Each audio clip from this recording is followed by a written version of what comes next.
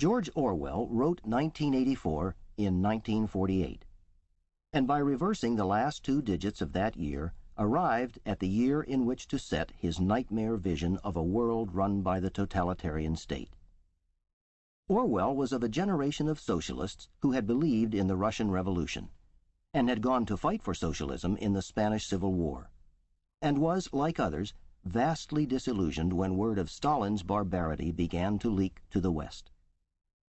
Though 1984 is a denunciation of Stalinism and of Stalin's treatment of truth, that by controlling men's minds the party controls the truth, it is also a warning to the rest of the world that it is possible to dehumanize man completely and yet for life to go on. In a society that builds machines which act like men and creates men who act like machines, it is possible that you, too, may come to love Big Brother.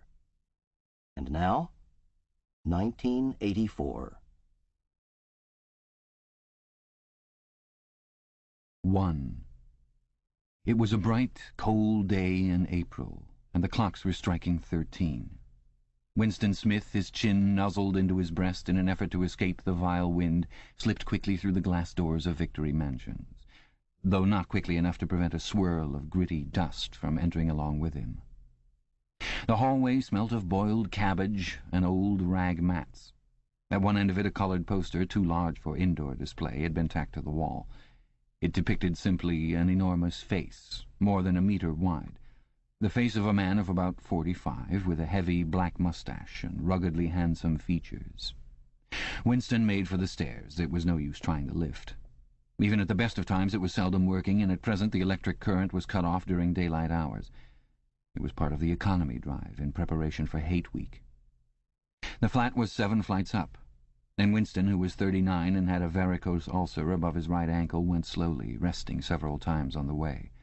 On each landing opposite the lift shaft, the poster with the enormous face gazed from the wall. It was one of those pictures which are so contrived that the eyes follow you about when you move. "Big Brother is watching you," the caption beneath it ran. Inside the flat a fruity voice was reading out a list of figures which had something to do with the production of pig iron. The voice came from an oblong metal plaque like a dulled mirror which formed part of the surface of the right-hand wall. Winston turned a switch and the voice sank somewhat, though the words were still distinguishable. The instrument, the telescreen it was called, could be dimmed, but there was no way of shutting it off completely. He moved over to the window, a smallish, frail figure, the meagreness of his body merely emphasized by the blue overalls which were the uniform of the party. His hair was very fair, his face naturally sanguine, his skin roughened by coarse soap and blunt razor blades and the cold of the winter that had just ended. Outside, even through the shut window pane, the world looked cold. Down in the street little eddies of wind were whirling dust and torn paper into spirals, and though the sun was shining and the sky a harsh blue, there seemed to be no colour in anything except the posters that were plastered everywhere. The black mustachioed face gazed down from every commanding corner. There was one on the house front immediately opposite. "Big Brother is watching you," the caption said, while the dark eyes looked deep into Winston's own. Down at street level another poster, torn at one corner, flapped fitfully in the wind, alternately covering and uncovering the single word Ingsoc. In the far distance a helicopter skimmed down between the roofs, hovered for an instant like a bluebottle, and darted away again with a curving flight. It was the police patrol snooping into people's windows. The patrols did not matter, however. Only the thought police mattered. Behind Winston's back, the voice from the telescreen was still babbling away about pig iron and the over-fulfillment of the 9th three-year plan. The telescreen received and transmitted simultaneously. Any sound that Winston made above the level of a very low whisper would be picked up by it. Moreover, so long as he remained within the field of vision which the metal plaque commanded, he could be seen as well as heard. There was, of course, no way of knowing whether you were being watched at any given moment. How often or on what system the thought police plugged in on any individual wire was guesswork. It was even conceivable that they watched everybody all the time. But at any rate, they could plug in your wire whenever they wanted to. You had to live, did live, from habit that became instinct. in the assumption that every sound you made was overheard, and except in darkness, every movement scrutinized. Winston kept his back turned to the telescreen. It was safer, though, as he well knew, even a back can be revealing. A kilometre away, the Ministry of Truth, his place of work, towered vast and white above the grimy landscape. This, he thought with a sort of vague distaste, this was London, chief city of Airstrip 1, itself the third most populous of the provinces of Oceania. He tried to squeeze out some childhood memory that should tell him whether London had always been quite like this, whether always these vistas of rotting 19th-century houses, their sides shored up with baulks of timber, their windows patched with cardboard and their roofs with corrugated iron, their crazy garden walls sagging in all directions, and the bombed sites where the plaster dust swirled in the air and the willow herbs straggled over the heaps of rubble, and the places where the bombs had cleared a larger path and there had sprung up sordid colonies of wooden dwellings like chicken houses. But it was no use. He could not remember. Nothing remained of his childhood except a series of bright-lit tableaus, occurring against no background and mostly unintelligible. The Ministry of Truth, Mini-True in Newspeak, was startlingly different from any other object in sight. It was an enormous pyramidal structure of glittering white concrete, soaring up terrace after terrace, 300 metres into the air. From where Winston stood it was just possible to read, picked out on its white face in elegant lettering, the three slogans of the party. War is peace, freedom is slavery, ignorance is strength. The Ministry of Truth contained, it was said, 3,000 rooms above ground level and corresponding ramifications below. Scattered about London there were just 3 other buildings of similar appearance and size. So completely did they dwarf the surrounding architecture that from the roof of Victory Mansions you could see all 4 of them simultaneously. They were the homes of the 4 ministries between which the entire apparatus of government was divided. The Ministry of Truth, which concerned itself with news, entertainment, education, and the fine arts. The Ministry of Peace, which concerned itself with war. The Ministry of Love, which maintained law and order. And the Ministry of Plenty, which was responsible for economic affairs. Their names in Newspeak: Mini-True, Mini-Pax, Mini-Love, and Mini-Plenty. The Ministry of Love was the really frightening one. There were no windows in it at all. Winston had never been inside the Ministry of Love, nor within half a kilometre of it. It was a place impossible to enter except on official business, and then only by penetrating through a maze of barbed wire entanglements, steel doors, and hidden machine-gun nests. Even the streets leading up to its outer barriers were roamed by gorilla-faced guards in black uniforms, armed with jointed truncheons. Winston turned round abruptly. He had set his features into the expression of quiet optimism which it was advisable to wear when facing the telescreen. He crossed the room into the tiny kitchen. By leaving the ministry at this time of day he had sacrificed his lunch in the canteen, and he was aware that there was no food in the kitchen except a hunk of dark-coloured bread which had got to be saved for tomorrow's breakfast. He took down from the shelf a bottle of colourless liquid with a plain white label marked Victory Gin. It gave off a sickly, oily smell, as of Chinese rice spirit. Winston poured out nearly a teacupful, nerved himself for a shock, and gulped it down like a dose of medicine. Instantly his face turned scarlet and the water ran out of his eyes. The stuff was like nitric acid, and moreover, in swallowing it, one had the sensation of being hit on the back of the head with a rubber club. The next moment, however, the burning in his belly died down, and the world began to look more cheerful. He took a cigarette from a crumpled packet marked Victory Cigarettes and incautiously held it upright, whereupon the tobacco fell out onto the floor. With the next he was more successful. He went back to the living room and sat down at a small table that stood to the left of the telescreen.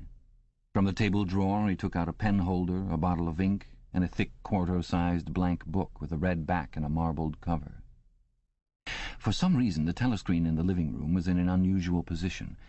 Instead of being placed, as was normal, in the end wall, where it could command the whole room, it was in the longer wall, opposite the window. To one side of it there was a shallow alcove, in which Winston was now sitting, and which, when the flats were built, had probably been intended to hold bookshelves. By sitting in the alcove and keeping well back, Winston was able to remain outside the range of the telescreen, so far as sight went. He could be heard, of course, but so long as he stayed in his present position he could not be seen. It was partly the unusual geography of the room that had suggested to him the thing that he was now about to do. But it had also been suggested by the book that he had just taken out of the drawer. It was a peculiarly beautiful book. Its smooth, creamy paper, a little yellowed by age, was of a kind that had not been manufactured for at least 40 years past. He could guess, however, that the book was much older than that. He had seen it lying in the window of a frowsy little junk shop in a slummy quarter of the town, just what quarter he did not now remember, and had been stricken immediately by an overwhelming desire to possess it.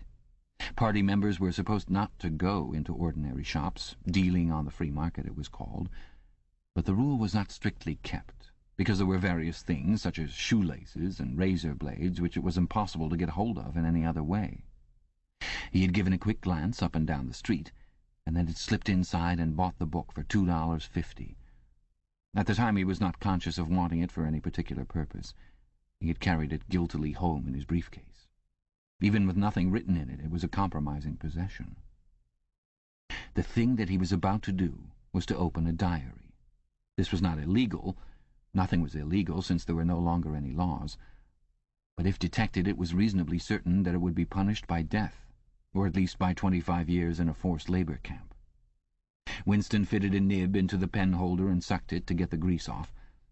The pen was an archaic instrument, seldom used even for signatures, and he had procured one, furtively and with some difficulty, simply because of a feeling that the beautiful creamy paper deserved to be written on with a real nib instead of being scratched with an ink pencil. Actually, he was not used to writing by hand. Apart from very short notes, it was usual to dictate everything into the speakwrite, which was of course impossible for his present purpose. He dipped the pen into the ink, and then faltered for just a second. A tremor had gone through his bowels. To mark the paper was the decisive act. In small, clumsy letters he wrote, April 4th, 1984. He sat back. A sense of complete helplessness had descended upon him. To begin with, he did not know with any certainty that this was 1984. It must be round that date, since he was fairly sure that his age was 39, and he believed that he had been born in 1944 or 1945, but it was never possible nowadays to pin down any date within a year or two. For whom, it suddenly occurred to him to wonder, was he writing this diary? For the future, for the unborn. His mind hovered for a moment round the doubtful date on the page, and then fetched up with a bump against the newspeak word doublethink. For the first time the magnitude of what he had undertaken came home to him. How could you communicate with the future? It was, of its nature, impossible.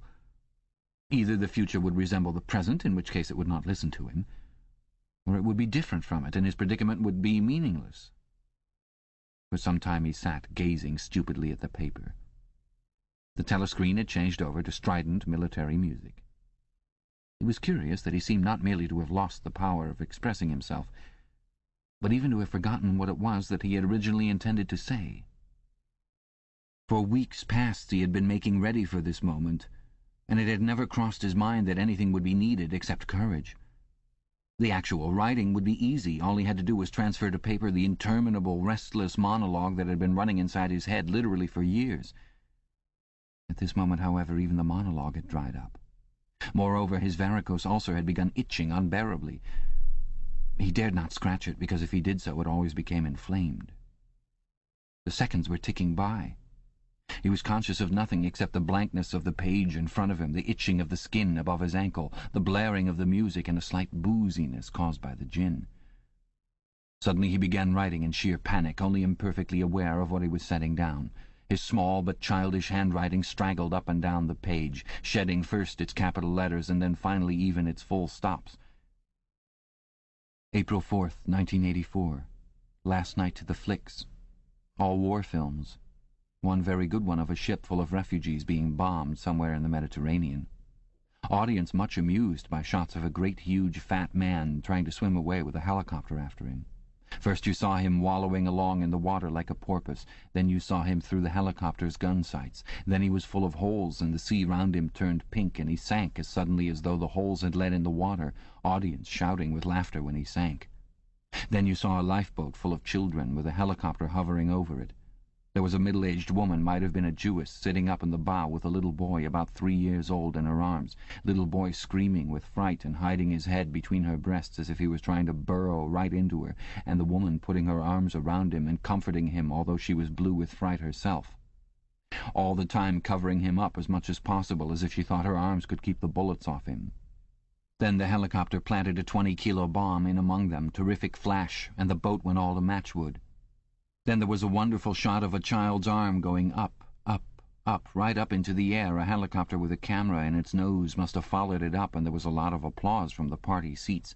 But a woman down in the prole part of the house suddenly started kicking up a fuss and shouting they didn't ought to have showed it, not in front of the kids. They didn't. It ain't right, not in front of kids. It ain't.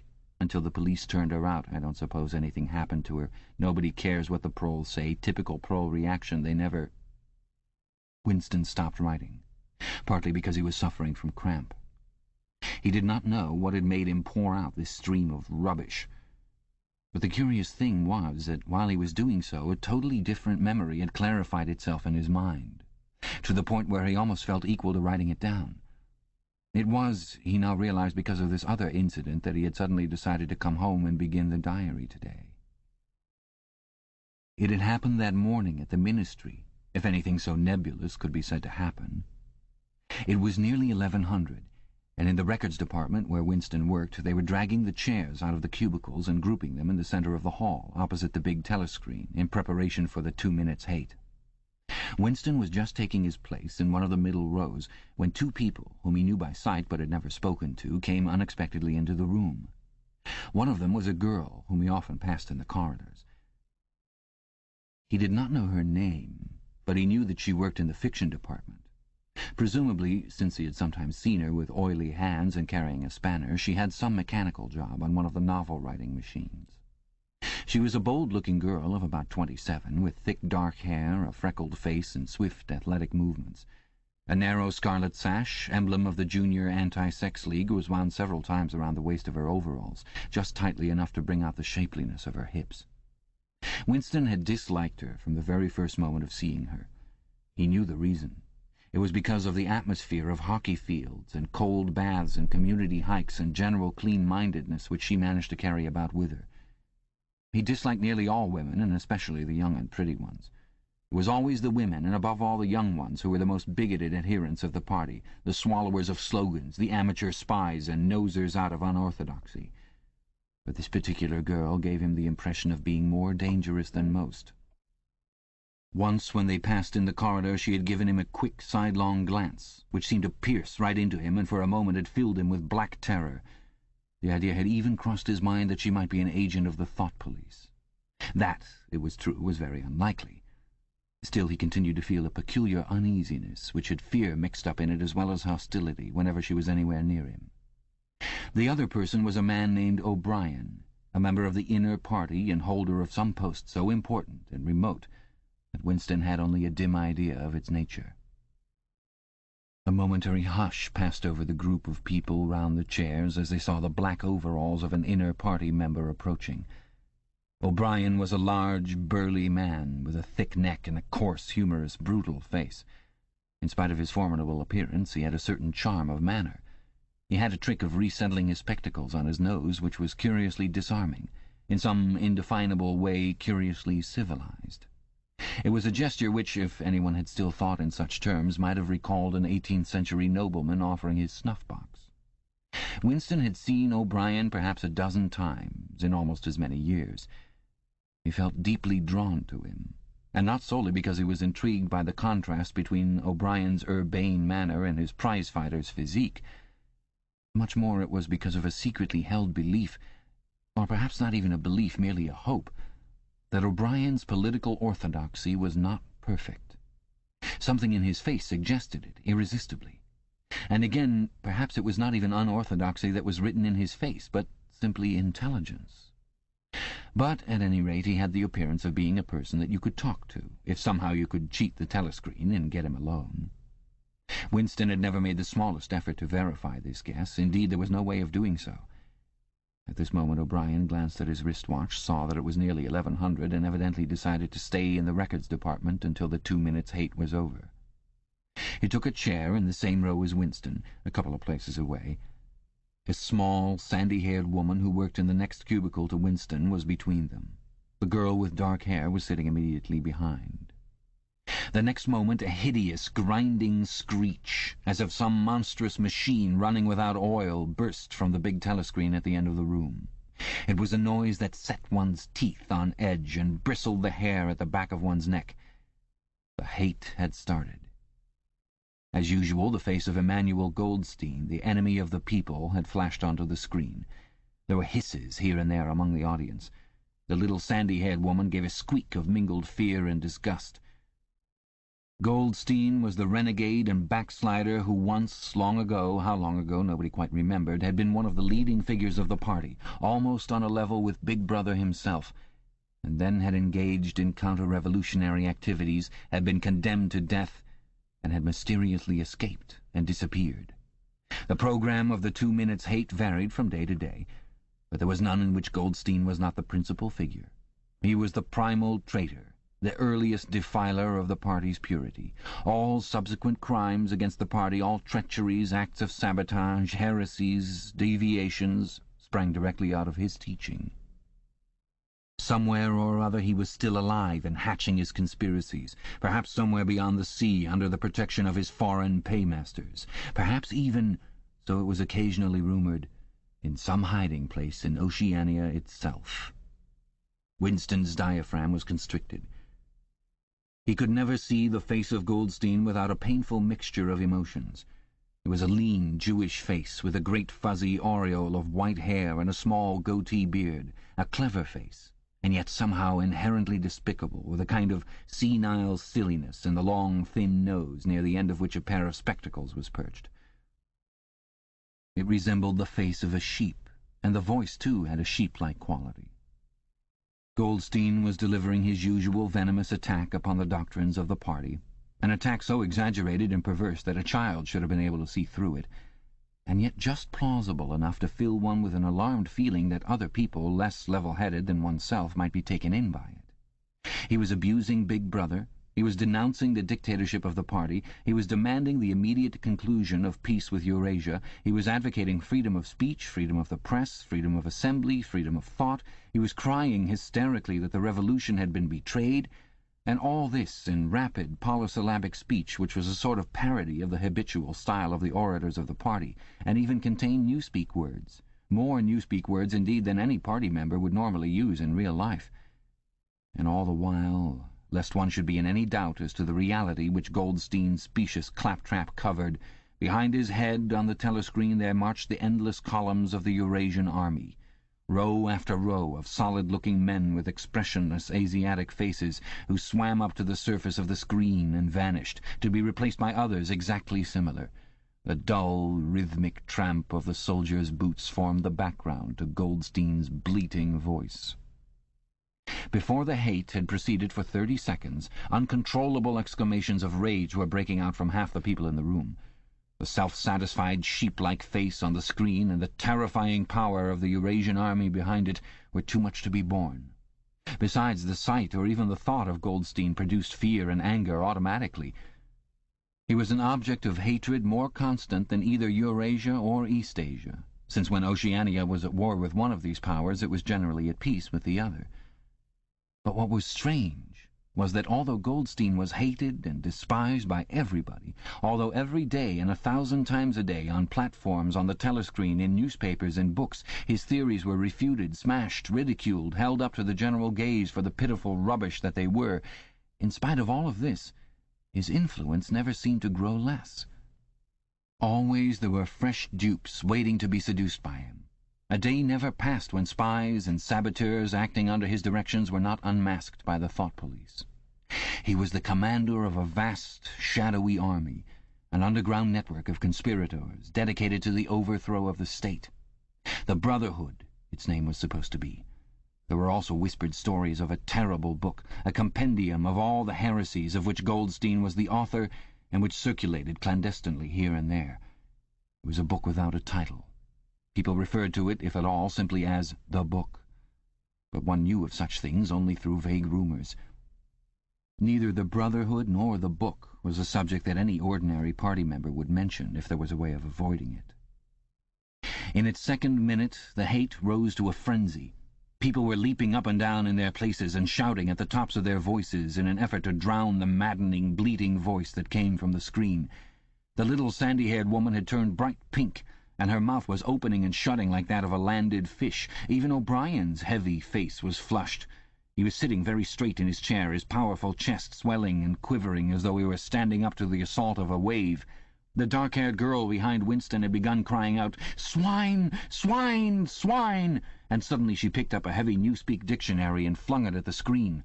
It struck Goldstein's nose and bounced off. The voice continued inexorably. In a lucid moment, Winston found that he was shouting with the others and kicking his heel violently against the rung of his chair. The horrible thing about the 2 minutes' hate was not that one was obliged to act a part, but that it was impossible to avoid joining in. Within 30 seconds, any pretense was always unnecessary. A hideous ecstasy of fear and vindictiveness, a desire to kill, to torture, to smash faces in with a sledgehammer seemed to flow through the whole group of people like an electric current, turning one even against one's will into a grimacing, screaming lunatic. And yet the rage that one felt was an abstract, undirected emotion, which could be switched from one object to another like the flame of a blow-lamp. Thus, at one moment Winston's hatred was not turned against Goldstein at all, but on the contrary, against Big Brother, the party, and the thought police. And at such moments his heart went out to the lonely, derided heretic on the screen, sole guardian of truth and sanity in a world of lies.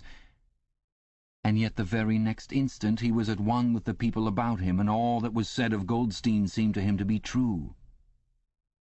At those moments his secret loathing of Big Brother changed into adoration, and Big Brother seemed to tower up, an invincible, fearless protector, standing like a rock against the hordes of Asia, and Goldstein, in spite of his isolation, his helplessness, and the doubt that hung about his very existence, seemed like some sinister enchanter, capable by the mere power of his voice of wrecking the structure of civilization.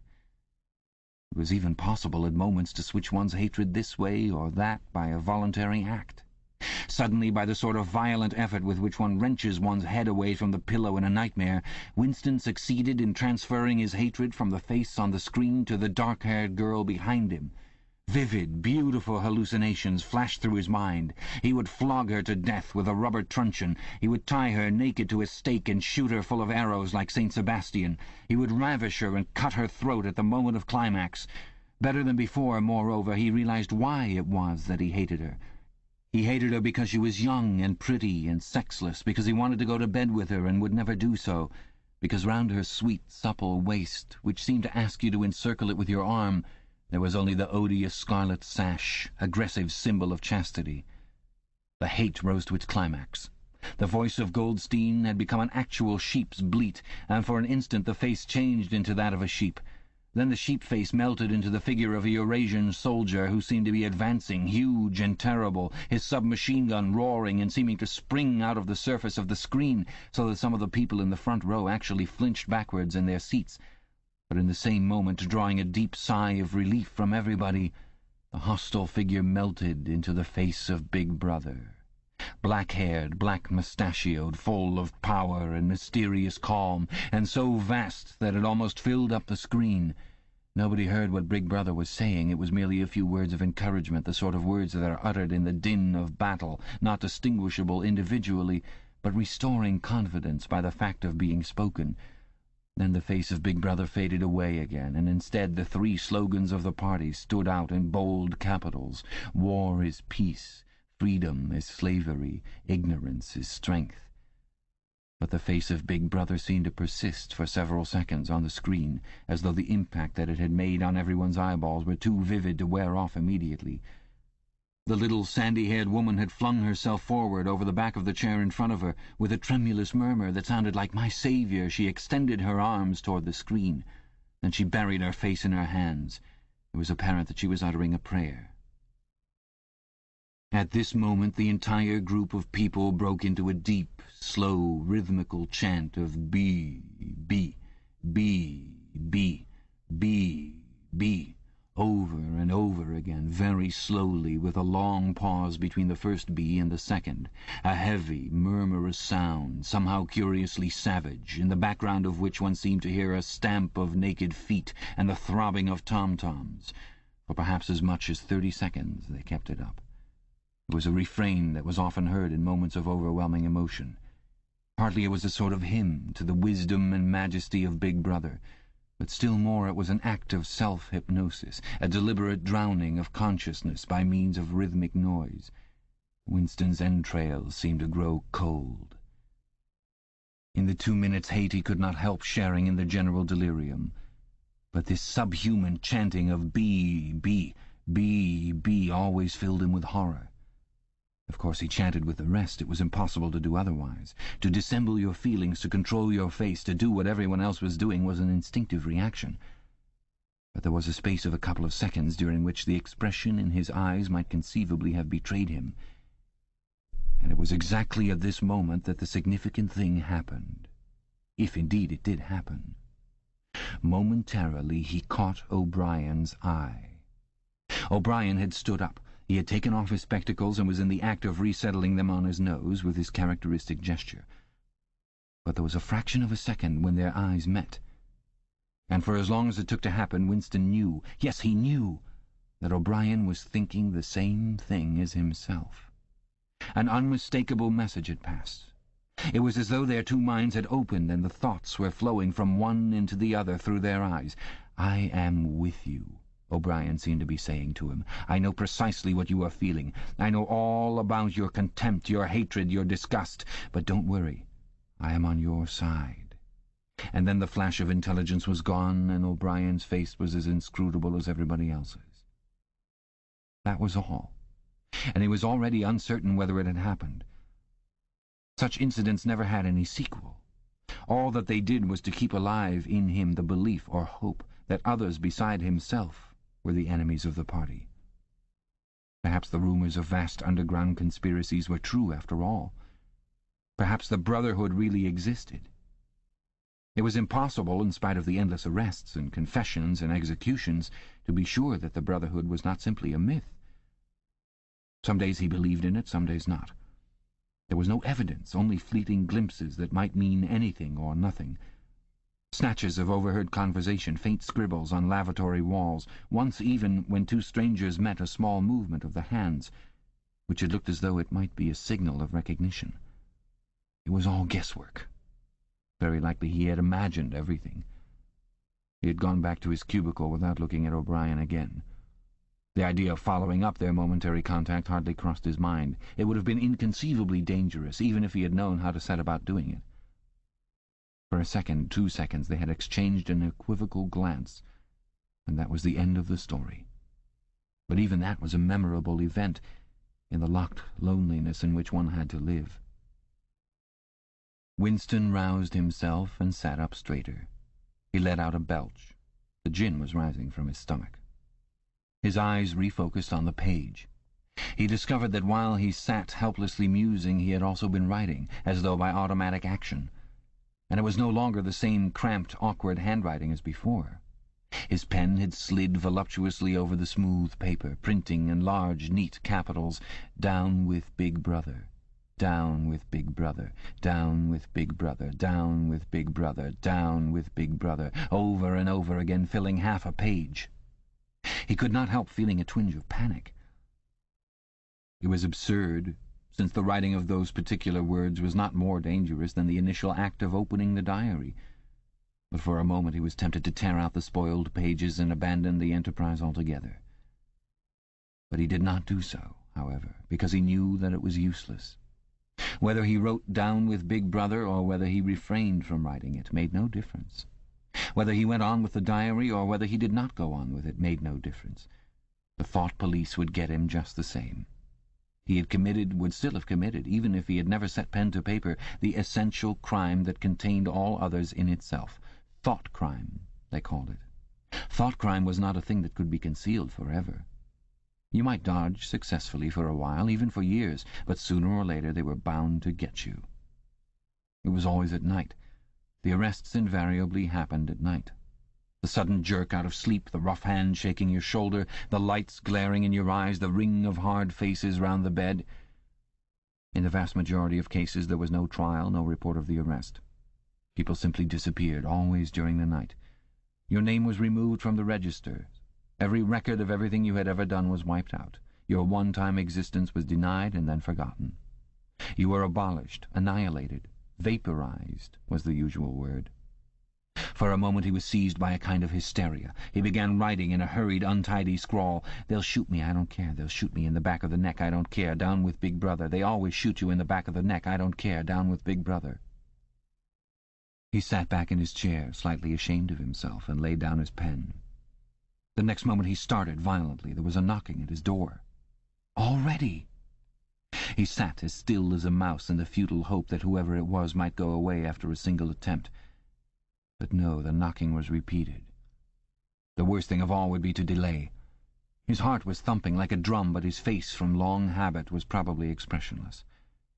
He got up and moved heavily toward the door. Chapter 2.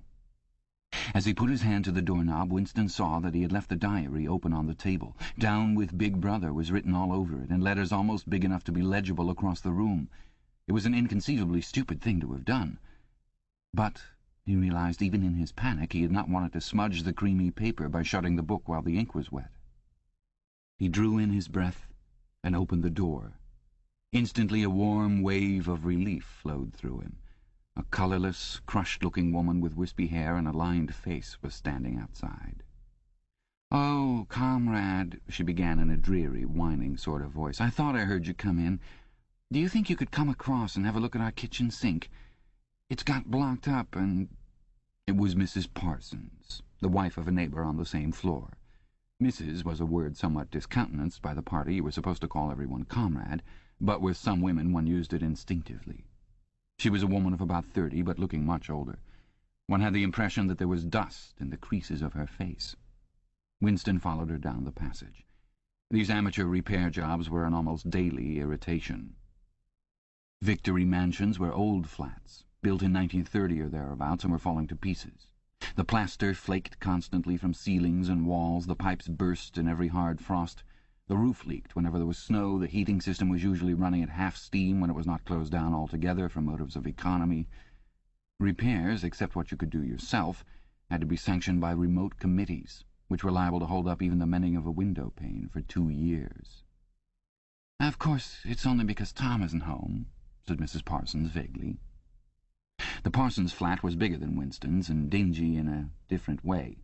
Everything had a battered, trampled-on look, as though the place had just been visited by some large, violent animal. Games impedimenta, hockey sticks, boxing gloves, a burst football, a pair of sweaty shorts turned inside out lay all over the floor, and on the table there was a litter of dirty dishes and dog-eared exercise books. On the walls were scarlet banners of the Youth League and the Spies, and a full-sized poster of Big Brother. There was the usual boiled cabbage smell, common to the whole building, but it was shot through by a sharper reek of sweat, which, one knew this at the first sniff, though it was hard to say how, was the sweat of some person not present at the moment. In another room, someone with a comb and a piece of toilet paper was trying to keep tune with the military music, which was still issuing from the telescreen. "It's the children," said Mrs. Parsons, casting a half-apprehensive glance at the door. "They haven't been out today. And, of course—" She had a habit of breaking off her sentences in the middle. The kitchen sink was full nearly to the brim with filthy, greenish water which smelt worse than ever of cabbage. Winston knelt down and examined the angle joint of the pipe. He hated using his hands, and he hated bending down, which was always liable to start him coughing. Mrs. Parsons looked on helplessly. "Of course, if Tom was home, he'd put it right in a moment," she said. "He loves anything like that. He's ever so good with his hands, Tom is." Parsons was Winston's fellow employee at the Ministry of Truth. He was a fattish but active man of paralyzing stupidity, a mass of imbecile enthusiasms, one of those completely unquestioning, devoted drudges on whom, more even than on the thought police, the stability of the party depended. At 35 he had just been unwillingly evicted from the Youth League, and before graduating into the Youth League he had managed to stay on in the Spies for a year beyond the statutory age. At the ministry he was employed in some subordinate post for which intelligence was not required, but on the other hand he was a leading figure on the sports committee and all the other committees engaged in organizing community hikes, spontaneous demonstrations, saving campaigns, and voluntary activities generally. He would inform you with quiet pride, between whiffs of his pipe, that he had put in an appearance at the community centre every evening for the past 4 years. An overpowering smell of sweat, a sort of unconscious testimony to the strenuousness of his life, followed him about wherever he went, and even remained behind him after he had gone. "Have you got a spanner?" said Winston, fiddling with the nut on the angle joint. "A spanner," said Mrs. Parsons, immediately becoming invertebrate. "I don't know, I'm sure. Perhaps the children—" There was a trampling of boots and another blast on the comb as the children charged into the living room. Mrs. Parsons brought the spanner. Winston let out the water and disgustedly removed the clot of human hair that had blocked up the pipe. He cleaned his fingers as best he could in the cold water from the tap and went back into the other room. "Up with your hands!" yelled a savage voice. A handsome, tough-looking boy of 9 had popped up from behind the table and was menacing him with a toy automatic pistol, while his small sister, about 2 years younger, made the same gesture with a fragment of wood. Both of them were dressed in the blue shorts, grey shirts, and red neckerchiefs which were the uniform of the spies. Winston raised his hands above his head, but with an uneasy feeling. So vicious was the boy's demeanour that it was not altogether a game. "You're a traitor!" yelled the boy. "You're a thought criminal! You're a Eurasian spy! I'll shoot you! I'll vaporize you! I'll send you to the salt mines!" Suddenly they were both leaping around him, shouting "traitor" and "thought criminal," the little girl imitating her brother in every movement. It was somehow slightly frightening, like the gambolling of tiger cubs which will soon grow up into man-eaters. There was a sort of calculating ferocity in the boy's eye, a quite evident desire to hit or kick Winston, and a consciousness of being very nearly big enough to do so. It was a good job it was not a real pistol he was holding, Winston thought. Mrs. Parsons' eyes flitted nervously from Winston to the children and back again. In the better light of the living room he noticed with interest that there actually was dust in the creases of her face. "They do get so noisy," she said. "They're disappointed because they couldn't go to see the hanging, that's what it is. I'm too busy to take them, and Tom won't be back from work in time." "Why can't we go and see the hanging?" roared the boy in his huge voice.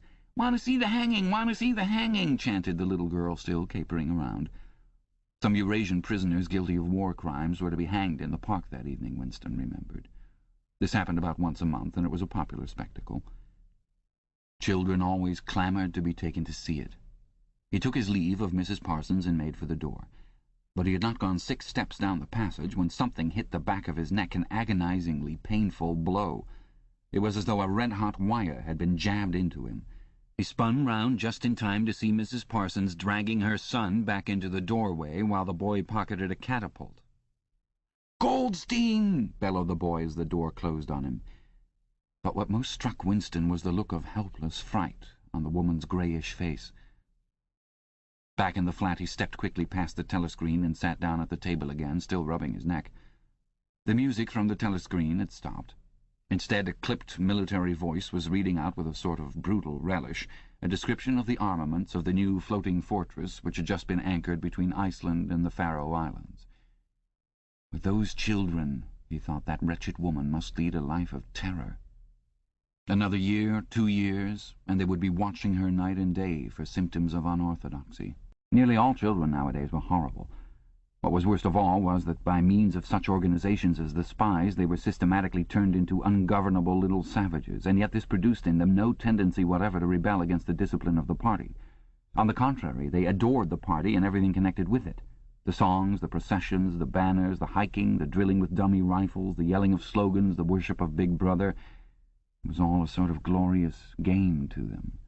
All their ferocity was turned outwards, against the enemies of the state, against foreigners, traitors, saboteurs, thought criminals.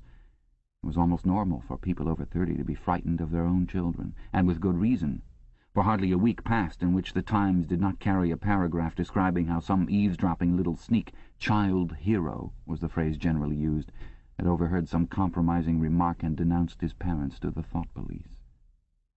The sting of the catapult bullet had worn off. He picked up his pen half-heartedly, wondering whether he could find something more to write in the diary. Suddenly he began thinking of O'Brien again. Years ago, how long was it? 7 years, it must be.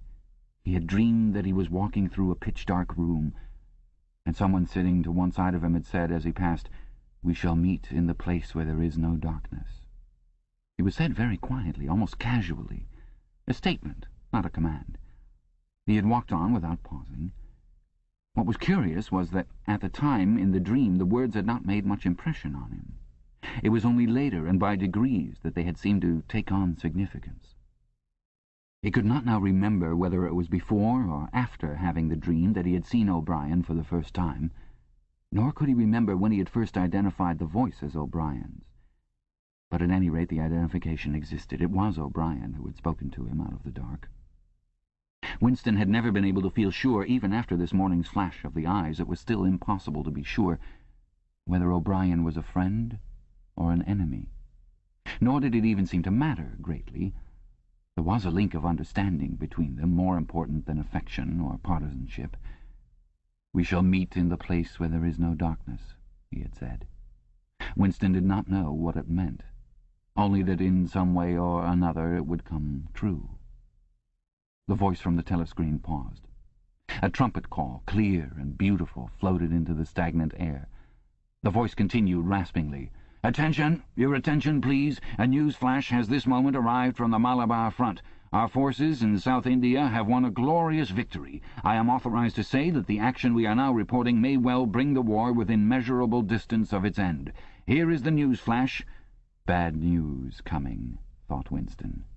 And sure enough, following on a gory description of the annihilation of a Eurasian army with stupendous figures of killed and prisoners, came the announcement that, as from next week, the chocolate ration would be reduced from 30 grams to 20. Winston belched again. The gin was wearing off, leaving a deflated feeling. The telescreen, perhaps to celebrate the victory, perhaps to drown the memory of the lost chocolate, crashed into "Oceania, 'tis for thee." You were supposed to stand to attention. However, in his present position, he was invisible. "Oceania, 'tis for thee" gave way to lighter music. Winston walked over to the window, keeping his back to the telescreen. The day was still cold and clear. Somewhere far away a rocket bomb exploded with a dull, reverberating roar. About 20 or 30 of them a week were falling on London at present. Down in the street the wind flapped the torn poster to and fro, and the word "Ingsoc" fitfully appeared and vanished. Ingsoc. The sacred principles of Ingsoc. Newspeak, doublethink, the mutability of the past. He felt as though he were wandering in the forests of the sea-bottom, lost in a monstrous world where he himself was the monster. He was alone. The past was dead. The future was unimaginable. What certainty had he that a single human creature now living was on his side? And what way of knowing that the dominion of the party would not endure forever? Like an answer, the 3 slogans on the white face of the Ministry of Truth came back at him. War is peace. Freedom is slavery. Ignorance is strength. He took a 25-cent piece out of his pocket. There, too, in tiny, clear lettering, the same slogans were inscribed, and on the other face of the coin the head of Big Brother. Even from the coin the eyes pursued you. On coins, on stamps, on the covers of books, on banners, on posters, and on the wrapping of a cigarette packet, everywhere. Always the eyes watching you and the voice enveloping you. Asleep or awake, working or eating, indoors or out of doors, in the bath or in bed, no escape.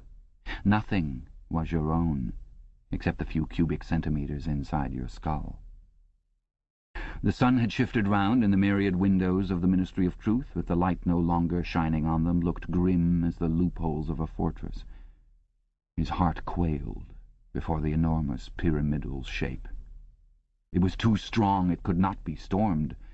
1,000 rocket bombs would not batter it down. He wondered again for whom he was writing the diary. For the future, for the past, for an age that might be imaginary. And in front of him there lay not death, but annihilation. The diary would be reduced to ashes, and himself to vapour. Only the thought police would read what he had written before they wiped it out of existence and out of memory.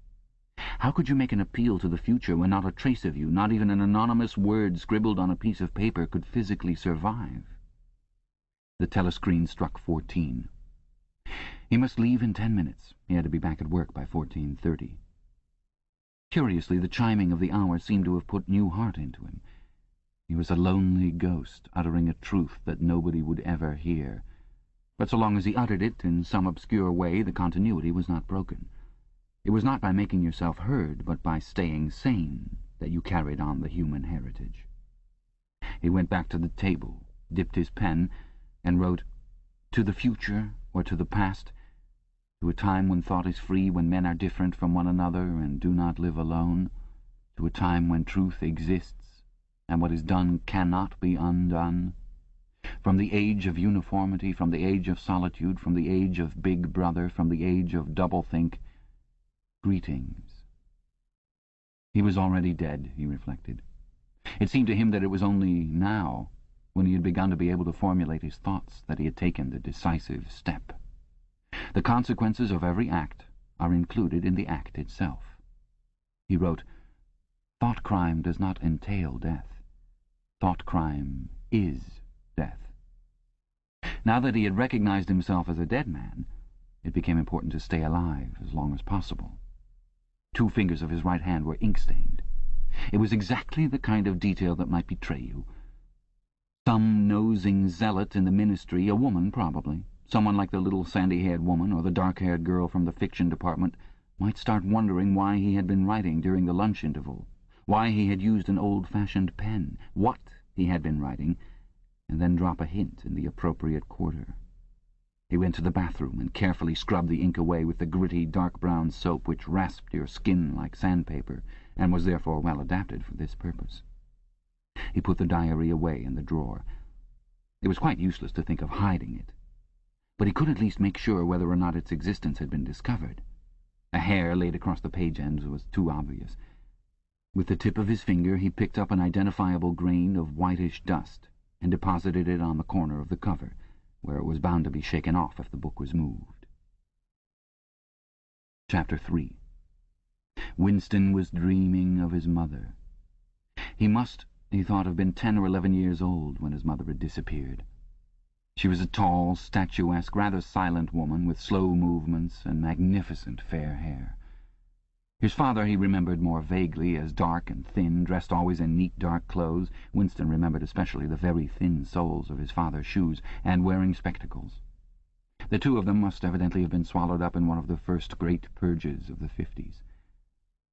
At that moment his mother was sitting in some place deep down beneath him, with his young sister in her arms.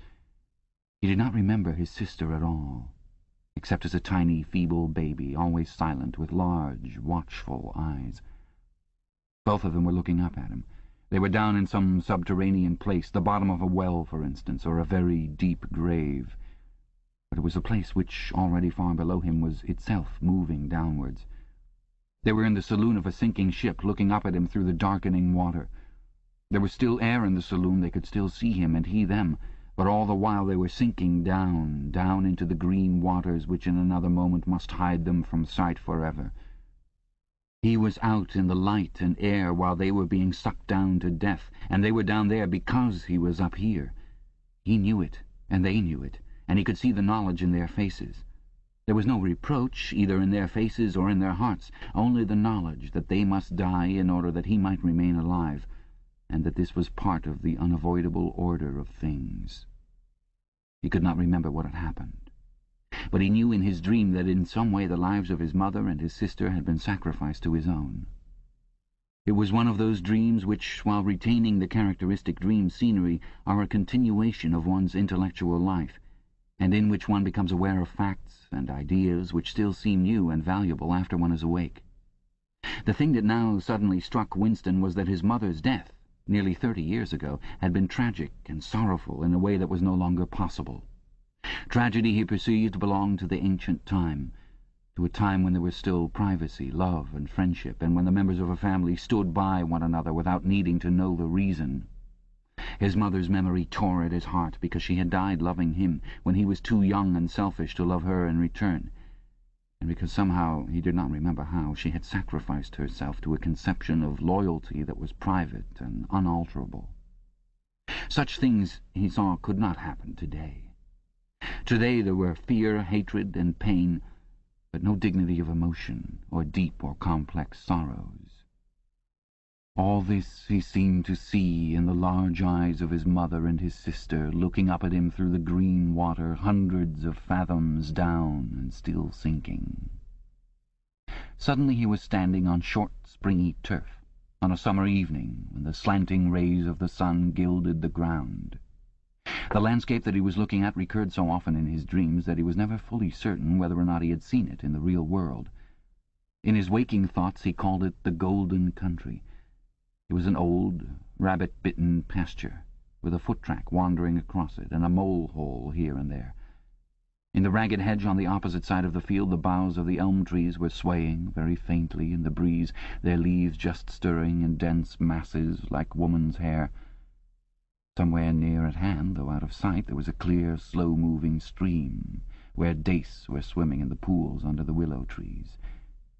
The girl with dark hair was coming toward him across the field. With what seemed a single movement she tore off her clothes and flung them disdainfully aside. Her body was white and smooth, but it aroused no desire in him. Indeed, he barely looked at it. What overwhelmed him in that instant was admiration for the gesture with which she had thrown her clothes aside. With its grace and carelessness it seemed to annihilate a whole culture, a whole system of thought, as though Big Brother and the party and the thought police could all be swept into nothingness by a single splendid movement of the arm. That, too, was a gesture belonging to the ancient time. Winston woke up with the word Shakespeare on his lips. The telescreen was giving forth an ear-splitting whistle, which continued on the same note for 30 seconds. It was not 7:15, getting-up time for office workers. Winston wrenched his body out of bed, naked, for a member of the outer party received only 3,000 clothing coupons annually, and a suit of pyjamas was 600, and seized a dingy singlet and a pair of shorts that were lying across a chair. The physical jerks would begin in 3 minutes. The next moment he was doubled up by a violent coughing fit, which nearly always attacked him soon after waking up. It emptied his lungs so completely that he could only begin breathing again by lying on his back and taking a series of deep gasps. His veins had swelled with the effort of the cough, and the varicose ulcer had started itching. 30 to 40 group, yapped a piercing female voice. 30 to 40 group, take your places, please. 30s to 40s. Winston sprang to attention in front of the telescreen, upon which the image of a youngish woman, scrawny but muscular, dressed in tunic and gym shoes, had already appeared. "Arms bending and stretching," she rapped out. "Take your time by me. 1, 2, 3, 4. 1, 2, 3, 4. Come on, comrades, put a bit of life into it. 1, 2, 3, 4. 1, 2, 3, 4. The pain of the coughing fit had not quite driven out of Winston's mind the impression made by his dream, and the rhythmic movements of the exercise restored it somewhat. As he mechanically shot his arms back and forth, wearing on his face the look of grim enjoyment which was considered proper during the physical jerks, he was struggling to think his way backward into the dim period of his early childhood. It was extraordinarily difficult. Beyond the late 50s everything faded. When there were no external records that you could refer to, even the outline of your own life lost its sharpness. You remembered huge events, which had quite probably not happened. You remembered the details of incidents without being able to recapture their atmosphere. And there were long, blank periods to which you could assign nothing. Everything had been different then. Even the names of countries and their shapes on the map had been different. Airstrip 1, for instance, had not been so called in those days. It had been called England or Britain, though London, he felt fairly certain, had always been called London. Winston could not definitely remember a time when his country had not been at war, but it was evident that there had been a fairly long interval of peace during his childhood, because one of his early memories was of an air raid which appeared to take everyone by surprise. Perhaps it was the time when the atomic bomb had fallen on Colchester. He did not remember the raid itself, but he did remember his father's hand clutching his own as they hurried down, down, down, into some place deep in the earth, round and round a spiral staircase which rang under his feet, and which finally so wearied his legs that he began whimpering and they had to stop and rest. His mother, in her slow, dreamy way, was following a long way behind them. She was carrying his baby sister. Or perhaps it was only a bundle of blankets that she was carrying. He was not certain whether his sister had been born then. Finally they had emerged into a noisy, crowded place which he had realized to be a tube station. There were people sitting all over the stone-flagged floor, and other people, packed tightly together, were sitting on metal bunks, one above the other. Winston and his mother and father found themselves a place on the floor, and near them an old man and an old woman were sitting side by side on a bunk. The old man had on a decent dark suit and a black cloth cap pushed back from very white hair. His face was scarlet and his eyes were blue and full of tears. He reeked of gin.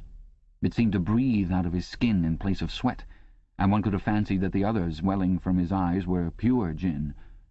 But though slightly drunk, he was also suffering under some grief that was genuine and unbearable. In his childish way, Winston grasped that some terrible thing, something that was beyond forgiveness and could never be remedied, had just happened. It also seemed to him that he knew what it was. Someone whom the old man loved, a little granddaughter perhaps, had been killed. Every few minutes the old man kept repeating, "We didn't ought to have trusted him. I said so, Ma, didn't I? That's what come of trusting him. I said so all along. We didn't ought to have trusted the buggers." But which buggers they didn't ought to have trusted, Winston could not now remember. Since about that time, war had been literally continuous. Though strictly speaking, it had not always been the same war. For several months during his childhood there had been confused street fighting in London itself, some of which he remembered vividly. But to trace out the history of the whole period, to say who was fighting whom at any given moment, would have been utterly impossible, since no written record and no spoken word ever made mention of any other alignment than the existing one. At this moment, for example, in 1984, if it was 1984, Oceania was at war with Eurasia and in alliance with Eastasia. In no public or private utterance was it ever admitted that the three powers had at any time been grouped along different lines. Actually, as Winston well knew, it was only 4 years since Oceania had been at war with Eastasia and in alliance with Eurasia. But that was merely a piece of furtive knowledge which he happened to possess, because his memory was not satisfactorily under control. Officially, the change of partners had never happened. Oceania was at war with Eurasia. Therefore, Oceania had always been at war with Eurasia. The enemy of the moment always represented absolute evil, and it followed that any past or future agreement with him was impossible. The frightening thing, he reflected for the 10,000th time as he forced his shoulders painfully backward, with hands on hips, they were gyrating their bodies from the waist, an exercise that was supposed to be good for the back muscles. The frightening thing was that it might all be true. If the party could thrust its hand into the past and say of this or that event, "It never happened," that surely was more terrifying than mere torture and death. The party said that Oceania had never been in alliance with Eurasia. He, Winston Smith, knew that Oceania had been in alliance with Eurasia as short a time as 4 years ago. But where did that knowledge exist? Only in his own consciousness, which in any case must soon be annihilated. And if all others accepted the lie which the party imposed, if all records told the same tale, then the lie passed into history and became truth.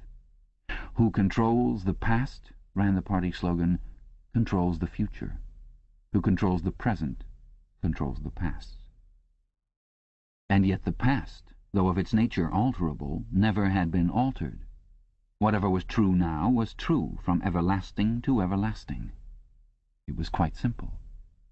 All that was needed was an unending series of victories over your own memory. Reality control, they called it. In newspeak, doublethink. "Stand easy," barked the instructress a little more genially. Winston sank his arms to his sides and slowly refilled his lungs with air. His mind slid away into the labyrinthine world of doublethink. To know and not to know. To be conscious of complete truthfulness while telling carefully constructed lies. To hold simultaneously 2 opinions, which cancelled out, knowing them to be contradictory and believing in both of them.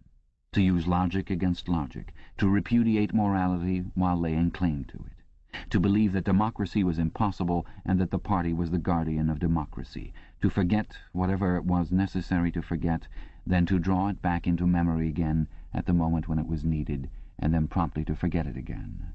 And above all, to apply the same process to the process itself. That was the ultimate subtlety.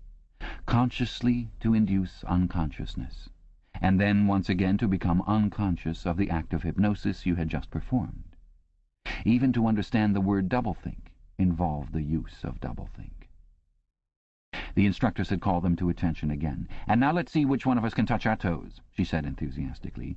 "Right over from the hips, please, comrades. 1, 2. 1, 2. Winston loathed this exercise, which sent shooting pains all the way from his heels to his buttocks and often ended by bringing on another coughing fit. The half-pleasant quality went out of his meditations. The past, he reflected, had not merely been altered. It had been actually destroyed. For how could you establish even the most obvious fact when there existed no record outside your own memory? He tried to remember in what year he had first heard mention of Big Brother. He thought it must have been at some time in the 60s, but it was impossible to be certain. In the party histories, of course, Big Brother figured as the leader and guardian of the revolution since its very earliest days. His exploits had been gradually pushed backwards in time until already they extended into the fabulous world of the 40s and the 30s, when the capitalists in their strange cylindrical hats still rode through the streets of London in great gleaming motor cars or horse carriages with glass sides. There was no knowing how much of this legend was true and how much invented. Winston could not even remember at what date the party itself had come into existence. He did not believe he had ever heard the word ingsoc before 1960, but it was possible that in its old-speak form, English socialism, that is to say, it had been current earlier. Everything melted into mist. Sometimes, indeed, you could put your finger on a definite lie. It was not true, for example, as was claimed in the party history books, that the party had invented airplanes. He remembered airplanes since his earliest childhood, but you could prove nothing. There was never any evidence. Just once in his whole life he had held in his hands unmistakable documentary proof of the falsification of a historical fact. And on that occasion, "Smith!" screamed the shrewish voice from the telescreen. 6079 Smith W. Yes, you! Bend lower, please. You can do better than that. You're not trying. Lower, please. That's better, comrade. Now stand at ease, the whole squad, and watch me. A sudden hot sweat had broken out all over Winston's body. His face remained completely inscrutable, never show dismay, never show resentment. A single flicker of the eyes could give you away. He stood watching while the instructress raised her arms above her head and, one could not say gracefully, but with remarkable neatness and efficiency, bent over and tucked the first joint of her fingers under her toes. "There, comrades. That's how I want to see you doing it. Watch me again. I'm 39 and I've had 4 children. Now look." She bent over again. "You see, my knees aren't bent. You can all do it if you want to," she added as she straightened herself up. "Anyone under 45 is perfectly capable of touching his toes. We don't all have the privilege of fighting in the front line, but at least we can all keep fit. Remember our boys on the Malabar front and the sailors in the floating fortresses. Just think what they have to put up with. Now try again. That's better, comrade, that's much better," she added encouragingly as Winston, with a violent lunge, succeeded in touching his toes with knees unbent for the first time in several years. Chapter 4. With the deep, unconscious sigh which not even the nearness of the telescreen could prevent him from uttering when his day's work started, Winston pulled the speakwrite toward him, blew the dust from its mouthpiece, and put on his spectacles. Then he unrolled and clipped together 4 small cylinders of paper which had already flopped out of the pneumatic tube on the right-hand side of his desk. In the walls of the cubicle there were 3 orifices. To the right of the speakwrite, a small pneumatic tube for written messages. To the left, a larger one for newspapers. And in the side wall, within easy reach of Winston's arm, a large oblong slit protected by a wire grating. This last was for the disposal of waste paper. Similar slits existed in thousands or tens of thousands throughout the building, not only in every room, but at short intervals in every corridor. For some reason they were nicknamed memory holes. When one knew that any document was due for destruction, or even when one saw a scrap of waste paper lying about, it was an automatic action to lift the flap of the nearest memory hole and drop it in, whereupon it would be whirled away on a current of warm air to the enormous furnaces which were hidden somewhere in the recesses of the building. Winston examined the 4 slips of paper which he had unrolled. Each contained a message of only 1 or 2 lines in the abbreviated jargon, not actually Newspeak, but consisting largely of Newspeak words, which was used in the Ministry for Internal Purposes. They ran, "Times, 17/3/84. BB speech malreported. Africa rectify." Times 19/12/83 forecasts 3 YP fourth quarter, 83 misprints verify current issue. Times 14/2/84 mini plenty malquoted chocolate rectify.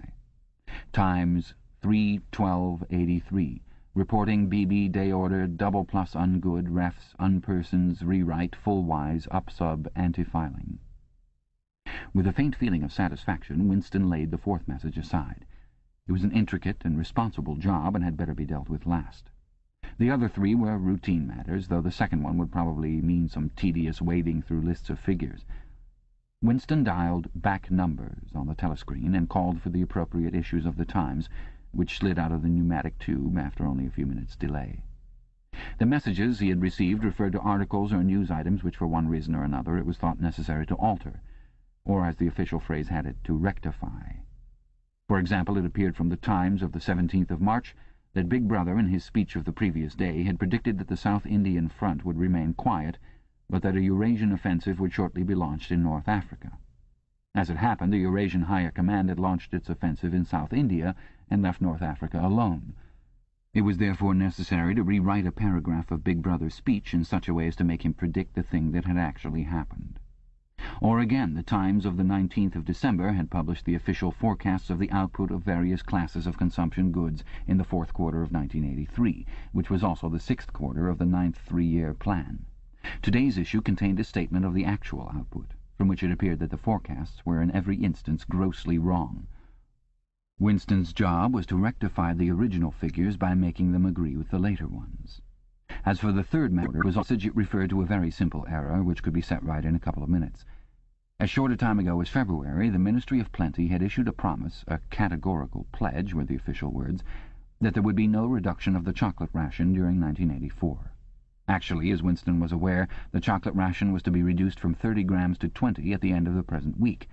All that was needed was to substitute for the original promise a warning that it would probably be necessary to reduce the ration at some time in April.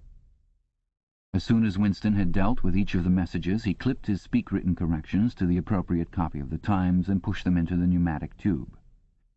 Then, with a movement which was as nearly as possible unconscious, he crumpled up the original message and any notes that he himself had made, and dropped them into the memory hole to be devoured by the flames. What happened in the unseen labyrinth to which all the pneumatic tubes led he did not know in detail, but he did know in general terms. As soon as all the corrections which happened to be necessary in any particular number of the Times had been assembled and collated, that number would be reprinted, the original copy destroyed, and the corrected copy placed on the files in its stead. This process of continuous alteration was applied not only to newspapers, but to books, periodicals, pamphlets, posters, leaflets, films, soundtracks, cartoons, photographs, to every kind of literature or documentation which might conceivably hold any political or ideological significance. Day by day and almost minute by minute the past was brought up to date. In this way every prediction made by the party could be shown by documentary evidence to have been correct. Nor was any item of news or any expression of opinion which conflicted with the needs of the moment ever allowed to remain on record. All history was a palimpsest, scraped clean and reinscribed exactly as often as was necessary. In no case would it have been possible, once the deed was done, to prove that any falsification had taken place.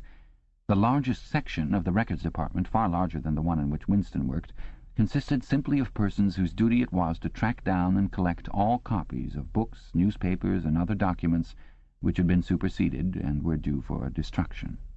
A number of the Times which might, because of changes in political alignment or mistaken prophecies uttered by Big Brother, have been rewritten a dozen times, still stood on the files bearing its original date, and no other copy existed to contradict it.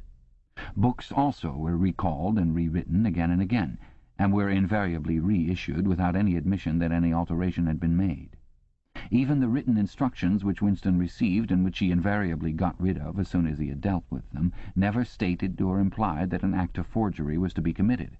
Always the reference was to slips, errors, misprints, or misquotations which it was necessary to put right in the interests of accuracy.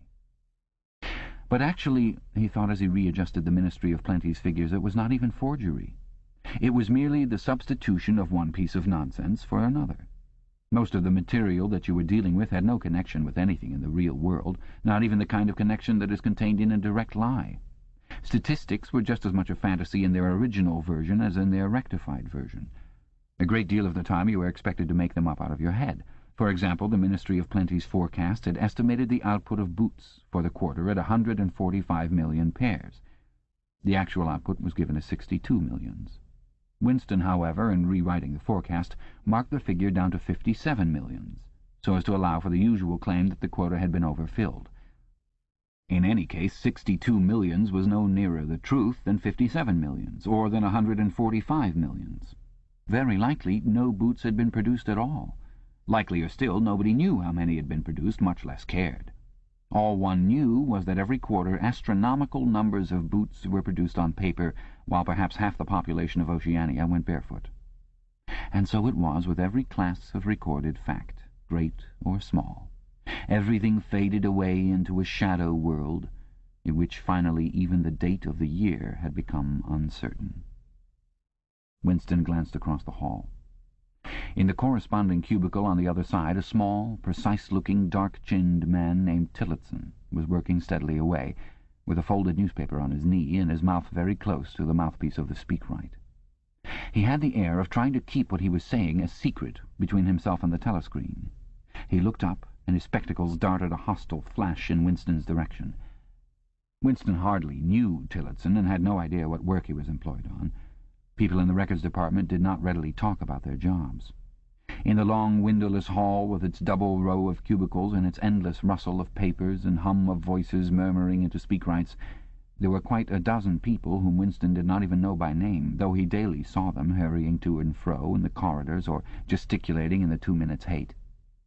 He knew that in the cubicle next to him the little woman with sandy hair toiled day in, day out, simply at tracking down and deleting from the press the names of people who had been vaporized and were therefore considered never to have existed.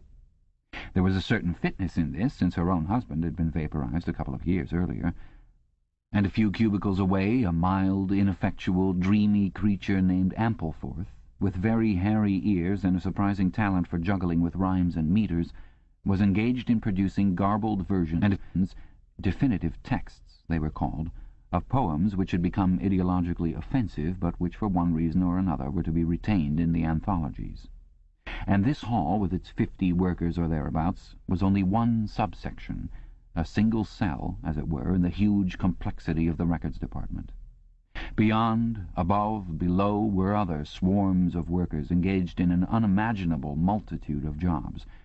There were the huge printing shops with their sub-editors, their typography experts, and their elaborately equipped studios for the faking of photographs. There was the teleprogram section with its engineers, its producers, and its teams of actors specially chosen for their skill in imitating voices. There were the armies of reference clerks, whose job was simply to draw up lists of books and periodicals which were due for recall. There were the vast repositories, where the corrected documents were stored, and the hidden furnaces, where the original copies were destroyed.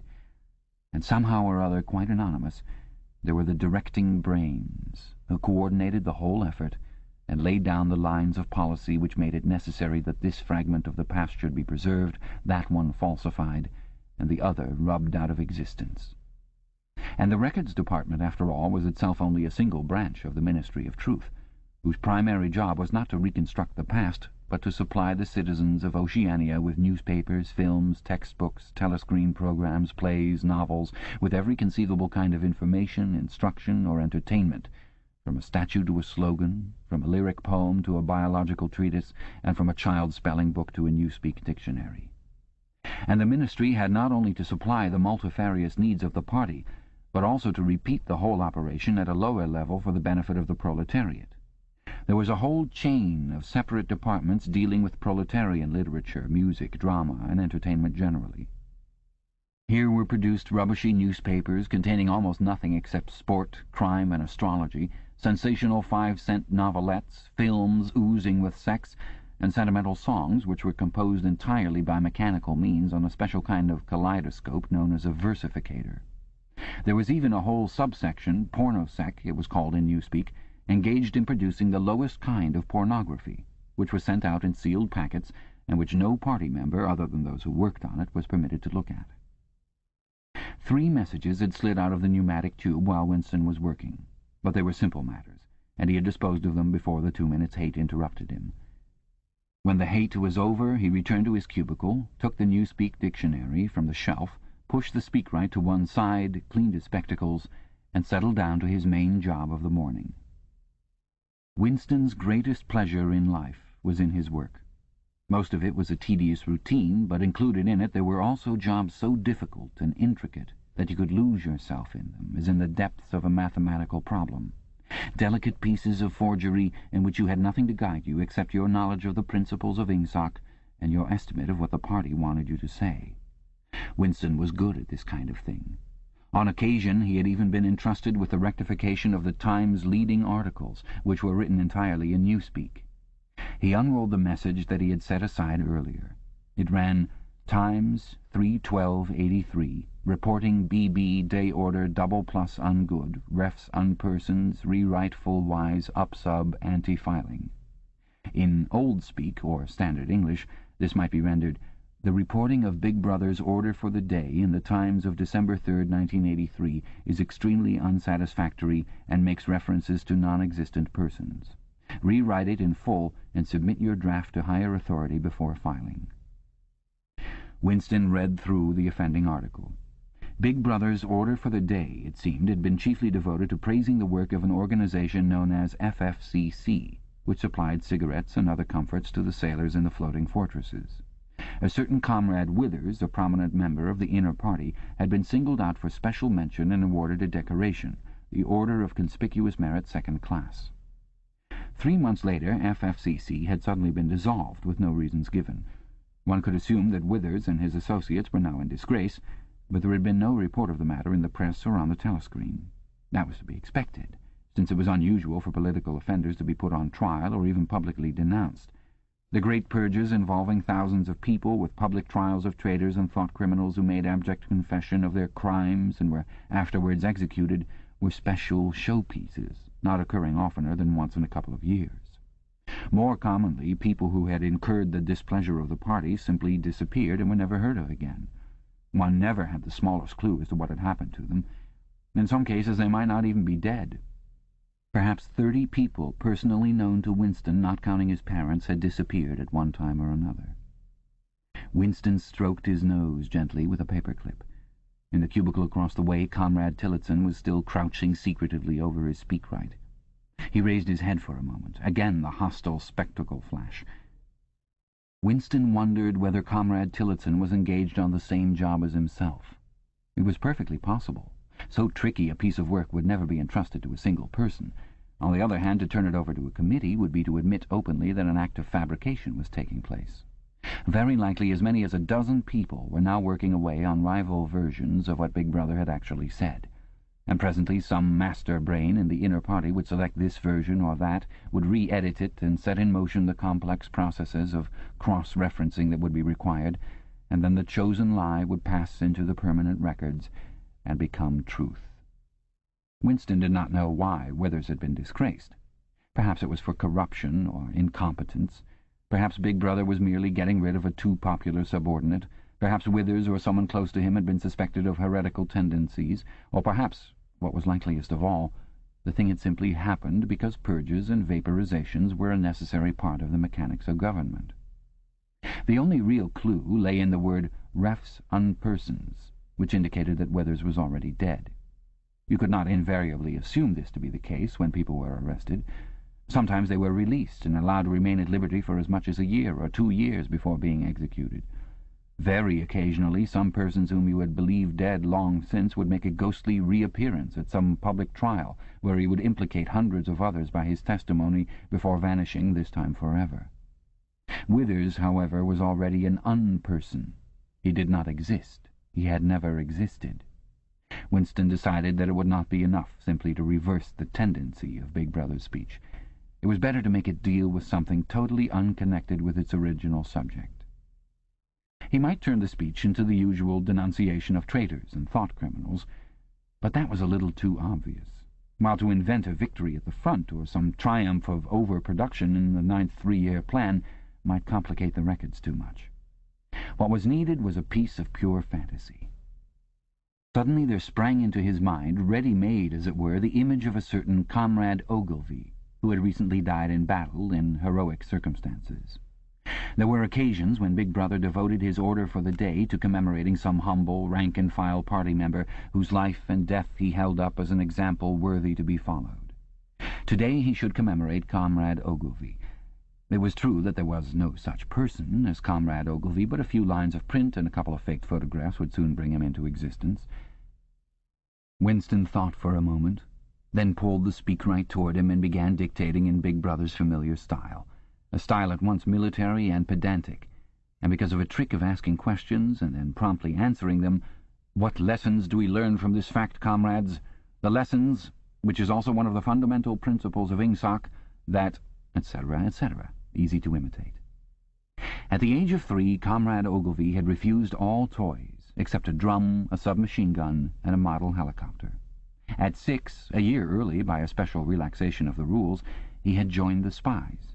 At 9 he had been a troop leader.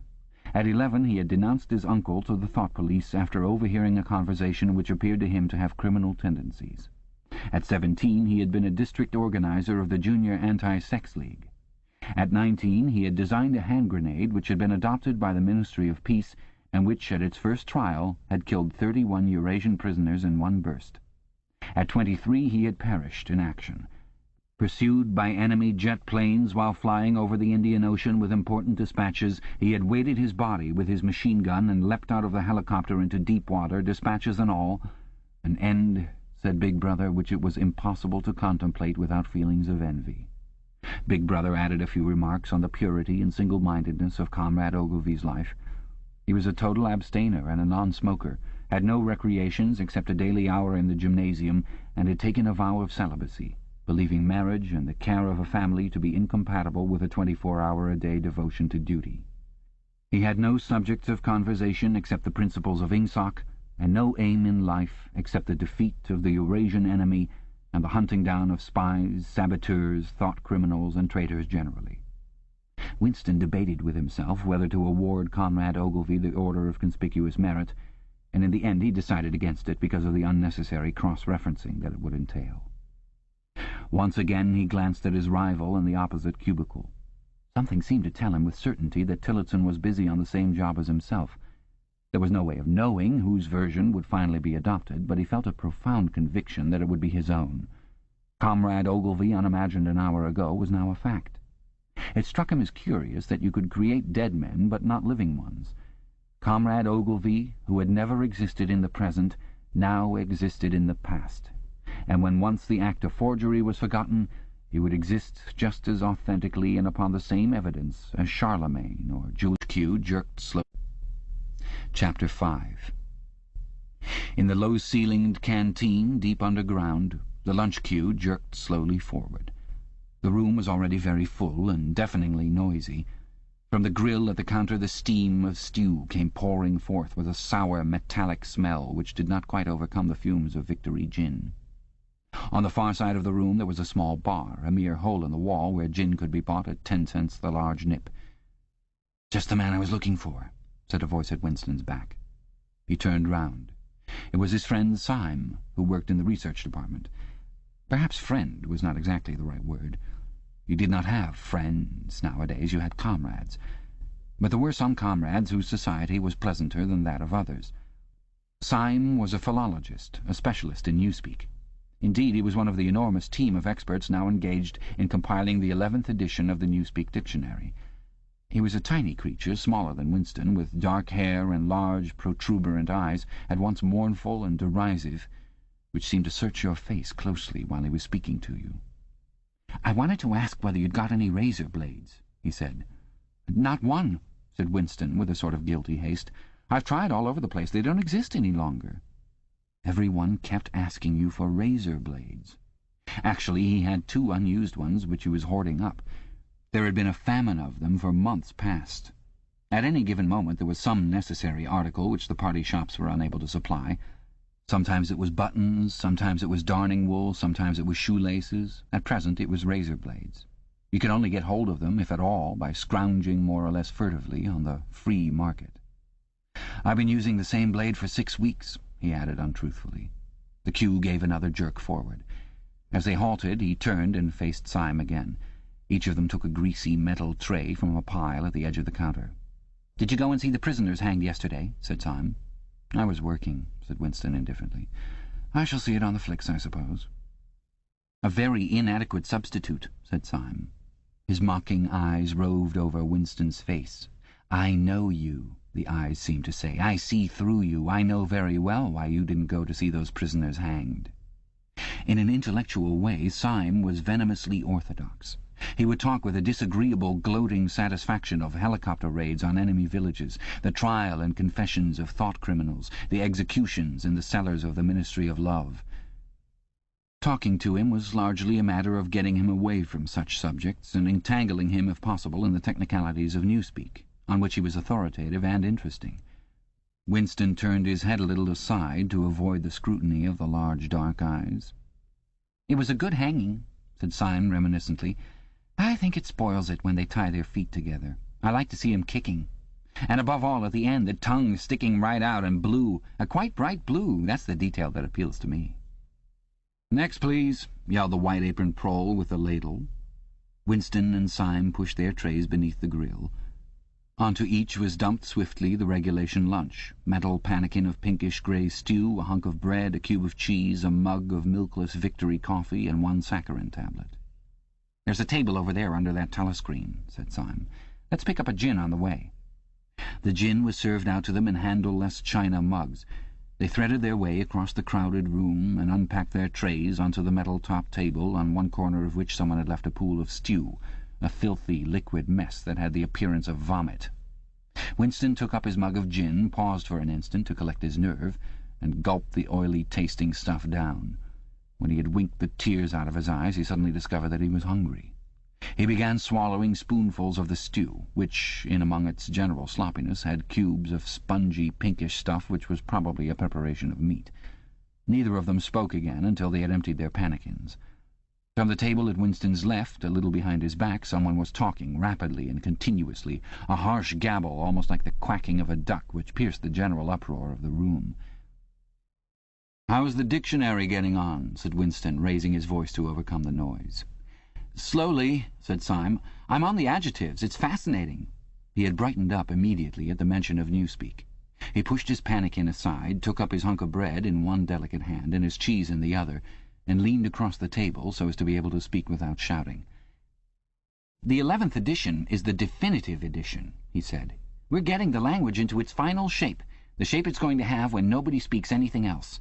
When we've finished with it, people like you will have to learn it all over again. You think, I dare say, that our chief job is inventing new words, but not a bit of it. We're destroying words, scores of them, hundreds of them, every day. We're cutting the language down to the bone. The 11th edition won't contain a single word that will become obsolete before the year 2050. He bit hungrily into his bread and swallowed a couple of mouthfuls, then continued speaking with a sort of pedant's passion. His thin, dark face had become animated, his eyes had lost their mocking expression and grown almost dreamy. "It's a beautiful thing, the destruction of words. Of course, the great wastage is in the verbs and adjectives, but there are hundreds of nouns that can be got rid of as well.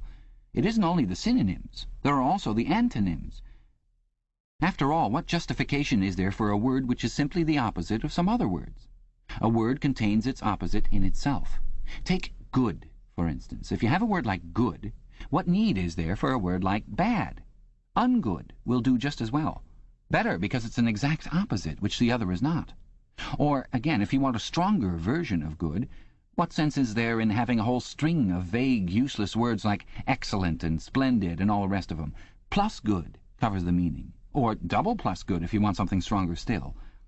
Of course, we use those forms already, but in the final version of newspeak there'll be nothing else. In the end, the whole notion of goodness and badness will be covered by only 6 words. In reality, only 1 word. Don't you see the beauty of that, Winston? It was B.B.'s idea originally, of course," he added as an afterthought. A sort of vapid eagerness flitted across Winston's face at the mention of Big Brother. Nevertheless, Syme immediately detected a certain lack of enthusiasm. "You haven't a real appreciation of newspeak, Winston," he said almost sadly. "Even when you write it, you're still thinking in old speak. I've read some of those pieces that you write in the Times occasionally. They're good enough, but they're translations." In your heart you'd prefer to stick to old speak with all its vagueness and its useless shades of meaning. You don't grasp the beauty of the destruction of words. Do you know that new speak is the only language in the world whose vocabulary gets smaller every year? Winston did know that, of course. He smiled sympathetically, he hoped, not trusting himself to speak. Syme bit off another fragment of the dark-coloured bread, chewed it briefly, and went on. Don't you see that the whole aim of Newspeak is to narrow the range of thought? In the end we shall make thought-crime literally impossible because there will be no words in which to express it. Every concept that will ever be needed will be expressed by exactly one word, with its meaning rigidly defined and all its subsidiary meanings rubbed out and forgotten. Already in the 11th edition we're not far from that point. But the process will still be continuing long after you and I are dead. Every year fewer and fewer words, and the range of consciousness always a little smaller. Even now, of course, there's no reason or excuse for committing thought-crime. It's merely a question of self-discipline, reality control. But in the end there won't be any need even for that. The revolution will be complete when the language is perfect. Newspeak is Ingsoc, and Ingsoc is Newspeak, he added with a sort of mystical satisfaction. Has it ever occurred to you, Winston, that by the year 2050 at the very latest, not a single human being will be alive who could understand such a conversation as we are having now? Except, began Winston doubtfully, and then stopped. It had been on the tip of his tongue to say, except the proles, but he checked himself, not feeling fully certain that this remark was not in some way unorthodox. Syme, however, had divined what he was about to say. The proles are not human beings, he said carelessly. By 2050, earlier probably, all real knowledge of Old Speak will have disappeared. The whole literature of the past will have been destroyed. Chaucer, Shakespeare, Milton, Byron. They'll exist only in Newspeak versions. Not merely changed into something different, but actually changed into something contradictory of what they used to be. Even the literature of the party will change. Even the slogans will change. How could you have a slogan like "Freedom is slavery" when the concept of freedom has been abolished? The whole climate of thought will be different. In fact, there will be no thought, as we understand it now. Orthodoxy means not thinking, not needing to think. Orthodoxy is unconsciousness. One of these days, thought Winston with sudden, deep conviction, Syme will be vaporized. He is too intelligent. He sees too clearly and speaks too plainly. The party does not like such people. One day he will disappear. It is written in his face. Winston had finished his bread and cheese. He turned a little sideways in his chair to drink his mug of coffee. At the table on his left the man with the strident voice was still talking remorselessly away. A young woman who was perhaps his secretary and who was sitting with her back to Winston was listening to him and seemed to be eagerly agreeing with everything that he said. From time to time Winston caught some such remark as, "I think you're so right, I do so agree with you," uttered in a youthful and rather silly feminine voice. But the other voice never stopped for an instant, even when the girl was speaking. Winston knew the man by sight, though he knew no more about him than that he held some important post in the fiction department. He was a man of about 30, with a muscular throat and a large, mobile mouth. His head was thrown back a little, and because of the angle at which he was sitting, his spectacles caught the light and presented to Winston two blank discs instead of eyes. What was slightly horrible was that from the stream of sound that poured out of his mouth it was almost impossible to distinguish a single word. Just once Winston caught a phrase, "complete and final elimination of Goldsteinism," jerked out very rapidly, and as it seemed all in one piece, like a line of type cast solid. For the rest it was just a noise, a quack-quack-quacking. And yet, though you could not actually hear what the man was saying, you could not be in any doubts about its general nature. He might be denouncing Goldstein and demanding sterner measures against thought-criminals and saboteurs. He might be fulminating against the atrocities of the Eurasian army. He might be praising Big Brother or the heroes on the Malabar front. It made no difference. Whatever it was, you could be certain that every word of it was pure orthodoxy, pure Ingsoc. As he watched the eyeless face with the jaw moving rapidly up and down, Winston had a curious feeling that this was not a real human being, but some kind of dummy. It was not the man's brain that was speaking, it was his larynx. The stuff that was coming out of him consisted of words, but it was not speech in the true sense. It was a noise uttered in unconsciousness, like the quacking of a duck. Syme had fallen silent for a moment, and with the handle of his spoon was tracing patterns in the puddle of stew. The voice from the other table quacked rapidly on, easily audible in spite of the surrounding din.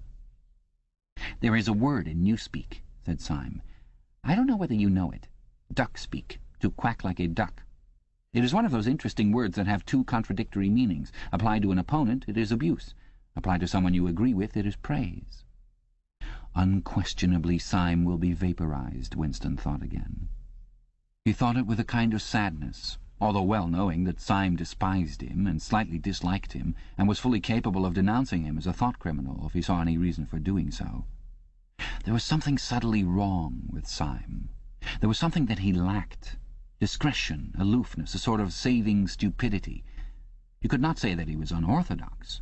He believed in the principles of Ingsoc. He venerated Big Brother. He rejoiced over victories. He hated heretics, not merely with sincerity, but with a sort of restless zeal, an up-to-dateness of information which the ordinary party member did not approach. Yet a faint air of disreputability always clung to him. He said things that would have been better unsaid. He had read too many books. He frequented the Chestnut Tree Café, haunt of painters and musicians. There was no law, not even an unwritten law, against frequenting the Chestnut Tree Café, yet the place was somehow ill-omened. The old, discredited leaders of the party had been used to gather there before they were finally purged. Goldstein himself, it was said, had sometimes been seen there years and decades ago. Syme's fate was not difficult to foresee. And yet it was a fact that if Syme grasped, even for 3 seconds, the nature of his, Winston's, secret opinions, he would betray him instantly to the thought police.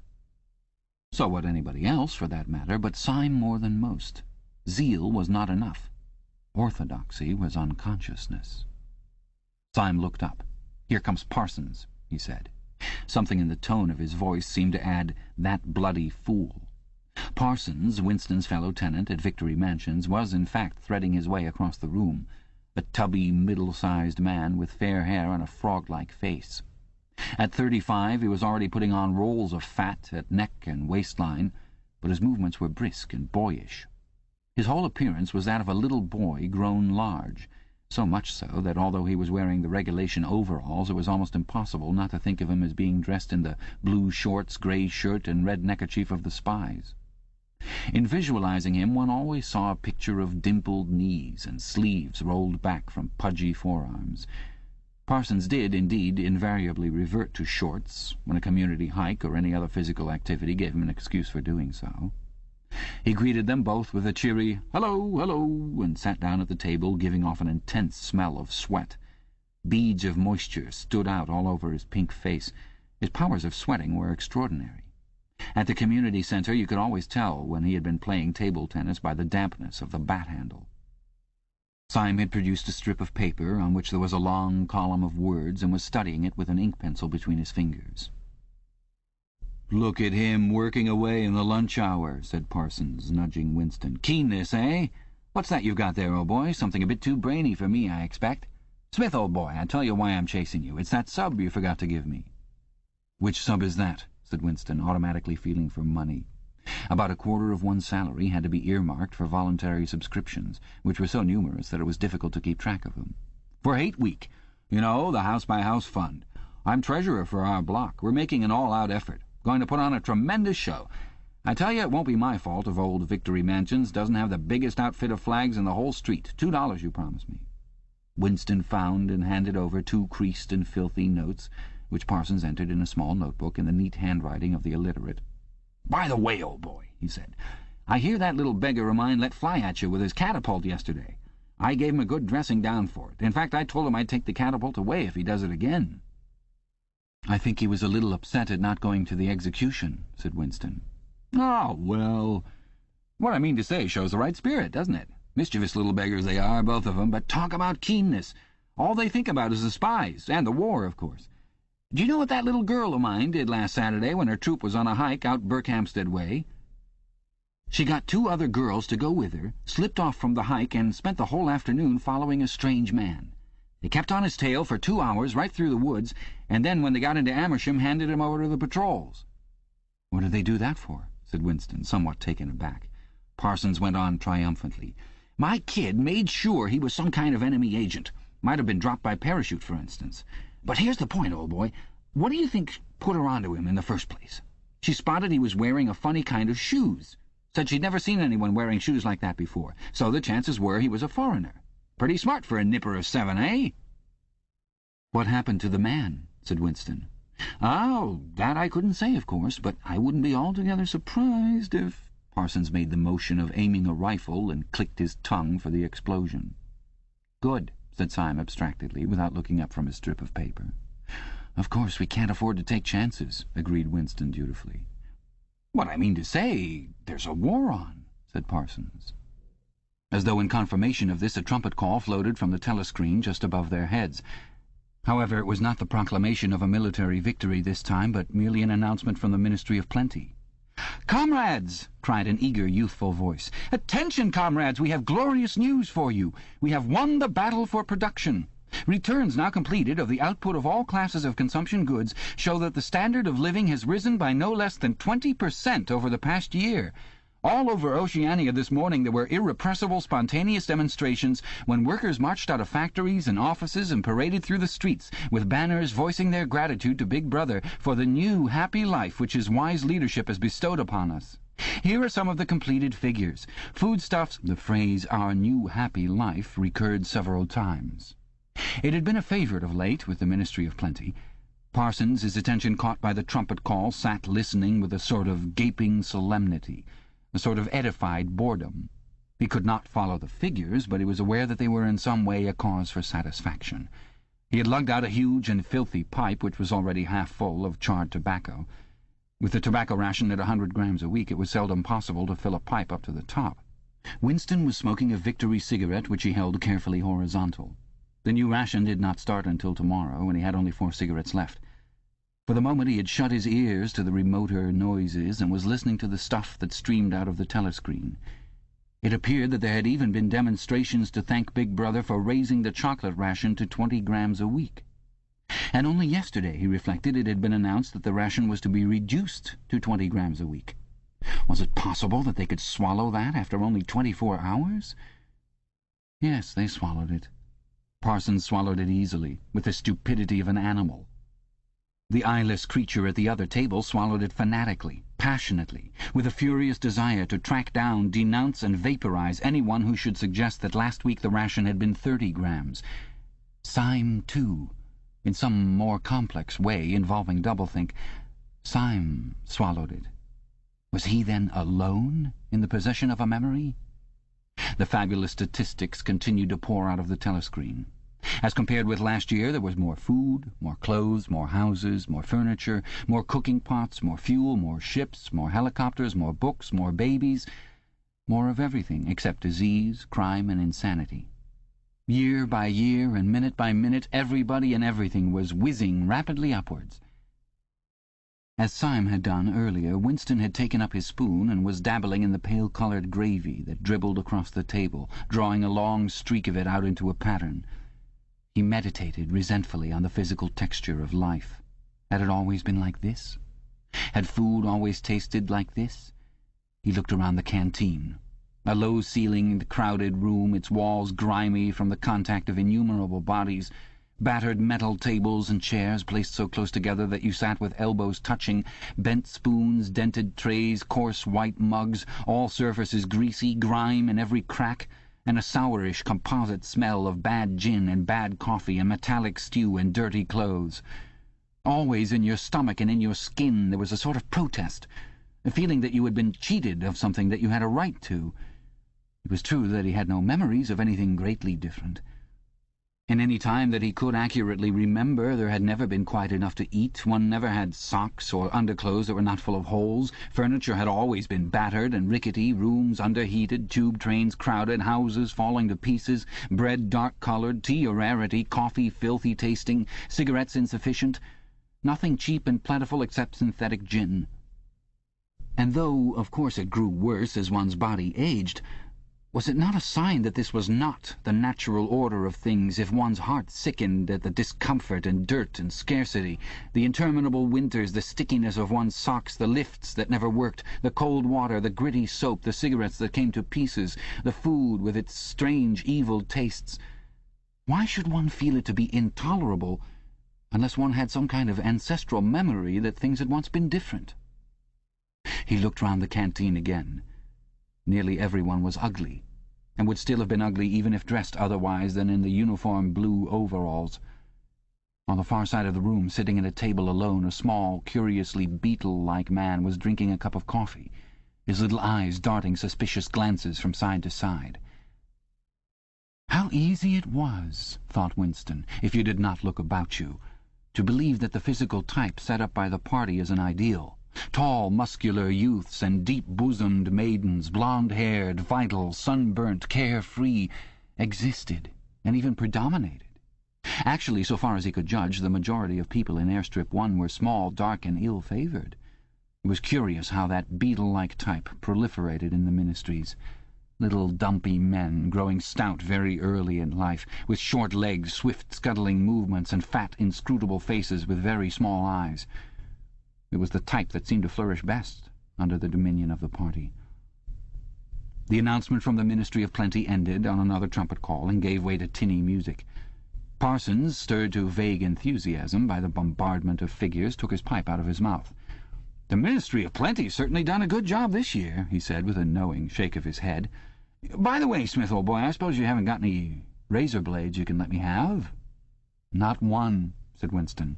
"I've been using the same blade for 6 weeks myself." "Ah, well, just thought I'd ask you, old boy." "Sorry," said Winston.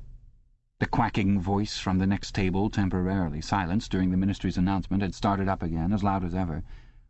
For some reason Winston suddenly found himself thinking of Mrs. Parsons, with her wispy hair and the dust in the creases of her face. Within 2 years those children would be denouncing her to the thought police. Mrs. Parsons would be vaporized. Syme would be vaporized. Winston would be vaporized. O'Brien would be vaporized. Parsons, on the other hand, would never be vaporized. The eyeless creature with the quacking voice would never be vaporized. The little beetle-like men who scuttled so nimbly through the labyrinthine corridors of ministries, they too would never be vaporized. And the girl with dark hair, the girl from the fiction department, she would never be vaporized either. It seemed to him that he knew instinctively who would survive and who would perish, though what it was that made for survival, it was not easy to say. At this moment he was dragged out of his reverie with a violent jerk. The girl at the next table had turned partly round and was looking at him. It was the girl with dark hair. She was looking at him in a sidelong way, but with curious intensity. The instant that she caught his eye, she looked away again. The sweat started out on Winston's backbone. A horrible pang of terror went through him. It was gone almost at once, but it left a sort of nagging uneasiness behind. Why was she watching him? Why did she keep following him about? Unfortunately, he could not remember whether she had already been at the table when he arrived, or had come there afterwards. But yesterday, at any rate, during the 2 minutes' hate, she had sat immediately behind him when there was no apparent need to do so. Quite likely her real object had been to listen to him and make sure whether he was shouting loudly enough. His earlier thought returned to him. Probably she was not actually a member of the thought police. But then it was precisely the amateur spy who was the greatest danger of all. He did not know how long she had been looking at him, but perhaps for as much as 5 minutes, and it was possible that his features had not been perfectly under control. It was terribly dangerous to let your thoughts wander when you were in any public place or within range of a telescreen. The smallest thing could give you away. A nervous tic, an unconscious look of anxiety, a habit of muttering to yourself, anything that carried with it the suggestion of abnormality, of having something to hide. In any case, to wear an improper expression on your face, to look incredulous when a victory was announced, for example, was itself a punishable offence. There was even a word for it in newspeak. Face crime, it was called. The girl had turned her back on him again. Perhaps, after all, she was not really following him about. Perhaps it was coincidence that she had sat so close to him 2 days running. His cigarette had gone out, and he laid it carefully on the edge of the table. He would finish smoking it after work if he could keep the tobacco in it. Quite likely the person at the next table was a spy of the thought police. Quite likely he would be in the cellars of the Ministry of Love within 3 days, but a cigarette end must not be wasted. Syme had folded up his strip of paper and stowed it away in his pocket. Parsons had begun talking again. "Did I ever tell you, old boy," he said, chuckling around the stem of his pipe, "about the time when those 2 nippers of mine set fire to the old market woman's skirt because they saw her wrapping up sausages in a poster of BB? Sneaked up behind her and set fire to it with a box of matches. Burned her quite badly, I believe, little beggars, eh? But keen as mustard. That's first-rate training they give 'em in the spies nowadays, better than in my day, even. What do you think's the latest thing they've served 'em out with? Ear trumpets, for listening through keyholes. My little girl brought one home the other night, tried it out on our sitting-room door, and reckoned she could hear twice as much as with her ear to the hole. Of course, it's only a toy, mind you. Still gives 'em the right idea, huh?" At this moment the telescreen let out a piercing whistle. It was the signal to return to work. All three men sprang to their feet to join in the struggle round the lifts, and the remaining tobacco fell out of Winston's cigarette. Chapter 6. Winston was writing in his diary. It was 3 years ago. It was on a dark evening in a narrow side street near one of the big railway stations. She was standing near a doorway in the wall, under a street lamp that hardly gave any light. She had a young face painted very thick. It was really the paint that appealed to me, the whiteness of it, like a mask, and the bright red lips. Party women never paint their faces. There was nobody else in the street, and no telescreens. She said $2. For the moment it was too difficult to go on. He shut his eyes and pressed his fingers against them, trying to squeeze out the vision that kept recurring. He had an almost overwhelming temptation to shout a string of filthy words at the top of his voice, or to bang his head against the wall, to kick over the table and hurl the inkpot through the window, to do any violent or noisy or painful thing that might black out the memory that was still tormenting him. Your worst enemy, he reflected, was your own nervous system. At any moment the tension inside you was liable to translate itself into some visible symptom. He thought of a man whom he had passed in the street a few weeks back. A quite ordinary-looking man, a party member, aged 35 or 40, tallish and thin, carrying a briefcase. They were a few meters apart, when the left side of the man's face was suddenly contorted by a sort of a spasm. It happened again just as they were passing one another. It was only a twitch, a quiver, rapid as the clicking of a camera shutter, but obviously habitual. He remembered thinking at the time, that poor devil is done for. And what was frightening was that the action was quite possibly unconscious. The most deadly danger of all was talking in your sleep. There was no way of guarding against that, so far as he could see. He drew in his breath and went on writing. I went with her through the doorway and across a backyard into a basement kitchen. There was a bed against the wall and a lamp on the table, turned down very low. His teeth were set on edge. He would have liked to spit. Simultaneously with the woman in the basement kitchen, he thought of Catherine, his wife. Winston was married. He had been married, at any rate, probably still was married, for so far as he knew his wife was not dead. He seemed to breathe again the warm, stuffy odour of the basement kitchen, an odour compounded of bugs and dirty clothes and villainous cheap scent, but nevertheless alluring, because no woman of the party ever used scent, or could be imagined as doing so. Only the proles used scent. In his mind the smell of it was inextricably mixed up with fornication. When he had gone with that woman, it had been his first lapse in 2 years or thereabouts. Consorting with prostitutes was forbidden, of course, but it was one of those rules that you could occasionally nerve yourself to break. It was dangerous, but it was not a life-and-death matter. To be caught with a prostitute might mean 5 years in a forced labour camp, not more, if you had committed no other offence. And it was easy enough, provided that you could avoid being caught in the act. The poorer quarters swarmed with women who were ready to sell themselves. Some could even be purchased for a bottle of gin, which the proles were not supposed to drink. Tacitly, the party was even inclined to encourage prostitution, as an outlet for instincts which could not be altogether suppressed. Mere debauchery did not matter very much, so long as it was furtive and joyless, and only involved the women of the submerged and despised class. The unforgivable crime was promiscuity between party members. But though this was one of the crimes that the accused in the great purges invariably confessed to, it was difficult to imagine any such thing actually happening. The aim of the party was not merely to prevent men and women from forming loyalties which it might not be able to control. Its real, undeclared purpose was to remove all pleasure from the sexual act. Not love so much as eroticism was the enemy, inside marriage as well as outside it. All marriages between party members had to be approved by a committee appointed for the purpose, and, though the principle was never clearly stated, permission was always refused if the couple concerned gave the impression of being physically attracted to one another.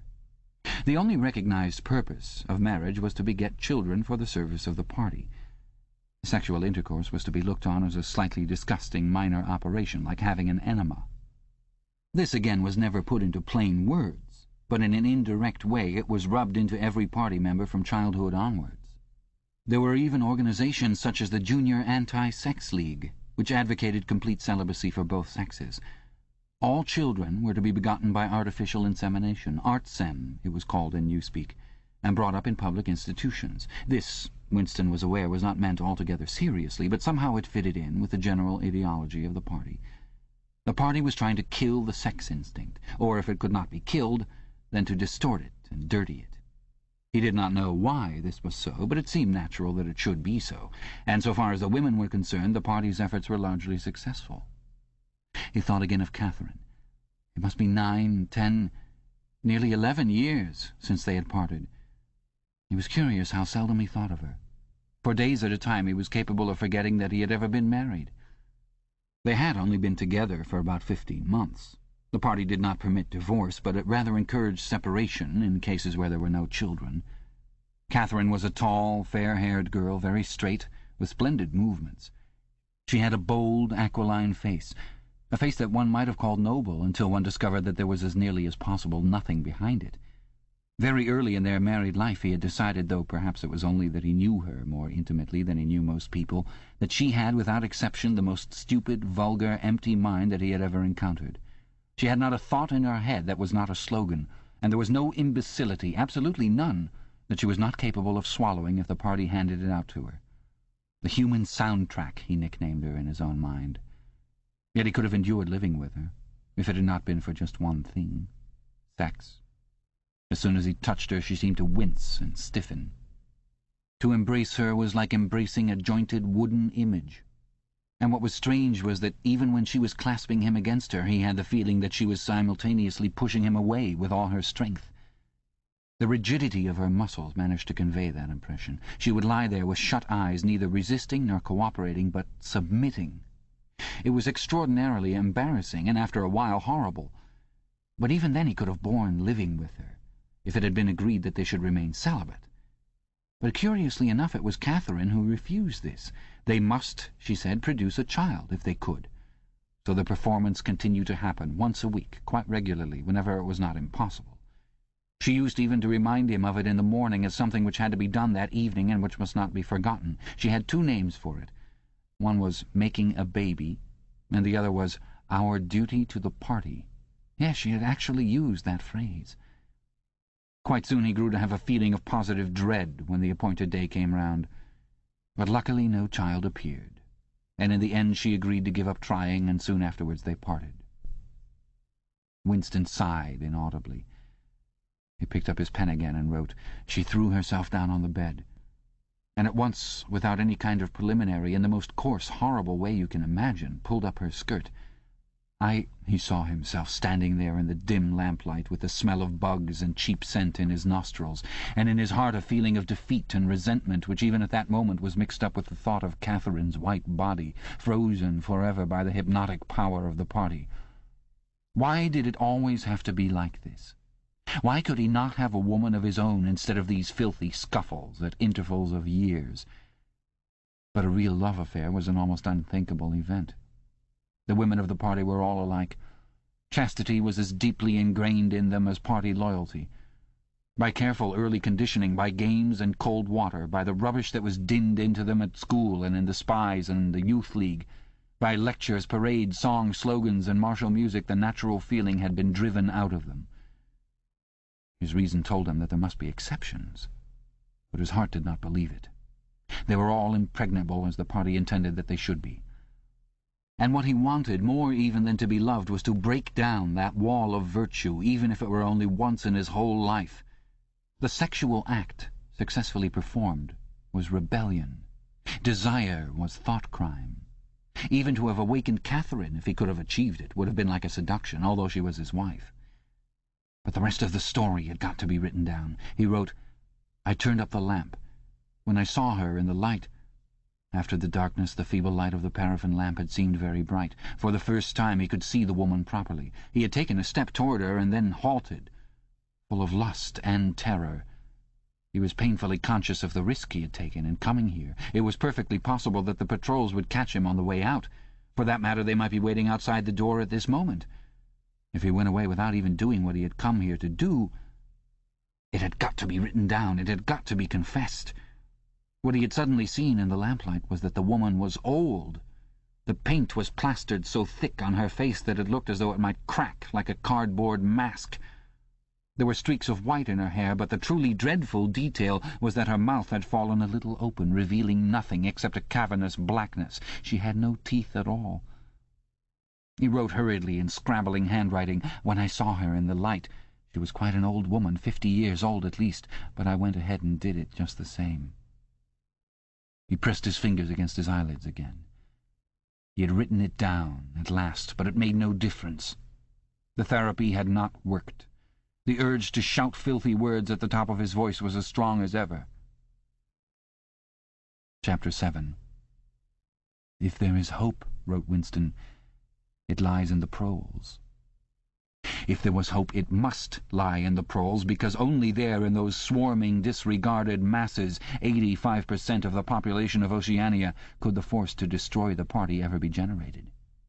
The party could not be overthrown from within. Its enemies, if it had any enemies, had no way of coming together or even of identifying one another. Even if the legendary Brotherhood existed, as just possibly it might, it was inconceivable that its members could ever assemble in larger numbers than 2s and 3s.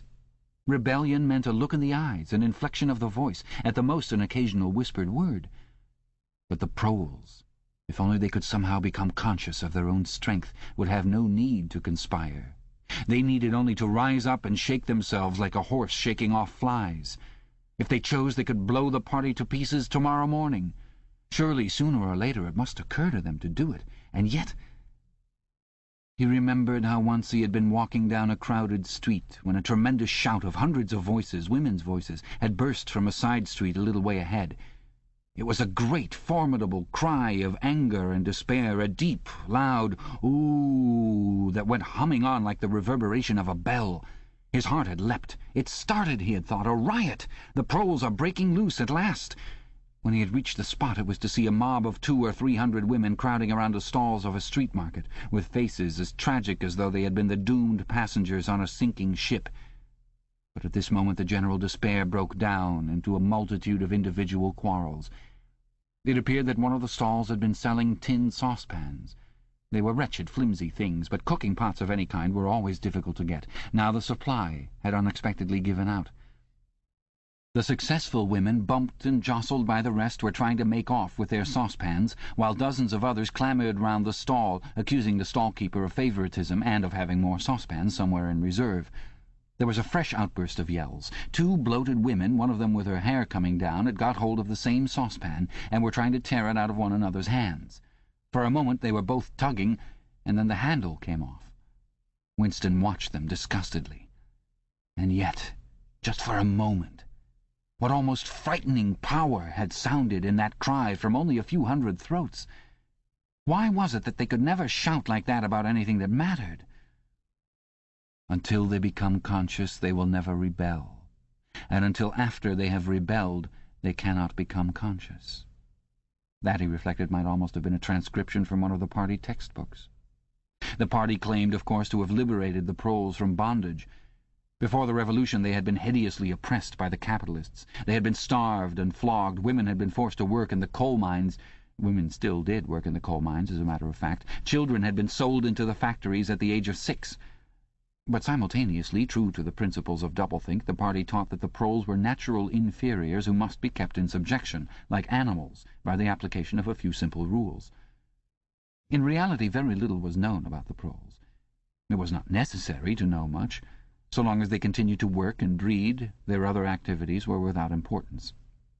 Left to themselves like cattle turned loose upon the plains of Argentina, they had reverted to a style of life that appeared to be natural to them, a sort of ancestral pattern. They were born, they grew up in the gutters, they went to work at 12, they passed through a brief blossoming period of beauty and sexual desire, they married at 20, they were middle-aged at 30, they died for the most part at 60. Heavy physical work, the care of home and children, petty quarrels with neighbours, films, football, beer, and above all, gambling, filled up the horizon of their minds. To keep them in control, A few agents of the thought police moved always among them, spreading false rumours and marking down and eliminating the few individuals who were judged capable of becoming dangerous. But no attempt was made to indoctrinate them with the ideology of the party. It was not desirable that the proles should have strong political feelings. All that was required of them was a primitive patriotism, which could be appealed to whenever it was necessary to make them accept longer working hours or shorter rations. And even when they became discontented, as they sometimes did, their discontent led nowhere, because, being without general ideas, they could only focus it on petty, specific grievances. The larger evils invariably escaped their notice. The great majority of proles did not even have telescreens in their homes. Even the civil police interfered with them very little. There was a vast amount of criminality in London, a whole world within a world of thieves, bandits, prostitutes, drug peddlers, and racketeers of every description, but since it all happened among the proles themselves, it was of no importance. In all questions of morals they were allowed to follow their ancestral code. The sexual puritanism of the party was not imposed upon them. Promiscuity went unpunished. Divorce was permitted. For that matter, even religious worship would have been permitted if the proles had shown any sign of needing or wanting it. They were beneath suspicion. As the party slogan put it, proles and animals are free. Winston reached down and cautiously scratched his varicose ulcer. It had begun itching again. The thing you invariably came back to was the impossibility of knowing what life before the Revolution had really been like. He took out of the drawer a copy of a children's history textbook which he had borrowed from Mrs. Parsons, and began copying a passage into the diary. In the old days, it ran, before the glorious Revolution, London was not the beautiful city that we know today. It was a dark, dirty, miserable place where hardly anybody had enough to eat, and where hundreds and thousands of poor people had no boots on their feet and not even a roof to sleep under. Children no older than you are had to work 12 hours a day for cruel masters, who flogged them with whips if they worked too slowly, and fed them on nothing but stale bread crusts and water. But in among this terrible poverty there were just a few great, big, beautiful houses that were lived in by rich men who had as many as 30 servants to look after them. These rich men were called capitalists. They were fat, ugly men with wicked faces, like the one in the picture on the opposite page. You can see that he is dressed in a long black coat, which was called a frock coat, and a queer, shiny hat shaped like a stovepipe, which was called a top hat. This was the uniform of the capitalists, and no one else was allowed to wear it. The capitalists owned everything in the world, and everyone else was their slave. They owned all the land, all the houses, all the factories, and all the money. If anyone disobeyed them, they could throw him into prison, or they could take his job away and starve him to death.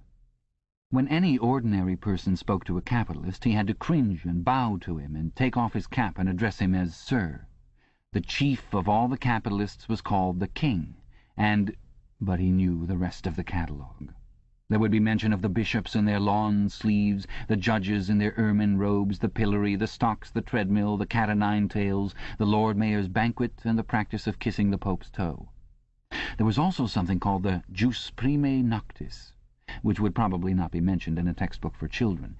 It was the law by which every capitalist had the right to sleep with any woman working in one of his factories. How could you tell how much of it was lies? It might be true that the average human being was better off now than he had been before the Revolution. The only evidence to the contrary was the mute protest in your own bones, the instinctive feeling that the conditions you lived in were intolerable, and that at some other time they must have been different. It struck him that the truly characteristic thing about modern life was not its cruelty and insecurity, but simply its bareness, its dinginess, its listlessness. Life, if you looked about you, bore no resemblance not only to the lies that streamed out of the telescreens, but even to the ideals that the party was trying to achieve. Great areas of it, even for a party member, were neutral and non-political, a matter of slogging through dreary jobs, fighting for a place on the tube, darning a worn-out sock, cadging a saccharin tablet, saving a cigarette end. The ideal set up by the party was something huge, terrible, and glittering. A world of steel and concrete, of monstrous machines and terrifying weapons, a nation of warriors and fanatics marching forward in perfect unity, all thinking the same thoughts and shouting the same slogans, perpetually working, fighting, triumphing, persecuting, 300 million people, all with the same face. The reality was decaying, dingy cities where underfed people shuffled to and fro in leaky shoes, in patched-up 19th-century houses that smelt always of cabbage and bad lavatories. He seemed to see a vision of London, vast and ruinous, city of 1,000,000 dustbins, and mixed up with it was a picture of Mrs. Parsons, a woman with lined face and wispy hair, fiddling helplessly with a blocked waste-pipe. He reached down and scratched his ankle again. Day and night the telescreens bruised your ears with statistics proving that people today had more food, more clothes, better houses, better recreations, that they lived longer, worked shorter hours, were bigger, healthier, stronger, happier, more intelligent, better educated than the people of 50 years ago. Not a word of it could ever be proved or disproved. The party claimed, for example, that today 40% of adult proles were literate. Before the revolution, it was said, the number had only been 15%. The party claimed that the infant mortality rate was now only 160 per 1,000, whereas before the revolution it had been 300, and so it went on. It was like a single equation with two unknowns. It might very well be that literally every word in the history books, even the things that one accepted without question, was pure fantasy. For all he knew, there might never have been any such law as the jus primae noctis, or any such creature as a capitalist, or any such garment as a top hat. Everything faded into mist. The past was erased, the erasure was forgotten, the lie became truth. Just once in his life he had possessed, after the event, that was what counted, concrete, unmistakable evidence of an act of falsification. He had held it between his fingers for as long as 30 seconds. In 1973, it must have been. At any rate, it was at about the time when he and Catherine had parted. But the really relevant date was 7 or 8 years earlier. The story really began in the middle 60s, the period of the great purges, in which the original leaders of the revolution were wiped out once and for all. By 1970, none of them was left except Big Brother himself. All the rest had by that time been exposed as traitors and counter-revolutionaries. Goldstein had fled and was hiding, no one knew where, and of the others a few had simply disappeared, while the majority had been executed after spectacular public trials at which they had made confession of their crimes. Among the last survivors were 3 men named Jones, Aronson, and Rutherford. It must have been in 1965 that these 3 had been arrested. As often happened, they had vanished for a year or more, so that one did not know whether they were alive or dead, and then had suddenly been brought forth to incriminate themselves in the usual way. They had confessed to intelligence with the enemy at that date, too. The enemy was Eurasia, embezzlement of public funds, the murder of various trusted party members, intrigues against the leadership of Big Brother, which had started long before the revolution happened, and acts of sabotage causing the death of hundreds of thousands of people. After confessing to these things, they had been pardoned, reinstated in the party, and given posts, which were in fact sinecures, but which sounded important. All 3 had written long, abject articles in the Times, analyzing the reasons for their defection and promising to make amends. Some time after their release, Winston had actually seen all 3 of them in the Chestnut Tree Cafe. He remembered the sort of terrified fascination with which he had watched them out of the corner of his eye. They were men far older than himself, relics of the ancient world, almost the last great figures left over from the heroic early days of the party. The glamour of the underground struggle and the Civil War still faintly clung to them. He had the feeling, though already at that time facts and dates were growing blurry, that he had known their names earlier than he had known that of Big Brother. But also they were outlaws, enemies, untouchables, doomed with absolute certainty to extinction within a year or 2. No one who had once fallen into the hands of the thought police ever escaped in the end.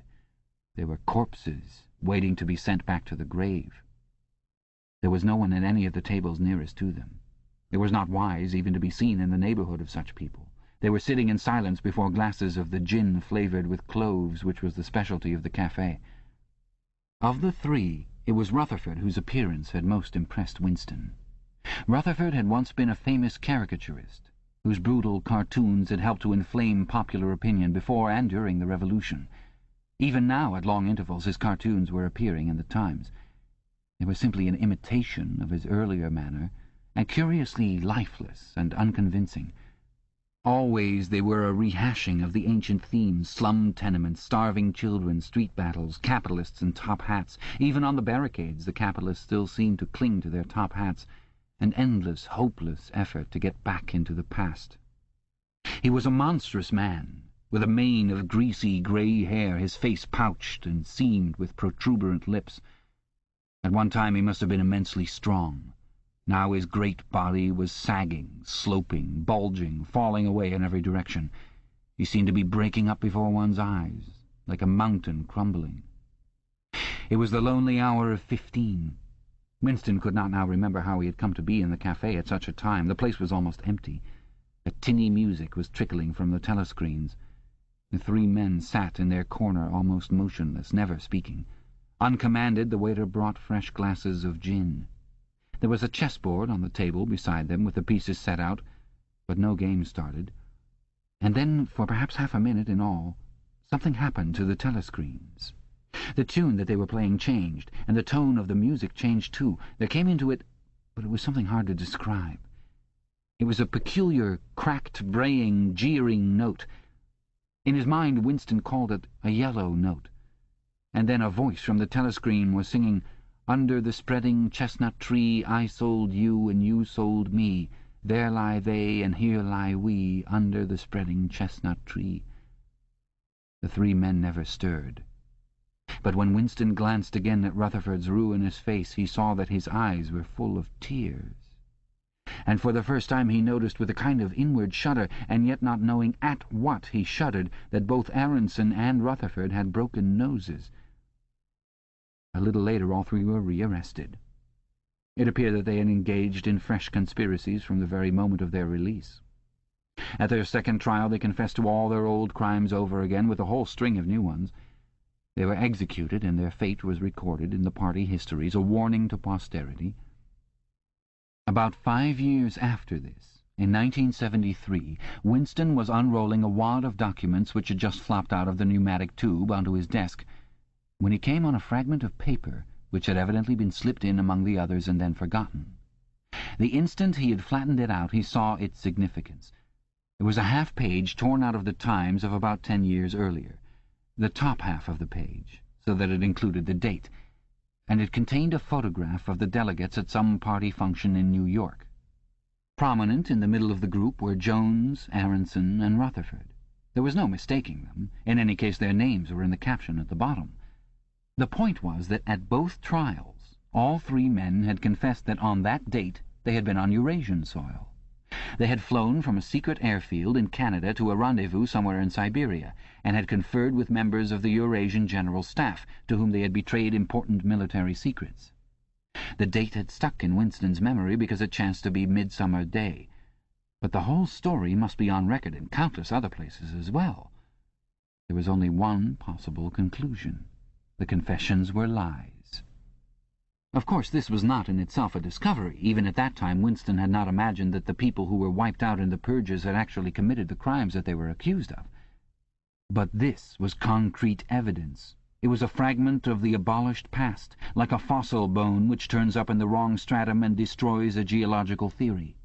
It was enough to blow the party to atoms if in some way it could have been published to the world and its significance made known. He had gone straight on working. As soon as he saw what the photograph was and what it meant, he had covered it up with another sheet of paper. Luckily, when he unrolled it, it had been upside down from the point of view of the telescreen. He took his scribbling pad on his knee and pushed back his chair so as to get as far away from the telescreen as possible. To keep your face expressionless was not difficult, and even your breathing could be controlled with an effort. But you could not control the beating of your heart, and the telescreen was quite delicate enough to pick it up. He let what he judged to be 10 minutes go by, tormented all the while by the fear that some accident, a sudden draught blowing across his desk, for instance, would betray him. Then, without uncovering it again, he dropped the photograph into the memory hole, along with some other waste papers. Within another minute, perhaps, they would have crumbled into ashes. That was 11 years ago. Today, probably, he would have kept that photograph. It was curious that the fact of having held it in his fingers seemed to him to make a difference, even now, when the photograph itself, as well as the event it recorded, was only memory. Was the party's hold upon the past less strong, he wondered, because a piece of evidence which existed no longer had once existed? But today, supposing that it could be somehow resurrected from its ashes, the photograph might not even be evidence. Already, at the time when he made his discovery, Oceania was no longer at war with Eurasia, and it must have been to the agents of Eurasia that the 3 dead men had betrayed their country. Since then there had been other changes, 2, 3, he could not remember how many. Very likely the confessions had been rewritten and rewritten until the original facts and dates no longer had the smallest significance. The past not only changed, but changed continuously. What most afflicted him with the sense of nightmare was that he had never clearly understood why the huge imposture was undertaken. The immediate advantages of falsifying the past were obvious, but the ultimate motive was mysterious. He took up his pen again and wrote, "I understand how. I do not understand why." He wondered, as he had many times wondered before, whether he himself was a lunatic. Perhaps a lunatic was simply a minority of one. At one time it had been a sign of madness to believe that the earth goes round the sun. Today, to believe that the past is unalterable. He might be alone in holding that belief, and if alone, then a lunatic. But the thought of being a lunatic did not greatly trouble him. The horror was that he might also be wrong. He picked up the children's history book and looked at the portrait of Big Brother which formed its frontispiece. The hypnotic eyes gazed into his own. It was as though some huge force were pressing down upon you, something that penetrated inside your skull, battering against your brain, frightening you out of your beliefs, persuading you almost to deny the evidence of your senses. In the end, the party would announce that 2 and 2 made 5, and you would have to believe it. It was inevitable that they should make that claim sooner or later. The logic of their position demanded it. Not merely the validity of experience, but the very existence of external reality was tacitly denied by their philosophy. The heresy of heresies was common sense, and what was terrifying was not that they would kill you for thinking otherwise, but that they might be right. For after all, how do we know that 2 and 2 make 4, or that the force of gravity works, or that the past is unchangeable? If both the past and the external world exist only in the mind, and if the mind itself is controllable, what then? But no. His courage seemed suddenly to stiffen of its own accord. The face of O'Brien, not called up by any obvious association, had floated into his mind. He knew with more certainty than before that O'Brien was on his side. He was writing the diary for O'Brien, to O'Brien. It was like an interminable letter which no one would ever read, but which was addressed to a particular person and took its colour from that fact. The party told you to reject the evidence of your eyes and ears. It was their final, most essential command. His heart sank as he thought of the enormous power arrayed against him, the ease with which any party intellectual would overthrow him in debate, the subtle arguments which he would not be able to understand, much less answer. And yet he was in the right. They were wrong and he was right. The obvious, the silly, and the true had got to be defended. Truisms are true. Hold on to that. The solid world exists. Its laws do not change. Stones are hard, water is wet, objects unsupported fall toward the earth's center. With the feeling that he was speaking to O'Brien, and also that he was setting forth an important axiom, he wrote, "Freedom is the freedom to say that 2 plus 2 make 4. If that is granted, all else follows." Chapter 8. From somewhere at the bottom of a passage the smell of roasting coffee, real coffee, not Victory coffee, came floating out into the street. Winston paused involuntarily. For perhaps 2 seconds he was back in the half-forgotten world of his childhood. Then a door banged, seeming to cut off the smell as abruptly as though it had been a sound.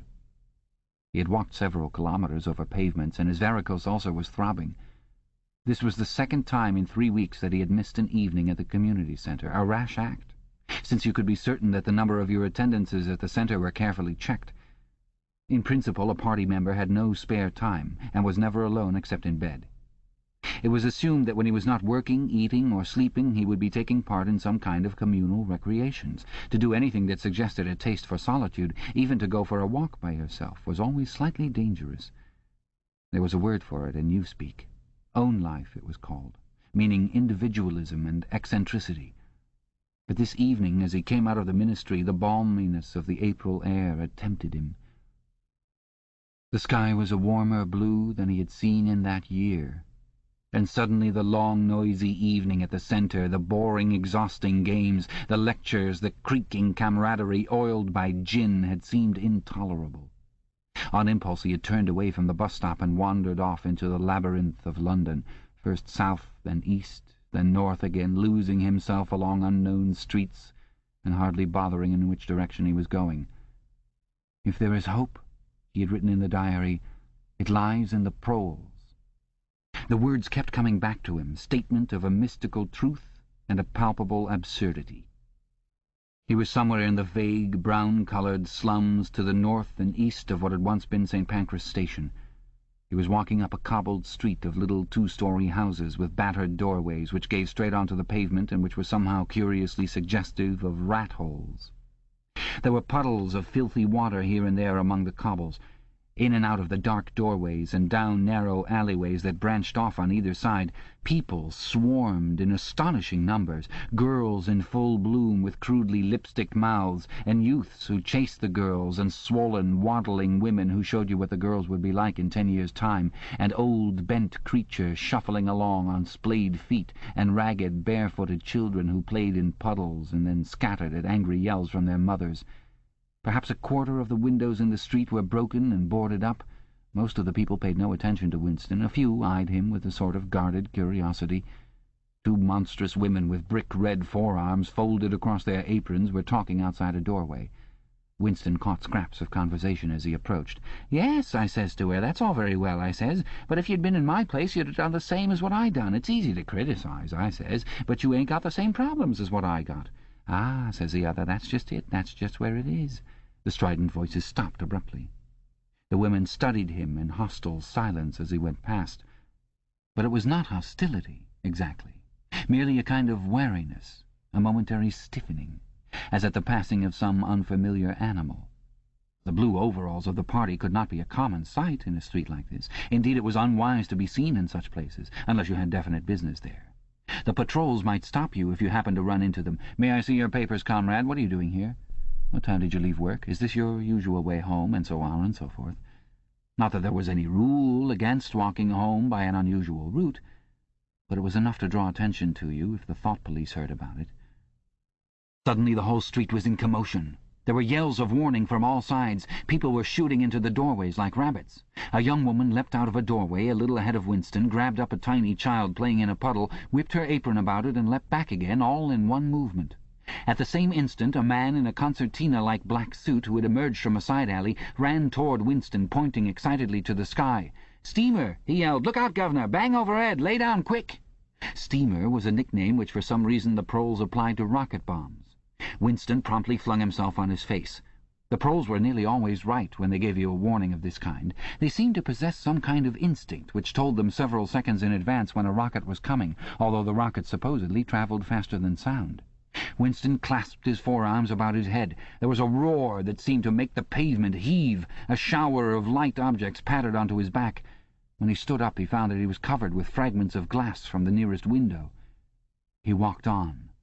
The bomb had demolished a group of houses 200 metres up the street. A black plume of smoke hung in the sky, and below it a cloud of plaster dust, in which a crowd was already forming round the ruins. There was a little pile of plaster lying on the pavement ahead of him, and in the middle of it he could see a bright red streak. When he got up to it he saw that it was a human hand, severed at the wrist. Apart from the bloody stump, the hand was so completely whitened as to resemble a plaster cast. He kicked the thing into the gutter, and then, to avoid the crowd, turned down a side street to the right. Within 3 or 4 minutes he was out of the area which the bomb had affected, and the sordid, swarming life of the streets was going on as though nothing had happened. It was nearly 20 hours, and the drinking shops which the proles frequented, pubs they called them, were choked with customers. From their grimy swing doors, endlessly opening and shutting, there came forth a smell of urine, sawdust, and sour beer. In an angle formed by a projecting house front, 3 men were standing very close together, the middle one of them holding a folded-up newspaper which the other 2 were studying over his shoulders. Even before he was near enough to make out the expression on their faces, Winston could see absorption in every line of their bodies. It was obviously some serious piece of news that they were reading.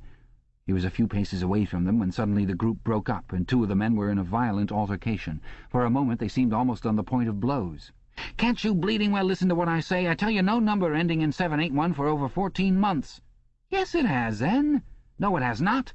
Back home I got the whole lot of 'em for over 2 years wrote down on a piece of paper. I takes 'em down, regular as the clock, and I tell you no number ending in 7. Yes, a 7 has one.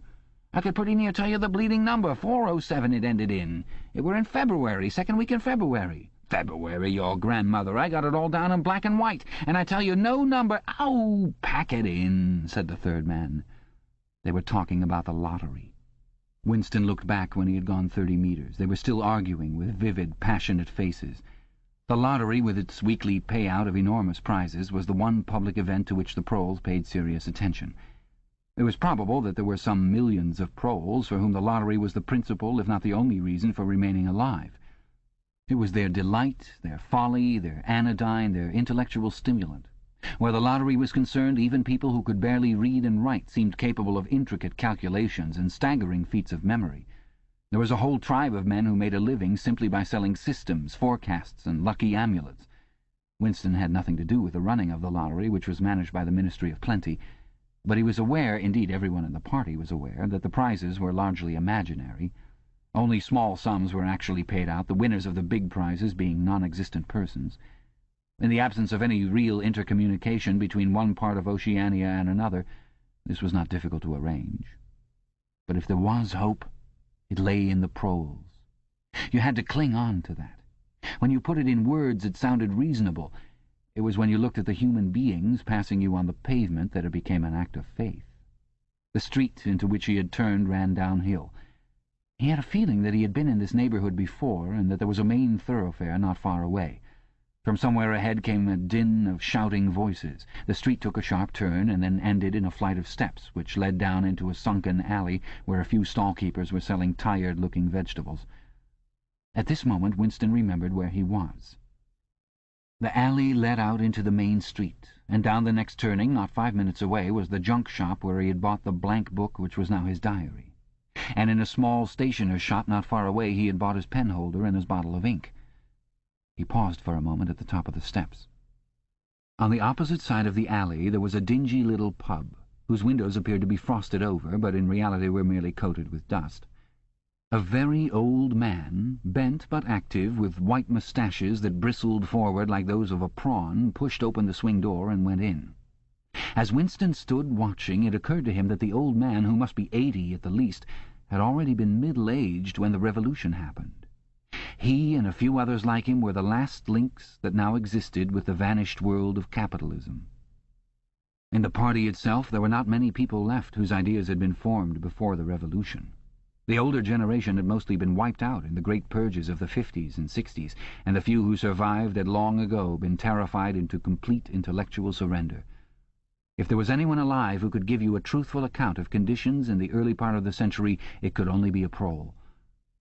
Suddenly the passage from the history book that he had copied into his diary came back into Winston's mind, and a lunatic impulse took hold of him. He would go into the pub. He would scrape acquaintance with that old man and question him. He would say to him, "Tell me about your life when you were a boy. What was it like in those days? Were things better than they are now, or were they worse?" Hurriedly, lest he should have time to become frightened, he descended the steps and crossed the narrow street. It was madness, of course. As usual, there was no definite rule against talking to proles and frequenting their pubs, but it was far too unusual an action to pass unnoticed. If the patrols appeared, he might plead an attack of faintness, but it was not likely that they would believe him. He pushed open the door, and a hideous, cheesy smell of sour beer hit him in the face. As he entered, the din of voices dropped to about half its volume. Behind his back he could feel everyone eyeing his blue overalls. A game of darts, which was going on at the other end of the room, interrupted itself for perhaps as much as 30 seconds. The old man whom he had followed was standing at the bar, having some kind of altercation with the barman, a large, stout, hook-nosed young man with enormous forearms.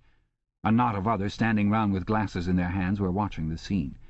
"I asked you civil enough, didn't I?" said the old man, straightening his shoulders pugnaciously. "You telling me you ain't got a pint mug in the old bleeding boozer?" "And what in hell's name is a pint?" said the barman, leaning forward with the tips of his fingers on the counter. "Look at him! Calls himself a barman and don't know what a pint is. Why, a pint's the half of a quart, and there's 4 quarts to the gallon. Have to teach you the ABC next?" "Never heard of him," said the barman shortly. "Litre and half-litre, that's all we serve. There's the glasses on the shelf in front of you." "I'd like a pint," persisted the old man. "You could have drawed me off a pint easy enough. We didn't have these bleeding litres when I was a young man." "When you were a young man, we were all living in the tree-tops," said the barman with a glance at the other customers.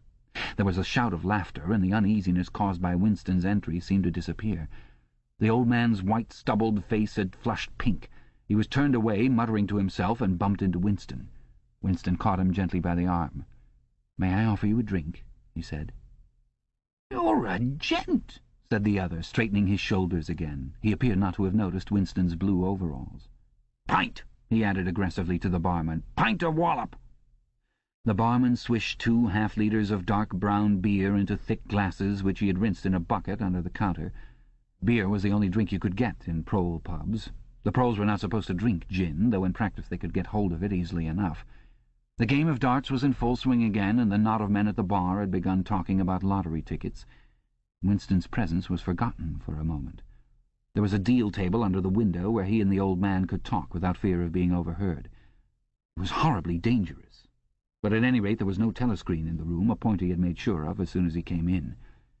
"He could have drawed me off a pint," grumbled the old man as he settled down behind his glass. "A half-litre ain't enough. It don't satisfy, and a whole litre's too much. It starts my bladder running, let alone the price." "You must have seen great changes since you were a young man," said Winston tentatively. The old man's pale blue eyes moved from the darts board to the bar, and from the bar to the door of the gents, as though it were in the bar-room that he expected the changes to have occurred. "The beer was better," he said finally, "and cheaper. When I was a young man, mild beer, wallop, we used to call it, was 4pence a pint. That was before the war, of course." "Which war was that?" said Winston. "It's all wars," said the old man vaguely. He took up his glass and his shoulders straightened again. "Here's wishing you the very best of health." In his lean throat the sharp-pointed Adam's apple made a surprisingly rapid up-and-down movement, and the beer vanished. Winston went to the bar and came back with 2 more half-litres. The old man appeared to have forgotten his prejudice against drinking a full litre. "You are very much older than I am," said Winston. "You must have been a grown man before I was born. You can remember what it was like in the old days, before the Revolution. People of my age don't really know anything about those times. We can only read about them in books, and what it says in the books may not be true. I should like your opinion on that. The history books say that life before the Revolution was completely different from what it is now. There was the most terrible oppression, injustice, poverty, worse than anything we can imagine. Here in London the great mass of the people never had enough to eat from birth to death. Half of them hadn't even boots on their feet. They worked 12 hours a day, they left school at 9, they slept 10 in a room, and at the same time there were only a very few people, only a few thousands, the capitalists they were called, who were rich and powerful. They owned everything that there was to own. They lived in great gorgeous houses with 30 servants. They rode about in motor cars and 4-horse carriages. They drank champagne. They wore top hats. The old man brightened suddenly. "Top hats," he said. "Funny you should mention 'em. The same thing come into my head only yesterday. I don't know why, I was just thinking I ain't seen a top hat in years. Gone right out, they have. The last time I worn one was at my sister-in-law's funeral. And that was... well, I couldn't give you the date, but it must have been 50 years ago. Of course, it was only hired for the occasion, you understand." It isn't very important about the top hats," said Winston patiently. "The point is, these capitalists, they and a few lawyers and priests and so forth who lived on them, were the lords of the earth. Everything existed for their benefit. You, the ordinary people, the workers, were their slaves. They could do what they liked with you. They could ship you off to Canada like cattle. They could sleep with your daughters if they chose. They could order you to be flogged with something called a cat-o'-nine-tails. You had to take your cap off when you passed them. Every capitalist went about with a gang of lackeys who—" The old man brightened again. "Lackeys," he said. "Now there's a word I ain't heard ever since so long. Lackeys. That regular takes me back, that does. I recollect, donkeys years ago, I used to sometimes go to Hyde Park of a Sunday afternoon to hear the blokes making speeches. Salvation Army, Roman Catholics, Jews, Indians, all sorts there was. And there was one bloke, Well, I couldn't give you his name, but a real powerful speaker he was. He didn't half give it to him. Lackeys, he says, lackeys of the bourgeoisie, flunkies of the ruling class, parasites, that was another of 'em, and hyenas. He definitely called them hyenas. Of course, he was referring to the Labour Party, you understand. Winston had the feeling that they were talking at cross purposes. "What I really wanted to know was this," he said. "Do you feel that you have more freedom now than you had in those days? Are you treated more like a human being? In the old days, the rich people, the people at the top—" "The House of Lords," put in the old man reminiscently. "The House of Lords, if you like. What I'm asking is, were these people able to treat you as an inferior simply because they were rich and you were poor? Is it a fact, for instance, that you had to call them sir and take off your cap when you passed them?" The old man appeared to think deeply. He drank off about a quarter of his beer before answering. "Yes," he said. "They liked you to touch your cap to 'em. It showed respect, like. I didn't agree with it myself, but I done it often enough. Had to, as you might say." "And was it usual— I'm only quoting what I've read in history books— was it usual for these people and their servants to push you off the pavement into the gutter?" "One of 'em pushed me once," said the old man. "I recollect it as if it were yesterday. It was boat race night. Terrible rowdy they used to get on boat race night, and I bumps into a young bloke on Shaftesbury Avenue. Quite the gent he was, dress shirt, top hat, black overcoat. He was kind of zigzagging across the pavement, and I bumps into him accidental-like. He says, 'Why can't you look where you're going?' he says. I says, 'D'you think you bocked the bleeding pavement?' He says, 'I'd twist your bloody head off if you get fresh with me.' I says, 'You're drunk. I'll give you in charge in half a minute,' I says. And if you'll believe me, he puts his hand on my chest and gives me a shove as pretty near sent me under the wheels of a bus. Well, I was young in them days, and I was going to have fetched him one, only—" A sense of helplessness took hold of Winston. The old man's memory was nothing but a rubbish heap of details. One could question him all day without getting any real information. The party histories might still be true after a fashion. They might even be completely true. He made a last attempt. "Perhaps I have not made myself clear," he said. "What I'm trying to say is this. You have been alive a very long time. You lived half your life before the Revolution. In 1925, for instance, you were already grown up. Would you say, from what you can remember, that life in 1925 was better than it is now, or worse? If you could choose, would you prefer to live then or now?" The old man looked meditatively at the darts board. He finished up his beer more slowly than before. When he spoke, it was with a tolerant, philosophic air, as though the beer had mellowed him. "I know what you'd expect me to say," he said. "You expect me to say as I'd sooner be young again. Most people'd say they'd sooner be young if you asked 'em. You got your health and strength when you're young. When you get to my time of life, you ain't never well. I suffer something wicked from my feet, and my bladder's just terrible. 6 and 7 times a night it has me out of bed. On the other hand, there's great advantages in being an old man. You ain't got the same worries. No truck with women, and that's a great thing. I ain't had a woman for near on 30 year, if you'd credit me, nor wanted to, what's more." Winston sat back against the window-sill. There was no use going on. He was about to buy some more beer when the old man suddenly got up and shuffled rapidly into the stinking urinal at the side of the room. The extra half-liter was already working on him. Winston sat for a minute or two gazing at his empty glass, and hardly noticed when his feet carried him out into the street again. Within 20 years at the most, he reflected, the huge and simple question, was life better before the Revolution than it is now, would have ceased once and for all to be answerable. But in effect it was unanswerable even now, since the few scattered survivors from the ancient world were incapable of comparing one age with another. They remembered a million useless things, a quarrel with a workmate, a hunt for a lost bicycle pump, the expression on a long-dead sister's face, the swirls of dust on a windy morning 70 years ago. But all the relevant facts were outside the range of their vision. They were like the ant, which can see small objects but not large ones. And when memory failed and written records were falsified, when that happened, the claim of the party to have improved the conditions of human life had got to be accepted, because there did not exist, and never again could exist, any standard against which it could be tested. At this moment his train of thought stopped abruptly. He halted and looked up. It was in a narrow street with a few dark little shops interspersed among dwelling-houses. Immediately above his head there hung 3 discoloured metal balls, which looked as if they had once been gilded. He seemed to know the place. Of course! He was standing outside the junk shop where he had bought the diary. A twinge of fear went through him. It had been a sufficiently rash act to buy the book in the beginning, and he had sworn never to come near the place again. And yet the instant that he allowed his thoughts to wander, his feet had brought him back here of their own accord. It was precisely against suicidal impulses of this kind that he had hoped to guard himself by opening the diary.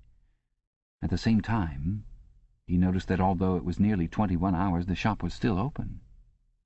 With the feeling that he would be less conspicuous inside than hanging about on the pavement, he stepped through the doorway. If questioned, he could plausibly say that he was trying to buy razor blades. 60. The proprietor had just lighted a hanging oil lamp which gave off an unclean but friendly smell. He was a man of perhaps 60, frail and bowed, with a long, benevolent nose and mild eyes distorted by thick spectacles. His hair was almost white, but his eyebrows were bushy and still black. His spectacles, his gentle, fussy movements, and the fact that he was wearing an aged jacket of black velvet gave him a vague air of intellectuality, as though he had been some kind of literary man, or perhaps a musician. His voice was soft, as though faded, and his accent less debased than that of the majority of proles. "I recognized you on the pavement," he said immediately. "You're the gentleman that bought the young lady's keepsake album. That was a beautiful bit of paper, that was. Cream laid, it used to be called. There's been no paper like that made for, I dare say 50 years. He peered at Winston over the top of his spectacles. "Is there anything special I can do for you, or did you just want to look around?" "I was passing," said Winston vaguely. "I just looked in. I don't want anything in particular." "It's just as well," said the other, "because I don't suppose I could have satisfied you." He made an apologetic gesture with his soft-palmed hand. "You see how it is. An empty shop, you might say. Between you and me, the antique trade's just about finished. No demand any longer, and no stock either. Furniture, china, glass, it's all been broken up by degrees. And, of course, the metal stuff's mostly been melted down. I haven't seen a brass candlestick in years." The tiny interior of the shop was in fact uncomfortably full, but there was almost nothing in it of the slightest value. The floor space was very restricted, because all round the walls were stacked innumerable dusty picture frames.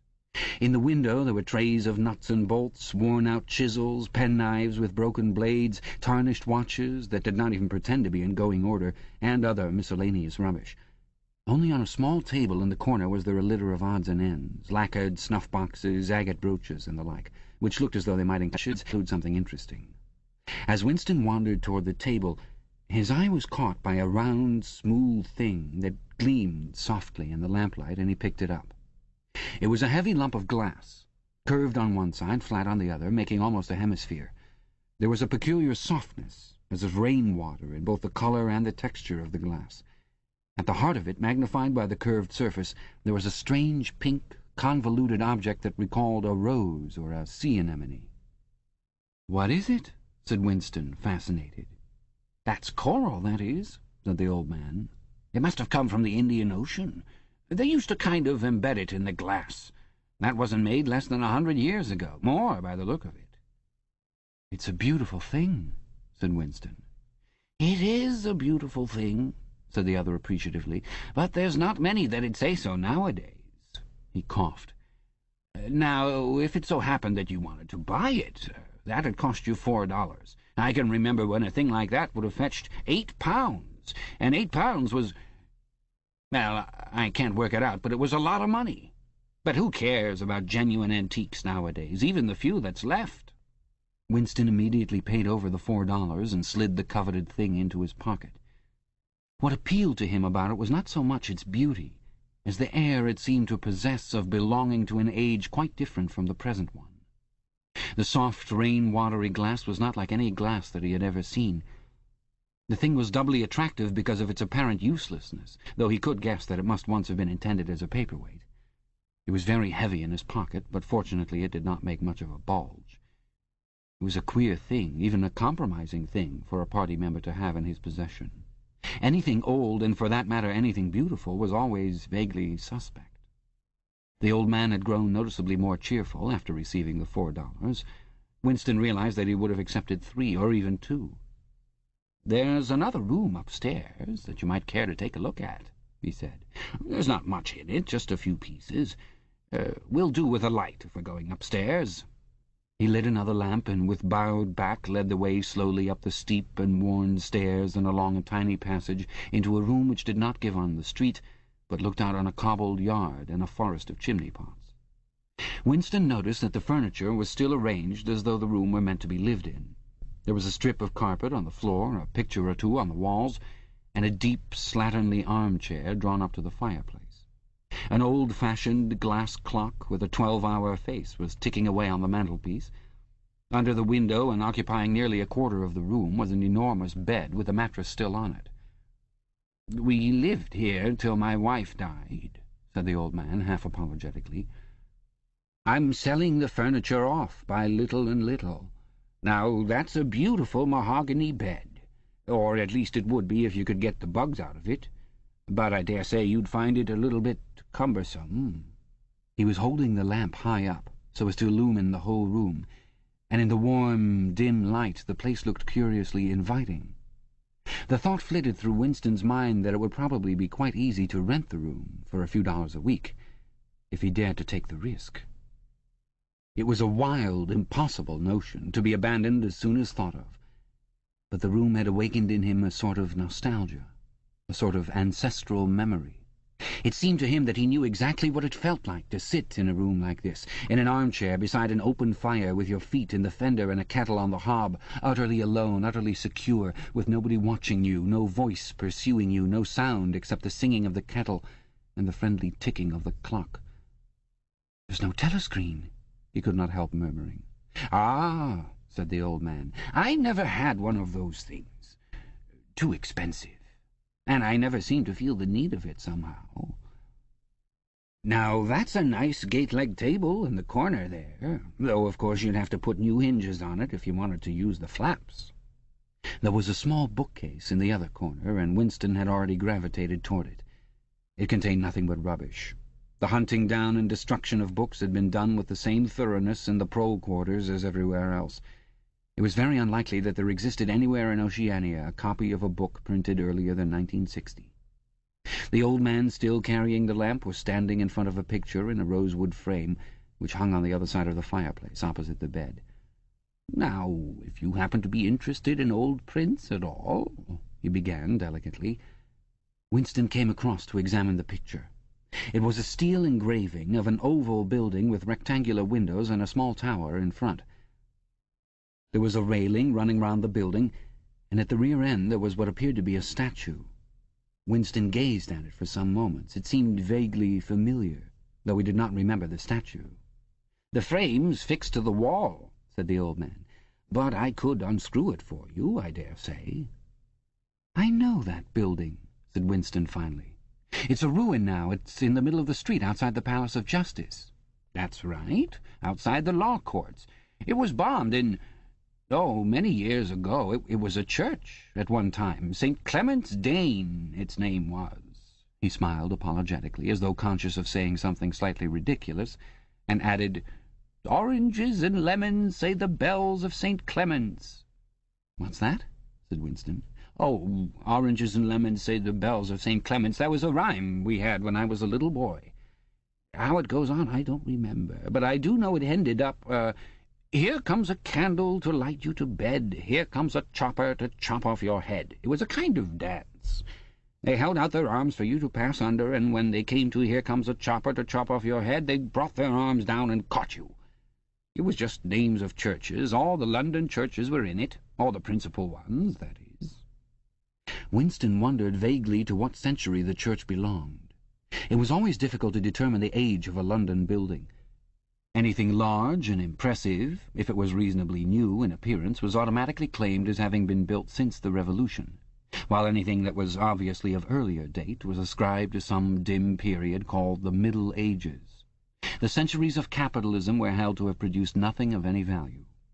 One could not learn history from architecture any more than one could learn it from books, Statues, inscriptions, memorial stones, the names of streets, anything that might throw light upon the past had been systematically altered.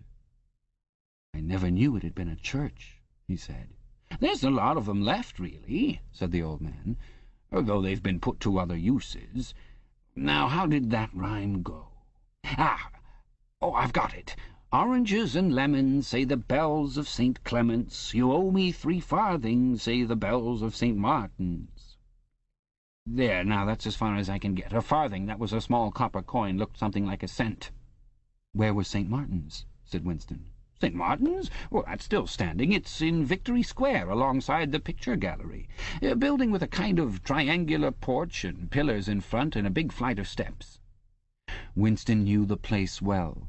It was a museum used for propaganda displays of various kinds, scale models of rocket bombs and floating fortresses, waxwork tableaus illustrating enemy atrocities and the like. "St. Martin's in the Fields, it used to be called," supplemented the old man, "though I don't recollect any fields anywhere in those parts." Winston did not buy the picture. It would have been an even more incongruous possession than the glass paperweight, and impossible to carry home unless it were taken out of its frame. But he lingered for some minutes more, talking to the man whose name he discovered was not Weeks, as one might have gathered from the inscription over the shop front, but Charrington. Mr. Charrington, it seemed, was a widower, aged 63, and had inhabited this shop for 30 years. Throughout that time he had been intending to alter the name over the window, but had never quite got to the point of doing it. All the while that they were talking, the half-remembered rhyme kept running through Winston's head. "Oranges and lemons, say the bells of St. Clement's. You owe me 3 farthings, say the bells of St. Martin's." It was curious, but when you said it to yourself you had the illusion of actually hearing bells, the bells of a lost London that still existed somewhere or other, disguised and forgotten. From one ghostly steeple after another he seemed to hear them pealing forth. Yet so far as he could remember he had never, in real life, heard church bells ringing. He got away from Mr. Charrington and went down the stairs alone, so as not to let the old man see him reconnoitring the street before stepping out of the door. He had already made up his mind that after a suitable interval, a month, say, he would take the risk of visiting the shop again. It was perhaps not more dangerous than shirking an evening at the centre. The serious piece of folly had been to come back here in the first place, after buying the diary, and without knowing whether the proprietor of the shop could be trusted. However, yes, he thought again, he would come back. He would buy further scraps of beautiful rubbish. He would buy the engraving of St. Clement's Dane, take it out of its frame and carry it home concealed under the jacket of his overalls. He would drag the rest of that poem out of Mr. Charrington's memory. Even the lunatic project of renting the room upstairs flashed momentarily through his mind again. For perhaps 5 seconds exaltation made him careless, and he stepped out onto the pavement without so much as a preliminary glance through the window. He had even started humming to an improvised tune. "Oranges and lemons, say the bells of St. Clement's. You owe me 3 farthings, say the—" Suddenly his heart seemed to turn to ice and his bowels to water.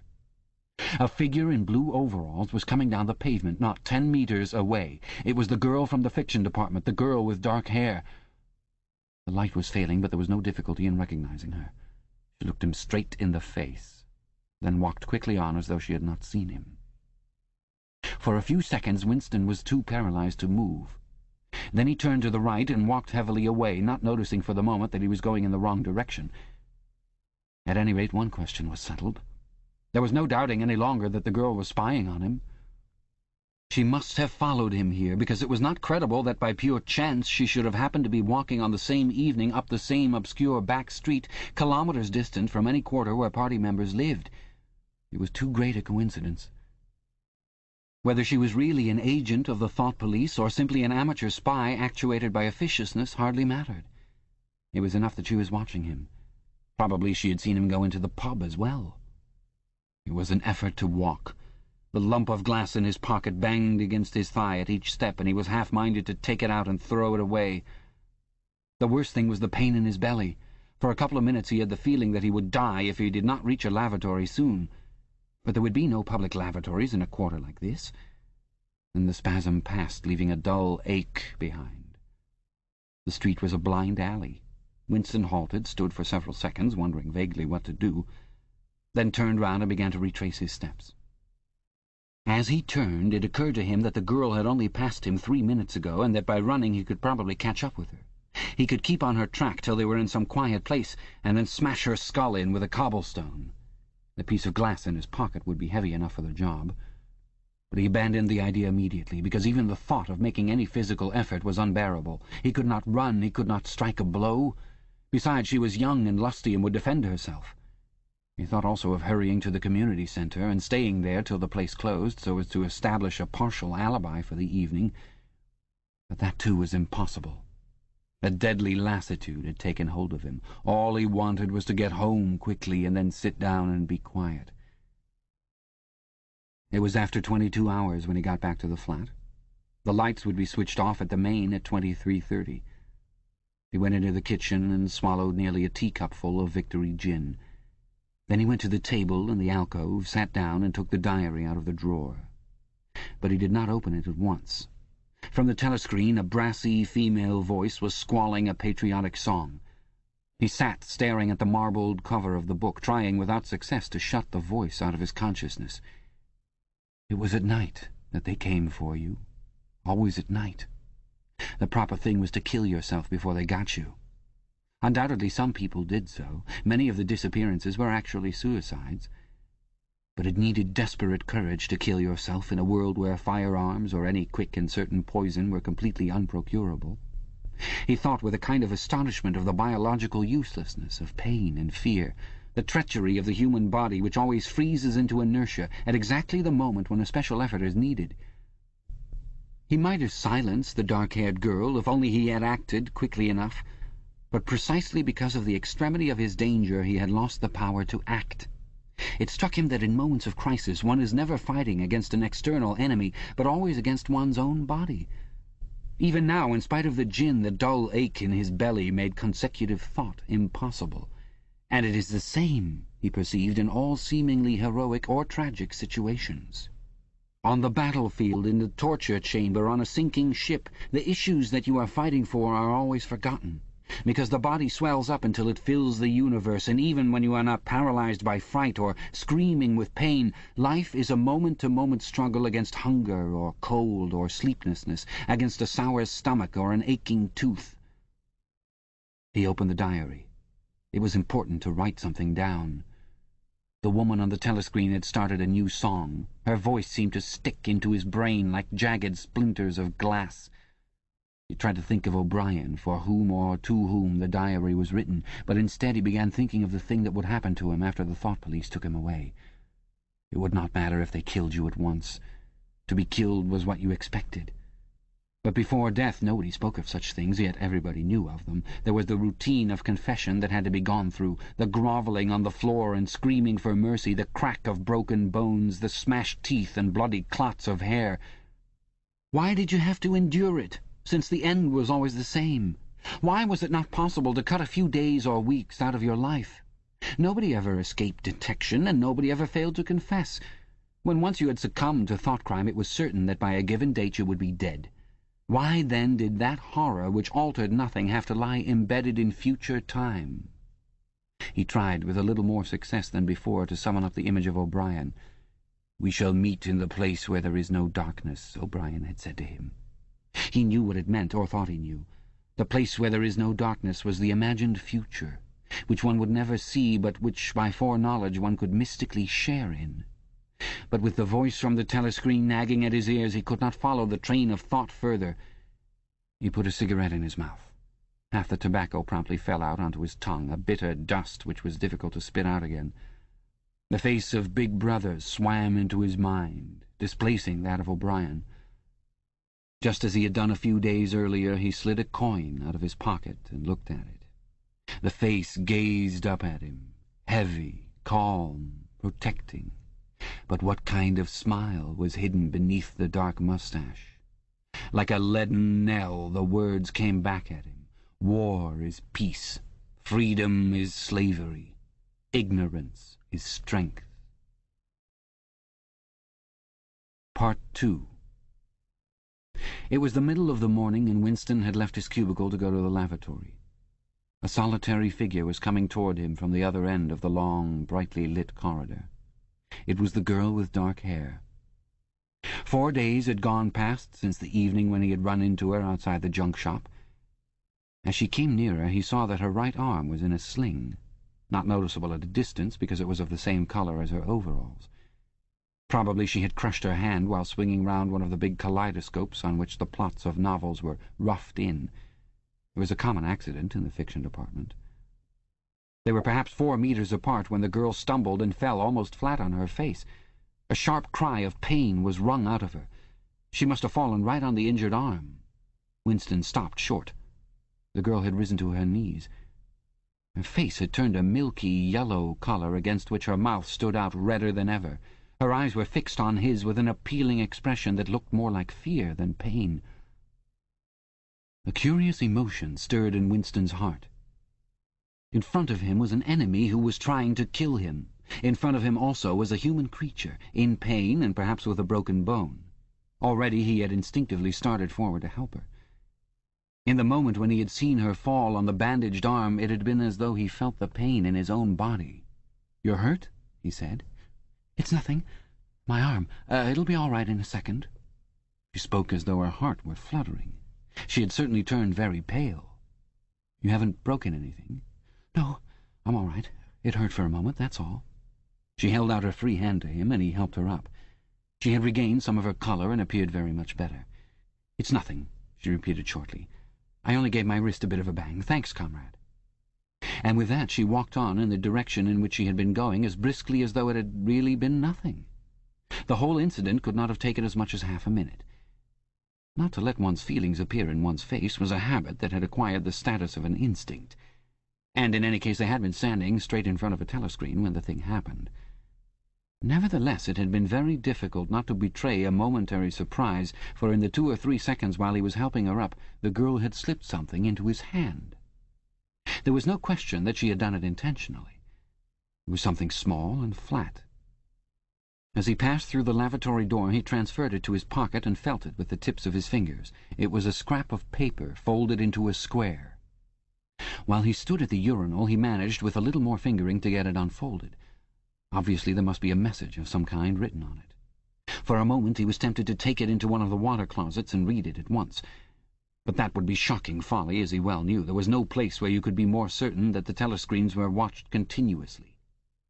He went back to his cubicle, sat down, threw the fragment of paper casually among the other papers on the desk, put on his spectacles, and hitched the speakwrite toward him. 5 minutes, he told himself, 5 minutes at the very least. His heart bumped in his breast with frightening loudness. Fortunately, the piece of work he was engaged on was mere routine, the rectification of a long list of figures not needing close attention. Whatever was written on the paper, it must have some kind of political meaning. So far as he could see, there were 2 possibilities. One, much the more likely, was that the girl was an agent of the thought police, just as he had feared. He did not know why the thought police should choose to deliver their messages in such a fashion, but perhaps they had their reasons. The thing that was written on the paper might be a threat, a summons, an order to commit suicide, a trap of some description. But there was another, wilder possibility that kept raising its head, though he tried vainly to suppress it. This was that the message did not come from the thought police at all, but from some kind of underground organization. Perhaps the Brotherhood existed after all. Perhaps the girl was part of it. No doubt the idea was absurd, but it had sprung into his mind in the very instant of feeling the scrap of paper in his hand. It was not till a couple of minutes later that the other, more probable explanation had occurred to him. And even now, though his intellect told him that the message probably meant death, still that was not what he believed. And the unreasonable hope persisted, and his heart banged, and it was with difficulty that it kept his voice from trembling as he murmured his figures into the speakwrite. He rolled up the completed bundle of work and slid it into the pneumatic tube. 8 minutes had gone by. He readjusted his spectacles on his nose, sighed, and drew the next batch of work toward him with the scrap of paper on top of it. He flattened it out. On it was written in large, unformed handwriting, "I love you." For several seconds he was too stunned even to throw the incriminating thing into the memory hole. When he did so, although he knew very well the danger of showing too much interest, he could not resist reading it once again, just to make sure that the words were really there. For the rest of the morning it was very difficult to work. What was even worse than having to focus his mind on a series of niggling jobs was the need to conceal his agitation from the telescreen. He felt as though a fire were burning in his belly. Lunch in the hot, crowded, noise-filled canteen was torment. He had hoped to be alone for a little while during the lunch hour, but as bad luck would have it, the imbecile Parsons flopped down beside him, the tang of his sweat almost defeating the tinny smell of stew, and kept up a stream of talk about the preparations for Hate Week.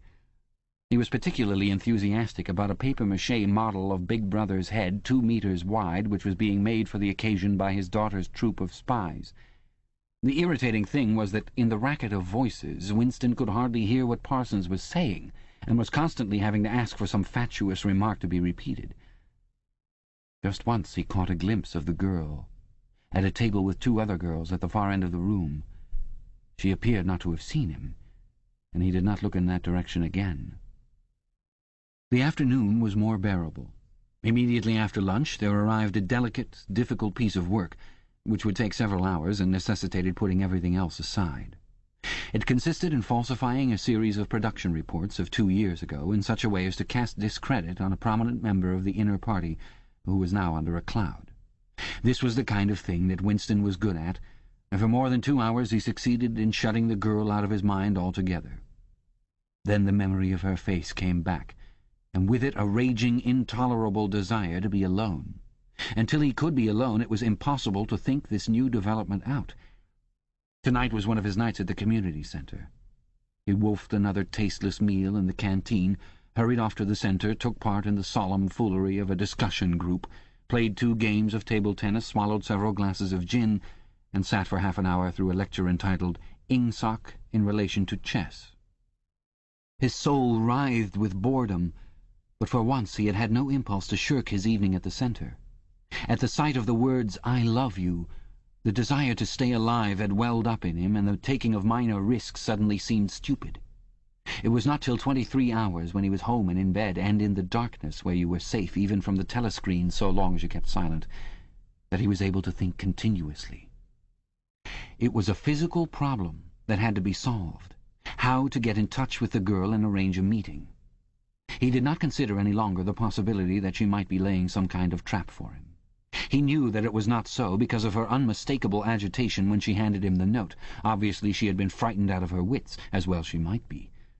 Nor did the idea of refusing her advances even cross his mind.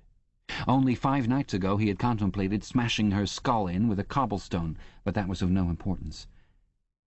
He thought of her naked, youthful body as he had seen it in his dream. He had imagined her a fool like all the rest of them, her head stuffed with lies and hatred, her belly full of ice. A kind of fever seized him at the thought that he might lose her, the white, youthful body might slip away from him. What he feared more than anything else was that she would simply change her mind if he did not get in touch with her quickly. But the physical difficulty of meeting was enormous. It was like trying to make a move at chess when you were already mated. Whichever way you turned, the telescreen faced you.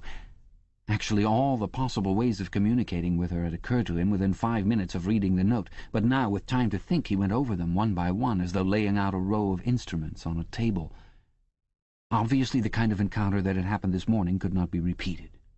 If she had worked in the records department, it might have been comparatively simple, but he had only a very dim idea whereabouts in the building the fiction department lay, and he had no pretext for going there. If he had known where she lived, and at what time she left work, he could have contrived to meet her somewhere on her way home. But to try to follow her home was not safe, because it would mean loitering about outside the ministry, which was bound to be noticed. As for sending a letter through the mails, it was out of the question. By a routine that was not even secret, all letters were opened in transit. Actually, few people ever wrote letters. For the message that it was occasionally necessary to send, there were printed postcards with long lists of phrases, and you struck out the ones that were inapplicable. In any case, he did not know the girl's name, let alone her address. Finally, he decided that the safest place was the canteen.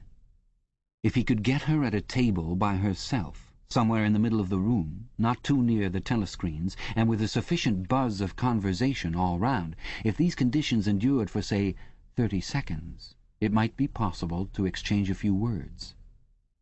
For a week after this, life was like a restless dream. On the next day she did not appear in the canteen until he was leaving it, the whistle having already blown. Presumably she had been changed onto a later shift. They passed each other without a glance. On the day after that she was in the canteen at the usual time, but with 3 other girls and immediately under a telescreen. Then for 3 dreadful days she did not appear at all. His whole mind and body seemed to be afflicted with an unbearable sensitivity, a sort of transparency, which made every movement, every sound, every contact, every word that he had to speak or listen to an agony. Even in his sleep he could not altogether escape from her image. He did not touch the diary during those days. If there was any relief, it was in his work, in which he could sometimes forget himself for 10 minutes at a stretch. He had absolutely no clue as to what had happened to her. There was no inquiry he could make. She might have been vaporized. She might have committed suicide. She might have been transferred to the other end of Oceania. Worst and likeliest of all, she might simply have changed her mind and decided to avoid him. The next day she reappeared. Her arm was out of the sling, and she had a band of sticking plaster round her wrist. The relief of seeing her was so great that he could not resist staring directly at her for several seconds. On the following day he very nearly succeeded in speaking to her. When he came into the canteen she was sitting at a table well out from the wall and was quite alone. It was early and the place was not very full. The queue edged forward till Winston was almost at the counter, then was held up for 2 minutes because someone in front was complaining that he had not received his tablet of saccharin. But the girl was still alone when Winston secured his tray and began to make for her table. He walked casually toward her, his eyes searching for a place at some table beyond her. She was perhaps 3 meters away from him. Another 2 seconds would do it. Then a voice behind him called, "Smith!" He pretended not to hear. "Smith!" repeated the voice more loudly. It was no use. He turned round. A blonde-headed, silly-faced young man named Wilshire, whom he barely knew, was inviting him with a smile to a vacant place at his table. It was not safe to refuse. After having been recognized, he could not go and sit at a table with an unattended girl. It was too noticeable. He sat down with a friendly smile. The silly blonde face beamed into his. Winston had a hallucination of himself smashing a pickaxe right into the middle of it. The girls' table filled up a few minutes later. But she must have seen him coming toward her, and perhaps she would take the hint. Next day he took care to arrive early. Sure enough, she was at a table in about the same place, and again alone. The person immediately ahead of him in the queue was a small, swiftly moving, beetle-like man with a flat face and tiny, suspicious eyes.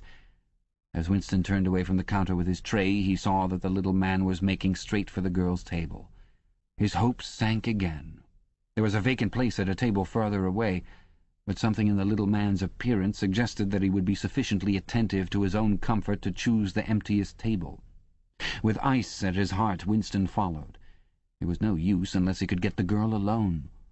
At this moment there was a tremendous crash.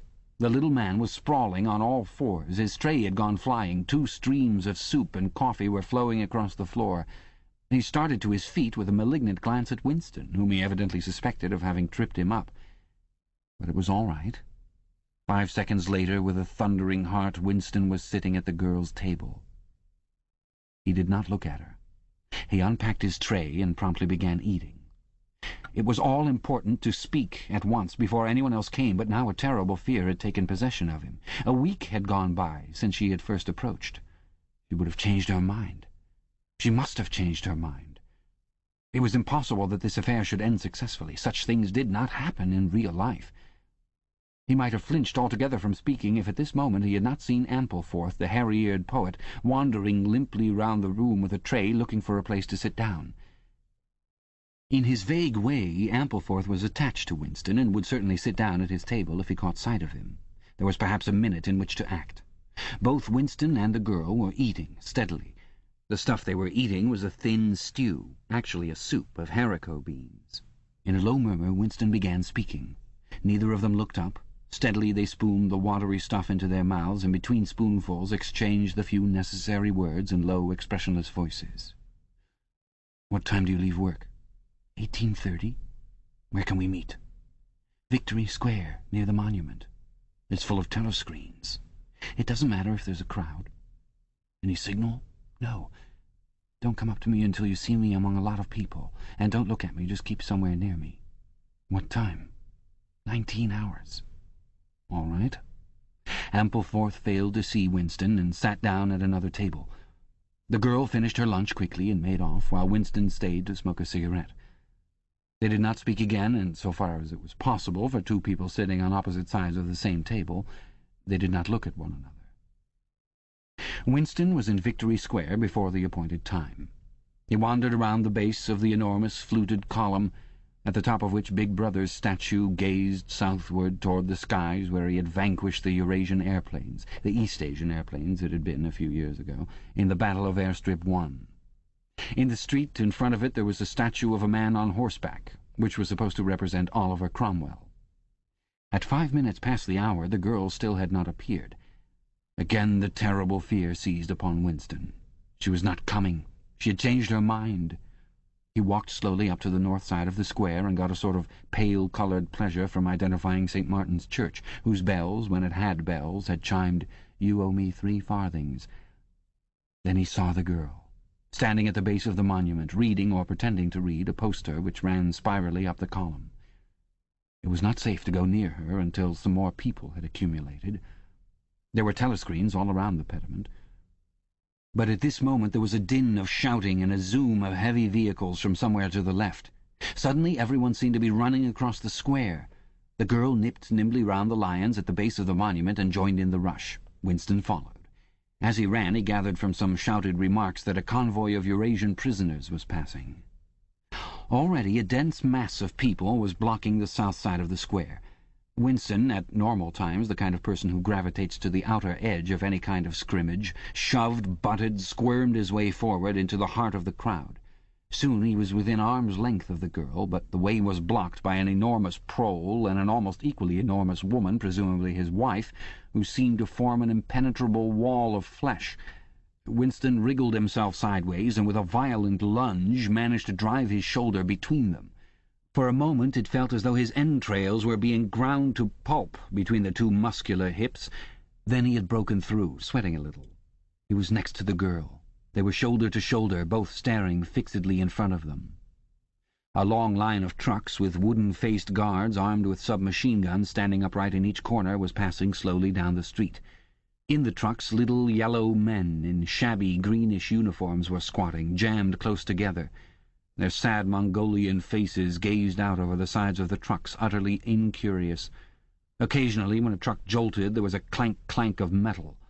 All the prisoners were wearing leg irons. Truckload after truckload of the sad faces passed. Winston knew they were there, but he saw them only intermittently. The girl's shoulder and her right arm down to the elbow were pressed against his. Her cheek was almost near enough for him to feel its warmth. She had immediately taken charge of the situation, just as she had done in the canteen. She began speaking in the same expressionless voice as before, with lips barely moving, a mere murmur easily drowned by the din of voices and the rumbling of the trucks. "Can you hear me?" "Yes." "Can you get Sunday afternoon off?" "Yes." "Then listen carefully. You'll have to remember this. Go to Paddington Station." With a sort of military precision that astonished him, she outlined the route that he was to follow. A half-hour railway journey, turn left outside the station, 2 kilometres along the road, a gate with the top bar missing, a path across a field, a grass-grown lane, a track between bushes, a dead tree with moss on it. It was as though she had a map inside of her head. "Can you remember all that?" she murmured finally. "Yes." "You turn left, then right, then left again, and the gate's got no top bar." "Yes." "What time?" "About 15. You may have to wait. I'll get there by another way. Are you sure you remember everything? Get away from me as quick as you can." She need not have told him that, but for the moment they could not extricate themselves from the crowd. The trucks were still filing past, the people still insatiably gaping. At the start there had been a few boos and hisses, but it came only from the party members among the crowd and had soon stopped. The prevailing emotion was simply curiosity. Foreigners, whether from Eurasia or from East Asia, were a kind of strange animal. One literally never saw them, except in the guise of prisoners, and even as prisoners one never got more than a momentary glimpse of them. Nor did one know what became of them. Apart from the few who were hanged as war criminals, the others simply vanished, presumably into forced labour camps. The round Mongol faces had given way to faces of a more European type, dirty, bearded, and exhausted. From over scrubby cheekbones, eyes looked into Winston, sometimes with strange intensity, and flashed away again. The convoy was drawing to an end. In the last truck he could see an aged man, his face a mass of grizzled hair, standing upright with wrists crossed in front of him as though he were used to having them bound together. It was almost time for Winston and the girl to part. But at the last moment, while the crowd still hemmed them in, her hand felt for his and gave it a fleeting squeeze. It could not have been 10 seconds, and yet it seemed a long time that their hands were clasped together. He had time to learn every detail of her hand. He explored the long fingers, the shapely nails, the work-hardened palm with its row of calluses, the smooth flesh under the wrist. Merely from feeling it he would have known it by sight. In the same instant it occurred to him that he did not know what colour the girl's eyes were. They were probably brown, but people with dark hair sometimes had blue eyes. To turn his head and look at her would have been inconceivable folly. With hands locked together, invisible among the press of bodies, they stared steadily in front of them, and instead of the eyes of the girl, the eyes of the aged prisoner gazed mournfully at Winston out of nests of hair. Chapter 2. Winston picked his way up the lane through dappled light and shade, stepping out into pools of gold whenever the boughs parted. Under the trees to the left of them the ground was misty with bluebells. The air seemed to kiss one's skin. It was the 2nd of May. From somewhere deeper in the heart of the wood came the droning of ring-doves. He was a bit early. There had been no difficulties about the journey, and the girl was so evidently experienced that he was less frightened than he would normally have been. Presumably she could be trusted to find a safe place. In general, you could not assume that you were much safer in the country than in London. There were no telescreens, of course, but there was always the danger of concealed microphones, by which your voice might be picked up and recognized. Besides, it was not easy to make a journey by yourself without attracting attention. For distances of less than 100 kilometers, it was not necessary to get your passport endorsed. But sometimes there were patrols hanging about the railway stations who examined the papers of any party member they found there and asked awkward questions. However, no patrols had appeared, and on the walk from the station he had made sure by cautious backward glances that he was not being followed. The train was full of proles, in holiday mood because of the summery weather. The wooden-seated carriage in which he travelled was filled to overflowing by a single enormous family ranging from a toothless great-grandmother to a month-old baby, going out to spend an afternoon with in-laws in the country, and, as they freely explained to Winston, to get hold of a little black-market butter. The lane widened, and in a minute he came to the footpath she had told him of, a mere cattle track which plunged between the bushes. He had no watch, but it could not be 15 yet. The bluebells were so thick underfoot that it was impossible not to tread on them. He knelt down and began picking some, partly to pass the time away, but also from a vague idea that he would like to have a bunch of flowers to offer to the girl when they met. He had got together a big bunch and was smelling their faint, sickly scent, and a sound at his back froze him, the unmistakable crackle of a foot on twigs. He went on picking bluebells. It was the best thing to do. It might be the girl, or he might have been followed after all. To look round was to show guilt. He picked another, and another. A hand fell lightly on his shoulder. He looked up. It was the girl. She shook her head, evidently as a warning that he must keep silent, then parted the bushes and quickly led the way along the narrow track into the wood. Obviously she had been that way before, for she dodged the boggy pits as though by habit. Winston followed, still clasping his bunch of flowers. His first feeling was relief, but as he watched the strong, slender body moving in front of him, with the scarlet sash that was just tight enough to bring out the curve of her hips, the sense of his own inferiority was heavy upon him. Even now it seemed quite likely that when she turned round and looked at him, she would draw back after all. The sweetness of the air and the greenness of the leaves daunted him. Already on the walk from the station the May sunshine had made him feel dirty and etiolated, a creature of indoors with the sooty dust of London in the pores of his skin.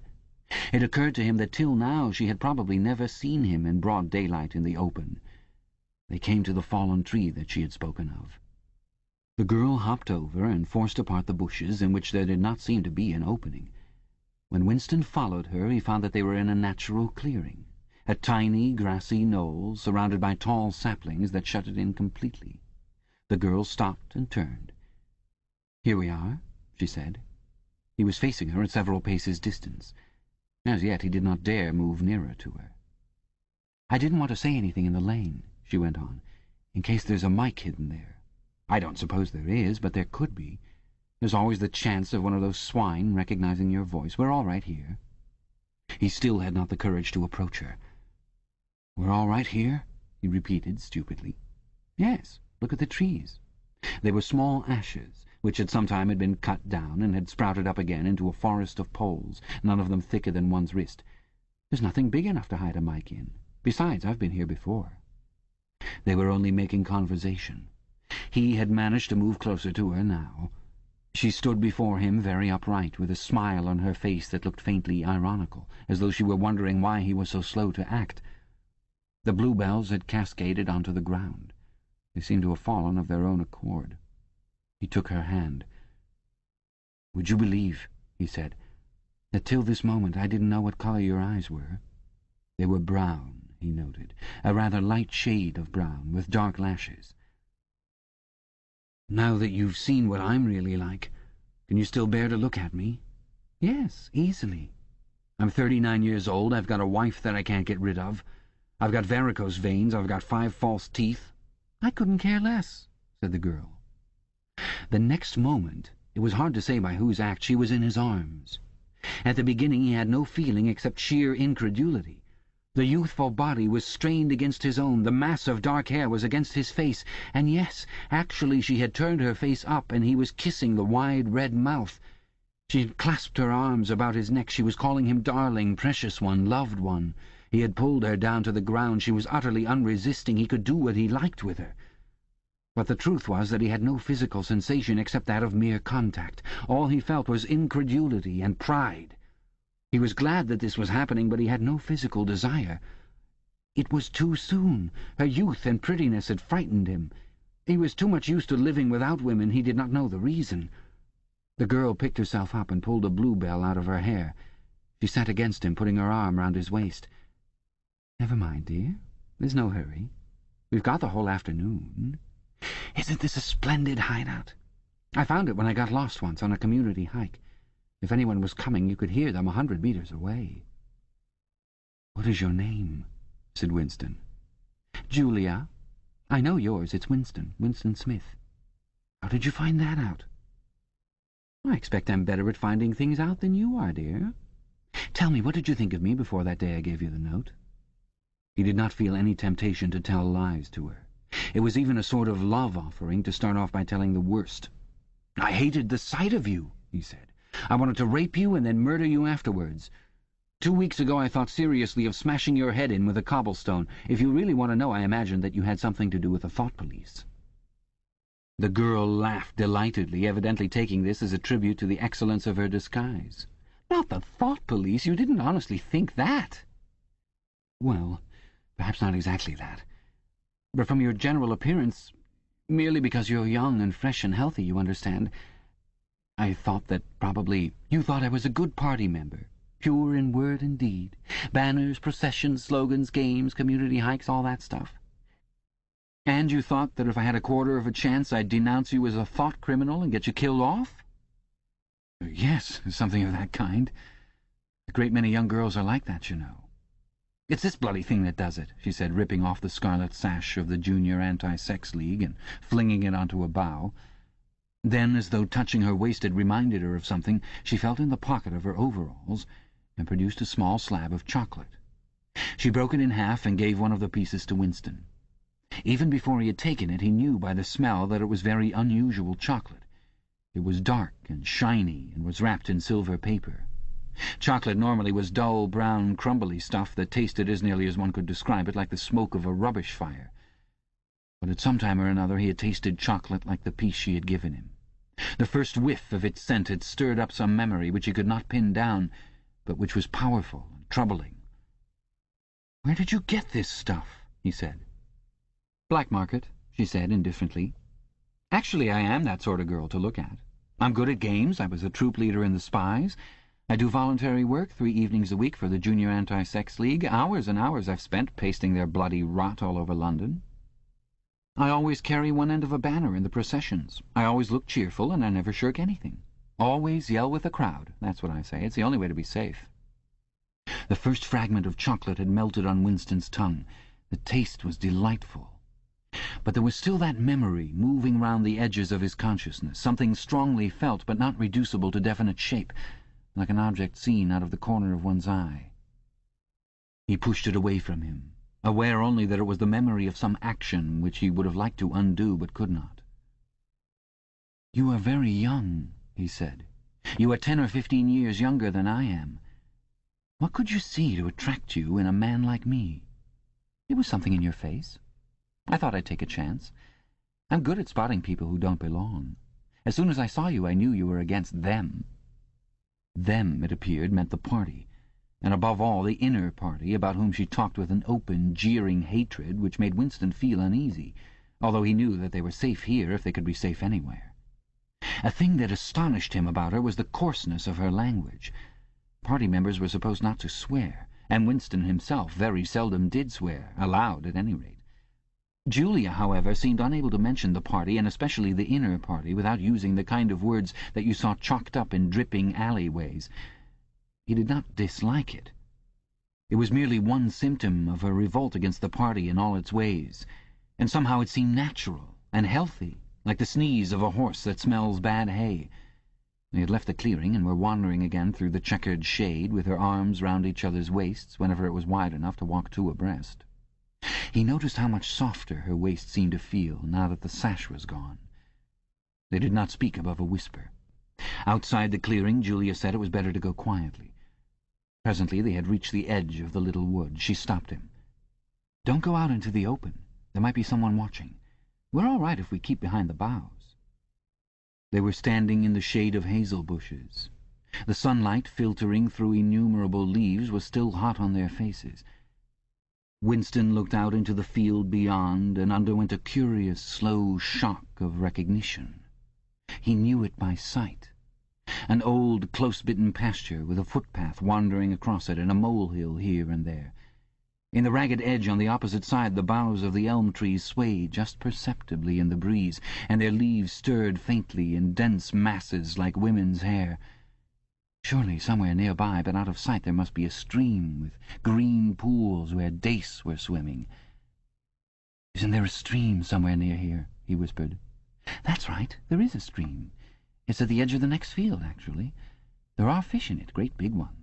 You can watch them lying in the pools under the willow trees, waving their tails." "It's the golden country, almost," he murmured. "The golden country?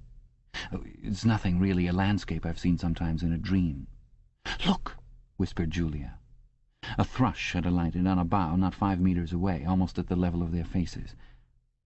Perhaps it had not seen them. It was in the sun, they in the shade. It spread out its wings, fitted them carefully into place again, ducked its head for a moment, as though making a sort of obeisance to the sun, and then began to pour forth a torrent of song. In the afternoon hush, the volume of sound was startling. Winston and Julia clung together, fascinated. The music went on, minute after minute, with astonishing variations, never once repeating itself, almost as though the bird were deliberately showing off its virtuosity. Sometimes it stopped for a few seconds, spread out and resettled its wings, then swelled its speckled breast and again burst into song. Winston watched it with a sort of vague reverence. For whom, for what was that bird singing? No mate, no rival was watching it. What made it sit at the edge of the lonely wood and pour its music into nothingness? He wondered whether after all there was a microphone hidden somewhere near. He and Julia had only spoken in low whispers, and it would not pick up what they had said, but it would pick up the thrush. Perhaps at the other end of the instrument some small beetle-like man was listening intently, listening to that. But by degrees the flood of music drove all speculations out of his mind. It was as though it were a kind of liquid stuff that poured all over him and got mixed up with the sunlight that filtered through the leaves. He stopped thinking and merely felt. The girl's waist in the bend of his arm was soft and warm. He pulled her round so that they were breast to breast. Her body seemed to melt into his. Wherever his hands moved, it was all as yielding as water. Their mouths clung together. It was quite different from the hard kisses they had exchanged earlier. When they moved their faces apart again, both of them sighed deeply. The bird took fright and fled with a clatter of wings. Winston put his lips against her ear. "Now," he whispered. "Not here," she whispered back. "Come back to the hideout. It's safer." Quickly, with an occasional crackle of twigs, they threaded their way back to the clearing. When they were once inside the ring of saplings, she turned and faced him. They were both breathing fast, but the smile had reappeared round the corners of her mouth. She stood looking at him for an instant, then felt at the zipper of her overalls. And yes, it was almost as in his dream. Almost as swiftly as he had imagined it, she had torn her clothes off, and when she flung them aside it was with that same magnificent gesture by which a whole civilization seemed to be annihilated. Her body gleamed white in the sun. But for a moment he did not look at her body. His eyes were anchored by the freckled face with its faint, bold smile. He knelt down before her and took her hands in his.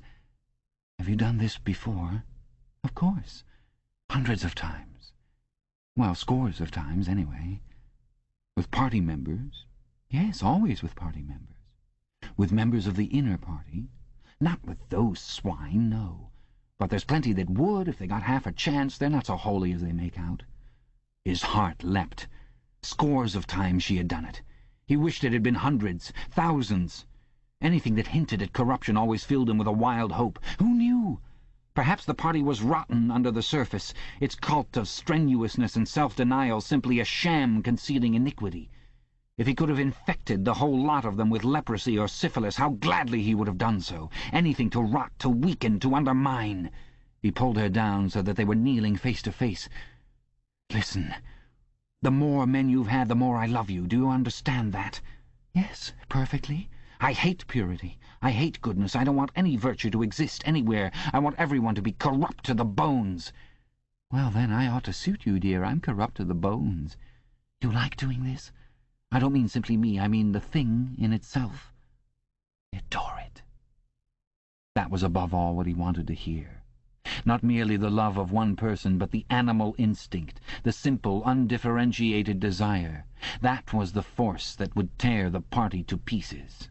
He pressed her down upon the grass among the fallen bluebells. This time there was no difficulty. Presently the rising and falling of their breasts slowed to normal speed, and in a sort of pleasant helplessness they fell apart. The sun seemed to have grown hotter. They were both sleepy. He reached out for the discarded overalls and pulled them partly over. Almost immediately they fell asleep and slept for about half an hour. Winston woke first. He sat and watched the freckled face, still peacefully asleep, pillowed on the palm of her hand. Except for her mouth, you could not call her beautiful. There was a line or two round the eyes if you looked closely. The short, dark hair was extraordinarily thick and soft. It occurred to him that he still did not know her surname or where she lived. The young, strong body, now helpless in sleep, awoke in him a pitying, protecting feeling. But the mindless tenderness that he had felt under the hazel tree while the thrush was singing had not quite come back. He pulled the overalls aside and studied her smooth white flank. In the old days, he thought, a man looked at a girl's body and saw that it was desirable, and that was the end of the story. But you could not have pure love or pure lust nowadays. No emotion was pure, because everything was mixed up with fear and hatred. Their embrace had been a battle, the climax of victory. It was a blow struck against the party. It was a political act. Chapter 3. "We can come here once again," said Julia. "It's generally safe to use any hideout twice, but not for another month or two, of course." As soon as she woke up, her demeanour had changed. She became alert and businesslike, put her clothes on, knotted the scarlet sash about her waist, and began arranging the details of the journey home. It seemed natural to leave this to her. She obviously had a practical cunning which Winston lacked, and she seemed also to have an exhaustive knowledge of the countryside round London, stored away from innumerable community hikes. The route she gave him was quite different from the one by which he had come, and brought him out at a different railway station.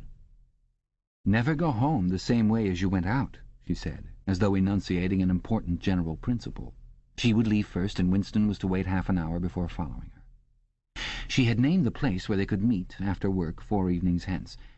It was a street in one of the poorer quarters, where there was an open market which was generally crowded and noisy. She would be hanging about among the stalls, pretending to be in search of the shoelaces or sewing thread. If she judged that the coast was clear, she would blow her nose when he approached. Otherwise he was to walk past her without recognition. But with luck, in the middle of the crowd it would be safe to talk for a quarter of an hour and arrange another meeting. "And now I must go," she said, as soon as he had mastered his instructions. "I'm due back at 19:30. I've got to put in 2 hours for the Junior Anti-Sex League, handing out leaflets or something. Isn't it bloody? Give me a brush down, would you? Have I got any twigs in my hair? You sure? Then goodbye, my love. Goodbye." She flung herself into his arms, kissed him almost violently, and a moment later pushed her way through the saplings and disappeared into the wood with very little noise. Even now he had not found out her surname or her address. However, it made no difference, for it was inconceivable that they could ever meet indoors or exchange any kind of written communication. As it happened, they never went back to the clearing in the wood. During the month of May there was only one further occasion on which they actually succeeded in making love.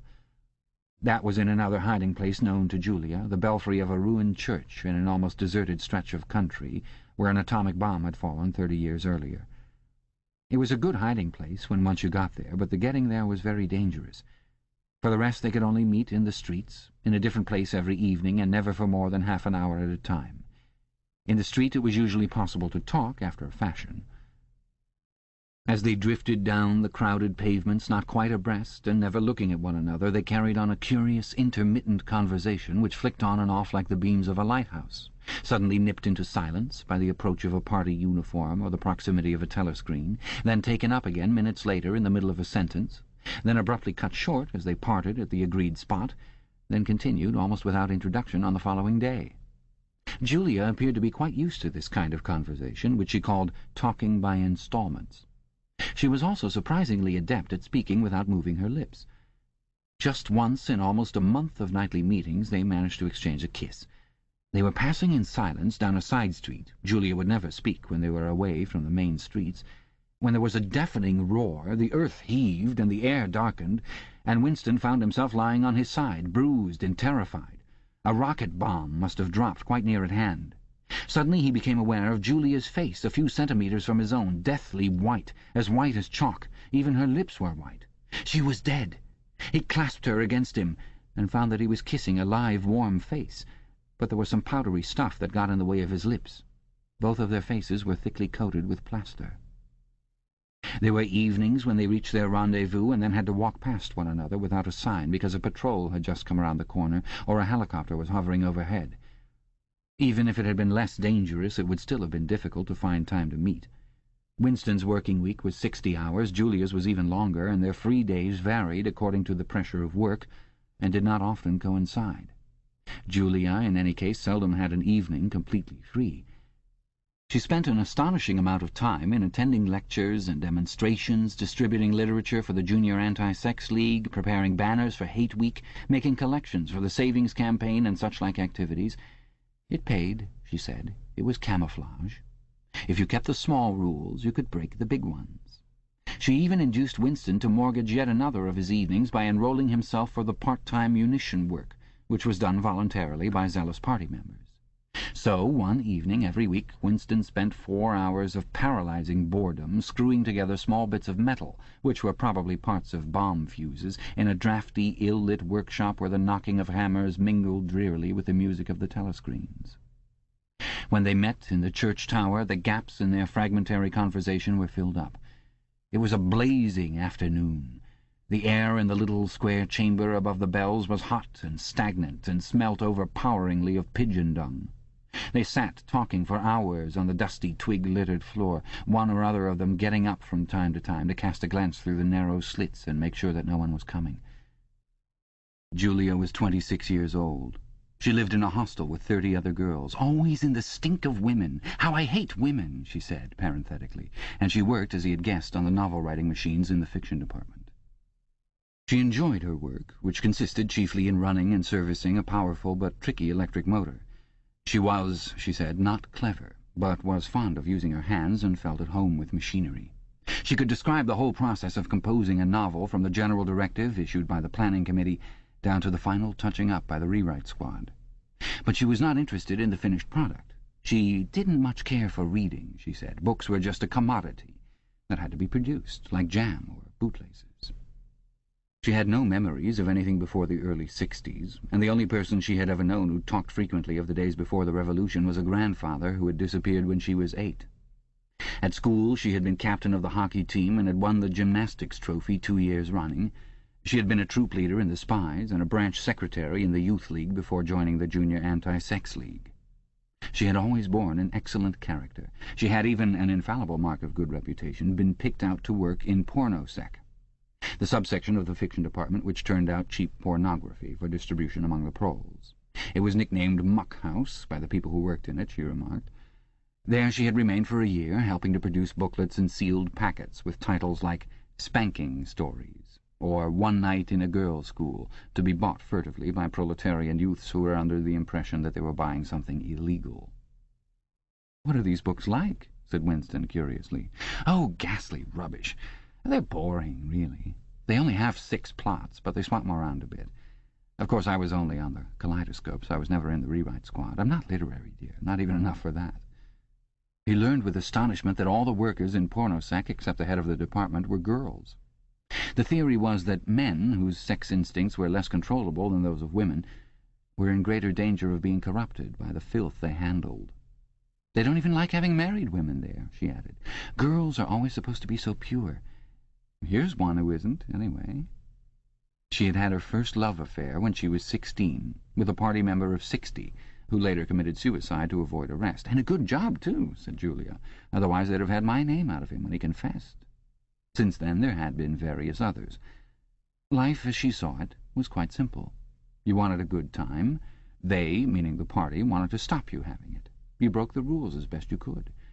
She seemed to think it just as natural that they should want to rob you of your pleasures as that you should want to avoid being caught.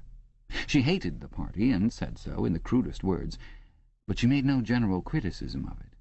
Except where it touched upon her own life, she had no interest in party doctrine.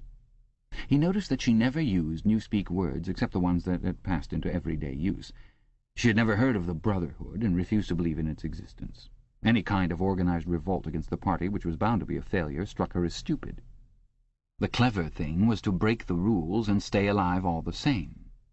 He wondered vaguely how many others like her there might be in the younger generation. People who had grown up in the world of the Revolution, knowing nothing else, accepting the party as something unalterable, like the sky, not rebelling against its authority, but simply evading it, as a rabbit dodges a dog. They did not discuss the possibility of getting married. It was too remote to be worth thinking about. No imaginable committee would ever sanction such a marriage, even if Catherine, Winston's wife, could somehow have been got rid of. It was hopeless even as a daydream. "What was she like, your wife?" said Julia. "She was— Do you know the Newspeak word good-thinkful, meaning naturally orthodox, incapable of thinking a bad thought?" "No, I didn't know the word, but I know the kind of person right enough." He began telling her the story of his married life. But curiously enough, she appeared to know the essential parts of it already. She described to him, almost as though she had seen or felt it, the stiffening of Catherine's body as soon as he touched her, the way in which she still seemed to be pushing him from her with all her strength, even when her arms were clasped tightly around him. With Julia he felt no difficulty in talking about such things. Catherine, in any case, had long ceased to be a painful memory and become merely a distasteful one. "I could have stood it if it hadn't been for one thing," he said. He told her about the frigid little ceremony that Catherine had forced him to go through on the same night every week. She hated it, but nothing would make her stop doing it. She used to call it— "But you'll never guess." "Our duty to the party," said Julia promptly. "How did you know that?" "I've been at school too, dear. Sex talks once a month for the over-16s, and in the youth movement. They rub it into you for years. I dare say it works in a lot of cases. But of course you can never tell, people are such hypocrites." She began to enlarge upon the subject. With Julia, everything came back to her own sexuality. As soon as this was touched upon in any way, she was capable of great acuteness. Unlike Winston, she had grasped the inner meaning of the party's sexual puritanism. It was not merely that the sex instinct created a world of its own which was outside the party's control, and which therefore had to be destroyed if possible. What was more important was that sexual privation induced hysteria, which was desirable because it could be transformed into war fever and leader worship. The way she put it was, when you make love, you're using up energy, and afterwards you feel happy and don't give a damn for anything. They can't bear you to feel like that. They want you to be bursting with energy all the time. All this marching up and down and cheering and waving flags is simply sex gone sour. If you're happy inside yourself, why should you get excited about Big Brother and the 3-year plans and the 2 minutes hate and all the rest of their bloody rot? That was very true, he thought. There was a direct, intimate connection between chastity and political orthodoxy. For how could the fear, the hatred, and the lunatic credulity which the party needed in its members be kept at the right pitch, except by bottling down some powerful instinct and using it as a driving force? The sex impulse was dangerous to the party, and the party had turned it to account. They had played a similar trick with the instinct of parenthood. The family could not actually be abolished, and indeed people were encouraged to be fond of their children in almost the old-fashioned way. The children, on the other hand, were systematically turned against their parents, and taught to spy on them and report their deviations. The family had become, in effect, an extension of the thought police. It was a device by means of which everyone could be surrounded night and day by informers who knew him intimately. Abruptly his mind went back to Catherine. Catherine would unquestionably have denounced him to the thought police if she had not happened to be too stupid to detect the unorthodoxy of his opinions. But what really recalled her to him at this moment was the stifling heat of the afternoon, which had brought the sweat out on his forehead. He began telling Julia of something that had happened, or rather had failed to happen, on another sweltering summer afternoon 11 years ago. It was 3 or 4 months after they were married. They had lost their way on a community hike somewhere in Kent. They had only lagged behind the others for a couple of minutes, but they took the wrong turning, and presently found themselves pulled up short by the edge of an old chalk quarry. It was a sheer drop of 10 or 20 metres, with boulders at the bottom. There was nobody of whom they could ask the way. As soon as she realized that they were lost, Catherine became very uneasy. To be away from the noisy mob of hikers even for a moment gave her a feeling of wrongdoing. She wanted to hurry back by the way they had come and start searching in the other direction. But at this moment Winston noticed some tufts of loosestrife growing in the cracks of the cliff beneath them. One tuft was of 2 colours, magenta and brick red, apparently growing on the same root. He had never seen anything of the kind before, and he called to Catherine to come and look at it. "Look, Catherine, look at those flowers. That clump down near the bottom, do you see they're 2 different colours?" She had already turned to go, but she did rather fretfully come back for a moment. She even leaned out over the cliff face to see where he was pointing. He was standing a little behind her, and he put his hand on her waist to steady her. At this moment it suddenly occurred to him how completely alone they were. There was not a human creature anywhere, not a leaf stirring, not even a bird awake. In a place like this, the danger that there would be a hidden microphone was very small. And even if there was a microphone, it would only pick up sounds. It was the hottest, sleepiest hour of the afternoon. The sun blazed down upon them, the sweat tickled his face, and the thought struck him, "Why didn't you give her a good shove?" said Julia. "I would have." "Yes, dear, you would have. I would have if I'd been the same person then as I am now. Or perhaps I would. I'm not certain. Are you sorry you didn't?" "Yes, on the whole, I'm sorry I didn't." They were sitting side by side on the dusty floor. He pulled her closer against him. Her head rested on his shoulder, the pleasant smell of her hair conquering the pigeon dung. She was very young, he thought. She still expected something from life. She did not understand that to push an inconvenient person over a cliff solves nothing. "Actually, it would have made no difference," he said. "Then why are you sorry you didn't do it?" "Only because I prefer a positive to a negative. In this game that we're playing, we can't win. Some kinds of failure are better than other kinds, that's all." He felt her shoulders give a wriggle of dissent. She always contradicted him when he said anything of this kind. She would not accept it as a law of nature that the individual is always defeated. In a way she realized that she herself was doomed, that sooner or later the thought police would catch her and kill her, but with another part of her mind she believed that it was somehow possible to construct a secret world in which you could live as you chose. All you needed was luck and cunning and boldness. She did not understand that there was no such thing as happiness, that the only victory lay in the far future, long after you were dead, that from the moment of declaring war on the party it was better to think of yourself as a corpse. "We are the dead," he said. "We're not dead yet," said Julia prosaically. "Not physically. 6 months, a year, 5 years, conceivably. I am afraid of death. You are young, so presumably you are more afraid of it than I am. Obviously we shall put it off as long as we can, but it makes very little difference. So long as human beings stay human, death and life are the same thing." "Oh, rubbish!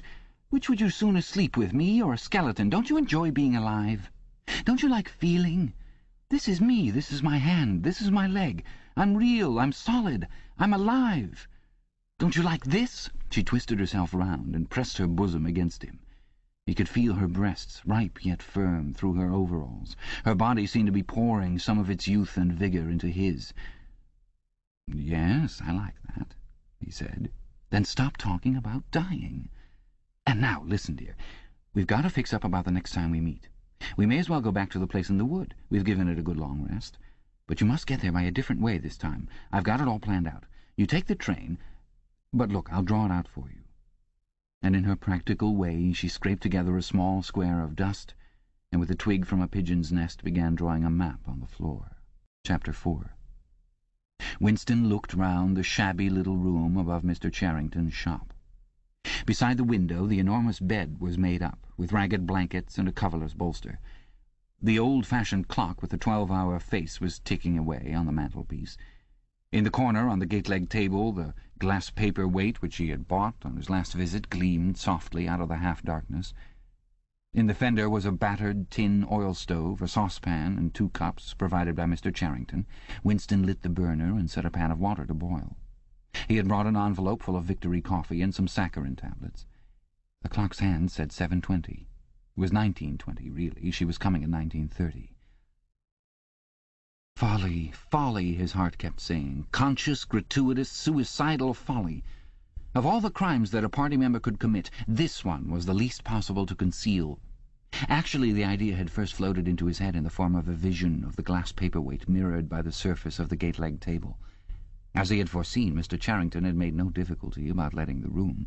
He was obviously glad of the few dollars that it would bring him. Nor did he seem shocked or become offensively knowing when it was made clear that Winston wanted the room for the purpose of a love affair. Instead, he looked into the middle distance and spoke in generalities with so delicate an air as to give the impression that he had become partly invisible. Privacy, he said, was a very valuable thing. Everyone wanted a place where they could be alone occasionally. And when they had such a place, it was only common courtesy in anyone else who knew of it to keep his knowledge to himself. He even, seeming almost to fade out of existence as he did so, added that there were 2 entries to the house, one of them through the backyard, which gave on an alley. Under the window somebody was singing. Winston peeped out, secure in the protection of the muslin curtain. The June sun was still high in the sky, and in the sun-filled court below a monstrous woman, solid as a Norman pillar, with brawny red forearms and a sacking apron strapped about her middle, was stumping to and fro between a wash-tub and a clothesline, pegging out a series of square white things which Winston recognized as babies' diapers. Whenever her mouth was not corked with clothes pegs, she was singing in a powerful contralto. "It was only an hopeless fancy, it passed like an April dye, but a look and a word and the dreams they stirred, they have stolen my heart away." The tune had been haunting London for weeks past. It was one of countless similar songs published for the benefit of the proles by a subsection of the music department. The words of these songs were composed without any human intervention whatever on an instrument known as a versificator, but the woman sang so tunefully as to turn the dreadful rubbish into an almost pleasant sound. He could hear the woman singing, and the scrape of her shoes on the flagstones, and the cries of the children in the street, and somewhere in the far distance a faint roar of traffic, and yet the room seemed curiously silent, thanks to the absence of a telescreen. Folly, folly, folly, he thought again. It was inconceivable that they could frequent this place for more than a few weeks without being caught. But the temptation of having a hiding-place that was truly their own, indoors and near at hand, had been too much for both of them. For some time after their visit to the church belfry, it had been impossible to arrange meetings. Working hours had been drastically increased in anticipation of Hate Week. It was more than a month distant, but the enormous, complex preparations that it entailed were throwing extra work onto everybody. Finally, both of them managed to secure a free afternoon on the same day. They had agreed to go back to the clearing in the wood. On the evening beforehand they met briefly in the street. As usual, Winston hardly looked at Julia as they drifted toward one another in the crowd, but from the short glance he gave her it seemed to him that she was paler than usual. "It's all off," she murmured as soon as she judged it safe to speak. "Tomorrow, I mean." "What?" "Tomorrow afternoon. I can't come." "Why not?" "Oh, the usual reason. It started early this time." For a moment he was violently angry. During the month that he had known her, the nature of his desire for her had changed. At the beginning there had been little true sensuality in it. Their first love-making had been simply an act of the will. But after the second time it was different. The smell of her hair, the taste of her mouth, the feeling of her skin seemed to have got inside him, or into the air all round him. She had become a physical necessity, something that he not only wanted but felt that he had a right to. When she said that she could not come, he had the feeling that she was cheating him. But just at this moment the crowd pressed them together and their hands accidentally met. She gave the tips of his fingers a quick squeeze that seemed to invite not desire, but affection. It struck him that when one lived with a woman, this particular disappointment must be a normal, recurring event, and a deep tenderness, such as he had not felt for her before, suddenly took hold of him. He wished that they were a married couple of 10 years' standing. He wished that he were walking through the streets with her just as they were doing now, but openly, and without fear, talking of trivialities and buying odds and ends for the household. He wished above all that they had some place where they could be alone together without feeling the obligation to make love every time they met. It was not actually at that moment, but at some time on the following day, that the idea of renting Mr. Charrington's room had occurred to him. When he suggested it to Julia, she had agreed with unexpected readiness. Both of them knew that it was lunacy. It was as though they were intentionally stepping nearer to their graves. As he sat waiting on the edge of the bed, he thought again of the cellars of the Ministry of Love. It was curious how that predestined horror moved in and out of one's consciousness. There it lay, fixed in future time, preceding death as surely as 99 precedes 100. One could not avoid it, but one could perhaps postpone it. And yet, instead, every now and again, by a conscious, willful act, one chose to shorten the interval before it happened. At this moment there was a quick step on the stairs. Julia burst into the room. She was carrying a tool-bag of coarse brown canvas, such as he had sometimes seen her carrying to and fro at the ministry. He started forward to take her in his arms, but she disengaged herself rather hurriedly, partly because she was still holding the tool-bag. "Half a second," she said. "Just let me show you what I've brought. Did you bring some of that filthy Victory coffee? I thought you would. You can chuck it away again, because we shan't be needing it. Look here." She fell on her knees, threw open the bag, and tumbled out some spanners and a screwdriver that filled the top part of it. Underneath was a number of neat paper packets. The first packet that she passed to Winston had a strange and yet vaguely familiar feeling. It was filled with some kind of heavy, sand-like stuff, which yielded whenever you touched it. "It isn't sugar," he said. "Real sugar, not saccharin, sugar. And here's a loaf of bread, proper white bread, not our bloody stuff, and a little pot of jam. And here's a tin of milk. Look, this is the one I'm really proud of. I had to wrap a bit of sacking around it because—" But she did not need to tell him why she had wrapped it up. The smell was already filling the room, a rich, hot smell which seemed like an emanation from his early childhood, but which one did occasionally meet with even now, blowing down a passageway before a door slammed, or diffusing itself mysteriously in a crowded street, sniffed for an instant, and then lost again. "It's coffee," he murmured. "Real coffee. It's inner-party coffee. There's a whole kilo here," she said. "How did you manage to get hold of all these things?" "It's all inner-party stuff. There's nothing those swine don't have. Nothing. But of course waiters and servants and people pinch things. And look, I got a little packet of tea as well." Winston had squatted down beside her. He tore open a corner of the packet. "It's real tea, not blackberry leaves. There's been a lot of tea about lately. They've captured India or something," she said vaguely. "But listen, dear, I want you to turn your back on me for 3 minutes. Go and sit on the other side of the bed. Don't go too near the window.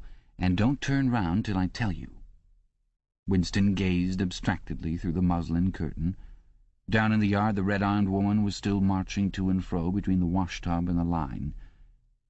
She took 2 more pegs out of her mouth and sang with deep feeling.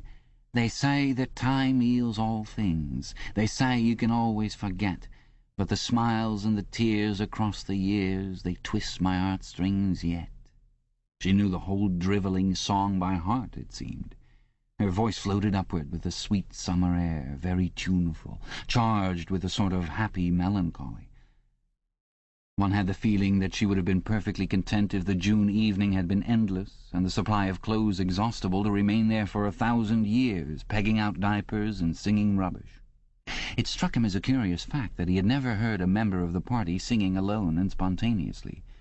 It would even have seemed slightly unorthodox, a dangerous eccentricity, like talking to oneself.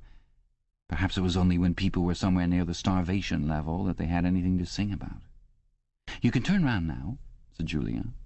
He turned round, and for a second almost failed to recognize her. What he had actually expected was to see her naked, but she was not naked. The transformation that had happened was much more surprising than that. She had painted her face. She must have slipped into some shop in the proletarian quarters and bought herself a complete set of make-up materials. Her lips were deeply reddened, her cheeks rouged, her nose powdered. There was even a touch of something under the eyes to make them brighter. It was not very skilfully done, but Winston's standards in such matters were not high. He had never before seen or imagined a woman of the party with cosmetics on her face. The improvement in her appearance was startling. With just a few dabs of colour in the right places, she had become not only very much prettier, but above all far more feminine. Her short hair and boyish overalls merely added to the effect. As he took her in his arms, a wave of synthetic violets flooded his nostrils. He remembered the half-darkness of a basement kitchen and a woman's cavernous mouth. It was the very same scent that she had used, but at the moment it did not seem to matter. "Scent, too," he said. "Yes, dear, scent, too. And you know what I'm going to do next? I'm going to get hold of a real woman's frock from somewhere and wear it instead of these bloody trousers. I'll wear silk stockings and high-heeled shoes. In this room I'm going to be a woman, not a party comrade." They flung their clothes off and climbed into the huge mahogany bed. It was the first time that he had stripped himself naked in her presence. Until now he had been too much ashamed of his pale and meagre body, with a varicose vein standing out on his calves and the discoloured patch over his ankle. There were no sheets, but the blanket they lay on was threadbare and smooth, and the size and springiness of the bed astonished both of them. "It's sure to be full of bugs, but who cares?" said Julia. One never saw a double bed nowadays, except in the homes of the proles.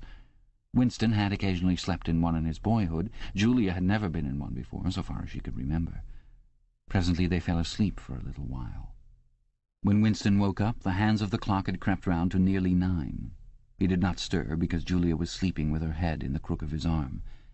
Most of her make-up had transferred itself to his own face or the bolster, but a light stain of rouge still brought out the beauty of her cheekbone.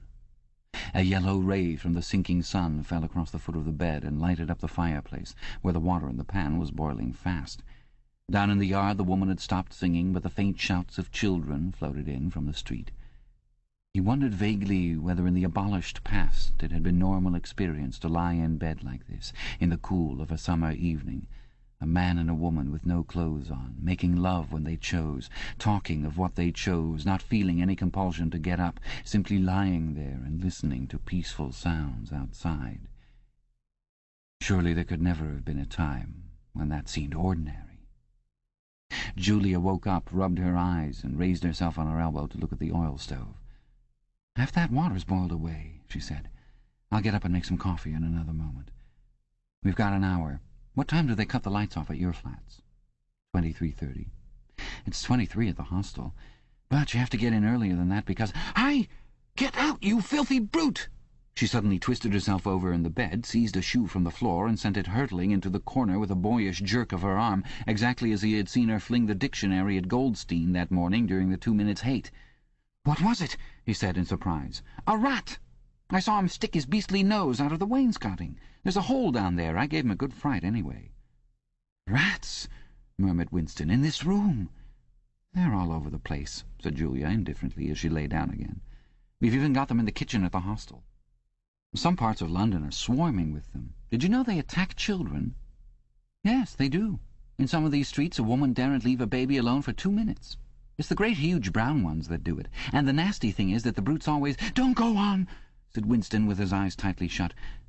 "Dearest, you've gone quite pale. What's the matter? Do they make you feel sick?" "Of all the horrors in the world, a rat!" She pressed herself against him and wound her limbs round him as though to reassure him with the warmth of her body. He did not reopen his eyes immediately. For several moments he had had the feeling of being back in a nightmare which had recurred from time to time throughout his life. It was always very much the same. He was standing in front of a wall of darkness, and on the other side of it there was something unendurable, something too dreadful to be faced. In the dream his deepest feeling was always one of self-deception, because he did in fact know what was behind the wall of darkness. With a deadly effort, like wrenching a piece out of his own brain, he could even have dragged the thing out into the open. He always woke up without discovering what it was, but somehow it was connected with what Julia had been saying when he cut her short. "I'm sorry," he said. "It's nothing. I don't like rats, that's all." "Don't worry, dear. We're not going to have the filthy brutes in here. I'll stuff the hole with a bit of sacking before we go, and next time we come here I'll bring some plaster and bung it up properly." Already the black instant of panic was half forgotten. Feeling slightly ashamed of himself, he sat up against the bedhead. Julia got out of bed, pulled on her overalls, and made the coffee. The smell that rose from the saucepan was so powerful and exciting that they shut the window, lest anybody outside should notice it and become inquisitive. What was even better than the taste of the coffee was the silky texture given to it by the sugar, a thing Winston had almost forgotten after years of saccharin. With one hand in her pocket and a piece of bread and jam in the other, Julia wandered about the room, glancing indifferently at the bookcase, pointing out the best way of repairing the gate-leg table, plumping herself down in the ragged armchair to see if it was comfortable, and examining the absurd 12-hour clock with a sort of tolerant amusement. She brought the glass paperweight over to the bed to have a look at it in better light. He took it out of her hand, fascinated as always by the soft, rain-watery appearance of the glass. "What is it, do you think?" said Julia. "I don't think it's anything. I don't think it was ever put to any use. That's what I like about it. It's a little chunk of history that they've forgotten to alter. It's a message from 100 years ago, if one knew how to read it. And that picture over there," she nodded at the engraving on the opposite wall, "would that be 100 years old? More, 200, I dare say. One can't tell. It's impossible to discover the age of anything nowadays." She went over to look at it. "Here's where that brute stuck his nose out," she said, kicking the wainscoting immediately below the picture. "What is this place? I've seen it before somewhere." "It's a church, or at least it used to be. St. Clement's Dane, its name was." The fragment of rhyme that Mr. Charrington had taught him came back into his head, and he added, half nostalgically, "Oranges and lemons, say the bells of St. Clement's." To his astonishment, she capped the line. "You owe me 3 farthings, say the bells of St. Martin's. When will you pay me, say the bells of Old Bailey." I can't remember how it goes on after that. But anyway, I remember it ends up, "Here comes a candle to light you to bed. Here comes a chopper to chop off your head." It was like the two halves of a countersign. But there must be another line after the bells of Old Bailey. Perhaps it could be dug out of Mr. Charrington's memory, if he were suitably prompted. "Who taught you that?" he said. "My grandfather. He used to say it to me when I was a little girl. He was vaporized when I was 8. At any rate, he disappeared. I wonder what a lemon was," she added inconsequently. "I've seen oranges. They're a kind of round yellow fruit with a thick skin." "I can remember lemons," said Winston. "They were quite common in the 50s. They were so sour that it set your teeth on edge even to smell them." "I bet that picture's got bugs behind it," said Julia. "I'll take it down and give it a good cleaning some day. I suppose it's almost time we were leaving. I must start washing this paint off. What a bore. I'll get the lipstick off your face afterwards." Winston did not get up for a few minutes more. The room was darkening. He turned over toward the light and lay gazing into the glass paperweight. The inexhaustibly interesting thing was not the fragment of coral, but the interior of the glass itself. There was such a depth of it, and yet it was almost as transparent as air. It was as though the surface of the glass had been the arch of the sky, enclosing a tiny world with its atmosphere complete. He had the feeling that he could get inside it, and that in fact he was inside it, along with the mahogany bed and the gate-leg table and the clock and the steel engraving and the paperweight itself. The paperweight was the room he was in, and the coral was Julia's life and his own, fixed in a sort of eternity at the heart of the crystal. Chapter 5. Syme had vanished. The morning came, and he was missing from work. A few thoughtless people commented on his absence. On the next day, nobody mentioned him. On the third day, Winston went into the vestibule of the records department to look at the notice board. One of the notices carried a printed list of the members of the chess committee, of whom Syme had been one. It looked almost exactly as it had looked before. Nothing had been crossed out. But it was one name shorter. It was enough. Syme had ceased to exist. He had never existed. The weather was baking hot. In the labyrinthine ministry, the windowless, air-conditioned rooms kept their normal temperature, but outside the pavement scorched one's feet, and the stench of the tubes at the rush hours was a horror.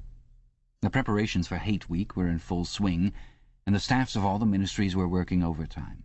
Processions, meetings, military parades, lectures, waxwork displays, film shows, telescreen programs, all had to be organized. Stands had to be erected, effigies built, slogans coined, songs written, rumors circulated, photographs faked. Julia's unit in the fiction department had been taken off the production of novels and was rushing out a series of atrocity pamphlets. Winston, in addition to his regular work, spent long periods every day in going through back files of the Times and altering and embellishing news items which were to be quoted in speeches. Late at night, when crowds of rowdy proles roamed the streets, the town had a curiously febrile air. The rocket bombs crashed oftener than ever, and sometimes in the far distance there were enormous explosions which no one could explain and about which there were wild rumours. The new tune, which was to be the theme song of Hate Week, the Hate Song it was called, had already been composed and was being endlessly plugged on the telescreens. It had a savage, barking rhythm which could not exactly be called music, but resembled the beating of a drum. Roared out by hundreds of voices to the tramp of marching feet, it was terrifying.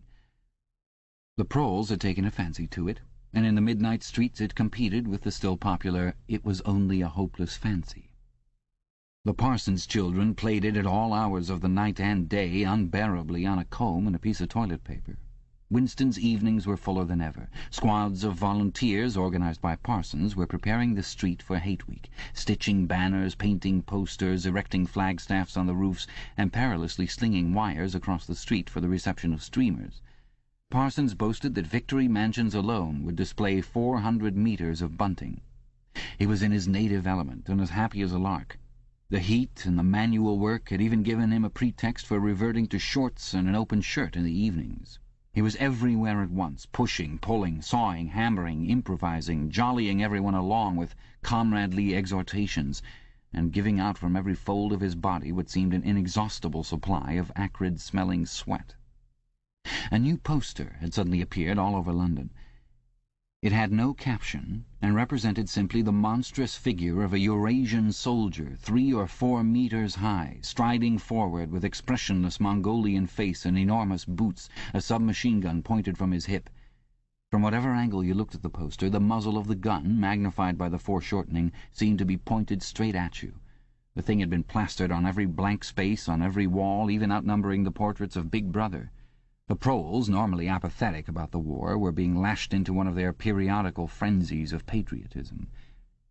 As though to harmonize with the general mood, the rocket bombs had been killing larger numbers of people than usual. One fell on a crowded film theatre in Stepney, burying several hundred victims among the ruins. The whole population of the neighbourhood turned out for a long, trailing funeral which went on for hours and was in effect an indignation meeting.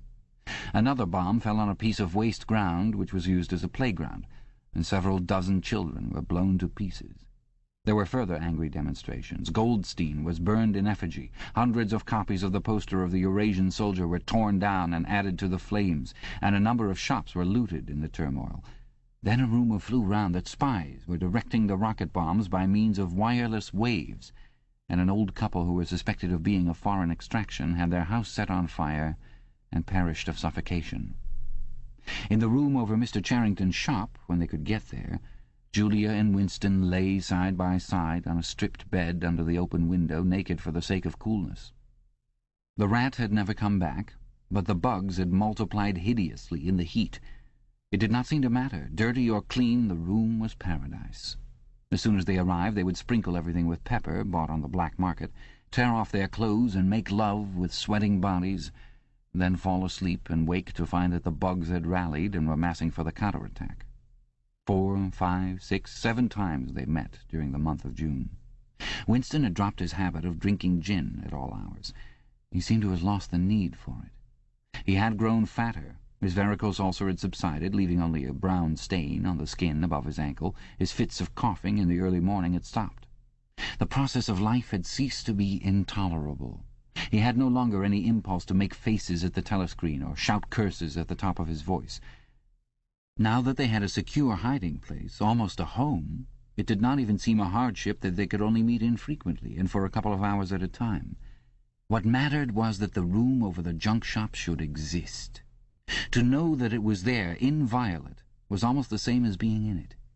The room was a world, a pocket of the past where extinct animals could walk. Mr. Charrington, thought Winston, was another extinct animal. He usually stopped to talk with Mr. Charrington for a few minutes on his way upstairs. The old man seemed seldom or never to go out of doors, and on the other hand to have almost no customers. He led a ghost-like existence between the tiny, dark shop and an even tinier back kitchen, where he prepared his meals and which contained, among other things, an unbelievably ancient gramophone with an enormous horn. He seemed glad of the opportunity to talk. Wandering about among his worthless stock, with his long nose and thick spectacles and his bowed shoulders in the velvet jacket, he had always vaguely the air of being a collector rather than a tradesman. With a sort of faded enthusiasm he would finger this scrap of rubbish or that, a china bottle stopper, the painted lid of a broken snuff-box, a pinchbeck locket containing a strand of some long-dead baby's hair, never asking that Winston should buy it, merely that he should admire it. To talk to him was like listening to the tinkling of a worn-out musical box. He had dragged out from the corners of his memory some more fragments of forgotten rhymes. There was one about 24 blackbirds, and another about a cow with a crumpled horn, and another about the death of poor Cock Robin. "It just occurred to me you might be interested," he would say with a deprecating little laugh whenever he produced a new fragment, but he could never recall more than a few lines of any one rhyme. Both of them knew, in a way it was never out of their minds, that what was now happening could not last long. There were times when the fact of impending death seemed as palpable as the bed they lay on, and they would cling together with a sort of despairing sensuality, like a damned soul grasping at his last morsel of pleasure when the clock is within 5 minutes of striking. But there were also times when they had the illusion not only of safety but of permanence. So long as they were actually in this room, they both felt no harm could come to them.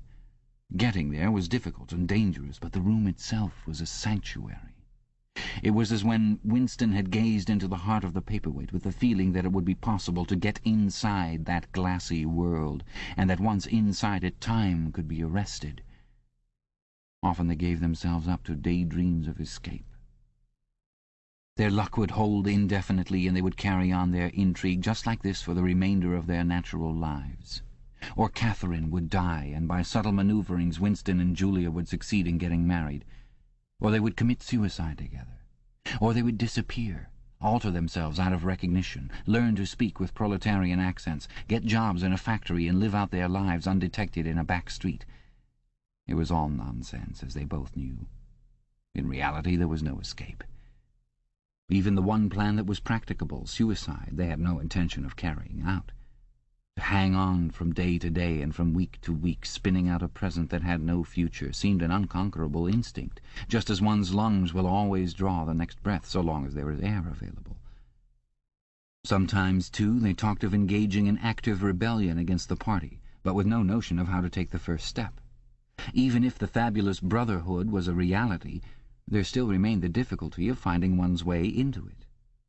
He told her of the strange intimacy that existed, or seemed to exist, between himself and O'Brien, and of the impulse he sometimes felt simply to walk into O'Brien's presence, announce that he was the enemy of the party, and demand his help. Curiously enough, this did not strike her as an impossibly rash thing to do. She was used to judging people by their faces, and it seemed natural to her that Winston should believe O'Brien to be trustworthy on the strength of a single flash of the eyes. Moreover, she took it for granted that everyone, or nearly everyone, secretly hated the party and would break the rules if he thought it safe to do so. But she refused to believe that widespread, organized opposition existed or could exist. The tales about Goldstein and his underground army, she said, were simply a lot of rubbish which the party had invented for its own purposes and which you had to pretend to believe in. Times beyond number, at party rallies and spontaneous demonstrations, she had shouted at the top of her voice for the execution of people whose names she had never heard and in whose supposed crimes she had not the faintest belief. When public trials were happening, she had taken her place in the detachments from the Youth League who surrounded the courts from morning to night, chanting at intervals, "Death to the traitors!" During the 2 minutes' hate she always excelled all others in shouting insults at Goldstein. Yet she had only the dimmest idea of who Goldstein was and what doctrines he was supposed to represent. She had grown up since the Revolution and was too young to remember the ideological battles of the 50s and 60s. Such a thing as an independent political movement was outside her imagination. And in any case the party was invincible.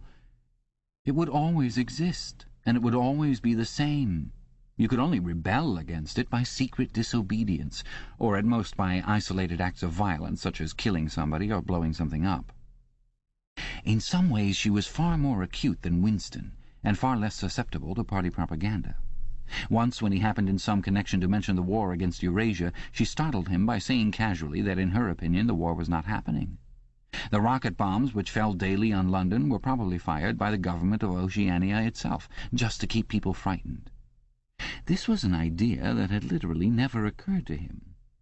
She also stirred a sort of envy in him by telling him that during the 2 minutes' hate her great difficulty was to avoid bursting out laughing.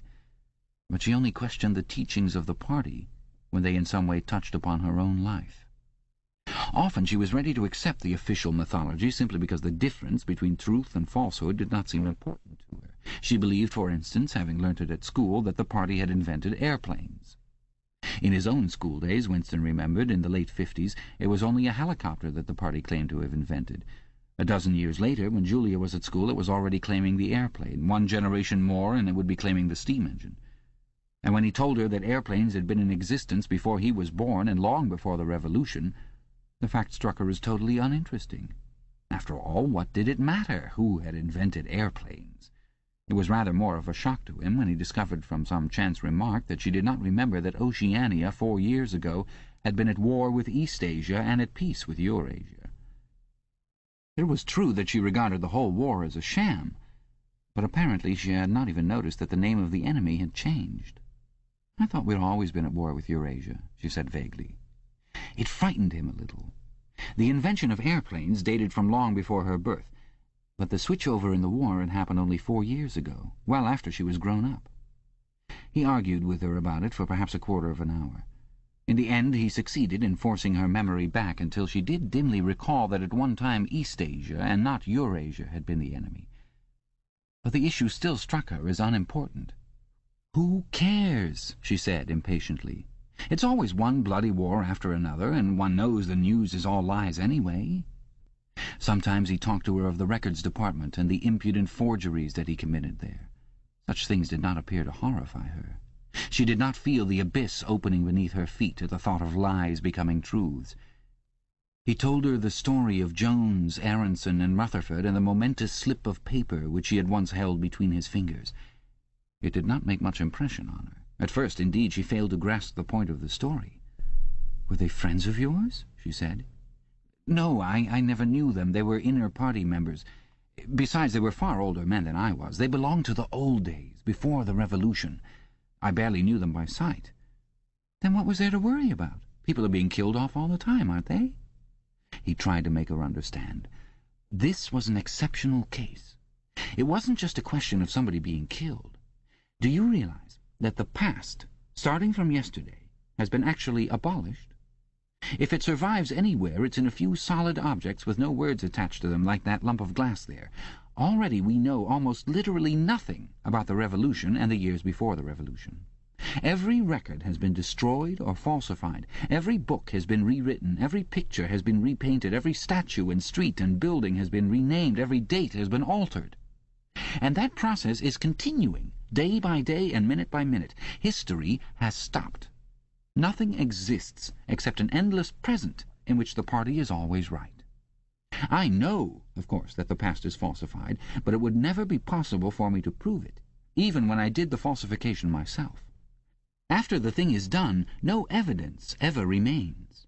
The only evidence is inside my own mind, and I don't know with any certainty that any other human being shares my memories. Just in that one instance in my whole life, I did possess actual, concrete evidence after the event, years after it. And what good was that? It was no good because I threw it away a few minutes later, but if the same thing happened today, I should keep it. Well, I wouldn't, said Julia. I'm quite ready to take risks, but only for something worthwhile, not for bits of old newspaper. What could you have done with it, even if you had kept it? Well, not much, perhaps, but it was evidence. It might have planted a few dots here and there, supposing that I dared to show it to anybody. I don't imagine that we can alter anything in our own lifetime, but one can imagine little knots of resistance springing up here and there, small groups of people banding themselves together and gradually growing and even leaving a few records behind so that the next generation can carry on where we leave off. I'm not interested in the next generation, dear.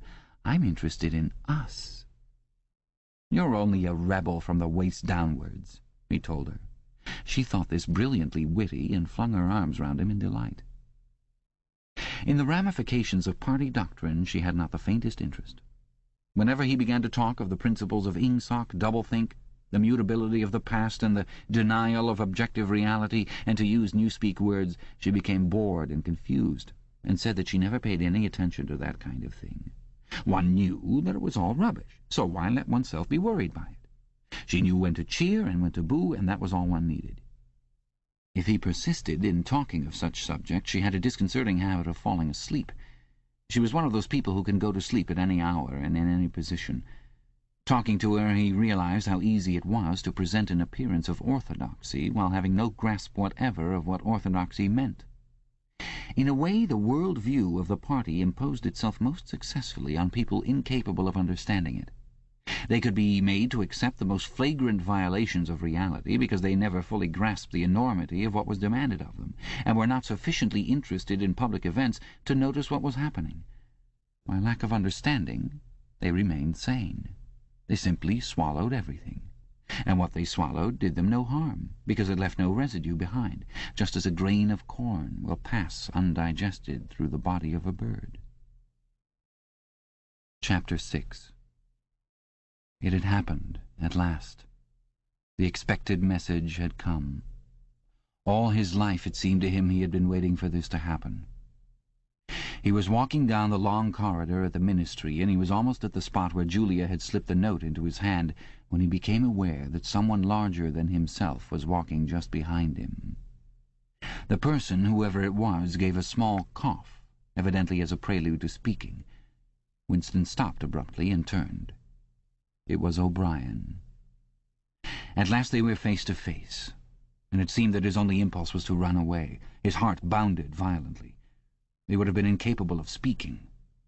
O'Brien, however, had continued forward in the same movement, laying a friendly hand for a moment on Winston's arm, so that the two of them were walking side by side. He began speaking with the peculiar grave courtesy that differentiated him from the majority of inner-party members. "I had been hoping for an opportunity of talking to you," he said. "I was reading one of your Newspeak articles in the Times the other day. You take a scholarly interest in Newspeak, I believe." Winston had recovered part of his self-possession. "Hardly scholarly," he said. "I'm only an amateur.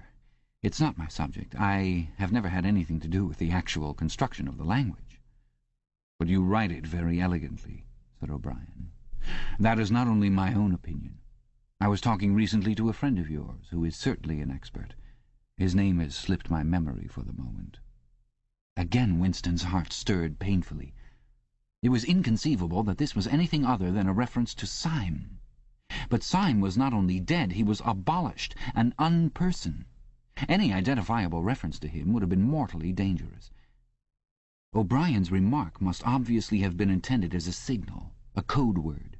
By sharing a small act of thought crime, he had turned the two of them into accomplices. They had continued to stroll slowly down the corridor, but now O'Brien halted. With the curious, disarming friendliness that he always managed to put into the gesture, he resettled his spectacles on his nose. Then he went on. "What I had really intended to say was that in your article I noticed you had used two words which have become obsolete. But they have only become so very recently. Have you seen the 10th edition of the Newspeak Dictionary?" "No," said Winston. "I didn't think it had been issued yet. We're still using the 9th in the records department." "The 10th edition is not due to appear for some months, I believe, but a few advance copies have been circulated. I have one myself. It might interest you to look at it, perhaps." "Very much so," said Winston, immediately seeing where this tended. "Some of the new developments are most ingenious. The reduction in the number of verbs, that is the point that will appeal to you, I think. Let me see, shall I send a messenger to you with a dictionary? But I'm afraid I invariably forget anything of that kind. Perhaps you could pick it up at my flat at some time that suited you. Wait, let me give you my address." They were standing in front of a telescreen. Somewhat absent-mindedly, O'Brien felt two of his pockets and then produced a small leather-covered notebook and a gold ink pencil. Immediately beneath the telescreen, in such a position that anyone who was watching at the other end of the instrument could read what he was writing, he scribbled an address, tore out the page, and handed it to Winston. "I'm usually home in the evenings," he said. "If not, my servant will give you the dictionary." He was gone, leaving Winston holding the scrap of paper, which this time there was no need to conceal. Nevertheless, he carefully memorized what was written on it, and some hours later dropped it into the memory hole along with a mass of other papers. They had been talking to one another for a couple of minutes at the most. There was only one meaning that the episode could possibly have. It had been contrived as a way of letting Winston know O'Brien's address. This was necessary because, except by direct inquiry, it was never possible to discover where anyone lived. There were no directories of any kind. "If you ever want to see me, this is where I can be found," was what O'Brien had been saying to him. Perhaps there would even be a message concealed somewhere in the dictionary. But at any rate, one thing was certain. The conspiracy that he had dreamed of did exist, and he had reached the outer edges of it. He knew that sooner or later he would obey O'Brien's summons, perhaps tomorrow, perhaps after a long delay, he was not certain. What was happening was only the working out of a process that had started years ago. The first step had been a secret, involuntary thought. The second had been the opening of the diary. He had moved from thoughts to words, and now from words to actions. The last step was something that would happen in the ministry of love. He had accepted it. The end was contained in the beginning. But it was frightening. Or, more exactly, it was like a foretaste of death, like being a little less alive. Even while he was speaking to O'Brien, when the meaning of the words had sunk in, a chilly, shuddering feeling had taken possession of his body. He had the sensation of stepping into the dampness of a grave. And it was not much better, because he had always known that the grave was there and waiting for him. Chapter 7. Winston had woken up with his eyes full of tears. Julia rolled sleepily against him, murmuring something that might have been, "What's the matter?" "I dreamt," he began, and stopped short. It was too complex to be put into words. There was the dream itself, and there was a memory connected with it that had swum into his mind in the few seconds after waking.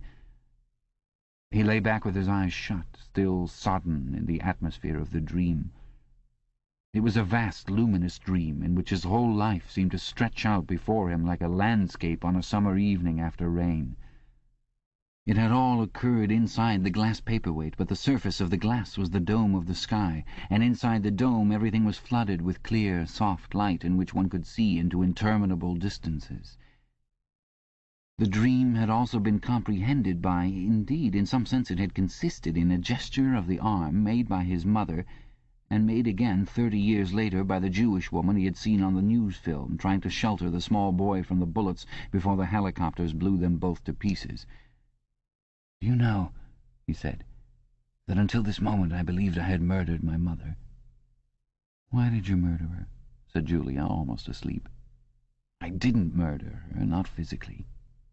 In the dream he had remembered his last glimpse of his mother, and within a few moments of waking the cluster of small events surrounding it had all come back. It was a memory that he must have deliberately pushed out of his consciousness over many years. He was not certain of the date, but he could not have been less than 10 years old, possibly 12 when it had happened. His father had disappeared some time earlier. How much earlier he could not remember. He remembered better the rackety, uneasy circumstances of the time, the periodical panics about air raids and the sheltering in tube stations, the piles of rubble everywhere, the unintelligible proclamations posted at street corners, the gangs of youths in shirts all the same colour, the enormous queues outside the bakeries, the intermittent machine-gun fire in the distance. Above all, the fact that there was never enough to eat. He remembered long afternoons spent with other boys in scrounging round dustbins and rubbish heaps, picking out the ribs of cabbage leaves, potato peelings, sometimes even scraps of stale bread crust from which they carefully scraped away the cinders, and also in waiting for the passing of trucks which travelled over a certain route and were known to carry cattle feed, and which, when they jolted over the bad patches in the road, sometimes spilt a few fragments of oil cake. When his father disappeared, his mother did not show any surprise or any violent grief, but a sudden change came over her.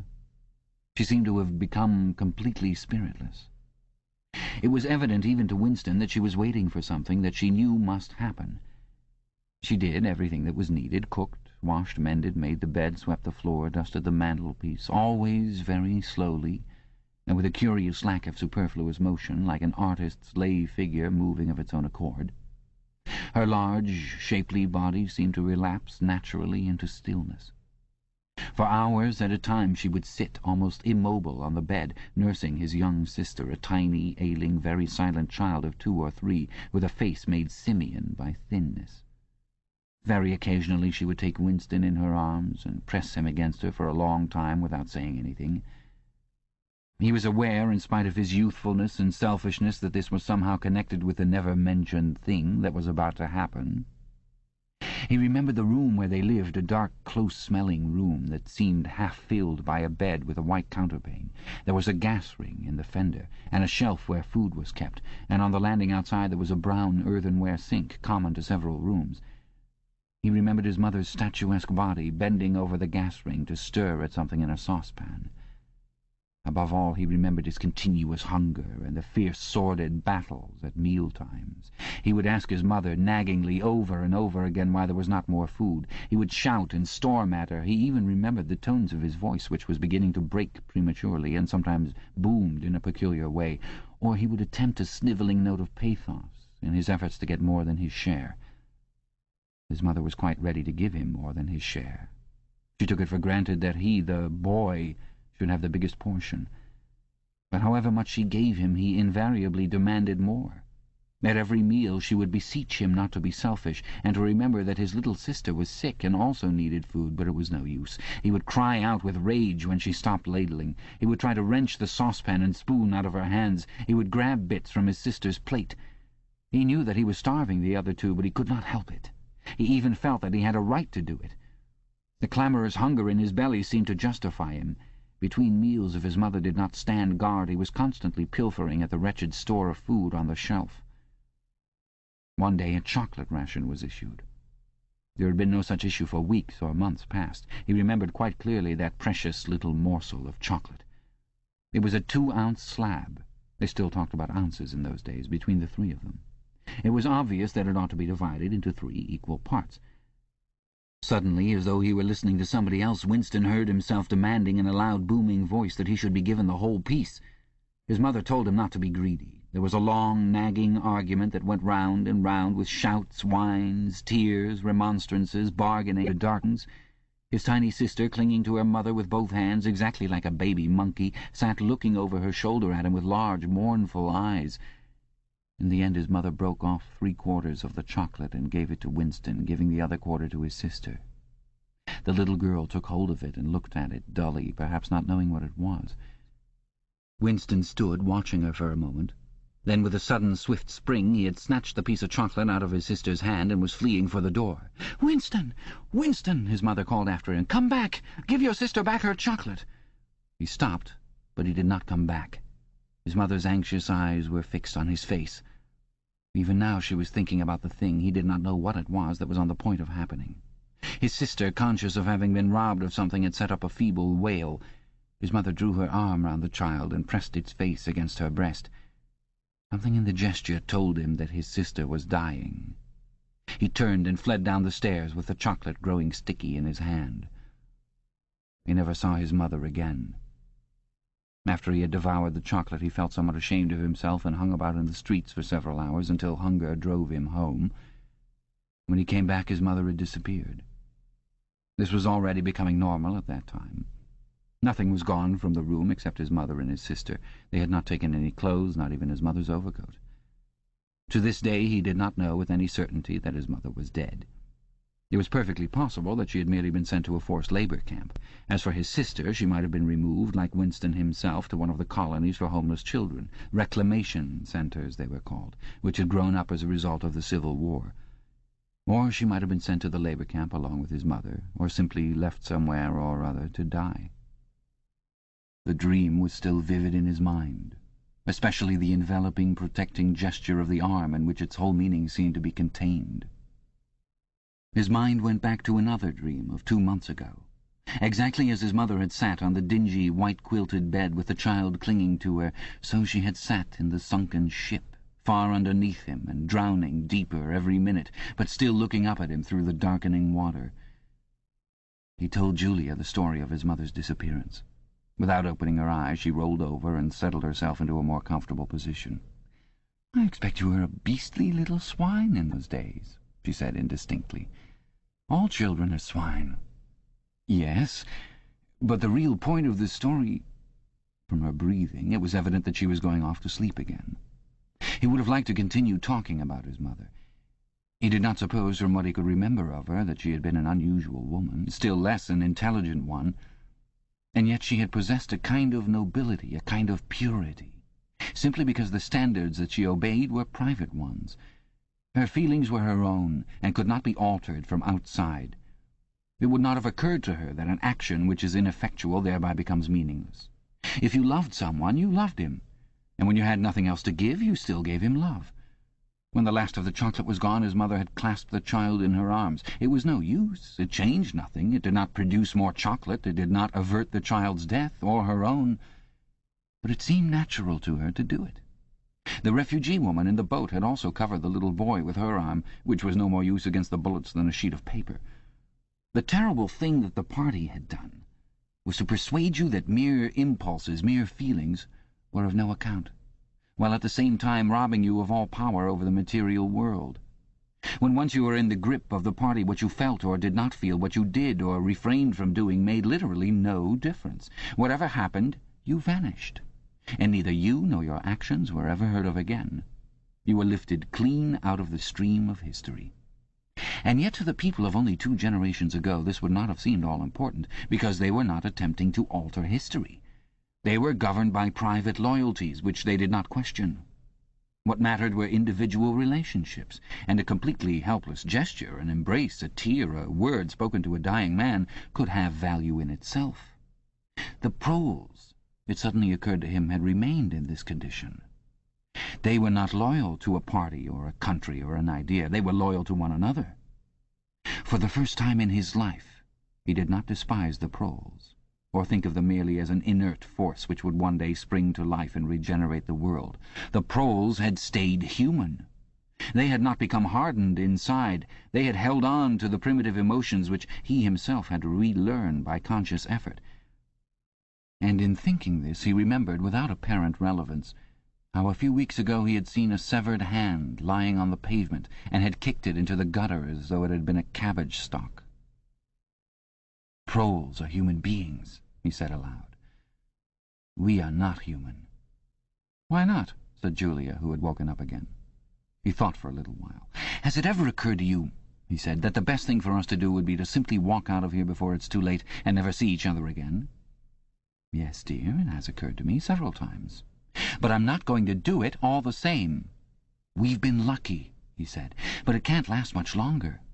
You're young, you look normal and innocent. If you keep clear of people like me, you might stay alive for another 50 years. No, I've thought it all out. What you do, I'm going to do, and don't be too downhearted. I'm rather good at staying alive. We may be together for another 6 months, a year, there's no knowing. At the end, we're certain to be apart. Do you realize how utterly alone we shall be? When once they get a hold of us, there will be nothing, literally nothing, that either of us can do for the other. If I confess, they'll shoot you. And if I refuse to confess, they'll shoot you just the same. Nothing that I can do or say or stop myself from saying will put off your death for as much as 5 minutes. Neither of us will even know whether the other is alive or dead. We shall be utterly without power of any kind. The one thing that matters is that we shouldn't betray one another, although even that can't make the slightest difference." "If you mean confessing," she said, "we shall do that right enough. Everybody always confesses. You can't help it. They torture you." "I don't mean confessing. Confession is not betrayal. What you say or do doesn't matter. Only feelings matter. If they could make me stop loving you, that would be the real betrayal." She thought it over. "They can't do that," she said finally. "It's the one thing they can't do. They can make you say anything, but they can't make you believe it. They can't get inside you." "No," he said, a little more hopefully. "No, that's quite true. They can't get inside you.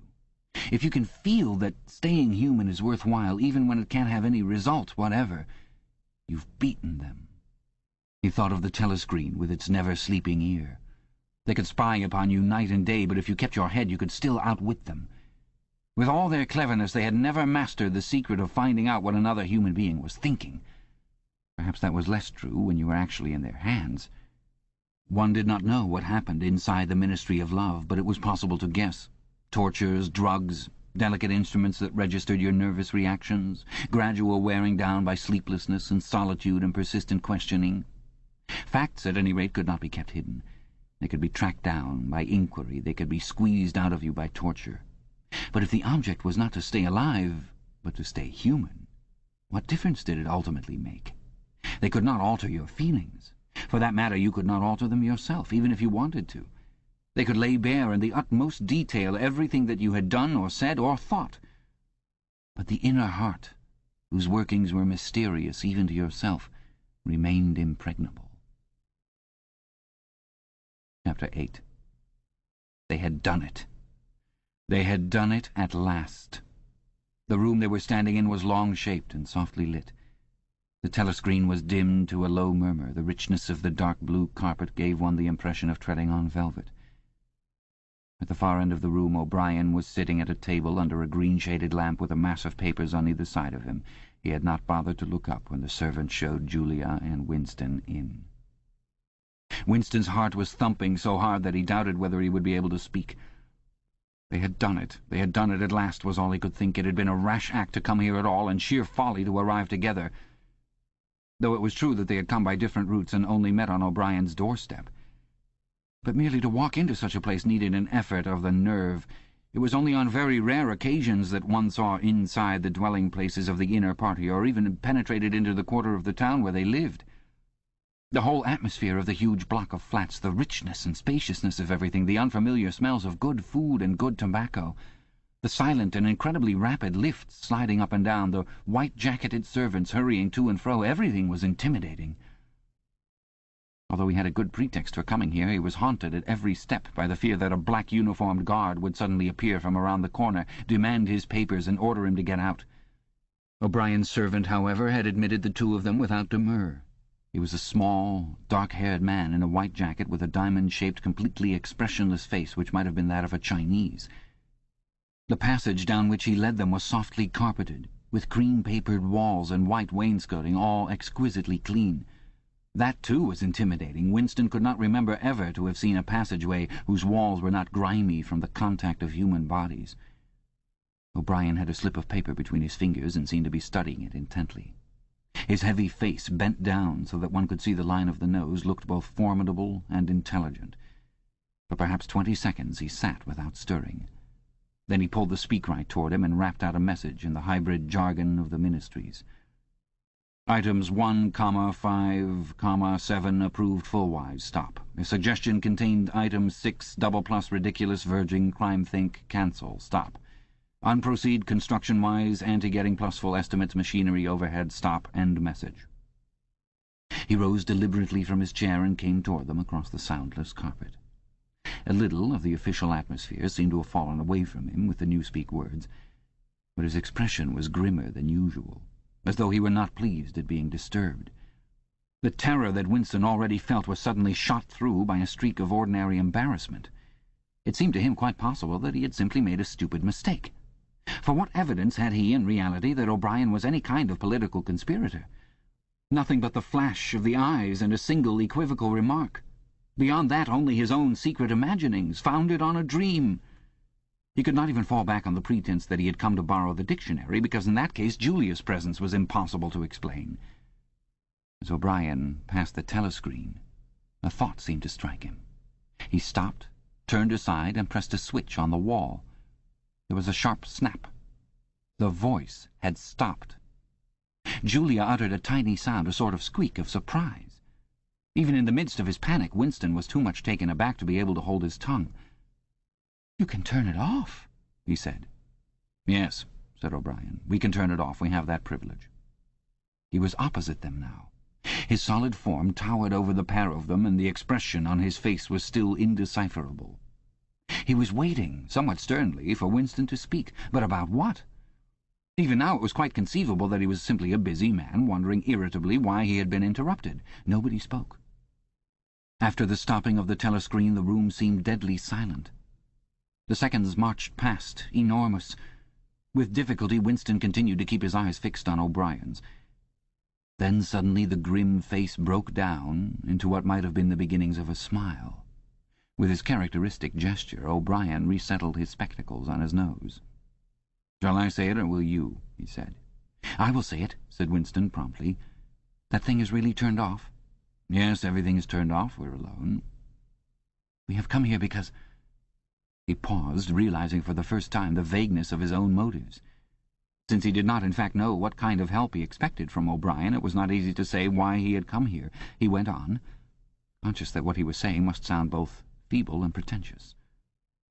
"We believe that there is some kind of conspiracy, some kind of secret organization working against the party, and that you are involved in it.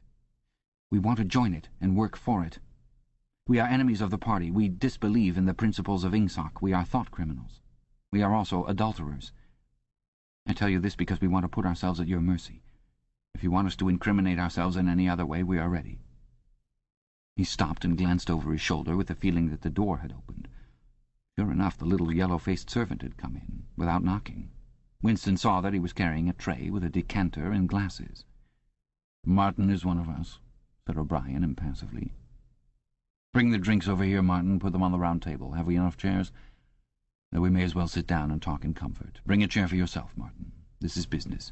You can stop being a servant for the next 10 minutes. The little man sat down, quite at his ease, and yet still with a servant-like air, the air of a valet enjoying a privilege. Winston regarded him out of the corner of his eye. It struck him that the man's whole life was playing a part, and that he felt it to be dangerous to drop his assumed personality even for a moment. O'Brien took the decanter by the neck and filled up the glasses with a dark red liquid. It aroused in Winston dim memories of something seen long ago on a wall or a hoarding, a vast bottle composed of electric lights which seemed to move up and down and pour its contents into a glass.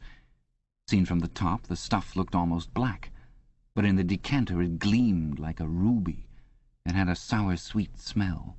You saw Julia pick up her glass and sniff at it with frank curiosity. "It is called wine," said O'Brien with a faint smile. "You will have read about it in books, no doubt. Not much of it gets to the outer party, I'm afraid." His face grew solemn again, and he raised his glass. "I think it fitting that we should begin by drinking a health. To our leader, to Emmanuel Goldstein." Winston took up his glass with a certain eagerness. Wine was a thing he had read and dreamed about. Like the glass paperweight or Mr. Charrington's half-remembered rhymes, it belonged to the vanished romantic past, the olden time, as he liked to call it in his secret thoughts. For some reason he had always thought of wine as having an intensely sweet taste, like that of blackberry jam, and an immediate intoxicating effect. Actually, when he came to swallow it, the stuff was distinctly disappointing. The truth was that after years of gin drinking he could barely taste it. He set down the empty glass. "Then there is such a person as Goldstein?" he said. "Yes, there is such a person, and he is alive. Where, I do not know." "And the conspiracy, the organization, is it real? It is not simply an invention of the thought police?" "No, it is real. The Brotherhood, we call it. You will never learn much more about the Brotherhood than that it exists and that you belong to it. I will come back to that presently." He looked at his wristwatch. "It is unwise even for members of the inner party to turn off the telescreen for more than half an hour. You ought not to have come here together, and you will have to leave separately. You, comrade," he bowed his head to Julia, "will leave first. We have about 20 minutes at our disposal. You will understand that I must start by asking you certain questions. In general terms, what are you prepared to do?" "Anything that we are capable of," said Winston. O'Brien had turned himself a little in his chair so that he was facing Winston. He almost ignored Julia, seeming to take it for granted that Winston could speak for her. For a moment the lids flitted down over his eyes. He began asking his questions in a low, expressionless voice, as though this were a routine, a sort of catechism, most of whose answers were known to him already. "You are prepared to give your lives?" "Yes."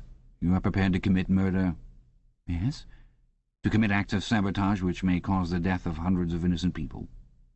"Yes." "To betray your country to foreign powers?" "Yes."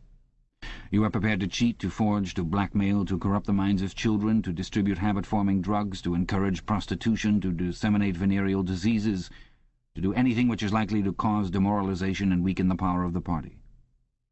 "Yes." "If, for example, it would somehow serve our interest to throw sulphuric acid in a child's face, are you prepared to do that?" "Yes." "You are prepared to lose your identity and live out the rest of your life as a waiter or a dock worker?" "Yes." "You are prepared to commit suicide if and when we order you to do so?" "Yes." "You are prepared, the two of you, to separate and never see one another again?" "No!" broke in Julia. It appeared to Winston that a long time passed before he answered. For a moment he seemed even to have been deprived of the power of speech. His tongue worked soundlessly, forming the opening syllables first of one word, then of the other, over and over again. Until he had said it, he did not know which word he was going to say. "No," he said finally. "You did well to tell me," said O'Brien. "It is necessary for us to know everything." He turned himself toward Julia, and added in a voice with somewhat more expression in it, "Do you understand that even if he survives, it may be as a different person? We may be obliged to give him a new identity. His face, his movements, the shape of his hands, the colour of his hair, even his voice would be different. And you yourself might have become a different person. Our surgeons can alter people beyond recognition. Sometimes it is necessary. Sometimes we even amputate a limb." Winston could not help snatching another sidelong glance at Martin's Mongolian face. There were no scars that he could see.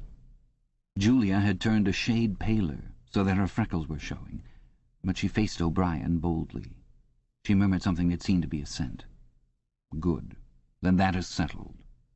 There was a silver box of cigarettes on the table. With a rather absent-minded air, O'Brien pushed them toward the others, took one himself, then stood up and began to pace slowly to and fro, as though he could think better standing. They were very good cigarettes, very thick and well packed, with an unfamiliar silkiness in the paper. O'Brien looked at his wristwatch again. "You'd better go back to your pantry, Martin," he said. "I shall switch on in a quarter of an hour. Take a good look at these comrades' faces before you go. You will be seeing them again. I may not." Exactly as they had done at the front door, the little man's dark eyes flickered over their faces. There was not a trace of friendliness in his manner. He was memorizing their appearance, but he felt no interest in them, or appeared to feel none. It occurred to Winston that a synthetic face was perhaps incapable of changing its expression. Without speaking or giving any kind of salutation, Martin went out, closing the door silently behind him. O'Brien was strolling up and down, one hand in the pocket of his black overalls, the other holding his cigarette. "You understand," he said, "that you will be fighting in the dark. You will always be in the dark. You will receive orders and you will obey them without knowing why. Later I shall send you a book from which you will learn the true nature of the society we live in and the strategy by which we shall destroy it. When you have read the book you will be full members of the Brotherhood. But between the general aims that we are fighting for and the immediate tasks of the moment you will never know anything. I tell you that the Brotherhood exists, but I cannot tell you whether it numbers 100 members or 10 million. From your personal knowledge you will never be able to say that it numbers even as many as a dozen. You will have 3 or 4 contacts who will be renewed from time to time as they disappear. As this was your first contact, it will be preserved. When you receive orders, they will come from me. If we find it necessary to communicate with you, it will be through Martin. When you are finally caught, you will confess. That is unavoidable. But you will have very little to confess other than your own actions. You will not be able to betray more than a handful of unimportant people. Probably you will not even betray me. By that time I may be dead, or I shall have become a different person with a different face." He continued to move to and fro over the soft carpet. In spite of the bulkiness of his body, there was a remarkable grace in his movements. It came out even in the gesture with which he thrust a hand into his pocket or manipulated a cigarette. More even than of strength, he gave an impression of confidence and of an understanding tinged by irony. However much in earnest he might be, he had nothing of the single-mindedness that belongs to a fanatic. When he spoke of murder, suicide, venereal disease, amputated limbs, and altered faces, it was with a faint air of persiflage. "This is unavoidable," his voice seemed to say. "This is what we have got to do unflinchingly. But this is not what we shall be doing when life is worth living again." A wave of admiration, almost of worship, flowed out from Winston toward O'Brien. For the moment he had forgotten the shadowy figure of Goldstein. When you looked at O'Brien's powerful shoulders and his blunt-featured face, so ugly and yet so civilized, it was impossible to believe that he could be defeated.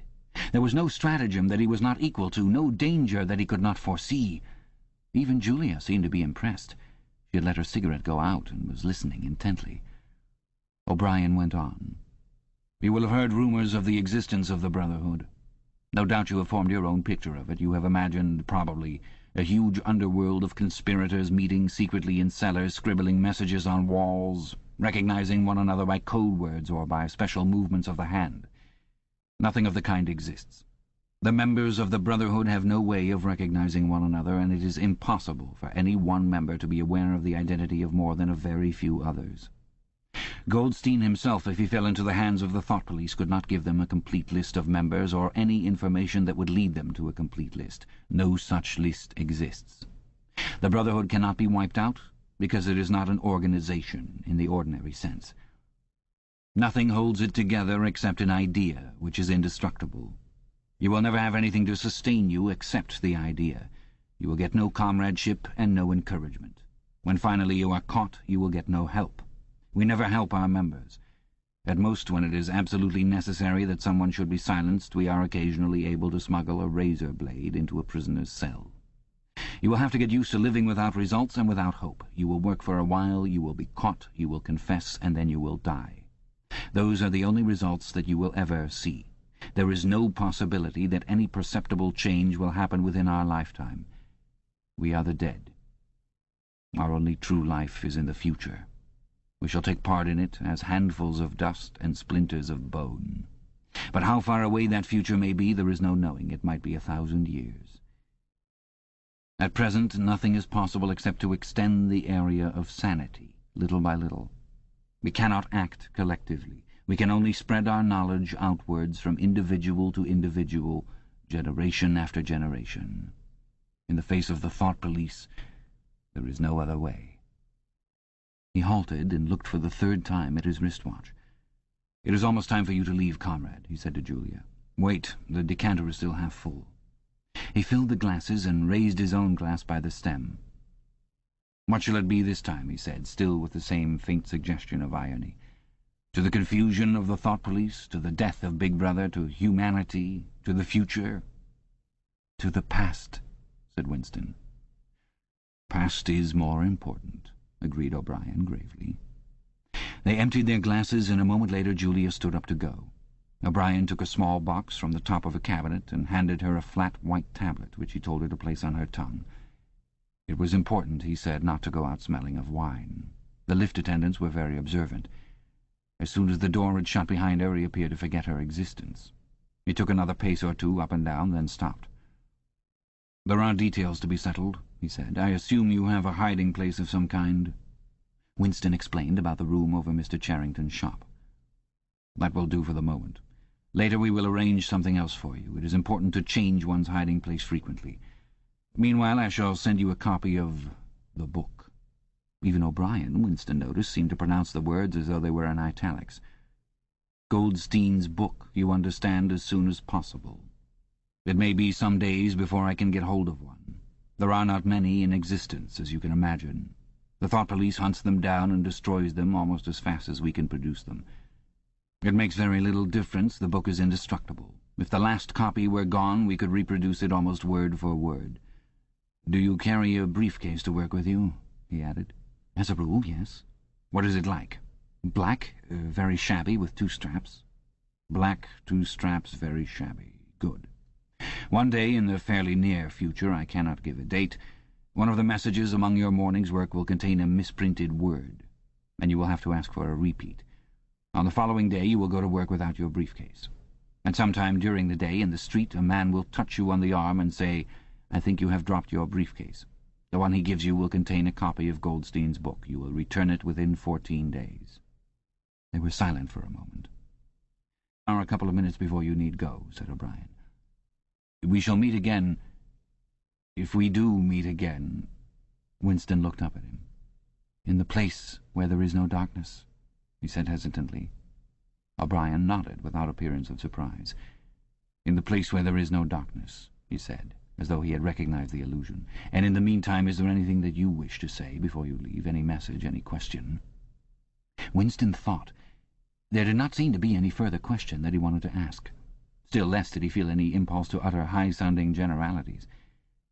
Instead of anything directly connected with O'Brien or the Brotherhood, there came into his mind a sort of composite picture of the dark bedroom where his mother had spent her last days, and the little room over Mr. Charrington's shop, and the glass paperweight, and the steel engraving in its rosewood frame.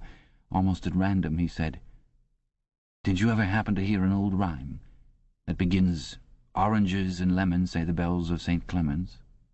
Again O'Brien nodded. With a sort of grave courtesy he completed the stanza. "Oranges and lemons, say the bells of St. Clement's. You owe me 3 farthings, say the bells of St. Martin's. When will you pay me, say the bells of Old Bailey. When I grow rich, say the bells of Shoreditch." "You knew the last line," said Winston. "Yes, I knew the last line. And now I am afraid it is time for you to go. But wait, you'd better let me give you one of these tablets." As Winston stood up, O'Brien held out a hand. His powerful grip crushed the bones of Winston's palm. At the door Winston looked back, but O'Brien seemed already to be in process of putting him out of mind. He was waiting with his hand on the switch that controlled the telescreen. Beyond him Winston could see the writing table, with its green-shaded lamp and the speakwrite and the wire baskets deep laden with papers. The incident was closed. Within 30 seconds, it occurred to him, O'Brien would be back at his interrupted and important work on behalf of the party. Chapter 9. Winston was gelatinous with fatigue. Gelatinous was the right word. It had come into his head spontaneously. His body seemed to have not only the weakness of a jelly, but its translucency. He felt that if he held up his hand he would be able to see the light through it. All the blood and lymph had been drained out of him by an enormous debauch of work, leaving only a frail structure of nerves, bones, and skin. All sensations seemed to be magnified. His overalls fretted his shoulders, the pavement tickled his feet. Even the opening and closing of a hand was an effort that made his joints creak. He had worked more than 90 hours in 5 days. So had everyone else in the ministry. Now it was all over, and he had literally nothing to do. No party work of any description until tomorrow morning. He could spend 6 hours in the hiding place and another 9 in his own bed. Slowly, in mild afternoon sunshine, he walked up a dingy street in the direction of Mr. Charrington's shop, keeping one eye open for the patrols, but irrationally convinced that this afternoon there was no danger of anyone interfering with him.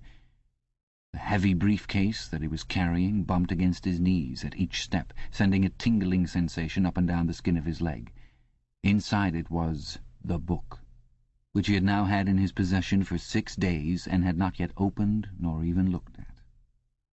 On the 6th day of Hate Week, after the processions, the speeches, the shouting, the singing, the banners, the posters, the films, the waxworks, the rolling of drums and squealing of trumpets, the tramp of marching feet, the grinding of the caterpillars of tanks, the roar of massed planes, the booming of guns— after 6 days of this, when the great orgasm was quivering to its climax, and the general hatred of Eurasia had boiled up into such delirium that if the crowd could have got their hands on the 2,000 Eurasian war criminals who were to be publicly hanged on the last day of the proceedings, they would unquestionably have torn them to pieces. At just this moment It had been announced that Oceania was not, after all, at war with Eurasia. Oceania was at war with Eastasia. Eurasia was an ally. There was, of course, no admission that any change had taken place. Merely it became known, with extreme suddenness and everywhere at once, that Eastasia and not Eurasia was the enemy. Winston was taking part in a demonstration in one of the central London squares at the moment when it happened. It was night, and the white faces and the scarlet banners were luridly floodlit. The square was packed with several thousand people, including a block of about 1,000 school children in the uniform of the spies. On a scarlet-draped platform, an orator of the inner party, a small, lean man with disproportionately long arms and a large, bald skull over which a few lank locks straggled, was haranguing the crowd. A little Rumpelstiltskin figure, contorted with hatred, he gripped the neck of the microphone with one hand, while the other, enormous at the end of a bony arm, clawed the air menacingly above his head. His voice, made metallic by the amplifiers, boomed forth an endless catalogue of atrocities, massacres, deportations, lootings, rapings, torture of prisoners, bombing of civilians, lying propaganda, unjust aggressions, broken treaties. It was almost impossible to listen to him without being first convinced and then maddened. At every few moments the fury of the crowd boiled over, and the voice of the speaker was drowned by a wild, beast-like roaring that rose uncontrollably from thousands of throats. The most savage yells of all came from the school children. The speech had been proceeding for perhaps 20 minutes when a messenger hurried onto the platform and a scrap of paper was slipped into the speaker's hand. He unrolled it and read it without pausing in his speech. Nothing altered in his voice or manner or in the content of what he was saying, but suddenly the names were different. Without words said, a wave of understanding rippled through the crowd. Oceania was at war with Eastasia. The next moment there was a tremendous commotion. The banners and posters with which the square was decorated were all wrong. Quite half of them had the wrong faces on them. It was sabotage. The agents of Goldstein had been at work. There was a riotous interlude while posters were ripped from the walls, banners torn to shreds and trampled underfoot. The spies performed prodigies of activity in clambering over the rooftops and cutting the streamers that fluttered from the chimneys. But within 2 or 3 minutes it was all over. The orator, still gripping the neck of the microphone, his shoulders hunched forward, his free hand clawing at the air, had gone straight on with his speech. 1 minute more, and the feral roars of rage were again bursting from the crowd. The hate continued exactly as before, except that the target had been changed. The thing that impressed Winston in looking back was that the speaker had switched from one line to the other actually in mid-sentence, not only without a pause, but without even breaking the syntax. But at the moment he had other things to preoccupy him.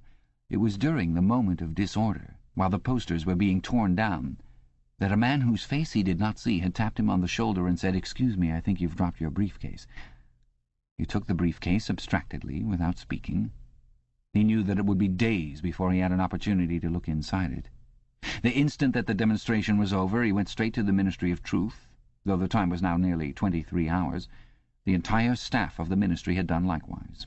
The orders already issuing from the telescreens recalling them to their posts were hardly necessary. 1984, Cassette 5. Oceania was at war with Eastasia.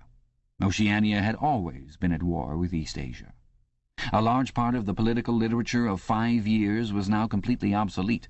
Reports and records of all kinds, newspapers, books, pamphlets, films, soundtracks, photographs, all had to be rectified at lightning speed. Although no directive was ever issued, it was known that the chiefs of the department intended that within 1 week no reference to the war with Eurasia or the alliance with Eastasia should remain in existence anywhere. The work was overwhelming, all the more so because the processes that it involved could not be called by their true names. Everyone in the records department worked 18 hours in the 24, with 2 3-hour snatches of sleep. Mattresses were brought up from the cellars and pitched all over the corridors. Meals consisted of sandwiches and Victory coffee wheeled round on trolleys by attendants from the canteen.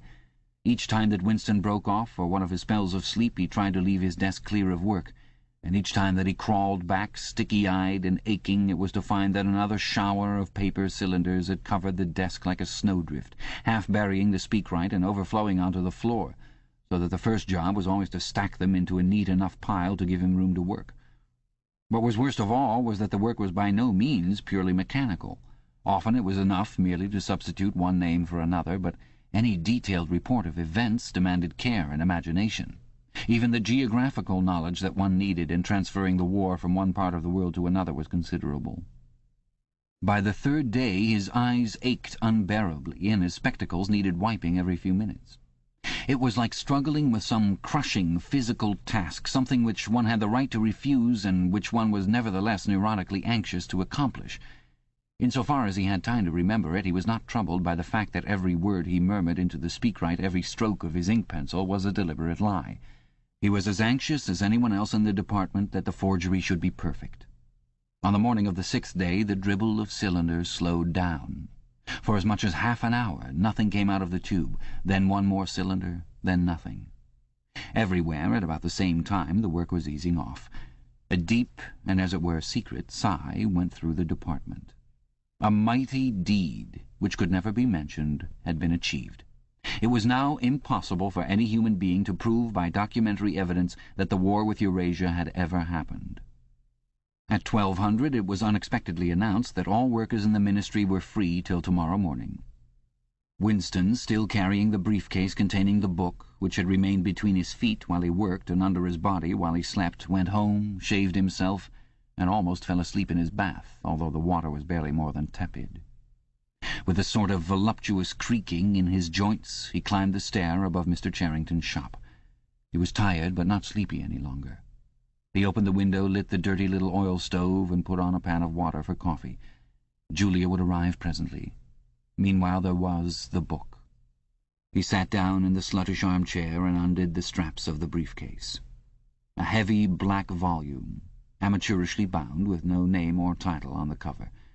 The print also looked slightly irregular. The pages were worn at the edges and fell apart easily, as though the book had passed through many hands. The inscription on the title page ran, "The Theory and Practice of Oligarchical Collectivism," by Emmanuel Goldstein. Winston began reading. Chapter 1. Ignorance is Strength. Throughout recorded time, and probably since the end of the Neolithic age, there have been three kinds of people in the world: the high, the middle, and the low. They have been subdivided in many ways. They have borne countless different names, and their relative numbers, as well as their attitude toward one another, have varied from age to age. But the essential structure of society has never altered. Even after enormous upheavals and seemingly irrevocable changes, the same pattern has always reasserted itself, just as a gyroscope will always return to equilibrium, however far it is pushed one way or the other. The aims of these three groups are entirely irreconcilable. Winston stopped reading, chiefly in order to appreciate the fact that he was reading, in comfort and safety. He was alone. No telescreen, no ear at the keyhole, no nervous impulse to glance over his shoulder or cover the page with his hand. The sweet summer air played against his cheek. From somewhere far away there floated the faint shouts of children. In the room itself there was no sound except the insect voice of the clock. He settled deeper into the armchair and put his feet up on the fender. It was bliss. It was eternity. Suddenly, as one sometimes does with a book of which one knows that one will ultimately read and reread every word, he opened it at a different place and found himself at the 3rd chapter. He went on reading. Chapter 3. War is Peace. The splitting up of the world into three great superstates was an event which could be, and indeed was, foreseen before the middle of the 20th century. With the absorption of Europe by Russia and the British Empire by the United States, two of the three existing powers, Eurasia and Oceania, were already effectively in being. The third, Eastasia, only emerged as a distinct unit after another decade of confused fighting. The frontiers between the three superstates are in some places arbitrary, and in others they fluctuate according to the fortunes of war, but in general they follow geographical lines. Eurasia comprises the whole of the northern part of the European and Asiatic landmass, from Portugal to the Bering Strait. Oceania comprises the Americas, the Atlantic Islands, including the British Isles, Australasia, and the southern portion of Africa. Eastasia, smaller than the others and with a less definite western frontier, comprises China and the countries to the south of it, the Japanese islands, and a large but fluctuating portion of Mongolia and Tibet. In one combination or another, these three superstates are permanently at war, and have been so for the past 25 years. War, however, is no longer the desperate, annihilating struggle that it was in the early decades of the 20th century. It is a warfare of limited aims between combatants who are unable to destroy one another, have no material cause for fighting, and are not divided by any genuine ideological difference. This is not to say that either the conduct of war or the prevailing attitude toward it has become less bloodthirsty or more chivalrous. On the contrary, war hysteria is continuous and universal in all countries, and such acts as raping, looting, the slaughter of children, the reduction of whole populations to slavery, and reprisals against prisoners, which extend even to boiling and burying alive, are looked upon as normal, and, when they are committed by one's own side and not by the enemy, meritorious. But in a physical sense, war involves very small numbers of people, mostly highly trained specialists, and causes comparatively few casualties. The fighting, when there is any, takes place on the vague frontiers whose whereabouts the average man can only guess at, or around the floating fortresses which guard strategic spots on the sea lanes. In the centres of civilization, war means no more than a continuous shortage of consumption goods and the occasional crash of a rocket bomb, which may cause a few scores of deaths. War has, in fact, changed its character. More exactly, the reasons for which war is waged have changed in their order of importance. Motives which were already present to some small extent in the great wars of the early 20th century have now become dominant and are consciously recognized and acted upon.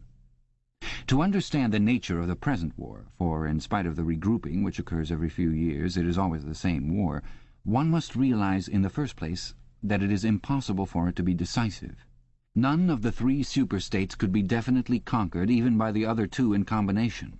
They are too evenly matched, and their natural defences are too formidable. Eurasia is protected by its vast land spaces, Oceania by the width of the Atlantic and the Pacific, East Asia by the fecundity and industriousness of its inhabitants. Secondly, there is no longer, in a material sense, anything to fight about. With the establishment of self-contained economies in which production and consumption are geared to one another, the scramble for markets, which was a main cause of previous wars, has come to an end, while the competition for raw materials is no longer a matter of life and death. In any case, each of the three superstates is so vast that it can obtain almost all of the materials that it needs within its own boundaries. Insofar as the war has a direct economic purpose, it is a war for labor power. Between the frontiers of the superstates, and not permanently in the possession of any of them, there lies a rough quadrilateral with its corners at Tangier, Brazzaville, Darwin, and Hong Kong, containing within it about a fifth of the population of the earth. It is for the possession of these thickly populated regions and of the northern ice cap that the three powers are constantly struggling. In practice, no one power ever controls the whole of the disputed area. Portions of it are constantly changing hands, and it is the chance of seizing this or that fragment by a sudden stroke of treachery that dictates the endless changes of alignment. All of the disputed territories contain valuable minerals, and some of them yield important vegetable products, such as rubber, which in colder climates it is necessary to synthesize by comparatively expensive methods. But above all, they contain a bottomless reserve of cheap labor. Whichever power controls equatorial Africa or the countries of the Middle East or southern India or the Indonesian archipelago disposes also of the bodies of scores of hundreds of millions of ill-paid and hard-working coolies. The inhabitants of these areas, reduced more or less openly to the status of slaves, pass continually from conqueror to conqueror, and are expended like so much coal or oil in the race to turn out more armaments, to capture more territory, to control more labor power, to turn out more armaments, to capture more territory, and so on indefinitely. It should be noted that the fighting never really moves beyond the edges of the disputed areas. The frontiers of Eurasia flow back and forth between the basin of the Congo and the northern shore of the Mediterranean. The islands of the Indian Ocean and the Pacific are constantly being captured and recaptured by Oceania or by East Asia. In Mongolia, the dividing line between Eurasia and East Asia is never stable. Round the pole, all three powers lay claim to enormous territories which, in fact, are largely uninhabited and unexplored. But the balance of power always remains roughly even, and the territory which forms the heartland of each superstate always remains inviolate. Moreover, the labor of the exploited peoples round the equator is not really necessary to the world's economy. They add nothing to the wealth of the world, since whatever they produce is used for purposes of war, and the object of waging a war is always to be in a better position in which to wage another war. By their labor, the slave populations allow the tempo of continuous warfare to be speeded up. But if they did not exist, the structure of world society and the process by which it maintains itself would not be essentially different. The primary aim of modern warfare, in accordance with the principles of doublethink, this aim is simultaneously recognized and not recognized by the directing brains of the inner party, is to use up the products of the machine without raising the general standard of living. Ever since the end of the 19th century, the problem of what to do with the surplus of consumption goods has been latent in industrial society. At present, when few human beings even have enough to eat, this problem is obviously not urgent, and it might not have become so even if no artificial processes of destruction had been at work. The world of today is a bare, hungry, dilapidated place compared with the world that existed before 1914, and still more so if compared with the imaginary future to which the people of that period looked forward. In the early 20th century, the vision of a future society unbelievably rich, leisured, orderly, and efficient, a glittering antiseptic world of glass and steel and snow-white concrete, was part of the consciousness of nearly every literate person. Science and technology were developing at a prodigious speed, and it seemed natural to assume that they would go on developing. This failed to happen, partly because of the impoverishment caused by a long series of wars and revolutions, partly because scientific and technical progress depended on the empirical habit of thought, which could not survive in a strictly regimented society. As a whole, the world is more primitive today than it was 50 years ago. Certain backward areas have advanced, and various devices, always in some way connected with warfare and police espionage, have been developed, but experiment and invention have largely stopped, and the ravages of the atomic war of the 1950s have never been fully repaired. Nevertheless, the dangers inherent in the machine are still there. From the moment when the machine first made its appearance, it was clear to all thinking people that the need for human drudgery, and therefore to a great extent for human inequality, had disappeared. If the machine were used deliberately for that end, hunger, overwork, dirt, illiteracy, and disease could be eliminated within a few generations. And, in fact, without being used for any such purpose, but by a sort of automatic process, by producing wealth which it was sometimes impossible not to distribute, the machine did raise the living standards of the average human being very greatly over a period of about 50 years at the end of the 19th and the beginning of the 20th centuries. But it was also clear that an all-round increase in wealth threatened the destruction, indeed in some sense was the destruction, of a hierarchical society. In a world in which everyone worked short hours, had enough to eat, lived in a house with a bathroom and a refrigerator, and possessed a motor car or even an airplane, the most obvious and perhaps the most important form of inequality would already have disappeared. If it once became general, wealth would confer no distinction. It was possible, no doubt, to imagine a society in which wealth, in the sense of personal possessions and luxury, should be evenly distributed, while power remained in the hands of a small privileged caste. But in practice such a society could not long remain stable. For if leisure and security were enjoyed by all alike, the great mass of human beings who are normally stupefied by poverty would become literate, and would learn to think for themselves. And when once they had done this, they would sooner or later realize that the privileged minority had no function, and they would sweep it away. In the long run, a hierarchical society was only possible on a basis of poverty and ignorance. To return to the agricultural past, as some thinkers about the beginning of the 20th century dreamed of doing, was not a practical solution. It conflicted with the tendency toward mechanization, which had become quasi-instinctive throughout almost the whole world, and moreover any country which remained industrially backward was helpless in a military sense, and was bound to be dominated directly or indirectly by its more advanced rivals. Nor was it a satisfactory solution to keep the masses in poverty by restricting the output of goods. This happened, to a great extent, during the final phase of capitalism, roughly between 1920 and 1940.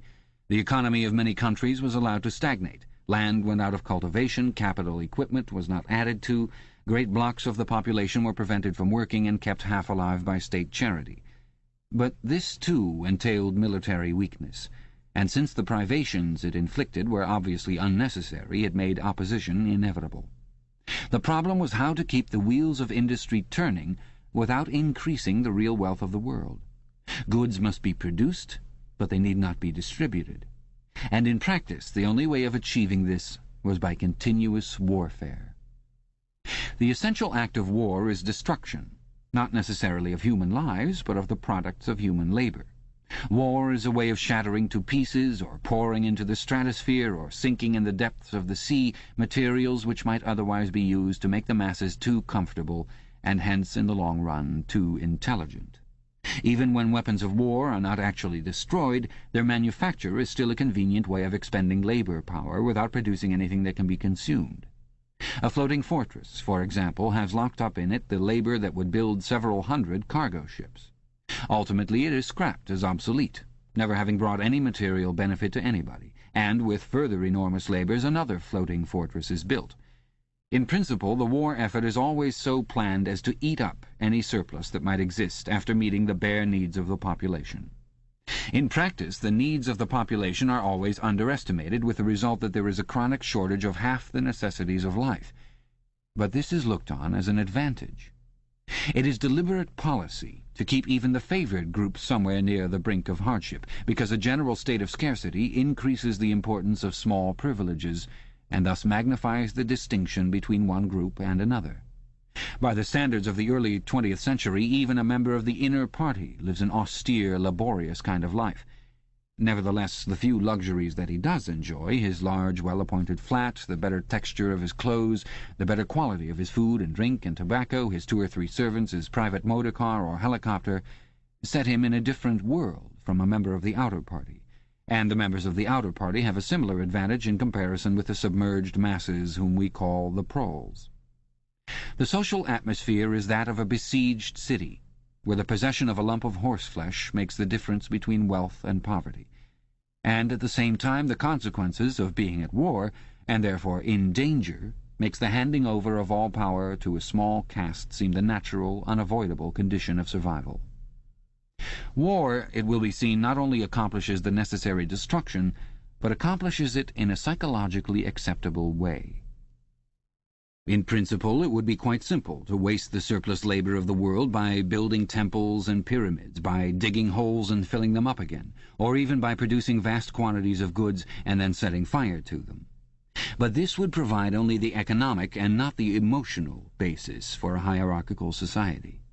What is concerned here is not the morale of the masses, whose attitude is unimportant so long as they are kept steadily at work, but the morale of the party itself. Even the humblest party member is expected to be competent, industrious, and even intelligent within narrow limits, but it is also necessary that he should be a credulous and ignorant fanatic, whose prevailing moods are fear, hatred, adulation, and orgiastic triumph. In other words, it is necessary that he should have the mentality appropriate to a state of war. It does not matter whether the war is actually happening, and since no decisive victory is possible, it does not matter whether the war is going well or badly. All that is needed is that a state of war should exist. The splitting of the intelligence which the party requires of its members, and which is more easily achieved in an atmosphere of war, is now almost universal. But the higher up the ranks one goes, the more marked it becomes. It is precisely in the inner party that war hysteria and hatred of the enemy are strongest. In his capacity as an administrator, it is often necessary for a member of the inner party to know that this or that item of war news is untruthful, and he may often be aware that the entire war is spurious and is either not happening or is being waged for purposes quite other than the declared ones. But such knowledge is easily neutralized by the technique of doublethink. Meanwhile, no inner party member wavers for an instant in his mystical belief that the war is real, and that it is bound to end victoriously with Oceania the undisputed master of the entire world. All members of the inner party believe in this coming conquest as an article of faith. It is to be achieved either by gradually acquiring more and more territory, and so building up an overwhelming preponderance of power, or by the discovery of some new and unanswerable weapon. The search for new weapons continues unceasingly, and is one of the very few remaining activities in which the inventive or speculative type of mind can find any outlet. In Oceania at the present day, science, in the old sense, has almost ceased to exist. In newspeak there is no word for science. The empirical method of thought on which all the scientific achievements of the past were founded is opposed to the most fundamental principles of Ingsoc. And even technological progress only happens when its products can in some way be used for the diminution of human liberty. In all the useful arts the world is either standing still or going backwards. The fields are cultivated with horse plows, while books are written by machinery. But in matters of vital importance, meaning in effect war and police espionage, the empirical approach is still encouraged, or at least tolerated. The two aims of the party are to conquer the whole surface of the earth and to extinguish once and for all the possibility of independent thought. There are therefore two great problems which the party is concerned to solve. One is how to discover against his will what another human being is thinking, and the other is how to kill several 100 million people in a few seconds without giving warning beforehand. Insofar as scientific research still continues, this is its subject matter.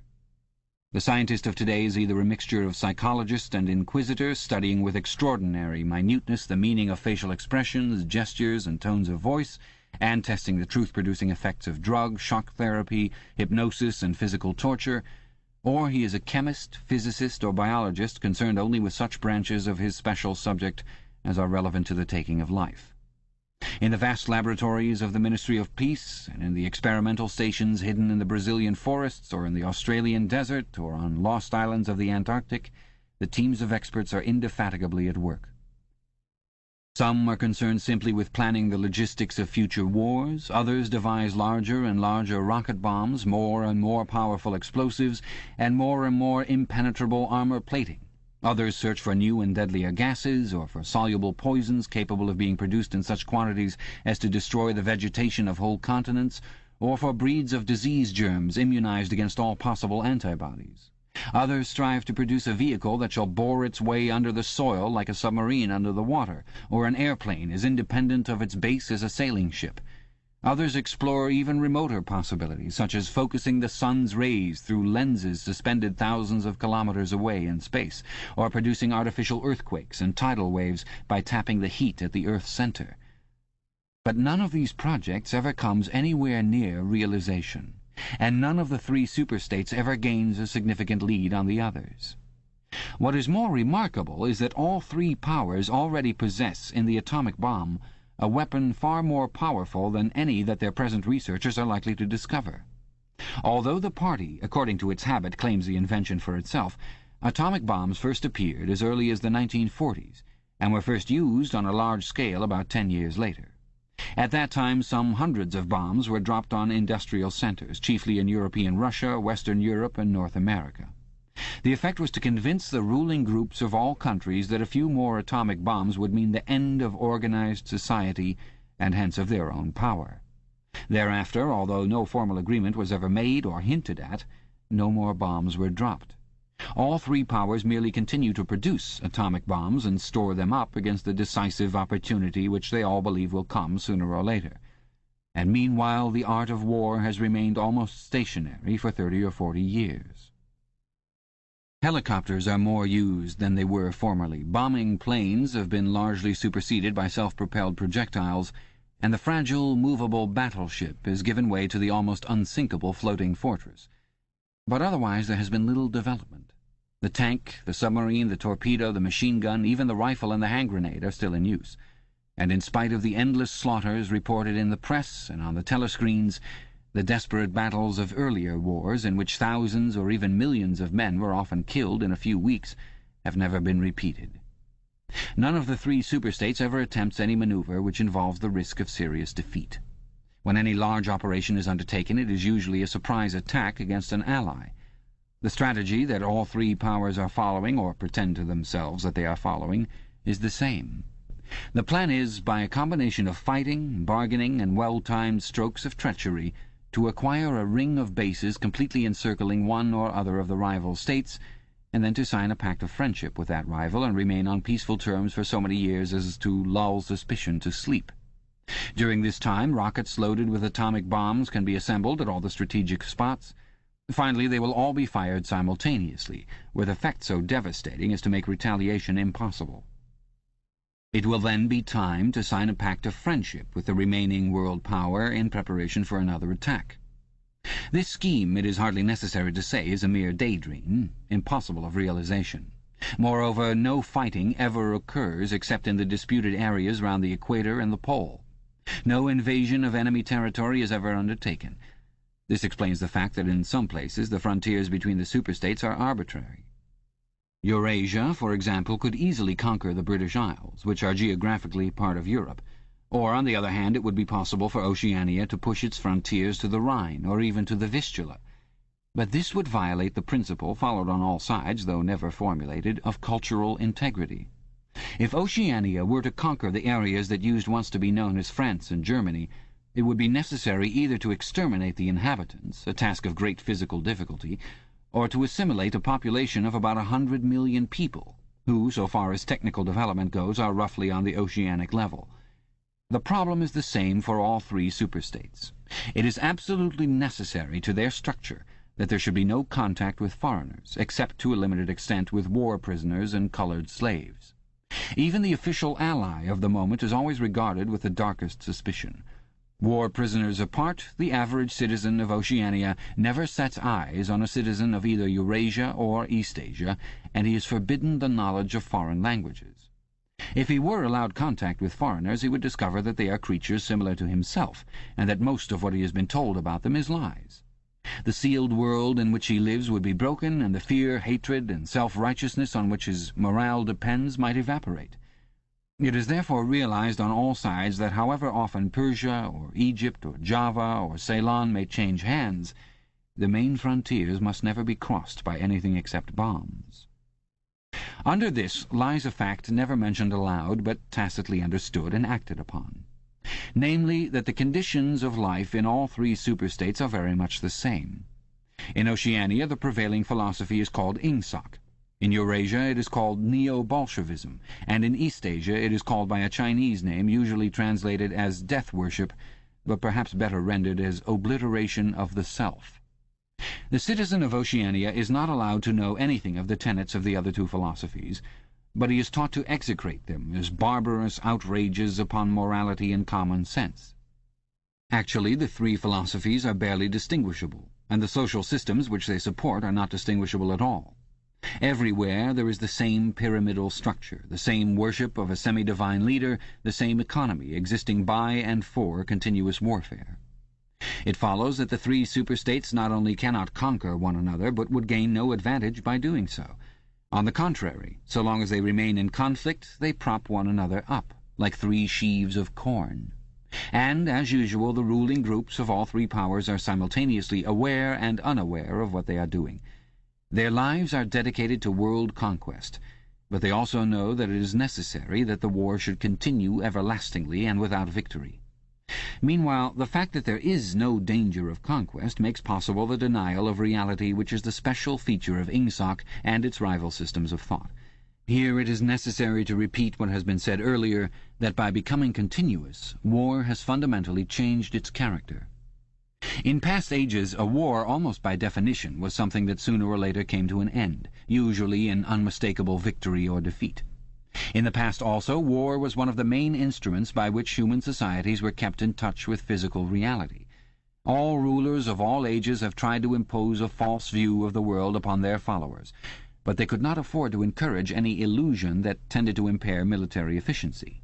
So long as defeat meant the loss of independence, or some other result generally held to be undesirable, the precautions against defeat had to be serious. Physical facts could not be ignored.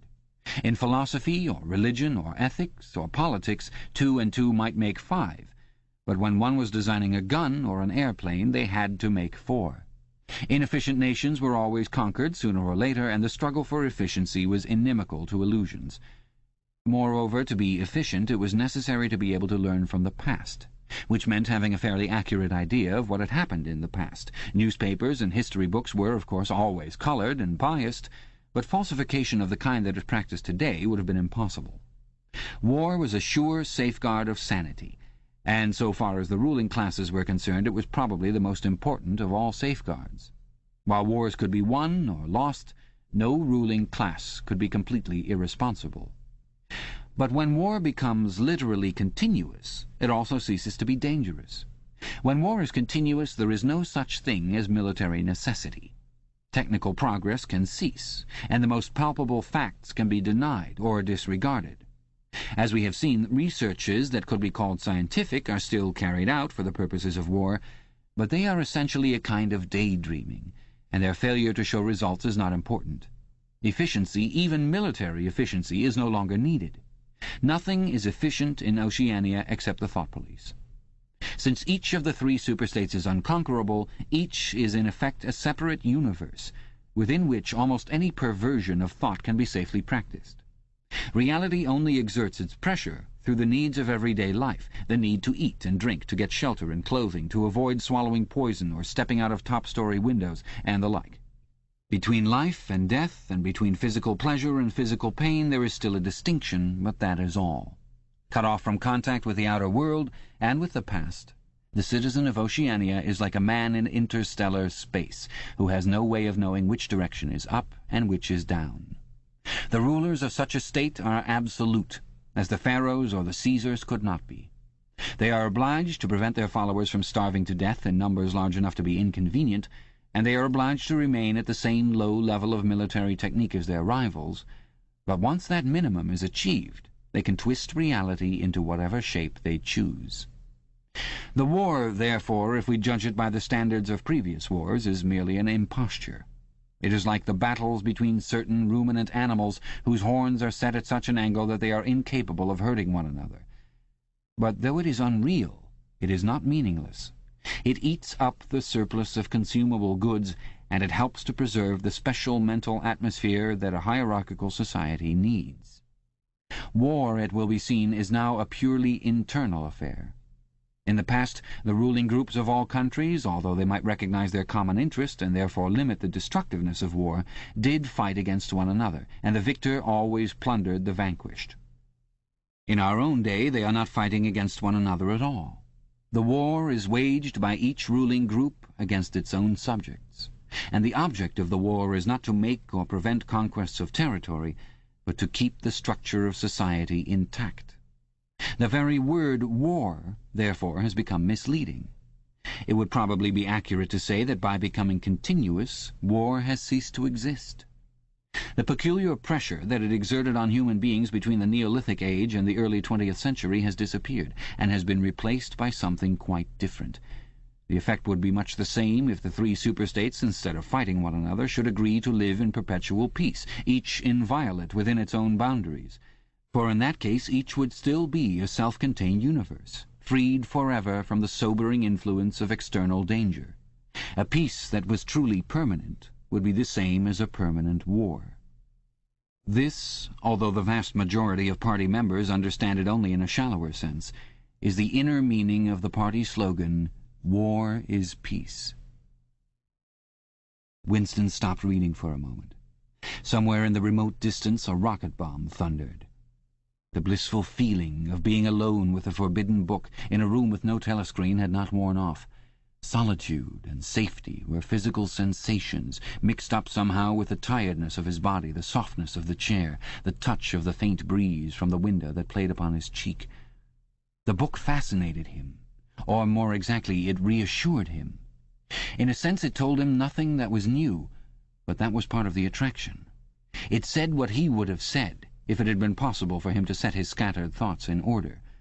It was the product of a mind similar to his own, but enormously more powerful, more systematic, less fear-ridden. The best books, he perceived, are those that tell you what you know already. He had just turned back to Chapter 1 when he heard Julia's footstep on the stair and started out of his chair to meet her. She dumped her brown tool-bag on the floor and flung herself into his arms. It was more than a week since they had seen one another. "I've got the book," he said, as they disentangled themselves. "Oh, you've got it. Good," she said, without much interest, and almost immediately knelt down beside the oil stove to make the coffee. They did not return to the subject until they had been in bed for half an hour. The evening was just cool enough to make it worthwhile to pull up the counterpane. From below came the familiar sound of singing and the scrape of boots on the flagstones. The brawny, red-armed woman whom Winston had seen there on his first visit was almost a fixture in the yard.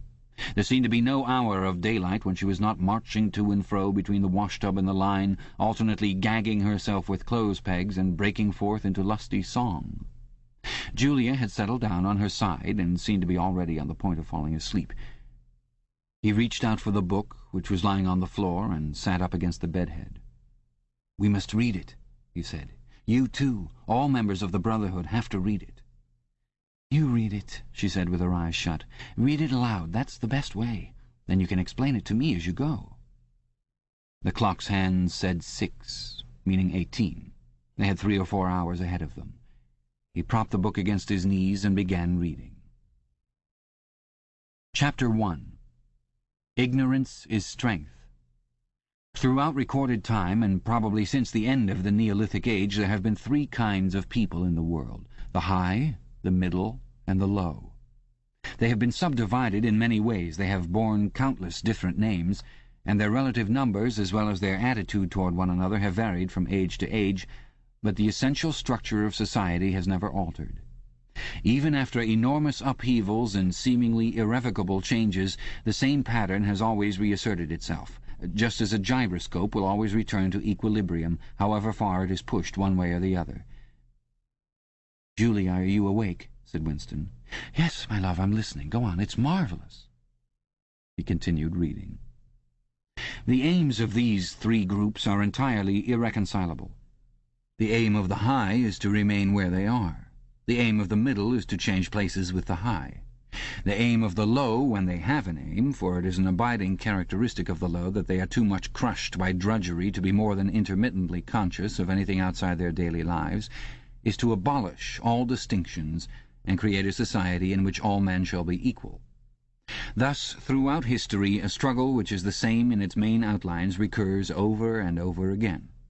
For long periods the high seem to be securely in power, but sooner or later there always comes a moment when they lose either their belief in themselves or their capacity to govern efficiently, or both. They are then overthrown by the middle, who enlist the low on their side by pretending to them that they are fighting for liberty and justice. As soon as they have reached their objective, the middle thrust the low back into their old position of servitude, and themselves become the high. Presently a new middle group splits off from one of the other groups, or from both of them, and the struggle begins over again. Of the 3 groups, only the low are never even temporarily successful in achieving their aims. It would be an exaggeration to say that throughout history there had been no progress of a material kind. Even today, in a period of decline, the average human being is physically better off than he was a few centuries ago. But no advance in wealth, no softening of manners, no reform or revolution has ever brought human equality a millimetre nearer. From the point of view of the low, no historic change has ever meant much more than a change in the name of their masters. By the late 19th century, the recurrences of this pattern had become obvious to many observers. There then arose schools of thinkers who interpreted history as a cyclical process and claimed to show that inequality was the unalterable law of human life. This doctrine, of course, had always had its adherents, but in the manner in which it was now put forward there was a significant change. In the past, the need for a hierarchical form of society had been the doctrine specifically of the high.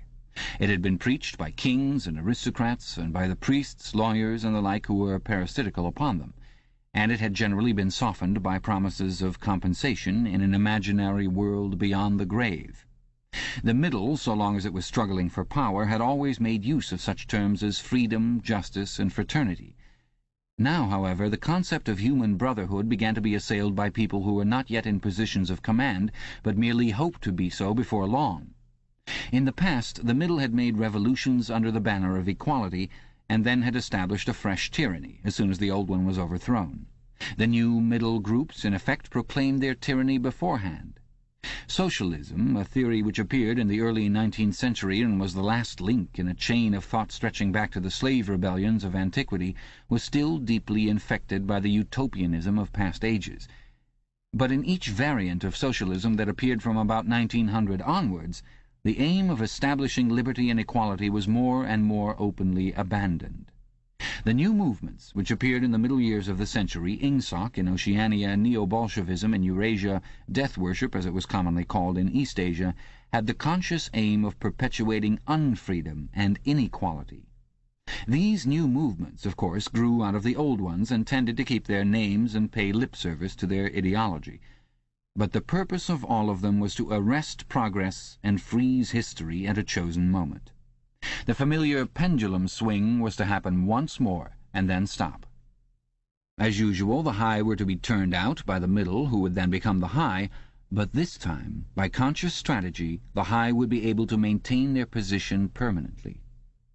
The new doctrines arose partly because of the accumulation of historical knowledge and the growth of the historical sense, which had hardly existed before the 19th century. The cyclical movement of history was now intelligible, or appeared to be so, and if it was intelligible, then it was alterable. But the principal underlying cause was that as early as the beginning of the 20th century, human equality had become technically possible. It was still true that men were not equal in their native talents, and that functions had to be specialized in ways that favored some individuals against others, but there was no longer any real need for class distinctions or for large differences of wealth. In earlier ages, class distinctions had been not only inevitable but desirable.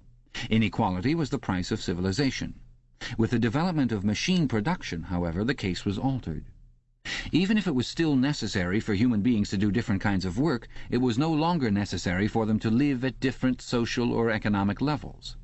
Therefore, from the point of view of the new groups who were on the point of seizing power, human equality was no longer an ideal to be striven after, but a danger to be averted. In more primitive ages, when a just and peaceful society was in fact not possible, it had been fairly easy to believe in it. The idea of an earthly paradise in which men should live together in a state of brotherhood, without laws and without brute labor, had haunted the human imagination for thousands of years, and this vision had had a certain hold even on the groups who actually profited by each historic change. The heirs of the French, English, and American revolutions had partly believed in their own phrases about the rights of man, freedom of speech, equality before the law, and the like, and had even allowed their conduct to be influenced by them to some extent. But by the fourth decade of the 20th century, all the main currents of political theory, by whatever name it, the earthly paradise had been discredited at exactly the moment when it became realizable. Every new political theory, by whatever name it called itself, led back to hierarchy and regimentation. And in the general hardening of outlook that set in round about 1930, practices which had long been abandoned, in some cases for hundreds of years, imprisonment without trial, the use of war prisoners as slaves, public executions, torture to extract confessions, the use of hostages, and the deportation of whole populations, not only became common again, but were tolerated and even defended by people who considered themselves enlightened and progressive. It was only after a decade of national wars, civil wars, revolutions, and counter-revolutions in all parts of the world that Ingsoc and its rivals emerged as fully worked-out political theories. But they had been foreshadowed by the various systems generally called totalitarian which had appeared earlier in the century, and the main outlines of the world which would emerge from the prevailing chaos had long been obvious.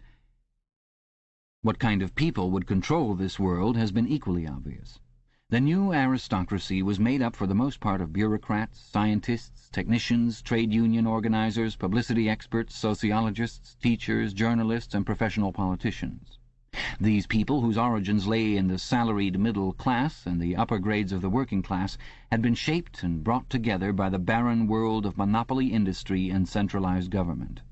As compared with their opposite numbers in past ages, they were less avaricious, less tempted by luxury, hungrier for pure power, and above all, more conscious of what they were doing and more intent on crushing opposition. This last difference was cardinal. By comparison with that existing today, all the tyrannies of the past were half-hearted and inefficient. The ruling groups were always infected to some extent by liberal ideas and were content to leave loose ends everywhere, to regard only the overt act and to be uninterested in what their subjects were thinking. Even the Catholic Church of the Middle Ages was tolerant by modern standards. Part of the reason for this was that in the past no government had the power to keep its citizens under constant surveillance. The invention of print, however, made it easier to manipulate public opinion, and the film and the radio carried the process further. With the development of television and the technical advance which made it possible to receive and transmit simultaneously on the same instrument, private life came to an end. Every citizen, or at least every citizen important enough to be worth watching, could be kept for 24 hours a day under the eyes of the police and in the sound of official propaganda, with all other channels of communication closed. The possibility of enforcing not only complete obedience to the will of the state, but complete uniformity of opinion on all subjects now existed for the first time.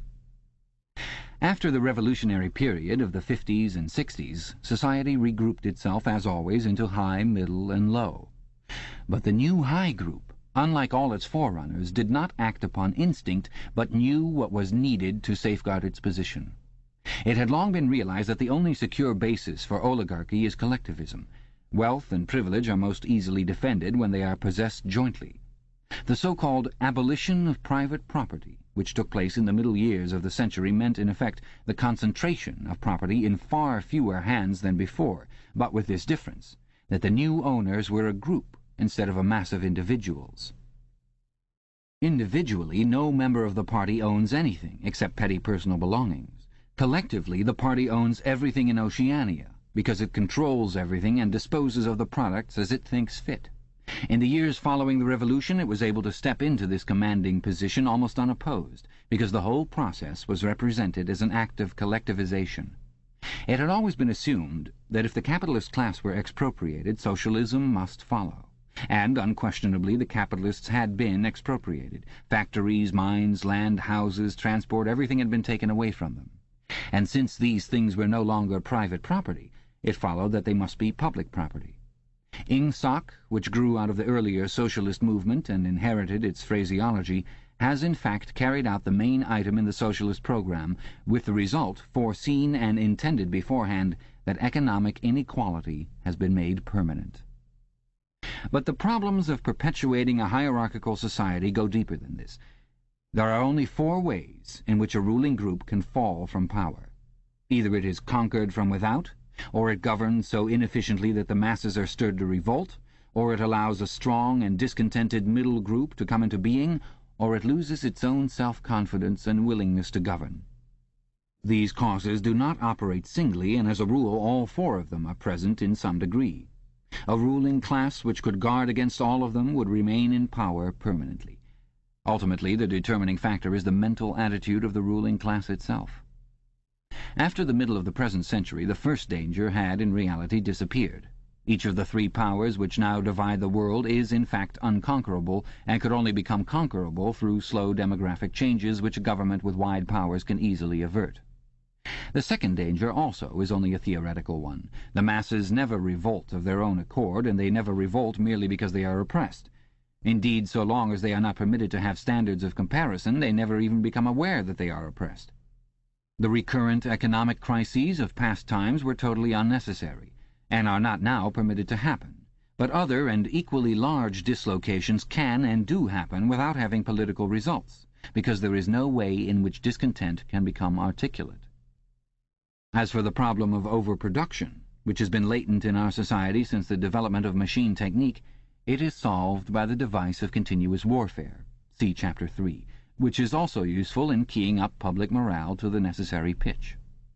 From the point of view of our present rulers, therefore, the only genuine dangers are the splitting off of a new group of able, underemployed, power-hungry people, and the growth of liberalism and skepticism in their own ranks. The problem, that is to say, is educational. It is a problem of continuously molding the consciousness both of the directing group and of the larger executive group that lies immediately below it. The consciousness of the masses needs only to be influenced in a negative way. Given this background, one could infer, if one did not know it already, the general structure of oceanic society. At the apex of the pyramid comes Big Brother.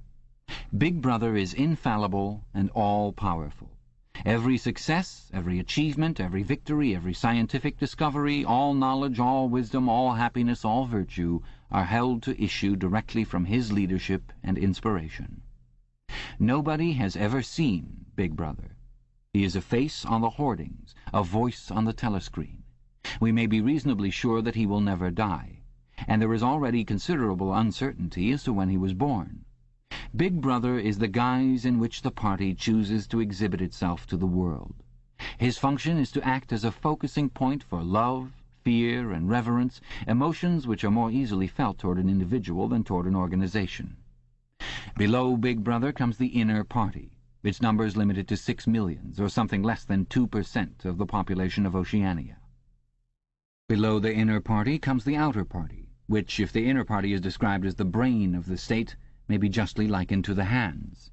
Below that come the dumb masses whom we habitually refer to as the proles, numbering perhaps 85% of the population. In the terms of our earlier classification, the proles are the low, for the slave populations of the equatorial lands who pass constantly from conqueror to conqueror are not a permanent or necessary part of the structure. In principle, membership in these three groups is not hereditary. The child of inner party parents is in theory not born into the inner party. Admission to either branch of the party is by examination, taken at the age of 16.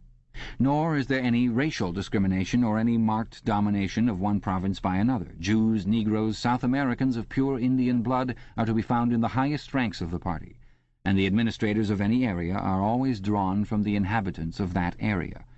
In no part of Oceania do the inhabitants have the feeling that they are a colonial population ruled from a distant capital. Oceania has no capital, and its titular head is a person whose whereabouts nobody knows. Except that English is its chief lingua franca and Newspeak its official language, it is not centralized in any way. Its rulers are not held together by blood ties, but by adherence to a common doctrine. It is true that our society is stratified, and very rigidly stratified, on what at first sight appear to be hereditary lines.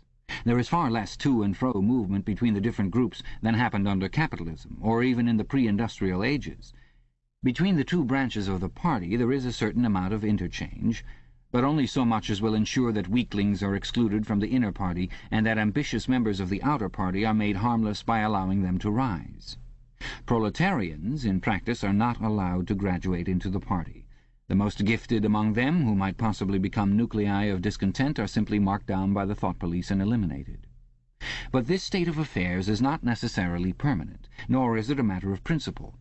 The party is not a class in the old sense of the word. It does not aim at transmitting power to its own children as such. And if there were no other way of keeping the ablest people at the top, it would be perfectly prepared to recruit an entire new generation from the ranks of the proletariat. In the crucial years, the fact that the party was not a hereditary body did a great deal to neutralize opposition. The older kind of socialist who had been trained to fight against something called class privilege assumed that what is not hereditary cannot be permanent. He did not see that the continuity of an oligarchy need not be physical, nor did he pause to reflect that hereditary aristocracies have always been short-lived, whereas adoptive organizations, such as the Catholic Church, have sometimes lasted for hundreds or thousands of years. The essence of oligarchical rule is not father-to-son inheritance, but the persistence of a certain world view and a certain way of life, imposed by the dead upon the living. A ruling group is a ruling group so long as it can nominate its successors. The party is not concerned with perpetuating its blood, but with perpetuating itself. Who wields power is not important, provided that the hierarchical structure remains always the same. All the beliefs, habits, tastes, emotions, mental attitudes that characterize our time are really designed to sustain the mystique of the party and prevent the true nature of present-day society from being perceived. Physical rebellion, or any preliminary move toward rebellion, is at present not possible. From the proletarians nothing is to be feared. Left to themselves, they will continue from generation to generation and from century to century, working, breeding, and dying, not only without any impulse to rebel, but without the power of grasping that the world could be other than it is. They could only become dangerous if the advance of industrial technique made it necessary to educate them more highly. But since military and commercial rivalry are no longer important, the level of popular education is actually declining. What opinions the masses hold or do not hold is looked on as a matter of indifference.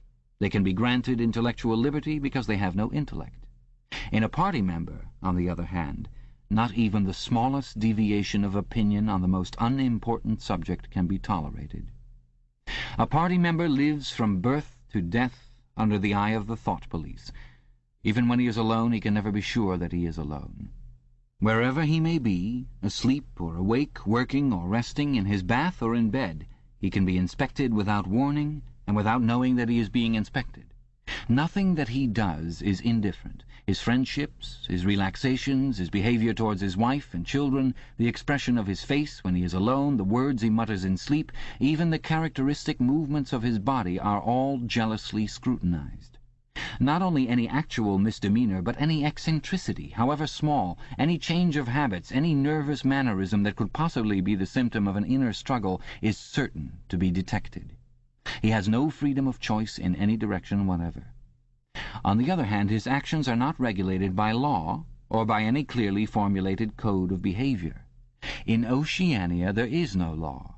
Thoughts and actions which, when detected, mean certain death are not formally forbidden, and the endless purges, arrests, tortures, imprisonments, and vaporizations are not inflicted as punishment for crimes which have actually been committed, but are merely the wiping out of persons who might perhaps commit a crime at some time in the future.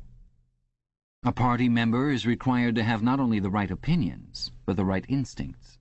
Many of the beliefs and attitudes demanded of him are never plainly stated, and could not be stated without laying bare the contradictions inherent in Ingsoc. If he is a person naturally orthodox, in newspeak a good thinker, he will in all circumstances know, without taking thought, what is the true belief or the desirable emotion. But in any case, an elaborate mental training, undergone in childhood and grouping itself round the newspeak words crime stop, black-white, and doublethink, makes him unwilling and unable to think too deeply on any subject whatever. A party member is expected to have no private emotions and no respites from enthusiasm. He is supposed to live in a continuous frenzy of hatred of foreign enemies and internal traitors, triumph over victories, and self-abasement before the power and wisdom of the party. The discontents produced by his bare, unsatisfying life are deliberately turned outwards and dissipated by such devices as the 2 minutes hate, and the speculations which might possibly induce a sceptical or rebellious attitude are killed in advance by his early acquired inner discipline. The first and simplest stage in the discipline, which can be taught even to young children, is called, in newspeak, crime stop. Crime stop means the faculty of stopping short, as though by instinct, at the threshold of any dangerous thought. It includes the power of not grasping analogies, of failing to perceive logical errors, of misunderstanding the simplest arguments if they are inimical to Ingsoc, and of being bored or repelled by any train of thought which is capable of leading in a heretical direction. Crime stop, in short, means protective stupidity. But stupidity is not enough.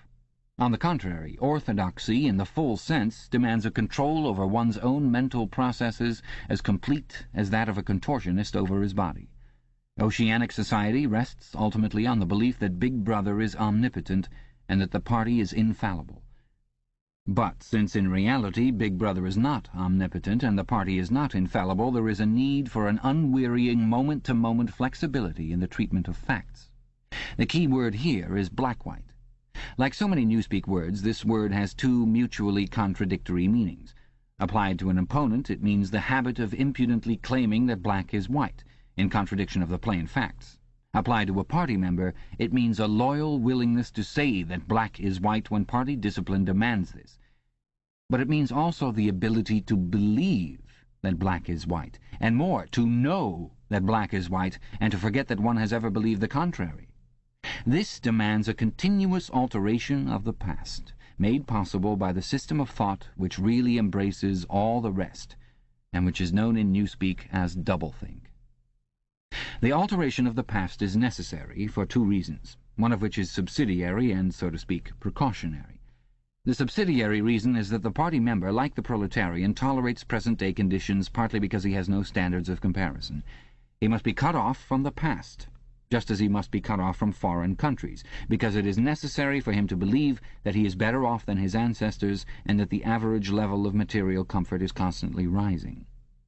But by far the more important reason for the readjustment of the past is the need to safeguard the infallibility of the party.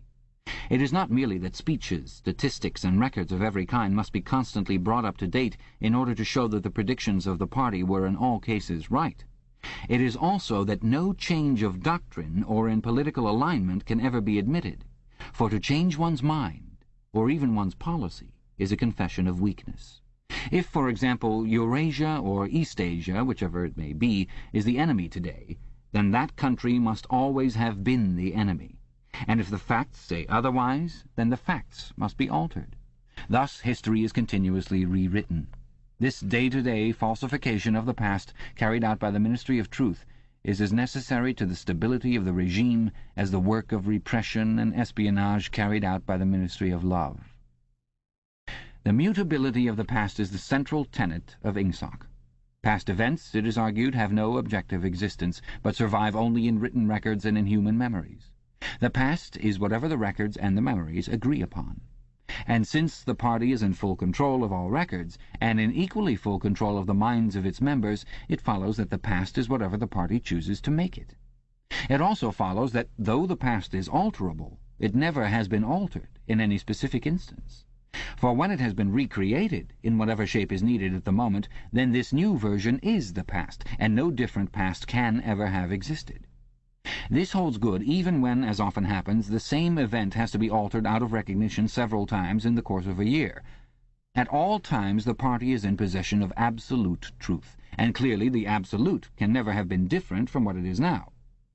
It will be seen that the control of the past depends above all on the training of memory. To make sure that all written records agree with the orthodoxy of the moment is merely a mechanical act. But it is also necessary to remember that events happened in the desired manner.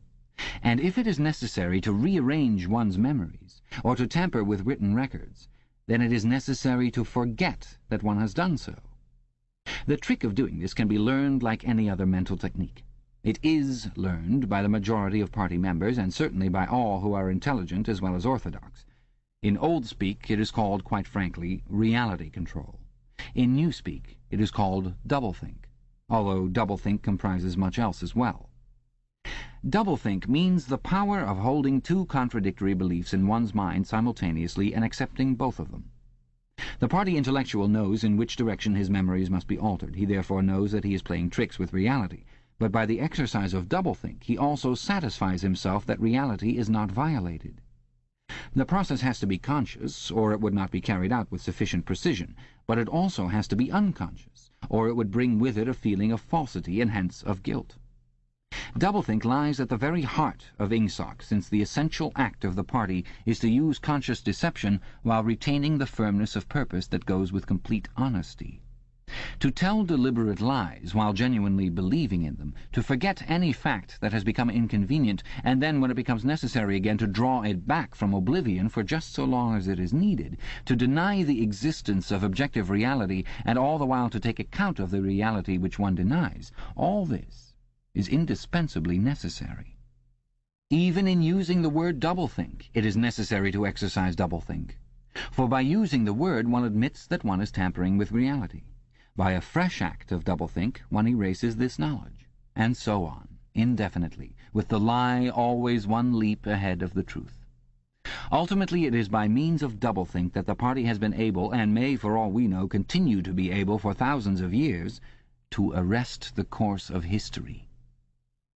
All past oligarchies have fallen from power either because they ossified or because they grew soft. Either they became stupid and arrogant, failed to adjust themselves to changing circumstances and were overthrown, or they became liberal and cowardly, made concessions when they should have used force, and once again were overthrown. They fell, that is to say, either through consciousness or through unconsciousness. It is the achievement of the party to have produced a system of thought in which both conditions can exist simultaneously. And upon no other intellectual basis could the dominion of the party be made permanent. If one is to rule, and to continue ruling, one must be able to dislocate the sense of reality. For the secret of rulership is to combine a belief in one's own infallibility with the power to learn from past mistakes. It need hardly be said that the subtlest practitioners of doublethink are those who invented doublethink, and know that it is a vast system of mental cheating. In our society, Those who have the best knowledge of what is happening are also those who are furthest from seeing the world as it is. In general, the greater the understanding, the greater the delusion. The more intelligent, the less sane. One clear illustration of this is the fact that war hysteria increases in intensity as one rises in the social scale. Those whose attitude toward the war is most nearly rational are the subject peoples of the disputed territories. To these people the war is simply a continuous calamity which sweeps to and fro over their bodies like a tidal wave. Which side is winning is a matter of complete indifference to them. They are aware that a change of overlordship means simply that they will be doing the same work as before for new masters, who treat them in the same manner as the old ones. The slightly more favoured workers, whom we call the proles, are only intermittently conscious of the war. When it is necessary, they can be prodded into frenzies of fear and hatred, but when left to themselves they are capable of forgetting for long periods that the war is happening. It is in the ranks of the party, and above all of the inner party, that the true war enthusiasm is found. World conquest is believed in most firmly by those who know it to be impossible. This peculiar linking together of opposites, knowledge with ignorance, cynicism with fanaticism, is one of the chief distinguishing marks of oceanic society. The official ideology abounds with contradictions, even when there is no practical reason for them. Thus the party rejects and vilifies every principle for which the socialist movement originally stood, and it chooses to do this in the name of socialism. It preaches a contempt for the working class unexampled for centuries past, and it dresses its members in a uniform which was at one time peculiar to manual workers and was adopted for that reason. It systematically undermines the solidarity of the family, and it calls its leader by a name which is a direct appeal to the sentiments of family loyalty. Even the names of the 4 ministries by which we are governed exhibit a sort of impudence in their deliberate reversal of the facts. The Ministry of Peace concerns itself with war, the Ministry of Truth with lies, the Ministry of Love with torture, and the Ministry of Plenty with starvation. These contradictions are not accidental, nor do they result from ordinary hypocrisy. They are deliberate exercises in doublethink. For it is only by reconciling contradictions that power can be retained indefinitely. In no other way could the ancient cycle be broken. If human equality is to be forever averted, if the high, as we have called them, are to keep their places permanently, then the prevailing mental condition must be controlled insanity. But there is one question which until this moment we have almost ignored. It is, why should human equality be averted? Supposing that the mechanics of the process have been rightly described, what is the motive for this huge, accurately planned effort to freeze history at a particular moment of time? Here we reach the central secret. As we have seen, the mystique of the party, and above all of the inner party, depends upon doublethink. But deeper than this lies the original motive, the never-questioned instinct that first led to the seizure of power and brought doublethink, the thought police, continuous warfare, and all the other necessary paraphernalia into existence afterwards. This motive really consists... Winston became aware of silence, as one becomes aware of a new sound. It seemed to him that Julia had been very still for some time past. She was lying on her side, naked from the waist upwards, with her cheek pillowed on her hand and one dark lock tumbling across her eyes. Her breast rose and fell slowly and regularly. "Julia." No answer. "Julia, are you awake?" No answer. She was asleep. He shut the book, put it carefully on the floor, lay down, and pulled the coverlet over both of them. He had still, he reflected, not learned the ultimate secret. He understood how. He did not understand why. Chapter 1, like Chapter 3, had not actually told him anything that he did not know. It had merely systematized the knowledge that he possessed already. But after reading it, he knew better than before that he was not mad. Being in a minority, even a minority of one, did not make you mad. There was truth, and there was untruth, and if you clung to the truth, even against the whole world, you were not mad. A yellow beam from the sinking sun slanted in through the window and fell across the pillow. He shut his eyes. The sun on his face and the girl's smooth body touching his own gave him a strong, sleepy, confident feeling. He was safe. Everything was all right. He fell asleep murmuring, "Sanity is not statistical," with the feeling that this remark contained in it a profound wisdom. Chapter 10. When he woke, it was with the sensation of having slept for a long time, but a glance at the old-fashioned clock told him that it was only 20:30. He lay dozing for a little while. Then the usual deep-lunged singing strung up from the yard below. It was only an hopeless fancy, it passed like an April dye, but a look and a word and the dreams they stirred, they have stolen my heart away. The drivelling song seemed to have kept its popularity. You still heard it all over the place. It had outlived the hate song. Julia woke at the sound, stretched herself luxuriously, and got out of bed. "I'm hungry," she said. "Let's make some more coffee." "Damn, the stove's gone out and the water's cold." She picked the stove up and shook it. "There's no oil in it." "We can get some from old Charrington, I expect." "The funny thing is, I made sure it was full." "I'm going to put my clothes on," she added. "It seems to have got colder." Winston also got up and dressed himself.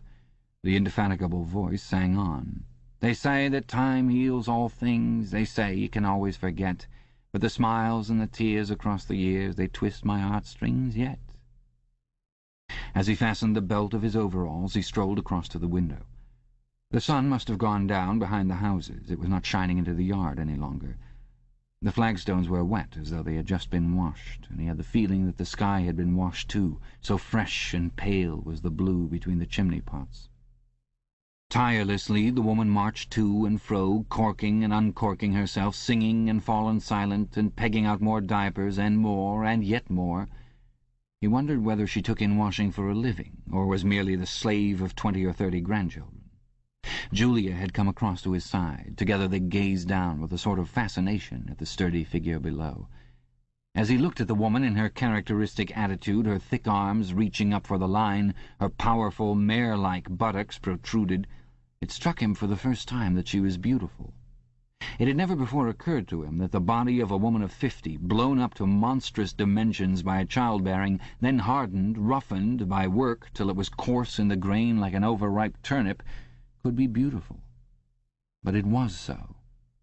And after all, he thought, why not?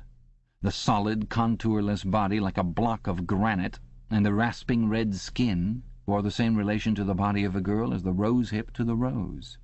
Why should the fruit be held inferior to the flower? "She's beautiful," he murmured. "She's a metre across the hips, easily," said Julia. "That is her style of beauty," said Winston. He held Julia's supple waist, easily encircled by his arm. From the hip to the knee her flank was against his. Out of their bodies no child would ever come. That was the one thing they could never do. Only by word of mouth, from mind to mind, could they pass on the secret. The woman down there had no mind. She had only strong arms, a warm heart, and a fertile belly. He wondered how many children she had given birth to. It might easily be 15. She had had her momentary flowering, a year perhaps of wild rose beauty, and then she had suddenly swollen like a fertilized fruit and grown hard and red and coarse, and then her life had been laundering, scrubbing, darning, cooking, sweeping, polishing, mending, scrubbing, laundering, first for children, then for grandchildren, over 30 unbroken years. At the end of it she was still singing. The mystical reverence that he felt for her was somehow mixed up with the aspect of the pale, cloudless sky stretching away behind the chimney-pots into interminable distances. It was curious to think that the sky was the same for everybody, in Eurasia or East Asia as well as here. And the people under the sky were also very much the same, everywhere, all over the world. Hundreds or thousands of millions of people just like this, people ignorant of one another's existence, held apart by walls of hatred and lies, and yet almost exactly the same. People who had never learned to think, but were storing up in their hearts and bellies and muscles the power that would one day overturn the world. If there was hope, it lay in the proles. Without having read to the end of the book, he knew that that must be Goldstein's final message. The future belonged to the proles. And could he be sure that when their time came, the world they constructed would not be just as alien to him, Winston Smith, as the world of the party? Yes, because at the least it would be a world of sanity. Where there is equality, there can be sanity. Sooner or later it would happen. Strength would change into consciousness. The proles were immortal.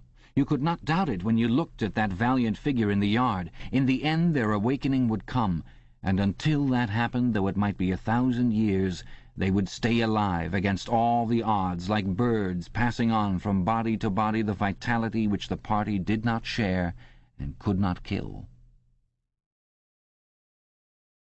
"Do you remember," he said, "the thrush that sang to us that first day at the edge of the wood?" "He wasn't singing to us," said Julia. "He was singing to please himself. Not even that, he was just singing."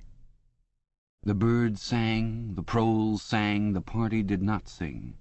All round the world, in London and New York, in Africa and Brazil, and in the mysterious forbidden lands beyond the frontiers, in the streets of Paris and Berlin, in the villages of the endless Russian plain, in the bazaars of China and Japan, everywhere stood the same solid, unconquerable figure, made monstrous by work and childbearing, toiling from birth to death, and still singing. Out of those mighty loins a race of conscious beings must one day come. You were the dead, theirs was the future. But you could share in that future if you kept alive the mind as they kept alive the body, and passed on the secret doctrine that 2 + 2 make 4. "We are the dead," he said. "We are the dead," echoed Julia dutifully. "You are the dead," said an iron voice behind them. They sprang apart. Winston's entrails seemed to have turned into ice. He could see the white all round the irises of Julia's eyes. Her face had turned a milky yellow. The smear of rouge that was still on each cheekbone stood out sharply, almost as though unconnected with the skin beneath. "You are the dead," repeated the iron voice. "It was behind the picture," breathed Julia. "It was behind the picture," said the voice. "Remain exactly where you are. Make no movement until you are ordered." It was starting. It was starting at last. They could do nothing except stand gazing into one another's eyes. To run for life, to get out of the house before it was too late, no such thought occurred to them. Unthinkable to disobey the iron voice from the wall.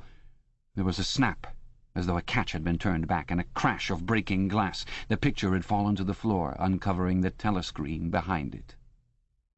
"Now they can see us," said Julia. "Now we can see you," said the voice. "Stand out in the middle of the room. Stand back to back. Clasp your hands behind your heads. Do not touch one another." They were not touching, but it seemed to him that he could feel Julia's body shaking, or perhaps it was merely the shaking of his own. He could just stop his teeth from chattering, but his knees were beyond his control. There was a sound of trampling boots below, inside the house and outside. The yard seemed to be full of men. Something was being dragged across the stones. The woman's singing had stopped abruptly. There was a long, rolling clang, as though the washtub had been flung across the yard, and then a confusion of angry shouts which ended in a yell of pain. "The house is surrounded," said Winston. "The house is surrounded," said the voice. He heard Julia snap her teeth together. "I suppose we may as well say goodbye," she said. "You may as well say goodbye," said the voice. And then another, quite different voice, a thin, cultivated voice, which Winston had the impression of having heard before, struck in. "And by the way, while we are on the subject, here comes a candle to light you to bed. Here comes a chopper to chop off your head." Something crashed on the bed behind Winston's back. The head of a ladder had been thrust through the window and had burst in the frame. Someone was climbing through the window. There was a stampede of boots up the stairs. The room was full of solid men in black uniforms with iron-shod boots on their feet and truncheons in their hands. Winston was not trembling any longer. Even his eyes he barely moved. One thing alone mattered, to keep still, and not give them an excuse to hit you. A man with a smooth prize-fighter's jowl, in which the mouth was only a slit, paused opposite him, balancing his truncheon meditatively between thumb and forefinger. Winston met his eyes. The feeling of nakedness with one's hands behind one's head and one's face and body all exposed was almost unbearable. The man protruded the tip of a white tongue, licked the place where his lips should have been, and then passed on. There was another crash. Someone had picked up the glass paperweight from the table and smashed it to pieces on the hearthstone. The fragment of coral, a tiny crinkle of pink, like a sugar rosebud from a cake, rolled across the mat. How small, thought Winston, how small it always was. There was a gasp and a thump behind him, and he received a violent kick on the ankle which nearly flung him off his balance. One of the men had smashed his fist into Julia's solar plexus, doubling her up like a pocket ruler. She was thrashing about on the floor, fighting for breath. Winston dared not turn his head even by a millimetre, but sometimes her livid, gasping face came within the angle of his vision. Even in his terror it was as though he could feel the pain in his own body, the deadly pain which nevertheless was less urgent than the struggle to get back her breath. He knew what it was like, the terrible, agonizing pain which was there all the while but could not be suffered yet, because before all else it was necessary to be able to breathe. Then 2 of the men hoisted her up by knees and shoulders and carried her out of the room like a sack. Winston had a glimpse of her face, upside down, yellow and contorted, with the eyes shut, and still with a smear of rouge on either cheek, and that was the last he saw of her. He stood dead still. No one had hit him yet. Thoughts which came of their own accord but seemed totally uninteresting began to flit through his mind. He wondered whether they had got Mr. Charrington. He wondered what they had done to the woman in the yard. He noticed that he badly wanted to urinate and felt a faint surprise because he had done so only 2 or 3 hours ago. He noticed that the clock on the mantelpiece said 9, meaning 21. But the light seemed too strong. Would not the light be fading at 21 hours on an August evening? He wondered whether, after all, he and Julia had mistaken the time, had slept the clock round and thought it was 20:30 when really it was not 8:30 on the following morning. But he did not pursue the thought further. It was not interesting. There was another, lighter step in the passage. Mr. Charrington came into the room. The demeanour of the black-uniformed men suddenly became more subdued. Something had also changed in Mr. Charrington's appearance. His eye fell on the fragments of the glass paperweight. "Pick up those pieces," he said sharply. A man stooped to obey. The Cockney accent had disappeared. Winston suddenly realized whose voice it was that he had heard a few moments ago on the telescreen. Mr. Charrington was still wearing his old velvet jacket, but his hair, which had been almost white, had turned black. Also, he was not wearing his spectacles. He gave Winston a single sharp glance, as though verifying his identity, and then paid no more attention to him. He was still recognizable, but he was not the same person any longer. His body had straightened and seemed to have grown bigger. His face had undergone only tiny changes that had nevertheless worked a complete transformation. The black eyebrows were less bushy, the wrinkles were gone, the whole lines of the face seemed to have altered, even the nose seemed shorter. It was the alert, cold face of a man of about 35. It occurred to Winston that for the first time in his life he was looking, with knowledge, at a member of the thought police. Part 3. He did not know where he was. Presumably he was in the Ministry of Love, but there was no way of making certain. He was in a high-ceilinged, windowless cell with walls of glittering white porcelain. Concealed lamps flooded it with cold light, and there was a low, steady humming sound which he supposed had something to do with the air supply. A bench or shelf just wide enough to sit on ran round the wall, broken only by the door, and at the end opposite the door a lavatory pan with no wooden seat. There were 4 telescreens, 1 in each wall. There was a dull aching in his belly. It had been there ever since they had bundled him into the closed van and driven him away. But he was also hungry, with a gnawing, unwholesome kind of hunger. It might be 24 hours since he had eaten, it might be 36. He still did not know, probably never would know, whether it had been morning or evening when they arrested him. Since he was arrested, he had not been fed. He sat as still as he could on the narrow bench, with his hands crossed on his knee. He had already learned to sit still. If you made unexpected movements, they yelled at you from the telescreen. But the craving for food was growing upon him. What he longed for above all was a piece of bread. He had an idea that there were a few breadcrumbs in the pocket of his overalls. It was even possible, he thought this because from time to time something seemed to tickle his leg, that there might be a sizable bit of crust there. In the end, the temptation to find out overcame his fear. He slipped a hand into his pocket. "Smith!" yelled a voice from the telescreen. 6079 Smith W. Hands out of pockets in the cells. He sat still again, his hands crossed on his knee. Before being brought here, he had been taken to another place, which must have been an ordinary prison or a temporary lock-up used by the patrols. He did not know how long he had been there. Some hours, at any rate. With no clocks and no daylight, it was hard to gauge the time. It was a noisy, evil-smelling place. They had put him into a cell similar to the one he was in now, but filthily dirty and at all times crowded by 10 or 15 people. The majority of them were common criminals, but there were a few political prisoners among them. He had sat silent against the wall, jostled by dirty bodies, too preoccupied by fear and the pain in his belly to take much interest in his surroundings, but still noticing the astonishing difference in demeanour between the party prisoners and the others.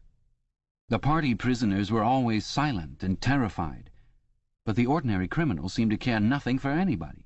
They yelled insults at the guards, fought back fiercely when their belongings were impounded, wrote obscene words on the floor, ate smuggled food which they produced from mysterious hiding places in their clothes, and even shouted down the telescreen when it tried to restore order.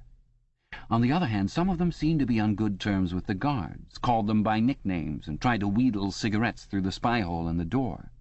The guards, too, treated the common criminals with a certain forbearance, even when they had to handle them roughly. There was much talk about the forced labour camps to which most of the prisoners expected to be sent. It was all right in the camps, he gathered, so long as you had good contacts and knew the ropes. There were bribery, favouritism, and racketeering of every kind. There were homosexuality and prostitution. There was even illicit alcohol distilled from potatoes. The positions of trust were given only to the common criminals, especially the gangsters and the murderers, who formed a sort of aristocracy. All the dirty jobs were done by the police. There was a constant come and go of prisoners of every description. Drug peddlers, thieves, bandits, black marketeers, drunks, prostitutes. Some of the drunks were so violent that the other prisoners had to combine to suppress them. An enormous wreck of a woman, aged about 60, with great tumbling breasts and thick coils of white hair which had come down in her struggles, was carried in, kicking and shouting, by 4 guards who had hold of her, one at each corner. They wrenched off the boots with which she had been trying to kick them, and dumped her down across Winston's lap, almost breaking his thigh bones. The woman hoisted herself upright and followed them out with a yell of "Fucking bastards!" Then, noticing that she was sitting on something uneven, she slid off Winston's knees onto the bench. "Beg pardon, dearie," she said. "I wouldn't have sat on you, only the buggers put me there. They don't know how to treat a lady, do they?" She paused, patted her breast, and belched. "Pardon," she said. "I ain't myself quite." She leaned forward and vomited copiously on the floor. "That's better," she said, leaning back with closed eyes. "Never keep it down, that's what I say. Get it up while it's fresh on your stomach, like." She revived, turned to have another look at Winston, and seemed immediately to take a fancy to him. She put a vast arm round his shoulder and drew him toward her, breathing beer and vomit into his face. "What's your name, dearie?" she said.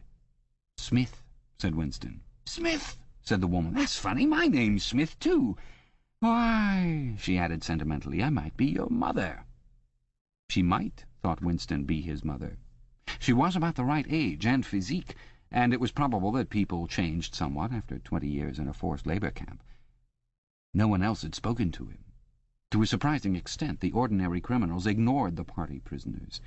The pollits, they called them, with a sort of uninterested contempt. The party prisoners seemed terrified of speaking to anybody, and above all of speaking to one another. Only once, when 2 party members, both women, were pressed close together on the bench, he overheard amid the din of voices a few hurriedly whispered words, and in particular a reference to something called Room 101, which he did not understand. It might be 2 or 3 hours ago that they had brought him here. The dull pain in his belly never went away, but sometimes it grew better and sometimes worse, and his thoughts expanded or contracted accordingly. When it grew worse, he thought only of the pain itself and of his desire for food. When it grew better, panic took hold of him. There were moments when he foresaw the things that would happen to him with such actuality that his heart galloped and his breath stopped. He felt the smash of truncheons on his elbows and iron-shod boots on his shins. He saw himself grovelling on the floor, screaming for mercy through broken teeth. He hardly thought of Julia. He could not fix his mind on her. He loved her and would not betray her, but that was only a fact. Known as he knew the rules of arithmetic, he felt no love for her, and he hardly even wondered what was happening to her. He thought oftener of O'Brien with a flickering hope. O'Brien must know that he had been arrested. The Brotherhood, he had said, never tried to save its members, but there was the razor blade. They would send the razor blade if they could. There would be perhaps 5 seconds before the guards could rush into the cell. The blade would bite into him with a sort of burning coldness, and even the fingers that held it would be cut to the bone. Everything came back to his sick body, which shrank, trembling from the smallest pain. He was not certain that he would use the razor blade, even if he got the chance. It was more natural to exist from moment to moment, accepting another 10 minutes' life, even with the certainty that there was torture at the end of it. Sometimes he tried to calculate the number of porcelain bricks in the walls of the cell. It should have been easy, but he always lost count at some point or another. More often he wondered where he was and what time of day it was. At one moment he felt certain that it was broad daylight outside, and at the next equally certain that it was pitch darkness. In this place, he knew instinctively, the lights would never be turned out. It was the place with no darkness. He saw now why O'Brien had seemed to recognize the illusion. In the Ministry of Love there were no windows. His cell might be at the heart of the building or against its outer wall. It might be 10 floors below ground or 30 above it. He moved himself mentally from place to place and tried to determine by the feeling of his body whether he was perched high in the air or buried deep underground. There was a sound of marching boots outside. The steel door opened with a clang. A young officer, a trim, black-uniformed figure who seemed to glitter all over with polished leather and whose pale, straight-featured face was like a wax mask, stepped smartly through the doorway. He motioned to the guards outside to bring in the prisoner they were leading.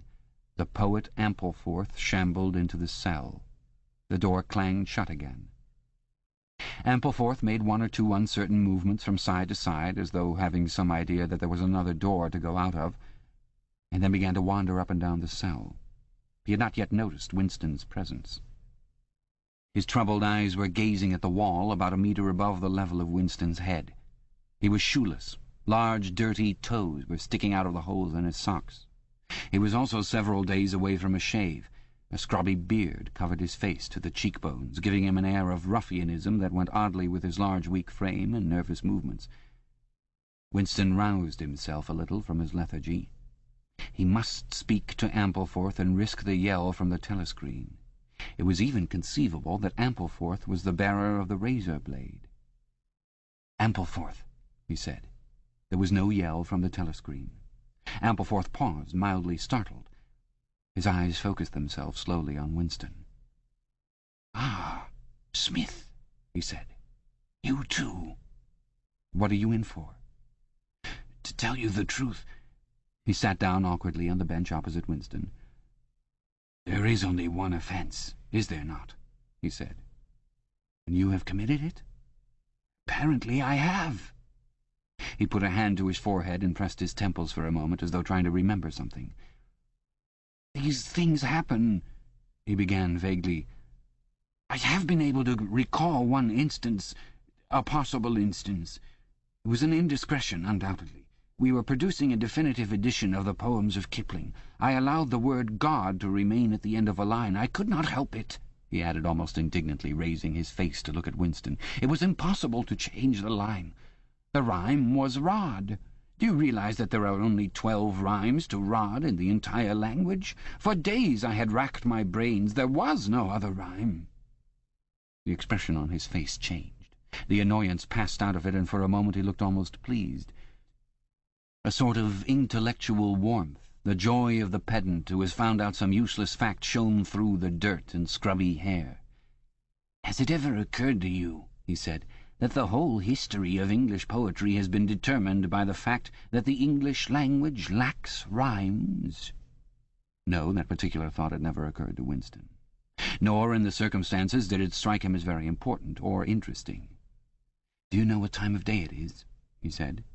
Ampleforth looked startled again. "I'd hardly thought about it. They arrested me, it could be 2 days ago, perhaps 3. His eyes flitted round the walls as though he half expected to find a window somewhere.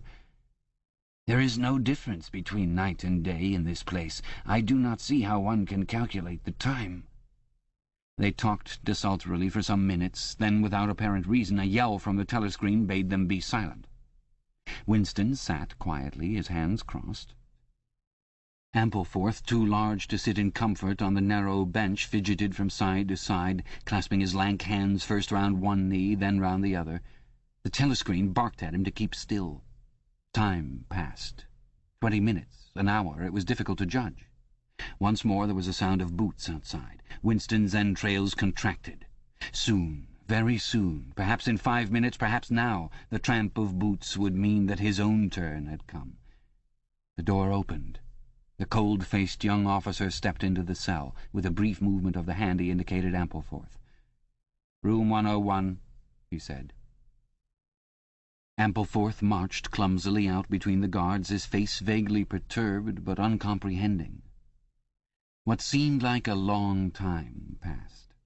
The pain in Winston's belly had revived. His mind sagged round and round on the same track like a ball falling again and again into the same series of slots. He had only 6 thoughts: the pain in his belly, a piece of bread, the blood and the screaming, O'Brien, Julia, the razor blade. There was another spasm in his entrails. The heavy boots were approaching. As the door opened, the wave of air that it created brought in a powerful smell of cold sweat. Parsons walked into the cell. He was wearing khaki shorts and a sports shirt. This time Winston was startled into self-forgetfulness. "You here?" he said. Parsons gave Winston a glance in which there was neither interest or surprise, but only misery. He began walking jerkily up and down, evidently unable to keep still. Each time he straightened his pudgy knees, it was apparent that they were trembling. His eyes had a wide-open, staring look, as though he could not prevent himself from gazing at something in the middle distance. "What are you in for?" said Winston. "Thought crime," said Parsons, almost blubbering. The tone of his voice implied at once a complete admission of his guilt, and a sort of incredulous horror that such a word could be applied to himself. He paused opposite Winston and began eagerly appealing to him. "You don't think they'll shoot me, do you, old chap? They don't shoot you if you haven't actually done anything, only thoughts, which you can't help. I know that they give you a fair hearing. Oh, I trust them for that. They'll know my record, won't they? You know what kind of chap I was. Not a bad chap in my way. Not brainy, of course, but keen. I tried to do my best for the party, didn't I? I'll get off with 5 years, don't you think? Or even 10 years? A chap like me could make himself pretty useful in a labour camp. They wouldn't shoot me for going off the rails just once." "Are you guilty?" said Winston. "Of course I'm guilty!" cried Parsons with a servile glance at the telescreen. "You don't think the party would arrest an innocent man, do you?" His frog-like face grew calmer, and even took on a slightly sanctimonious expression. "Thought crime is a dreadful thing, old man," he said sententiously. "It's insidious. It can get hold of you without your even knowing it. You know how it got hold of me? In my sleep. Yes, that's a fact. There I was, working away, trying to do my bit. Never knew I had any bad stuff in my mind at all. And then I started talking in my sleep. Do you know what they heard me saying?" He sank his voice, like someone who is obliged for medical reasons to utter an obscenity. "Down with Big Brother. Yes, I said that. Said it over and over again, it seems. Between you and me, old man, I'm glad they got me before it went any further. Do you know what I'm going to say to them when I go up before the tribunal? Thank you. I'm going to say thank you for saving me before it was too late." "Who denounced you?" said Winston. "It was my little daughter," said Parsons with a sort of doleful pride. "She listened at the keyhole, heard what I was saying, and nipped off to the patrols the very next day. Pretty smart for a nipper of 7, huh? I don't bear her any grudge for it. In fact, I'm proud of her. It shows I brought her up in the right spirit, anyway." He made a few more jerky movements up and down, several times casting a longing glance at the lavatory pan. Then he suddenly ripped down his shorts. "Excuse me, old man," he said. "I can't help it. It's the waiting." He plumped his large posteriors onto the lavatory pan. Winston covered his face with his hands. "Smith!" yelled the voice from the telescreen. 6079 Smith W. Uncover your face. No faces covered in the cells. Winston uncovered his face. Parsons used the lavatory loudly and abundantly. It then turned out that the plug was defective and the cells stank abominably for hours afterwards. Parsons was removed. More prisoners came and went mysteriously. One, a woman, was consigned to room 101, and Winston noticed seemed to shrivel and turn a different colour when she heard the words. A time came when, if it had been morning when he was brought here, it would be afternoon, or if it had been afternoon, then it would be midnight. There were 6 prisoners in the cell, men and women. All sat very still. Opposite Winston there sat a man with a chinless, toothy face, exactly like that of some large, harmless rodent. His fat, mottled cheeks were so pouched at the bottom that it was difficult not to believe that he had little stores of food tucked away there. His pale grey eyes flitted timorously from face to face, and turned quickly away again when he caught anyone's eye. The door opened, and another prisoner was brought in, whose appearance sent a momentary chill through Winston. He was a commonplace, mean-looking man, who might have been an engineer or a technician of some kind. But what was startling was the emaciation of his face. It was like a skull. Because of its thinness, the mouth and eyes looked disproportionately large, and the eyes seemed filled with a murderous, unappeasable hatred of somebody or something. The man sat down on the bench at a little distance from Winston.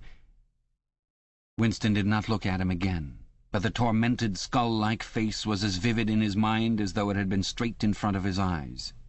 Suddenly he realized what was the matter. The man was dying of starvation. The same thought seemed to occur almost simultaneously to everyone in the cell. There was a very faint stirring all the way round the bench. The eyes of the chinless man kept flitting toward the skull-faced man, then turning guiltily away, then being dragged back by an irresistible attraction. Presently he began to fidget on his seat. At last he stood up, waddled clumsily across the cell, dug down into the pocket of his overalls, and with an abashed air held out a grimy piece of bread to the skull-faced man. There was a furious, deafening roar from the telescreen. The chinless man jumped in his tracks. The skull-faced man had quickly thrust his hands behind his back as though demonstrating to all the world that he refused the gift. "Bumstead!" roared the voice. 2713 Bumstead J. Let fall that piece of bread."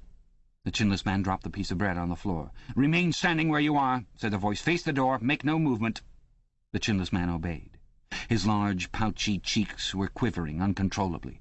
The door clanged open. As the young officer entered and stepped aside, there emerged from behind him a short, stumpy guard with enormous arms and shoulders.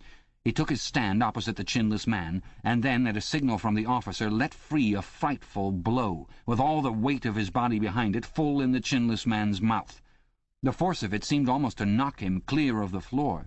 His body was flung across the cell and fetched up against the base of the lavatory seat. For a moment he lay as though stunned, with dark blood oozing from his mouth and nose. A very faint whimpering or squeaking, which seemed unconscious, came out of him. Then he rolled over and raised himself unsteadily on hands and knees. Amid a stream of blood and saliva, the two halves of a dental plate fell out of his mouth. The prisoners sat very still, their hands crossed on their knees. The chinless man climbed back into his place. Down one side of his face the flesh was darkening. His mouth had swollen into a shapeless, cherry-coloured mass with a black hole in the middle of it. From time to time a little blood dripped onto the breast of his overalls. His grey eyes still flitted from face to face, more guiltily than ever, as though he were trying to discover how much the others despised him for his humiliation. The door opened. With a small gesture the officer indicated the skull-faced man. "Room 101, he said. There was a gasp and a flurry at Winston's side. The man had actually flung himself on his knees on the floor with his hands clasped together. "Comrade, officer," he cried, "you don't have to take me to that place. Haven't I told you everything already? What else is it you want to know? There's nothing I wouldn't confess. Nothing. Just tell me what it is, and I'll confess it straight off. Write it down, and I'll sign it. Anything, not room 101. "Room 101, said the officer. The man's face, already very pale, turned a colour Winston would not have believed possible. It was definitely, unmistakably, a shade of green. "Do anything to me!" he yelled. "You've been starving me for weeks. Finish it off and let me die. Shoot me, hang me, sentence me to 25 years.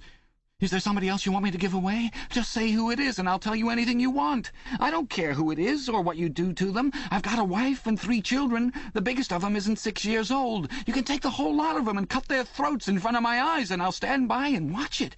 But not room 101. "Room 101, said the officer. The man looked frantically round at the other prisoners, as though with some idea that he could put another victim in his own place. His eyes settled on the smashed face of the chinless man. He flung out a lean arm. "That's the one you ought to be taking, not me!" he shouted. "You didn't hear what he was saying after they bashed his face. Give me a chance and I'll tell you every word of it. He's the one that's against the party, not me." The guard stepped forward. The man's voice rose to a shriek. "You didn't hear him," he repeated. "Something went wrong with the telescreen. He's the one you want. Take him, not me." The 2 sturdy guards had stooped to take him by the arms. But just at this moment he flung himself across the floor of the cell and grabbed one of the iron legs that supported the bench. He had set up a wordless howling, like an animal. The guards took hold of him to wrench him loose, but he clung on with astonishing strength. For perhaps 20 seconds they were hauling at him. The prisoners sat quiet, their hands crossed on their knees, looking straight in front of them. The howling stopped. The man had no breath left for anything except hanging on. Then there was a different kind of cry. A kick from the guard's boot had broken the fingers on one of his hands. They dragged him to his feet. "Room 101, said the officer. The man was led out, walking unsteadily, with head sunken, nursing his crushed hand, all the fight gone out of him. A long time passed. If it had been midnight when the skull-faced man was taken away, it was morning. If morning, it was afternoon. Winston was alone, and had been alone for hours. The pain of sitting on the narrow bench was such that often he got up and walked about, unreproved by the telescreen. The piece of bread still lay where the chinless man had dropped it. At the beginning it needed a hard effort not to look at it, but presently hunger gave way to thirst. His mouth was sticky and evil-tasting. The humming sound and the unvarying white light induced a sort of faintness, an empty feeling inside his head.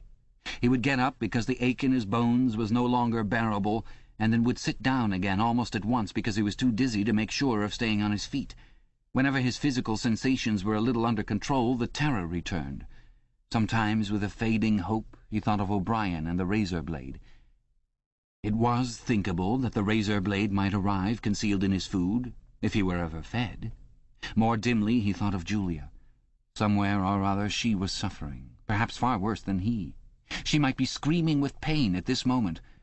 He thought, if I could save Julia by doubling my own pain, would I do it? Yes, I would. But that was merely an intellectual decision, taken because he knew that he ought to take it. He did not feel it. In this place you could not feel anything except pain and the foreknowledge of pain. Besides, was it possible, when you were actually suffering it, to wish for any reason whatever that your own pain should increase? But that question was not answerable yet. The boots were approaching again. The door opened. O'Brien came in. Winston started to his feet. The shock of the sight had driven all caution out of him. For the first time in many years he forgot the presence of the telescreen. "They've got you too!" he cried. "They got me a long time ago," said O'Brien, with a mild, almost regretful irony. He stepped aside. From behind him there emerged a broad-chested guard with a long black truncheon in his hand.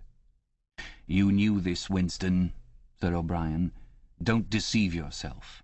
You did know it. You have always known it." Yes, he saw now. He had always known it.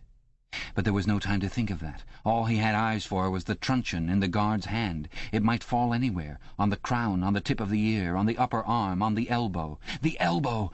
He had slumped to his knees, almost paralyzed, clasping the stricken elbow with his other hand. Everything had exploded into yellow light. Inconceivable, inconceivable that one blow could cause such pain. The light cleared, and he could see the other two looking down at him. The guard was laughing at his contortions. One question, at any rate, was answered. Never, for any reason on earth, should you wish for an increase of pain. Of pain you could wish only one thing, that it should stop. Nothing in the world was so bad as physical pain. In the face of pain there are no heroes, he thought over and over, as he writhed on the floor, clutching uselessly at his disabled left arm. Chapter 2. He was lying on something that felt like a camp bed, except that it was higher off the ground and that he was fixed down in some way so that he could not move. Light that seemed stronger than usual was falling on his face. O'Brien was standing at his side, looking down at him intently. At the other side of him stood a man in a white coat, holding a hypodermic syringe. Even after his eyes were open, he took in his surroundings only gradually. He had the impression of swimming up into this room from some quite different world, a sort of underwater world, far beneath it. How long he had been down there he did not know. Since the moment when they arrested him he had not seen darkness or daylight. Besides, his memories were not continuous. There had been times when consciousness, even the sort of consciousness that one has in sleep, had stopped dead and started again after a blank interval. But whether the intervals were of days or weeks or only seconds there was no way of knowing. With that first blow on the elbow the nightmare had started. Later he was to realize that all that then happened was merely a preliminary, a routine interrogation to which nearly all prisoners were subjected. There was a long range of crimes, espionage, sabotage, and the like, to which everyone had to confess as a matter of course. The confession was a formality, though the torture was real. How many times he had been beaten, how long the beatings had continued, he could not remember. Always there were 5 or 6 men in black uniforms at him simultaneously. Sometimes it was fists, Sometimes it was truncheons, sometimes it was steel rods, sometimes it was boots.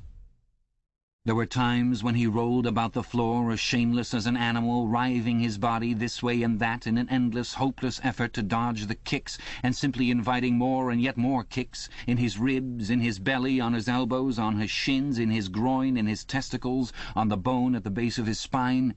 There were times when it went on until the cruel, wicked, unforgivable thing seemed to him not that the guards continued to beat him, but that he could not force himself into losing consciousness. There were times when his nerves so forsook him that he began shouting for mercy even before the beating began, when the mere sight of a fist drawn back for a blow was enough to make him pour forth a confession of real and imaginary crimes. There were other times when he started out with the resolve of confessing nothing, when every word had to be forced out of him between gasps of pain, and there were times when he feebly tried to compromise, when he said to himself, "I will confess, but not yet. I must hold out till the pain becomes unbearable. 3 more kicks, 2 more kicks, and then I will tell them what they want." Sometimes he was beaten till he could hardly stand, then flung like a sack of potatoes under the stone floor of a cell, left to recuperate for a few hours, and then taken out and beaten again. There were also longer periods of recovery. He remembered them dimly because they were spent chiefly in a sleep or stupor. He remembered a cell with a plank bed, a sort of shelf sticking out from the wall, and a tin wash-basin, and meals of hot soup and bread and sometimes coffee. He remembered a surly barber arriving to scrape his chin and crop his hair, and business-like, unsympathetic men in white coats feeling his pulse, tapping his reflexes, turning up his eyelids, running harsh fingers over him in search of broken bones, and shooting needles into his arm to make him sleep. The beatings grew less frequent, and became mainly a threat, a horror to which he could be sent back at any moment when his answers were unsatisfactory. His questioners now were not ruffians in black uniforms, but party intellectuals, little rotund men with quick movements and flashing spectacles, who worked on him in relays over periods which lasted, he thought he could not be sure, 10 or 12 hours at a stretch. These other questioners saw to it that he was in constant slight pain, but it was not chiefly pain that they relied on. They slapped his face, wrung his ears, pulled his hair, made him stand on one leg, refused him leave to urinate, shone glaring lights in his face until his eyes ran with water. But the aim of this was simply to humiliate him and destroy his power of arguing and reasoning. Their real weapon was the merciless questioning that went on, hour after hour, tripping him up, laying traps for him, twisting everything that he said, convicting him at every step of lies and self-contradiction, until he began weeping as much from shame as from nervous fatigue. Sometimes he would weep 6 times in a single session. Most of the time they screamed abuse at him and threatened at every hesitation to deliver him over to the guards again, but sometimes they would suddenly change their tune, call him comrade, appeal to him in the name of Ingsoc and Big Brother, and ask him sorrowfully whether even now he had not enough loyalty to the party left to make him wish to undo the evil he had done. When his nerves were in rags after hours of questioning, even this appeal could reduce him to snivelling tears. In the end, the nagging voices broke him down more completely than the boots and fists of the guards.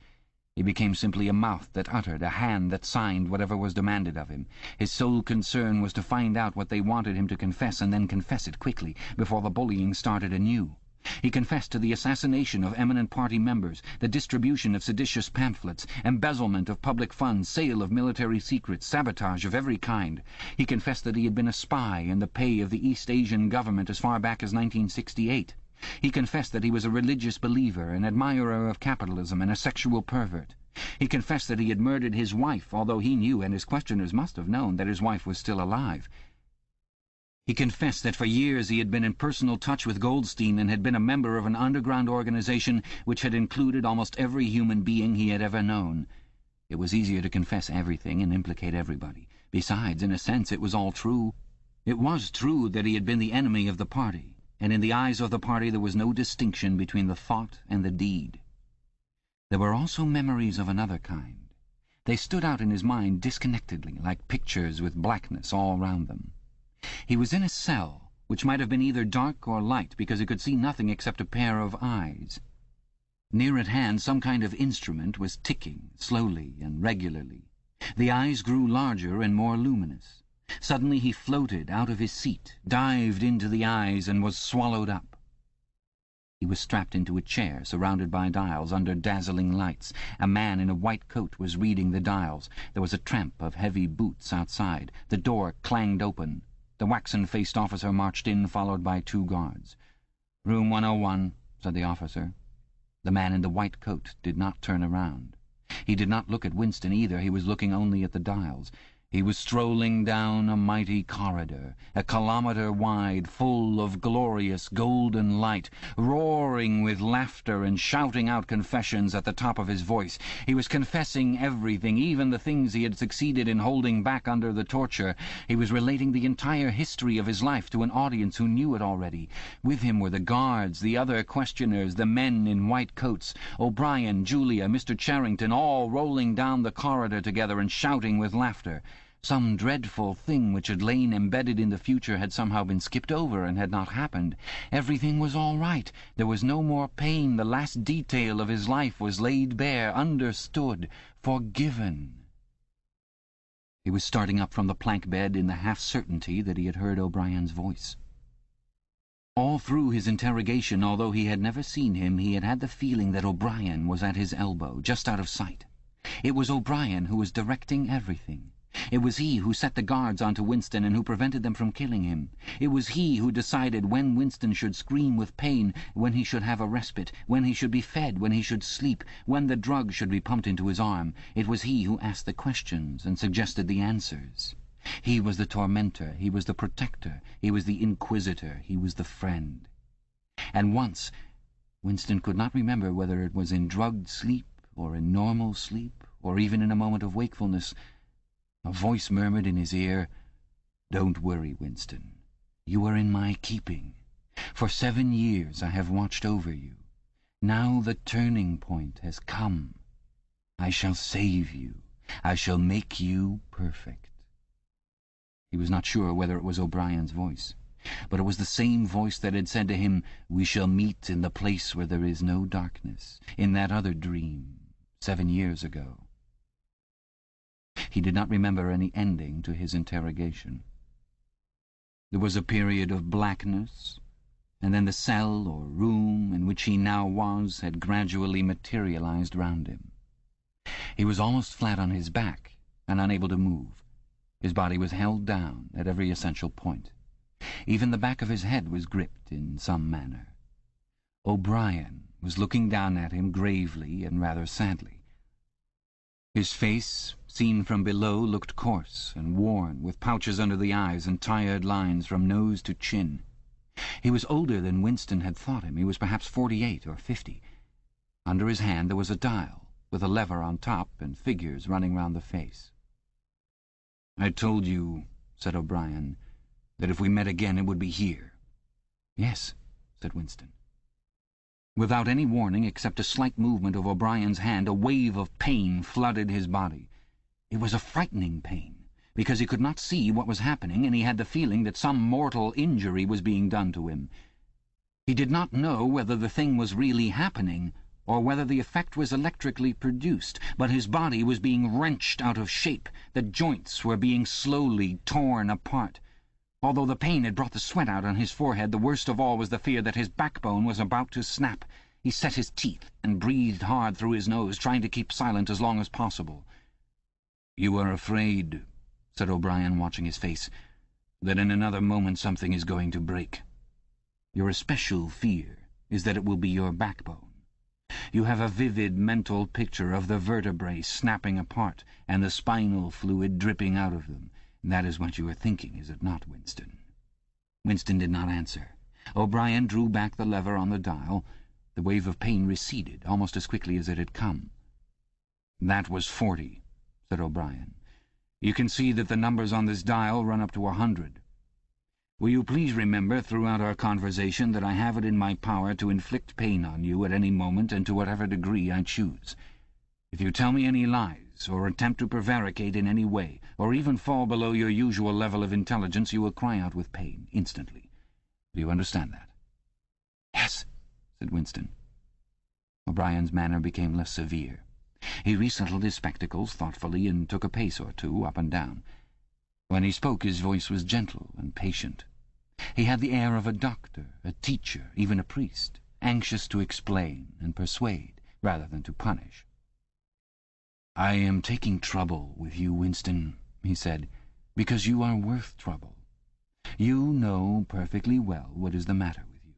You have known it for years, though you have fought against the knowledge. You are mentally deranged. You suffer from a defective memory. You are unable to remember real events, and you persuade yourself that you remember other events which never happened. Fortunately, it is curable. You have never cured yourself of it because you did not choose to. There was a small effort of the will that you were not ready to make. Even now I am well aware you are clinging to your disease under the impression that it is a virtue. Now we will take an example. At this moment, which power is Oceania at war with?" "When I was arrested, Oceania was at war with East Asia." "With East Asia. Good. And Oceania has always been at war with East Asia, has it not?" Winston drew in his breath. He opened his mouth to speak, and then did not speak. He could not take his eyes away from the dial. "The truth, please, Winston. Your truth. Tell me what you think you remember." "I remember that until only a week before I was arrested, we were not at war with East Asia at all. We were in alliance with them. The war was against Eurasia. That had lasted for 4 years. Before that," O'Brien stopped him with a movement of the hand. "Another example," he said. "Some years ago you had a very serious delusion indeed. You believed that 3 men, 3 one-time party members named Jones, Aronson, and Rutherford, men who were executed for treachery and sabotage after making the fullest possible confession, were not guilty of the crimes they were charged with. You believed that you had seen unmistakable documentary evidence proving that their confessions were false. There was a certain photograph about which you had a hallucination. You believed that you had actually held it in your hands. It was a photograph something like this." An oblong slip of newspaper had appeared between O'Brien's fingers. For perhaps 5 seconds it was within the angle of Winston's vision. It was a photograph, and there was no question of its identity. It was the photograph. It was another copy of the photograph of Jones, Aronson, and Rutherford at the party function in New York, which he had chanced upon 11 years ago and promptly destroyed. For only an instant it was before his eyes, then it was out of sight again. But he had seen it. Unquestionably he had seen it. He made a desperate, agonizing effort to wrench the top half of his body free. It was impossible to move so much as a centimetre in any direction. For the moment he had even forgotten the dial. All he wanted was to hold the photograph in his fingers again, or at least to see it. "It exists!" he cried. "No," said O'Brien.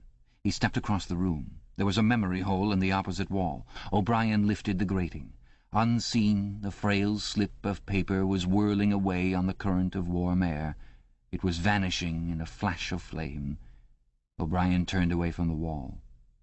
"Ashes," he said.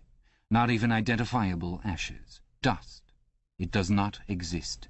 It never existed." "But it did exist. It does exist. It exists in memory. I remember it. You remember it." "I do not remember it," said O'Brien. Winston's heart sank. That was doublethink. He had a feeling of deadly helplessness. If he could have been certain that O'Brien was lying, it would not have seemed to matter. But it was perfectly possible that O'Brien had really forgotten the photograph. And if so, then already he would have forgotten his denial of remembering it, and forgotten the act of forgetting. How could one be sure that it was simply trickery? Perhaps that lunatic dislocation in the mind could really happen. That was the thought that defeated him. O'Brien was looking down at him speculatively. More than ever he had the air of a teacher taking pains with a wayward but promising child. "There is a party slogan dealing with control of the past," he said. "Repeat it, if you please." "Who controls the past controls the future. Who controls the present controls the past," repeated Winston obediently. "Who controls the present controls the past," said O'Brien, nodding his head with slow approval. "Is it your opinion, Winston, that the past has real existence?" Again the feeling of helplessness descended upon Winston. His eyes flitted toward the dial. He not only did not know whether yes or no was the answer that would save him from pain, he did not even know which answer he believed to be the true one. O'Brien smiled faintly. "You are no metaphysician, Winston," he said. Until this moment you never had considered what is meant by existence. I will put it more precisely. Does the past exist concretely in space? Is there somewhere or other a place, a world of solid objects where the past is still happening? No. Then where does the past exist, if at all? In records. It is written down. In records. And in the mind, in human memories. In memory. Very well, then. We, the party, control all records, and we control all memories. Then we control the past, do we not? "But how can you stop people remembering things?" cried Winston, again momentarily forgetting the dial. "It is involuntary. It is outside oneself. How can you control memory? You have not controlled mine." O'Brien's manner grew stern again. He laid his hand on the dial. "On the contrary," he said, "you have not controlled it. That is what has brought you here. You are here because you have failed in humility and self-discipline. You would not make the act of submission which is the price of sanity. You preferred to be a lunatic, a minority of one. Only the disciplined mind can see reality, Winston. You believe that reality is something objective, external, existing in its own right. You also believe that the nature of reality is self-evident. When you delude yourself into thinking that you see something, you assume that everyone else sees the same thing as you. But I tell you, Winston, that reality is not external. Reality exists in the human mind and nowhere else. Not in the individual mind, which can make mistakes, and in any case soon perishes. Only in the mind of the party, which is collective and immortal. Whatever the party holds to be truth is truth. It is impossible to see reality except by looking through the eyes of the party. That is the fact that you have got to relearn, Winston. It needs an act of self-destruction, an effort of the will. You must humble yourself before you can become sane." He paused for a few moments, as though to allow what he had been saying to sink in. "Do you remember," he went on, "writing in your diary, 'Freedom is the freedom to say that 2 + 2 make 4'? "Yes," said Winston. O'Brien held up his left hand, its back toward Winston, with the thumb hidden and the 4 fingers extended. "How many fingers am I holding up, Winston?" 4. "And if the party says that it is not 4 but 5, then how many?" 4. The word ended in a gasp of pain. The needle of the dial had shot up to 55. The sweat had sprung out all over Winston's body. The air tore into his lungs and issued again in deep groans which even by clenching his teeth he could not stop. O'Brien watched him, the 4 fingers still extended. He drew back the lever. This time the pain was only slightly eased. "How many fingers, Winston?" 4. The needle went up to 60. "How many fingers, Winston?" 4! 4! What else can I say? 4! The needle must have risen again, but he did not look at it. The heavy, stern face and the 4 fingers filled his vision. The fingers stood up before his eyes like pillars, enormous, blurry, and seeming to vibrate, but unmistakably 4. "How many fingers, Winston?" 4! Stop it! Stop it! How can you go on? 4! 4! How many fingers, Winston? 5! 5! 5! No, Winston, that is no use. You are lying. You still think there are 4. How many fingers, please? 4! 5! 4! Anything you like, only stop it! Stop the pain!" Abruptly he was sitting up, with O'Brien's arm round his shoulders. He had perhaps lost consciousness for a few seconds. The bonds that had held his body down were loosened. He felt very cold. He was shaking uncontrollably. His teeth were chattering. The tears were rolling down his cheeks. For a moment he clung to O'Brien like a baby, curiously comforted by the heavy arm round his shoulders. He had the feeling that O'Brien was his protector, that the pain was something that came from outside, from some other source, and that it was O'Brien who could save him from it. "You are a slow learner, Winston," said O'Brien gently. "How can I help it?" he blubbered. "How can I help seeing what is in front of my eyes? 2 and 2 are 4. "Sometimes, Winston. Sometimes they are 5. Sometimes they are 3. Sometimes they are all of them at once. You must try harder. It is not easy to become sane." He laid Winston down on the bed. The grip on his limbs tightened again, but the pain had ebbed away and the trembling had stopped, leaving him merely weak and cold. O'Brien motioned with his head to the man in the white coat who had stood immobile throughout the proceedings. The man in the white coat bent down and looked closely into Winston's eyes, felt his pulse, laid an ear against his chest, tapped here and there, then he nodded to O'Brien. "Again," said O'Brien. The pain flowed into Winston's body. The needle must be at 70, 75. He had shut his eyes this time. He knew that the fingers were still there, and still 4. All that mattered was somehow to stay alive until the spasm was over. He had ceased to notice whether he was crying out or not. The pain lessened again. He opened his eyes. O'Brien had drawn back the lever. "How many fingers, Winston?" "4. I suppose there are 4. I would see 5 if I could. I am trying to see 5. "Which do you wish? To persuade me that you see 5, or really to see them?" "Really to see them." "Again," said O'Brien. Perhaps the needle was at 80, 90. Winston could only intermittently remember why the pain was happening. Behind his screwed-up eyelids a forest of fingers seemed to be moving in a sort of dance, weaving in and out, disappearing behind one another and reappearing again. He was trying to count them. He could not remember why. He knew only that it was impossible to count them, and that this was somehow due to the mysterious identity between 5 and 4. The pain died down again. When he opened his eyes, it was to find that he was still seeing the same thing. Innumerable fingers, like moving trees, were still streaming past in either direction, crossing and recrossing. He shut his eyes again. "How many fingers am I holding up, Winston?" "I don't know. I don't know. You will kill me if you do that again. 4, 5, 6, in all honesty, I don't know." "Better," said O'Brien. A needle slid into Winston's arm. Almost in the same instant a blissful, healing warmth spread all through his body. The pain was already half forgotten. He opened his eyes and looked up gratefully at O'Brien. At sight of the heavy, lined face, so ugly and so intelligent, his heart seemed to turn over. If he could have moved, he would have stretched out a hand and laid it on O'Brien's arm.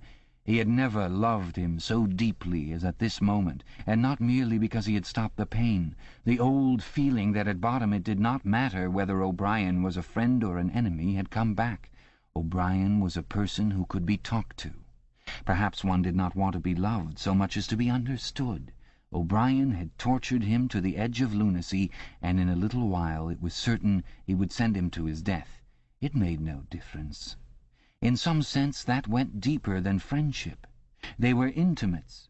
Somewhere or other, although the actual words might never be spoken, there was a place where they could meet and talk. O'Brien was looking down at him with an expression which suggested that the same thought might be in his own mind. When he spoke it was in an easy, conversational tone. "Do you know where you are, Winston?" he said. "I don't know. I can guess. In the Ministry of Love." "Do you know how long you have been here?" "I don't know. Days, weeks, months? I think it is months." "And why do you imagine that we bring people to this place?" "To make them confess." "No, that is not the reason. Try again." "To punish them." "No!" exclaimed O'Brien. His voice had changed extraordinarily, and his face had suddenly become both stern and animated. "No! Not merely to extract your confession, nor to punish you. Shall I tell you why we have brought you here? To cure you, to make you sane. Will you understand, Winston, that no one whom we bring to this place ever leaves our hands uncured? We are not interested in those stupid crimes that you have committed. The party is not interested in the overt act. The thought is all we care about. We do not merely destroy our enemies, we change them. Do you understand what I mean by that?" He was bending over Winston. His face looked enormous because of its nearness and hideously ugly because it was seen from below. Moreover, it was filled with a sort of exaltation, a lunatic intensity. Again Winston's heart shrank. If it had been possible, he would have cowered deeper into the bed. He felt certain that O'Brien was about to twist the dial out of sheer wantonness. At this moment, however, O'Brien turned away. He took a pace or two up and down. Then he continued, less vehemently. "The first thing for you to understand is that in this place there are no martyrdoms. You have read of the religious persecutions of the past. In the Middle Ages there was the Inquisition. It was a failure. It set out to eradicate heresy and ended by perpetuating it. For every heretic it burned at the stake, thousands of others rose up. Why was that? Because the Inquisition killed its enemies in the open and killed them while they were still unrepentant. In fact, it killed them because they were unrepentant. Men were dying because they would not abandon their true beliefs. Naturally, all the glory belonged to the victim, and all the shame to the inquisitor who burned him. Later, in the 20th century, there were the totalitarians, as they were called. There were the German Nazis and the Russian communists. The Russians persecuted heresy more cruelly than the Inquisition had done, and they imagined that they had learned from the mistakes of the past. They knew, at any rate, that one must not make martyrs. Before they exposed their victims to public trial, they deliberately set themselves to destroy their dignity. They wore them down by torture and solitude until they were despicable, cringing wretches, confessing whatever was put into their mouths, covering themselves with abuse, accusing and sheltering behind one another, whimpering for mercy. And yet, after only a few years, the same thing had happened over again. The dead men had become martyrs, and their degradation was forgotten. Once again, why was it? In the first place, because the confessions that they had made were obviously extorted and untrue. We do not make mistakes of that kind. All the confessions that are uttered here are true. We make them true. And above all, we do not allow the dead to rise up against us. You must stop imagining that posterity will vindicate you, Winston. Posterity will never hear of you. You will be lifted clean out from the stream of history. We shall turn you into gas and pour you into the stratosphere. Nothing will remain of you, not a name in a register, not a memory in a living brain. You will be annihilated in the past as well as in the future. You will never have existed. Then why bother to torture me, thought Winston with a momentary bitterness. O'Brien checked his step as though Winston had uttered the thought aloud. His large, ugly face came nearer, with the eyes a little narrowed. "You are thinking," he said, "that since we intend to destroy you utterly so that nothing that you say or do can make the smallest difference, in that case why do we go to the trouble of interrogating you first? That is what you were thinking, was it not?" "Yes," said Winston. O'Brien smiled slightly. "You are a flaw in the pattern, Winston. You are a stain that must be wiped out. Did I not tell you just now that we are different from the persecutors of the past? We are not content with negative obedience, nor even with the most abject submission. When finally you surrender to us, it must be of your own free will. We do not destroy the heretic because he resists us. So long as he resists us, we never destroy him. We convert him.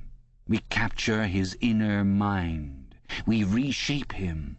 We burn all evil and all illusion out of him. We bring him over to our side, not in appearance, but genuinely, heart and soul. We make him one of ourselves before we kill him. It is intolerable to us that an erroneous thought should exist anywhere in the world, however secret and powerless it may be. Even in the instant of death we cannot permit any deviation. In the old days the heretic walked to the stake, still a heretic, proclaiming his heresy, exulting in it. Even the victim of the Russian purges could carry rebellion locked up in his skull as he walked down the passage waiting for the bullet. But we make the brain perfect before we blow it out. The command of the old despotisms was, "Thou shalt not." The command of the totalitarians was, "Thou shalt." Our command is "Thou art." No one whom we bring to this place ever stands out against us. Everyone is washed clean. Even those 3 miserable traitors in whose innocence you once believed, Jones, Aronson, and Rutherford, in the end we broke them down. I took part in their interrogation myself. I saw them gradually worn down, whimpering, grovelling, weeping. And in the end it was not with pain or fear, only with penitence. By the time we had finished with them, they were only the shells of men. There was nothing left in them except sorrow for what they had done and love of Big Brother. It was touching to see how they loved him. They begged to be shot quickly so that they could die while their minds were still clean. His voice had grown almost dreamy. The exaltation, the lunatic enthusiasm was still in his face. He is not pretending, thought Winston. He is not a hypocrite. He believes every word he says.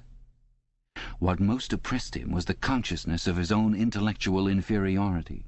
He watched the heavy yet graceful form strolling to and fro, in and out of the range of his vision. O'Brien was a being in all ways larger than himself. There was no idea that he had ever had, or could have, that O'Brien had not long ago known, examined, and rejected. His mind contained Winston's mind. But in that case, how could it be true that O'Brien was mad? It must be he, Winston, who was mad. O'Brien halted and looked down at him. His voice had grown stern again. "Do not imagine that you will save yourself, Winston, however completely you surrender to us. No one who has once gone astray is ever spared, and even if we choose to let you live out the natural term of your life, still you would never escape from us. What happens to you here is forever. Understand that in advance. We shall crush you down to the point from which there is no coming back. Things will happen to you from which you could not recover if you lived 1,000 years. Never again will you be capable of ordinary human feeling. Everything will be dead inside you. Never again will you be capable of love or friendship or joy of living or laughter or curiosity or courage or integrity. You will be hollow. We shall squeeze you empty, and then we shall fill you in with ourselves." He paused and signed to the man in the white coat. Winston was aware of some heavy piece of apparatus being pushed into place behind his head. O'Brien had sat down beside the bed so that his face was almost on a level with Winston's. 3,000, he said, speaking over Winston's head to the man in the white coat. Two soft pads, which felt slightly moist, clamped themselves against Winston's temples. He quailed. There was a pain coming, a new kind of pain. O'Brien laid a hand reassuringly, almost kindly, on his. "This time it will not hurt," he said. "Keep your eyes fixed on mine." At this moment there was a devastating explosion, or what seemed like an explosion, though it was not certain whether there was any noise. There was undoubtedly a blinding flash of light. Winston was not hurt, only prostrated. Although he had already been lying on his back when the thing happened, he had a curious feeling that he had been knocked into that position. A terrific, painless blow had flattened him out. Also, something had happened inside his head. As his eyes regained their focus, he remembered who he was and where he was, and recognized the face that was gazing into his own. But somewhere or other there was a large patch of emptiness, as though a piece had been taken out of his brain. "It will not last," said O'Brien. "Look me in the eyes. What country is Oceania at war with?" Winston thought. He knew what was meant by Oceania, and that he himself was a citizen of Oceania. He also remembered Eurasia and Eastasia, but who was at war with whom he did not know. In fact, he had not been aware that there was any war. "I don't remember." "Oceania is at war with Eastasia. Do you remember now?" "Yes."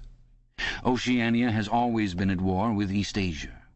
Since the beginning of your life, since the beginning of the party, since the beginning of history, the war has continued without a break, always the same war. Do you remember that?"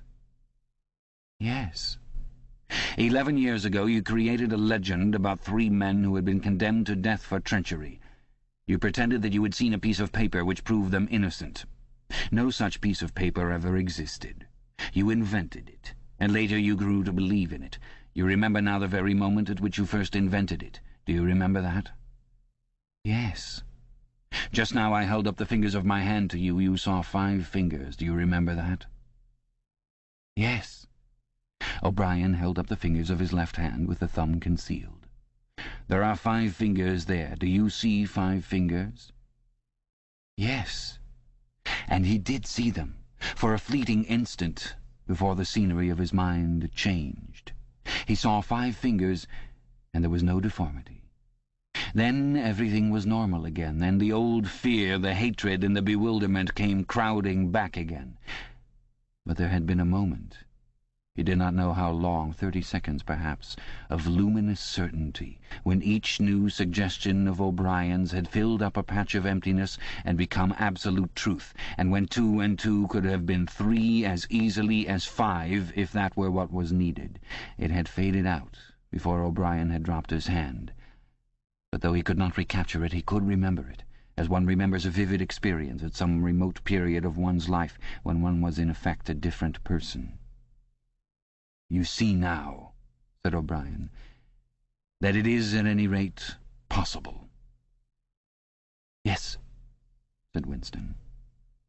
O'Brien stood up, with a satisfied air. Over to his left, Winston saw the man in the white coat break an ampule and draw back the plunger of a syringe. O'Brien turned to Winston with a smile. In almost the old manner, he resettled his spectacles on his nose. "Do you remember writing in your diary," he said, "that it did not matter whether I was a friend or an enemy, since I was at least a person who understood you and could be talked to? You're right. I enjoy talking to you. Your mind appeals to me. It resembles my own mind, except that you happen to be insane. Before we bring the session to an end, you can ask me a few questions, if you choose." "Any question I like?" "Anything." He saw that Winston's eyes were upon the dial. "It is switched off. What is your first question?" "What have you done with Julia?" said Winston. O'Brien smiled again. "She betrayed you, Winston. Immediately. Unreservedly. I have seldom seen anyone come over to us so promptly. You would hardly recognize her if you saw her. All her rebelliousness, her deceit, her folly, her dirty-mindedness, everything has been burned out of her. It was a perfect conversion, a textbook case." "You tortured her." O'Brien left this unanswered. "Next question," he said. "Does Big Brother exist?" "Of course he exists. The party exists. Big Brother is the embodiment of the party." "Does he exist in the same way as I exist?" "You do not exist," said O'Brien. Once again the sense of helplessness assailed him. He knew, or he could imagine, the arguments which proved his own non-existence, but they were nonsense. They were only a play on words. Did not the statement, "You do not exist," contain a logical absurdity? But what use was it to say so? His mind shriveled as he thought of the unanswerable, mad arguments with which O'Brien would demolish him. "I think I exist," he said wearily. "I am conscious of my own identity. I was born and I shall die. I have arms and legs. I occupy a particular point in space. No other solid object can occupy the same point simultaneously. In that sense, does Big Brother exist?" "It is of no importance. He exists." "Will Big Brother ever die?" "Of course not. How could he die? Next question." "Does the Brotherhood exist?" "That, Winston, you will never know. If we choose to set you free when we have finished with you, and if you live to be 90 years old, still you will never learn whether the answer to that question is yes or no. As long as you live, it will be an unsolved riddle in your mind." Winston lay silent. His breast rose and fell a little faster. He still had not asked the question that had come into his mind the first. He had got to ask it, and yet it was as though his tongue would not utter it. There was a trace of amusement in O'Brien's face. Even his spectacles seemed to wear an ironical gleam. "He knows," thought Winston suddenly. "He knows what I'm going to ask." At the thought the words burst out of him. "What is in room 101? The expression on O'Brien's face did not change. He answered dryly, "You know what is in room 101, Winston. Everyone knows what is in room 101. He raised a finger to the man in the white coat. Evidently the session was at an end. A needle jerked into Winston's arm. He sank almost instantly into deep sleep. Chapter 3. "There are 3 stages in your reintegration," said O'Brien. "There is learning, there is understanding, and there is acceptance. It is time for you to enter upon the 2nd stage." As always, Winston was lying flat on his back. But of late his bonds were looser. They still held him to the bed, but he could move his knees a little and could turn his head from side to side and raise his arms from the elbow. The dial also had grown to be less of a terror. He could evade its pangs if he was quick-witted enough. It was chiefly when he showed stupidity that O'Brien pulled the lever. Sometimes they got through a whole session without use of the dial. He could not remember how many sessions there had been. The whole process seemed to stretch out over a long, indefinite time, weeks, possibly. And the intervals between the sessions might sometimes have been days, sometimes only an hour or 2. "As you lie there," said O'Brien, "you have often wondered, you have even asked me, why the Ministry of Love should expend so much time and trouble on you. And when you were free, you were puzzled by what was essentially the same question. You could grasp the mechanics of the society you lived in, but not its underlying motives. Do you remember writing in your diary, "I understand how, I do not understand why"? It was when you thought about why that you doubted your own sanity. You have read the book, Goldstein's book, or parts of it at least. Did it tell you anything that you did not know already? "You have read it?" said Winston. "I wrote it. That is to say, I collaborated in writing it. No book is produced individually, as you know." "Is it true what it says?" "As description, yes. The program it sets forth is nonsense. The secret accumulation of knowledge, a gradual spread of enlightenment, ultimately a proletarian rebellion, the overthrow of the party. You foresaw yourself that was what it would say. It is all nonsense. The proletarians will never revolt, not in 1,000 years or 1,000,000. They cannot. I do not have to tell you the reason. You know it already. If you have ever cherished any dreams of violent insurrection, you must abandon them. There is no way in which the party can be overthrown. The rule of the party is forever. Make that the starting point of your thoughts." He came closer to the bed. "Forever," he repeated. "And now let us get back to the question of how and why.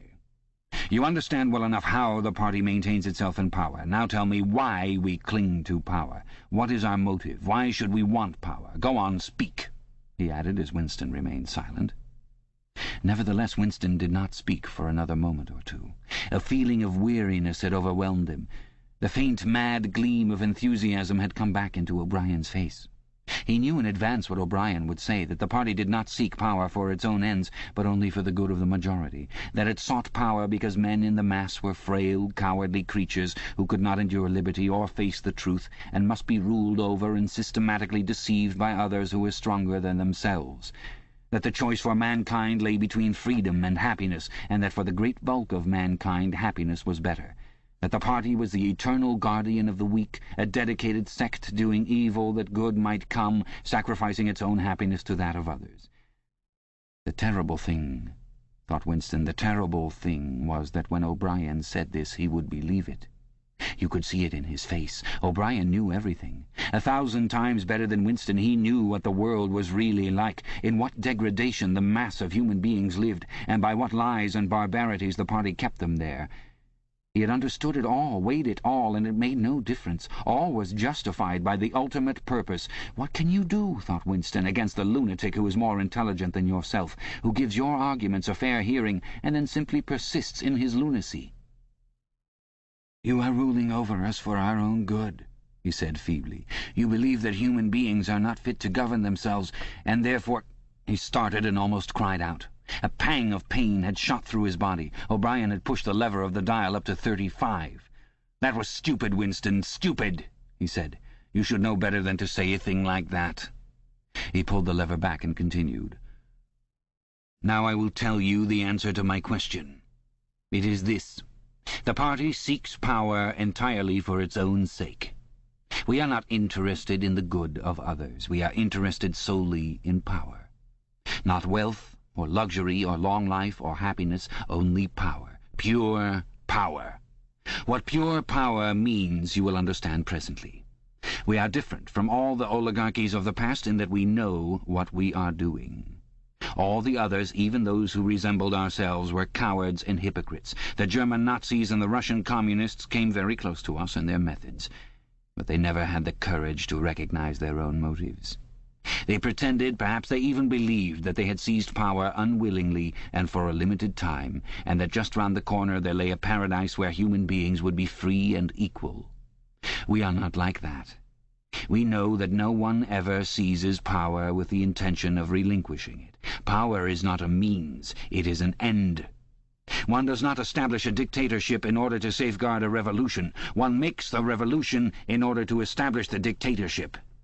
The object of persecution is persecution. The object of torture is torture. The object of power is power. Now do you begin to understand me?" Winston was struck as he had been struck before by the tiredness of O'Brien's face. It was strong and fleshy and brutal. It was full of intelligence and a sort of controlled passion before which he himself felt helpless.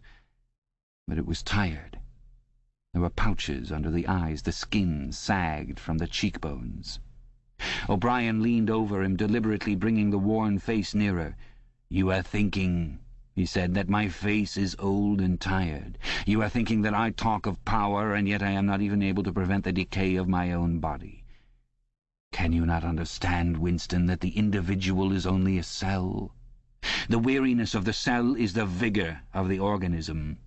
Do you die when you cut your fingernails?" He turned away from the bed and began strolling up and down again, one hand in his pocket. "We are the priests of power," he said. "God is power. But at present power is only a word so far as you are concerned. It is time for you to gather some idea of what power means. The first thing you must realize is that power is collective. The individual only has power insofar as he ceases to be an individual. You know the party slogan, 'Freedom is slavery.' Has it ever occurred to you that it is reversible?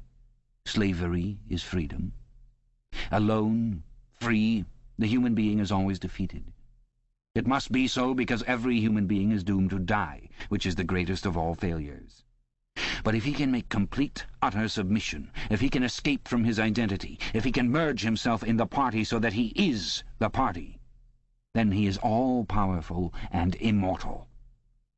The second thing for you to realize is that power is power over human beings, over the body, but above all, over the mind. Power over matter, external reality as you would call it, is not important. Already our control over matter is absolute. For a moment Winston ignored the dial. He made a violent effort to raise himself into a sitting position and merely succeeded in wrenching his body painfully. "But how can you control matter?" he burst out. "You don't even control the climate or the law of gravity. And there are disease, pain, death—" O'Brien silenced him by a movement of the hand. "We control matter because we control the mind. Reality is inside the skull. You will learn by degrees, Winston, there is nothing that we could not do. Invisibility, levitation, anything. I could float off this floor like a soap bubble if I wished to. I do not wish to, because the party does not wish it. You must get rid of those 19th century ideas about the laws of nature. We make the laws of nature." "But you do not! You are not even masters of this planet. What about Eurasia and East Asia? You have not conquered them yet." "Unimportant. We shall conquer them when it suits us, and if we did not, what difference would it make? We can shut them out of existence. Oceania is the world." "But the world itself is only a speck of dust, and man is tiny, helpless. How long has he been in existence? For millions of years the earth was uninhabited." "Nonsense. The earth is as old as we are, no older. How could it be older? Nothing exists except through human consciousness." "But the rocks are full of the bones of extinct animals, mammoths and mastodons and enormous reptiles which lived here long before man was ever heard of." "Have you ever seen those bones, Winston? Of course not. 19th century biologists invented them. Before man there was nothing. After man, if he could come to an end, there would be nothing. Outside man there is nothing." "But the whole universe is outside us. Look at the stars. Some of them are 1,000,000 light-years away. They are out of our reach forever." "What are the stars?" said O'Brien indifferently. "They are bits of fire a few kilometers away. We could reach them if we wanted to, or we could blot them out. The earth is the center of the universe. The sun and the stars go round it." Winston made another convulsive movement. This time he did not say anything. O'Brien continued as though answering a spoken objection. "For certain purposes, of course, that is not true. When we navigate the ocean or when we predict an eclipse, we often find it convenient to assume that the earth goes round the sun and that the stars are millions upon millions of kilometers away. But what of it? Do you suppose it is beyond us to produce a dual system of astronomy? The stars can be near or distant according as we need them. Do you suppose our mathematicians are unequal to that? Have you forgotten doublethink?" Winston shrank back upon the bed. Whatever he said, the swift answer crushed him like a bludgeon. And yet he knew that he was in the right. The belief that nothing exists outside your own mind, surely there must be some way of demonstrating that it was false. Had it not been exposed long ago as a fallacy? There was even a name for it which he had forgotten. A faint smile twitched the corners of O'Brien's mouth as he looked down at him. "I told you, Winston," he said, "that metaphysics is not your strong point. The word you are trying to think of is solipsism. But you are mistaken. This is not solipsism. Collective solipsism, if you like, but that is a different thing. In fact, the opposite thing. All this is a digression," he added in a different tone. "The real power, the power we have to fight for night and day, is not power over things, but over men." He paused, and for a moment assumed again his air of a schoolmaster questioning a promising pupil. "How does one man assert his power over another, Winston?" Winston thought. "By making him suffer," he said. "Exactly. By making him suffer. Obedience is not enough. Unless he is suffering, how can you be sure that he is obeying your will and not his own?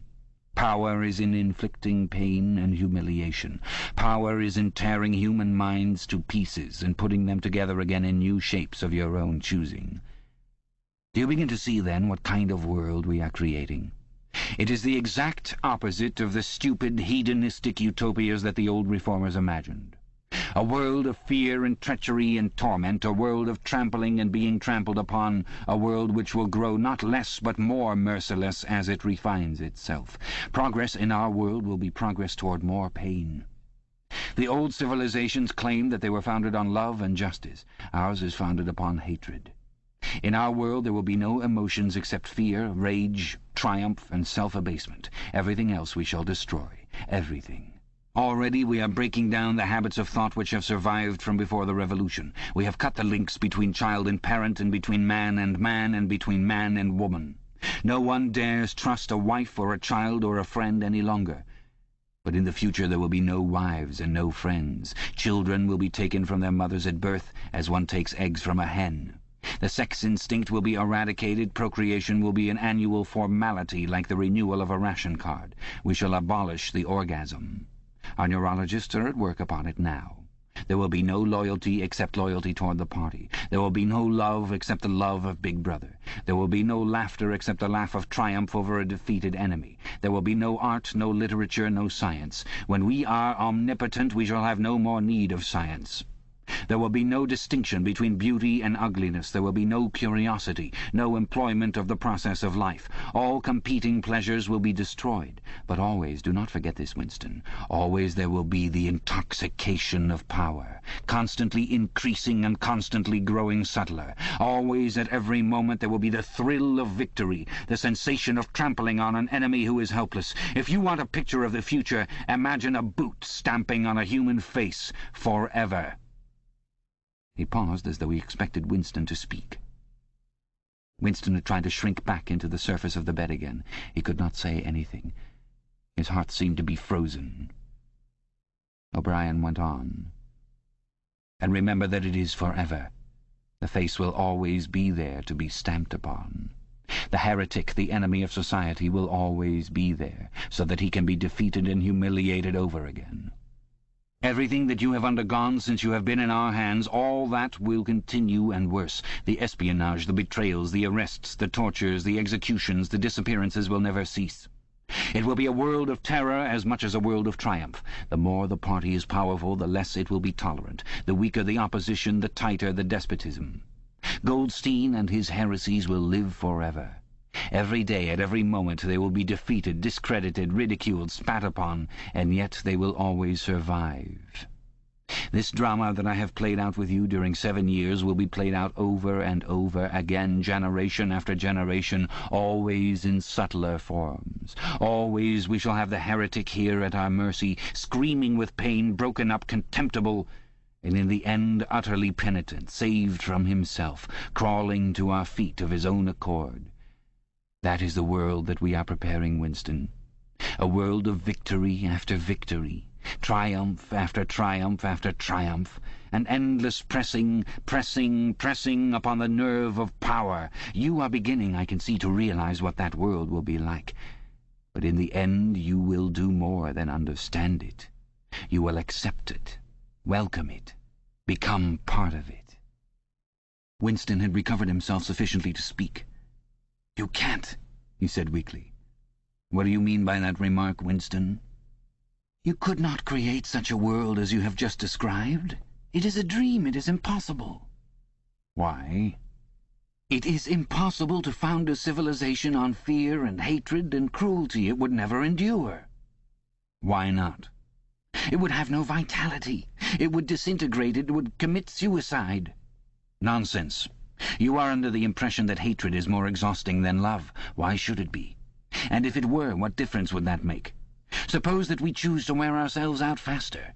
Suppose that we quicken the tempo of human life till men are senile at 30. Still, what difference would it make? Can you not understand that the death of the individual is not death? The party is immortal. As usual, the voice had battered Winston into helplessness. Moreover, he was in dread that if he persisted in his disagreement, O'Brien would twist the dial again. And yet he could not keep silent. Feebly, without arguments, with nothing to support him except his inarticulate horror of what O'Brien had said, he returned to the attack. "I don't know. I don't care. Somehow you will fail. Something will defeat you. Life will defeat you." We control life, Winston, at all its levels. You are imagining that there is something called human nature which will be outraged by what we do and will turn against us. But we create human nature. Men are infinitely malleable, or perhaps you have returned to your old idea that the proletarians or the slaves will arise and overthrow us. Put it out of your mind. They are helpless, like the animals. Humanity is the party. The others are outside, irrelevant. "I don't care. In the end they will beat you. Sooner or later they will see you for what you are, and then they will tear you to pieces." Do you see any evidence that this is happening? Or any reason why it should? "No, I believe it. I know that you will fail. There is something in the universe, I don't know, some spirit, some principle that you will never overcome." Do you believe in God, Winston? "No." Then what is it, this principle, that will defeat us? "I don't know. The spirit of man." And do you consider yourself a man? "Yes." If you are a man, Winston, you are the last man. Your kind is extinct. We are the inheritors. Do you understand that you are alone? You are outside history. You are non-existent. His manner changed, and he said more harshly, "And you consider yourself morally superior to us, with our lies and our cruelty?" "Yes, I consider myself superior." O'Brien did not speak. Two other voices were speaking. After a moment, Winston recognized one of them as his own. It was a soundtrack of the conversation he had had with O'Brien on the night when he had enrolled himself in the Brotherhood. He heard himself promising to lie, to steal, to forge, to murder, to encourage drug-taking and prostitution, to disseminate venereal diseases, to throw vitriol in a child's face. O'Brien made a small, impatient gesture, as though to say that the demonstration was hardly worth making. Then he turned a switch, and the voices stopped. "Get up from that bed," he said. The bonds had loosened themselves. Winston lowered himself to the floor and stood up unsteadily. "You are the last man," said O'Brien. "You are the guardian of the human spirit. You shall see yourself as you are. Take off your clothes." Winston undid the bit of string that held his overalls together. The zip fastener had long since been wrenched out of them. He could not remember whether at any time since his arrest he had taken off all his clothes at one time. Beneath the overalls his body was looped with filthy, yellowish rags, just recognizable as the remnants of underclothes. As he slid them to the ground, he saw that there was a three-sided mirror at the far end of the room. He approached it, then stopped short. An involuntary cry had broken out of him. "Go on," said O'Brien. "Stand between the wings of the mirror. You shall see the side view as well." He had stopped because he was frightened. A bowed, grey-coloured, skeleton-like thing was coming toward him. Its actual appearance was frightening, and not merely the fact that he knew it to be himself. He moved closer to the glass. The creature's face seemed to be protruded because of its bent carriage. A forlorn jailbird's face, with a knobby forehead running back into a bald scalp, a crooked nose and battered-looking cheekbones above which the eyes were fierce and watchful. The cheeks were seamed, the mouth had a drawn-in look. Certainly it was his own face. but it seemed to him that it had changed more than he had changed inside. The emotions it registered would be different from the ones he felt. He had gone partially bald. For the first moment he had thought that he had gone grey as well, but it was only the scalp that was grey. Except for his hands and a circle of his face, his body was grey all over, with ancient ingrained dirt. Here and there under the dirt there were the red scars of wounds, and near the ankle the varicose ulcer was an inflamed mass with flakes of skin peeling off it. But the truly frightening thing was the emaciation of his body.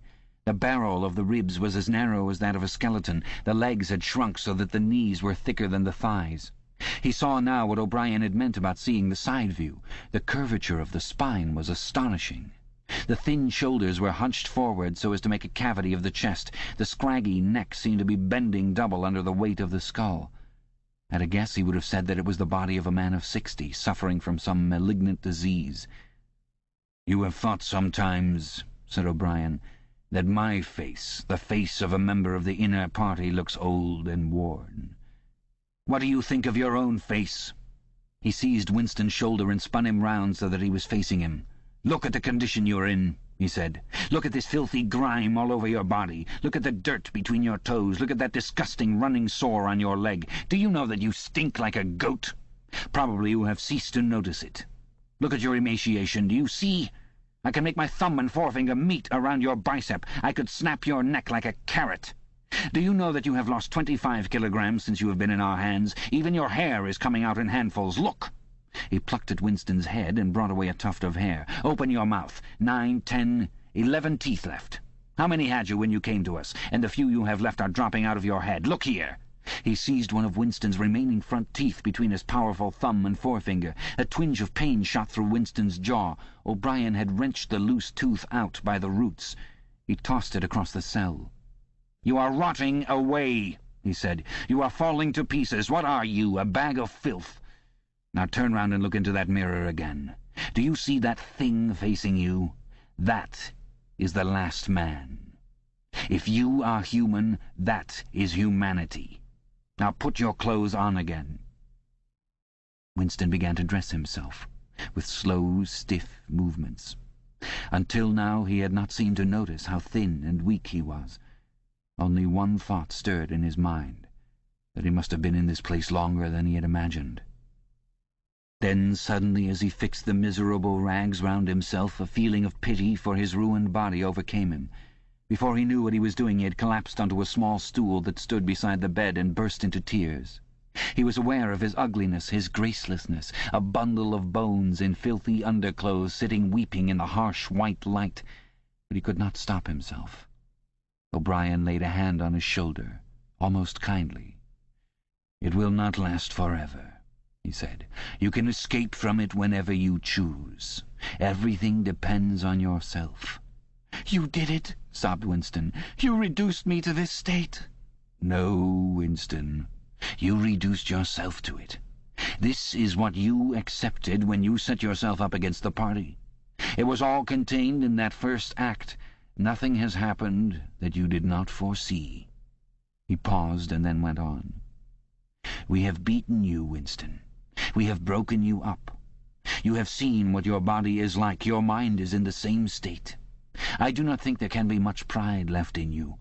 You have been kicked and flogged and insulted. You have screamed with pain. You have rolled on the floor in your own blood and vomit. You have whimpered for mercy. You have betrayed everybody and everything. Can you think of a single degradation that has not happened to you?" Winston had stopped weeping, though the tears were still oozing out of his eyes. He looked up at O'Brien. "I have not betrayed Julia," he said. O'Brien looked down at him thoughtfully. "No," he said. "No, that is perfectly true. You have not betrayed Julia." The peculiar reverence for O'Brien, which nothing seemed able to destroy, flooded Winston's heart again. How intelligent, he thought, how intelligent.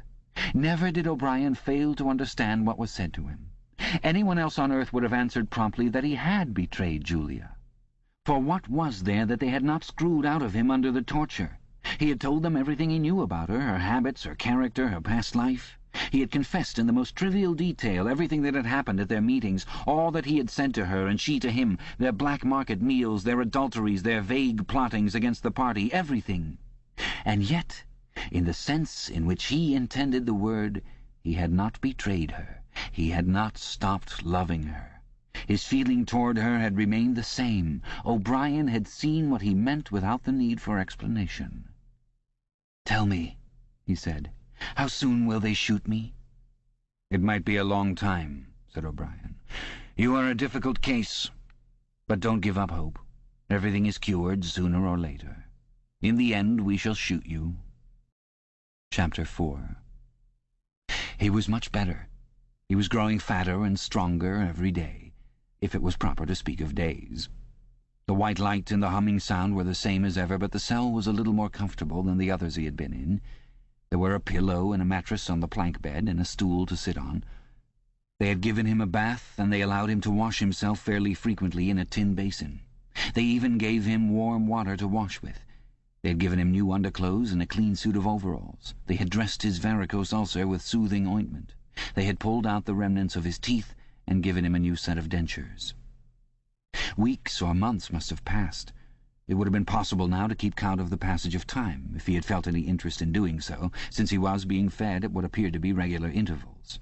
He was getting, he judged, 3 meals in the 24 hours. Sometimes he wondered dimly whether he was getting them by night or by day. The food was surprisingly good, with meat at every 3rd meal. Once there was even a packet of cigarettes. He had no matches, but the never-speaking guard who brought his food would give him a light. The first time he tried to smoke, it made him sick, but he persevered and spun the packet out for a long time, smoking half a cigarette after each meal. They had given him a white slate with a stump of pencil tied to the corner. At first he made no use of it. Even when he was awake he was completely torpid. Often he would lie from one meal to the next almost without stirring, sometimes asleep, sometimes waking into vague reveries in which it was too much trouble to open his eyes.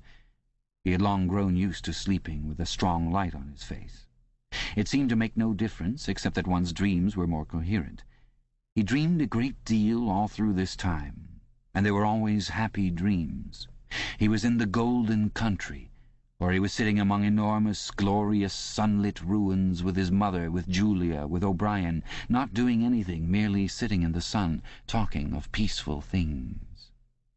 Such thoughts as he had when he was awake were mostly about his dreams. He seemed to have lost the power of intellectual effort now that the stimulus of pain had been removed. He was not bored. He had no desire for conversation or distraction. Merely to be alone, not to be beaten or questioned, to have enough to eat and to be clean all over, was completely satisfying. By degrees he came to spend less time in sleep, but he still felt no impulse to get off the bed. All he cared for was to lie quiet and feel the strength gathering in his body. He would finger himself here and there, trying to make sure that it was not an illusion, that his muscles were growing rounder and his skin tauter. Finally, it was established beyond a doubt that he was growing fatter. His thighs were now definitely thicker than his knees. After that, reluctantly at first, he began exercising himself regularly. In a little while he could walk 3 kilometers, measured by pacing the cell, and his bowed shoulders were growing straighter. He attempted more elaborate exercises, and was astonished and humiliated to find what things he could not do. He could not move out of a walk. He could not hold his stool out at arm's length. He could not stand on one leg without falling over. He squatted down on his heels and found that with agonizing pains in thigh and calf he could just lift himself to a standing position. He lay flat on his belly and tried to lift his weight by his hands. It was hopeless. He could not raise himself a centimeter. But after a few more days, a few more meal times, even that feat was accomplished. A time came when he could do it 6 times running. He began to grow actually proud of his body and to cherish an intermittent belief that his face also was growing back to normal. Only when he chanced to put his hand on his bald scalp did he remember the seamed, ruined face that had looked back at him out of the mirror. His mind grew more active. He sat down on the plank bed, his back against the wall and the slate on his knees, and set to work deliberately at the task of re-educating himself. He had capitulated. That was agreed. In reality, as he saw now, he had been ready to capitulate long before he had taken the decision. From the moment when he was inside the Ministry of Love. And yes, even during those minutes when he and Julia had stood helpless while the iron voice from the telescreen told them what to do, he had grasped the frivolity, the shallowness of his attempt to set himself up against the power of the party. He knew now that for 7 years the thought police had watched him like a beetle under a magnifying glass. There was no physical act, no word spoken aloud that they had not noticed, no train of thought that they had not been able to infer. Even the speck of whitish dust on the cover of his diary they had carefully replaced. They had played soundtracks to him, shown him photographs. Some of them were photographs of Julia and himself. Yes, even he could not fight against the party any longer. Besides, the party was in the right. It must be so. How could the immortal collective brain be mistaken? By what external standard could you check its judgments? Sanity was statistical. It was merely a question of learning to think as they thought. Only the pencil felt thick and awkward in his fingers. He began to write down the thoughts that came into his head. He wrote first in large, clumsy capitals, "Freedom is slavery." Then, almost without a pause, he wrote beneath it, 2 and 2 make 5. But then there came a sort of check. His mind, as though shying away from something, seemed unable to concentrate. He knew that he knew what came next, but for the moment he could not recall it. When he did recall it, it was only by consciously reasoning out what it must be. It did not come of its own accord. He wrote, "God is power." He accepted everything. The past was alterable. The past never had been altered. Oceania was at war with East Asia. Oceania had always been at war with East Asia. Jones, Aronson, and Rutherford were guilty of the crimes they were charged with. He had never seen the photograph that disproved their guilt. It had never existed. He had invented it. He remembered remembering contrary things, but those were false memories, products of self-deception. How easy it all was. Only surrender, and everything else followed. It was like swimming against a current that swept you backwards, however hard you struggled, and then suddenly deciding to turn round and go with the current instead of opposing it. Nothing had changed except your own attitude. The predestined thing happened in any case. He hardly knew why he had ever rebelled. Everything was easy, except anything could be true. The so-called laws of nature were nonsense. The law of gravity was nonsense. If I wished, O'Brien had said, I could float off this floor like a soap bubble. Winston worked it out. If he thinks, he floats off the floor, and if I simultaneously think I see him do it, then the thing happens. Suddenly, like a lump of submerged wreckage breaking the surface of water, the thought burst into his mind, it doesn't really happen. We imagine it. It is hallucination. He pushed the thought under instantly. The fallacy was obvious. It presupposed that somewhere or other, outside oneself, there was a real world where real things happened. But how could there be such a world? What knowledge have we of anything save through our own minds? All happenings are in the mind. Whatever happens in all minds truly happens. He had no difficulty in disposing of the fallacy, and he was in no danger of succumbing to it. He realized, nevertheless, that it ought never to have occurred to him. The mind should develop a blind spot whenever a dangerous thought presented itself. The process should be automatic, instinctive. Crime Stop, they call it in Newspeak. He set to work to exercise himself in Crime Stop. He presented himself with propositions. The party says the earth is flat. The party says that ice is heavier than water, and trained himself in not seeing or not understanding the arguments that contradicted them. It was not easy. It needed great powers of reasoning and improvisation. The arithmetical problems raised, for instance, by such a statement as 2 and 2 make 5 were beyond his intellectual grasp. It needed also a sort of athleticism of mind, an ability at one moment to make the most delicate use of logic, and at the next to be unconscious of the crudest logical errors. Stupidity was as necessary as intelligence, and as difficult to attain. All the while, with one part of his mind, he wondered how soon they would shoot him. Everything depends on yourself, O'Brien had said, but he knew that there was no conscious act by which he could bring it nearer. It might be 10 minutes hence or 10 years. They might keep him for years in solitary confinement. They might send him to a labor camp. They might release him for a while, as they sometimes did. It was perfectly possible that before he was shot, the whole drama of his arrest and interrogation would be enacted all over again. The one certain thing was that death never came at an expected moment. The tradition, the unspoken tradition, somehow you knew it though you never heard it said, was that they shot you from behind, always in the back of the head, without warning, as you walked down a corridor from cell to cell.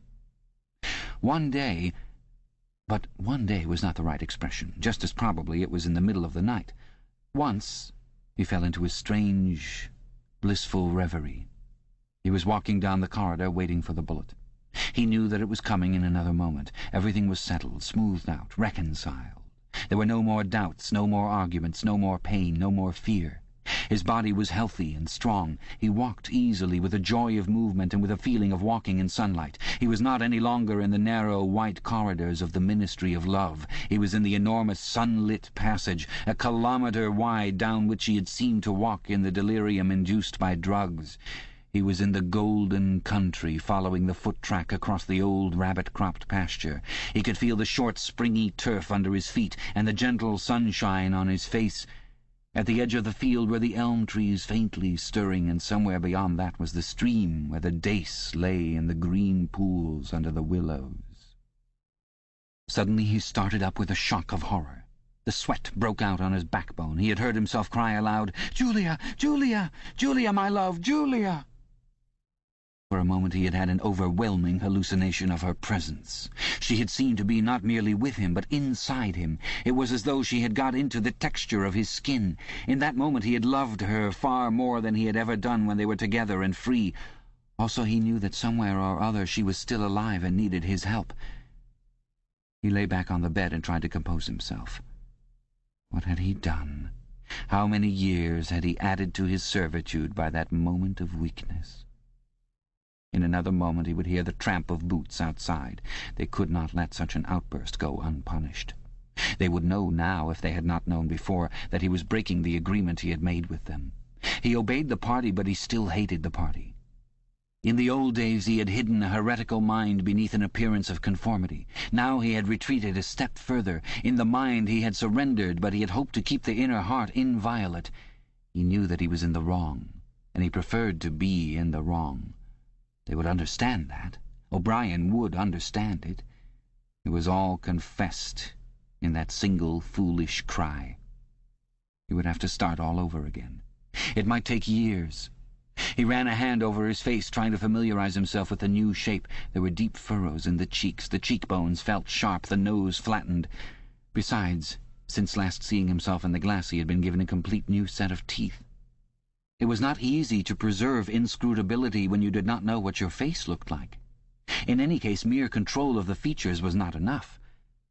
For the first time he perceived that if you want to keep a secret, you must also hide it from yourself. You must know all the while that it is there, but until it is needed you must never let it emerge into your consciousness in any shape that could be given a name. From now on outwards he must not only think right, he must feel right, dream right. And all the while he must keep his hatred locked up inside him like a ball of matter which was part of himself and yet unconnected with the rest of him, a kind of cyst. One day they would decide to shoot him. You could not tell when it would happen, but a few seconds beforehand it should be possible to guess. It was always from behind, walking down a corridor. 10 seconds would be enough. In that time the world inside him could turn over, and then suddenly, without a word uttered, without a check in his step, without the changing of a line in his face, suddenly the camouflage would be down, and bang would go the batteries of his hatred. Hatred would fill him like an enormous roaring flame, and almost in the same instant, bang would go the bullet, too late or too early. It would have blown his brain to pieces before they could reclaim it. The heretical thought would be unpunished, unrepented, out of their reach forever. They would have blown a hole in their own perfection. To die hating them, that was freedom. He shut his eyes. It was more difficult than accepting an intellectual discipline. It was a question of degrading himself, mutilating himself. He had got to plunge into the filthiest of filth. What was the most horrible, sickening thing of all? He thought of Big Brother. The enormous face, because of constantly seeing it on posters, he always thought of it as being a metre wide, with its heavy black moustache, and the eyes that followed you to and fro seemed to float into his mind of its own accord. What were his true feelings toward Big Brother? There was a heavy tramp of boots in the passage. The steel door swung open with a clang. O'Brien walked into the cell. Behind him were the waxen-faced officer and the black-uniformed guards.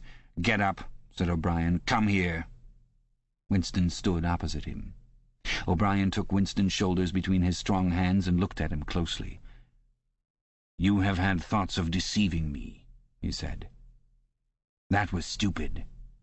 Stand up straighter. Look me in the face." He paused and went on in a gentler tone.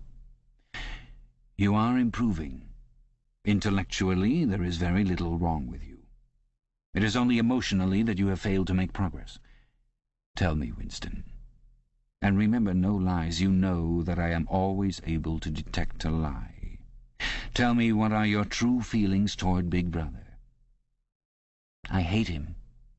"You hate him. Good. Then the time has come for you to take the last step. You must love Big Brother. It is not enough to obey him. You must love him." He released Winston with a little push toward the guards. "Room 101, he said. Chapter 5. At each stage of his imprisonment he had known, or seemed to know, whereabouts he was in the windowless building. Possibly there were slight differences in the air pressure. The cells where the guards had beaten him were below ground level. The room where he had been interrogated by O'Brien was high up near the roof. This place was many meters underground, as deep down as it was possible to go. It was bigger than most of the cells he had been in, but he hardly noticed his surroundings. All he noticed was that there were two small tables straight in front of him, each covered with green baize. One was only a meter or two from him, the other was further away, near the door. He was strapped upright in a chair, so tightly that he could move nothing, not even his head. A sort of pad gripped his head from behind, forcing him to look straight in front of him. For a moment he was alone, then the door opened, and O'Brien came in. "You asked me once," said O'Brien, "what was in room 101. I told you that you knew the answer already. Everyone knows it. The thing that is in room 101 is the worst thing in the world." The door opened again. A guard came in carrying something made of wire, a box or basket of some kind. He set it down on the further table. Because of the position in which O'Brien was standing, Winston could not see what the thing was. "The worst thing in the world," said O'Brien, "varies from individual to individual. It may be burial alive, or death by fire, or by drowning, or by impalement, or 50 other deaths. There are cases where it is some quite trivial thing, not even fatal." He had moved a little to one side so that Winston had a better view of the thing on the table. It was an oblong wire cage, with a handle on top for carrying it by. Fixed to the front of it was something that looked like a fencing mask, with the concave side outwards. Although it was 3 or 4 meters away from him, he could see that the cage was divided lengthways into 2 compartments, and that there was some kind of creature in each. They were rats. "In your case," said O'Brien, "the worst thing in the world happens to be rats." A sort of premonitory tremor, a fear of he was not certain what, had passed through Winston as soon as he caught his first glimpse of the cage. But at this moment the meaning of the mask-like attachment in front of it suddenly sank into him. His bowels seemed to turn to water. "You can't do that!" he cried out in a high, cracked voice. You couldn't! It's impossible!" "Do you remember," said O'Brien, "the moment of panic that used to occur in your dreams? There was a wall of blackness in front of you, and a roaring sound in your ears. There was something terrible on the other side of the wall. You knew that you knew what it was, but you dared not drag it into the open. It was the rats that were on the other side of the wall." "O'Brien," said Winston, making an effort to control his voice, "you know this is not necessary. What is it that you want me to do?" O'Brien made no direct answer. When he spoke, it was in the schoolmasterish manner that he sometimes affected. He looked thoughtfully into the distance, as though he were addressing an audience somewhere behind Winston's back. "By itself," he said, "pain is not always enough. There are occasions when a human being will stand out against pain even to the point of death. But for everyone there is something unendurable, something that cannot be contemplated. Courage and cowardice are not involved. If you are falling from a height, it is not cowardly to clutch at a rope. If you have come up from deep water, it is not cowardly to fill your lungs with air. It is merely an instinct which cannot be disobeyed. It is the same with the rats. For you, they are unendurable. They are a form of pressure that you cannot withstand even if you wish to. You will do what is required of you. But what is it? What is it? How can I do it if I don't know what it is? O'Brien picked up the cage and brought it across to the nearer table. He set it down carefully on the baize cloth. Winston could hear the blood singing in his ears. He had the feeling of sitting in utter loneliness. He was in the middle of a great empty plain, a flat desert drenched with sunlight, across which all sounds came to him out of immense distances. Yet the cage with the rats was not 2 meters away from him. They were enormous rats. They were at the age when a rat's muzzle grows blunt and fierce, and his fur brown instead of grey. "The rat," said O'Brien, still addressing his invisible audience, "although a rodent, is carnivorous. You are aware of that. You will have heard of the things that happen in the poor quarters of this town. In some streets a woman dare not leave her baby alone in the house even for 5 minutes. The rats are certain to attack it. Within quite a small time they will strip it to the bones. They also attack sick or dying people. They show astonishing intelligence in knowing when a human being is helpless."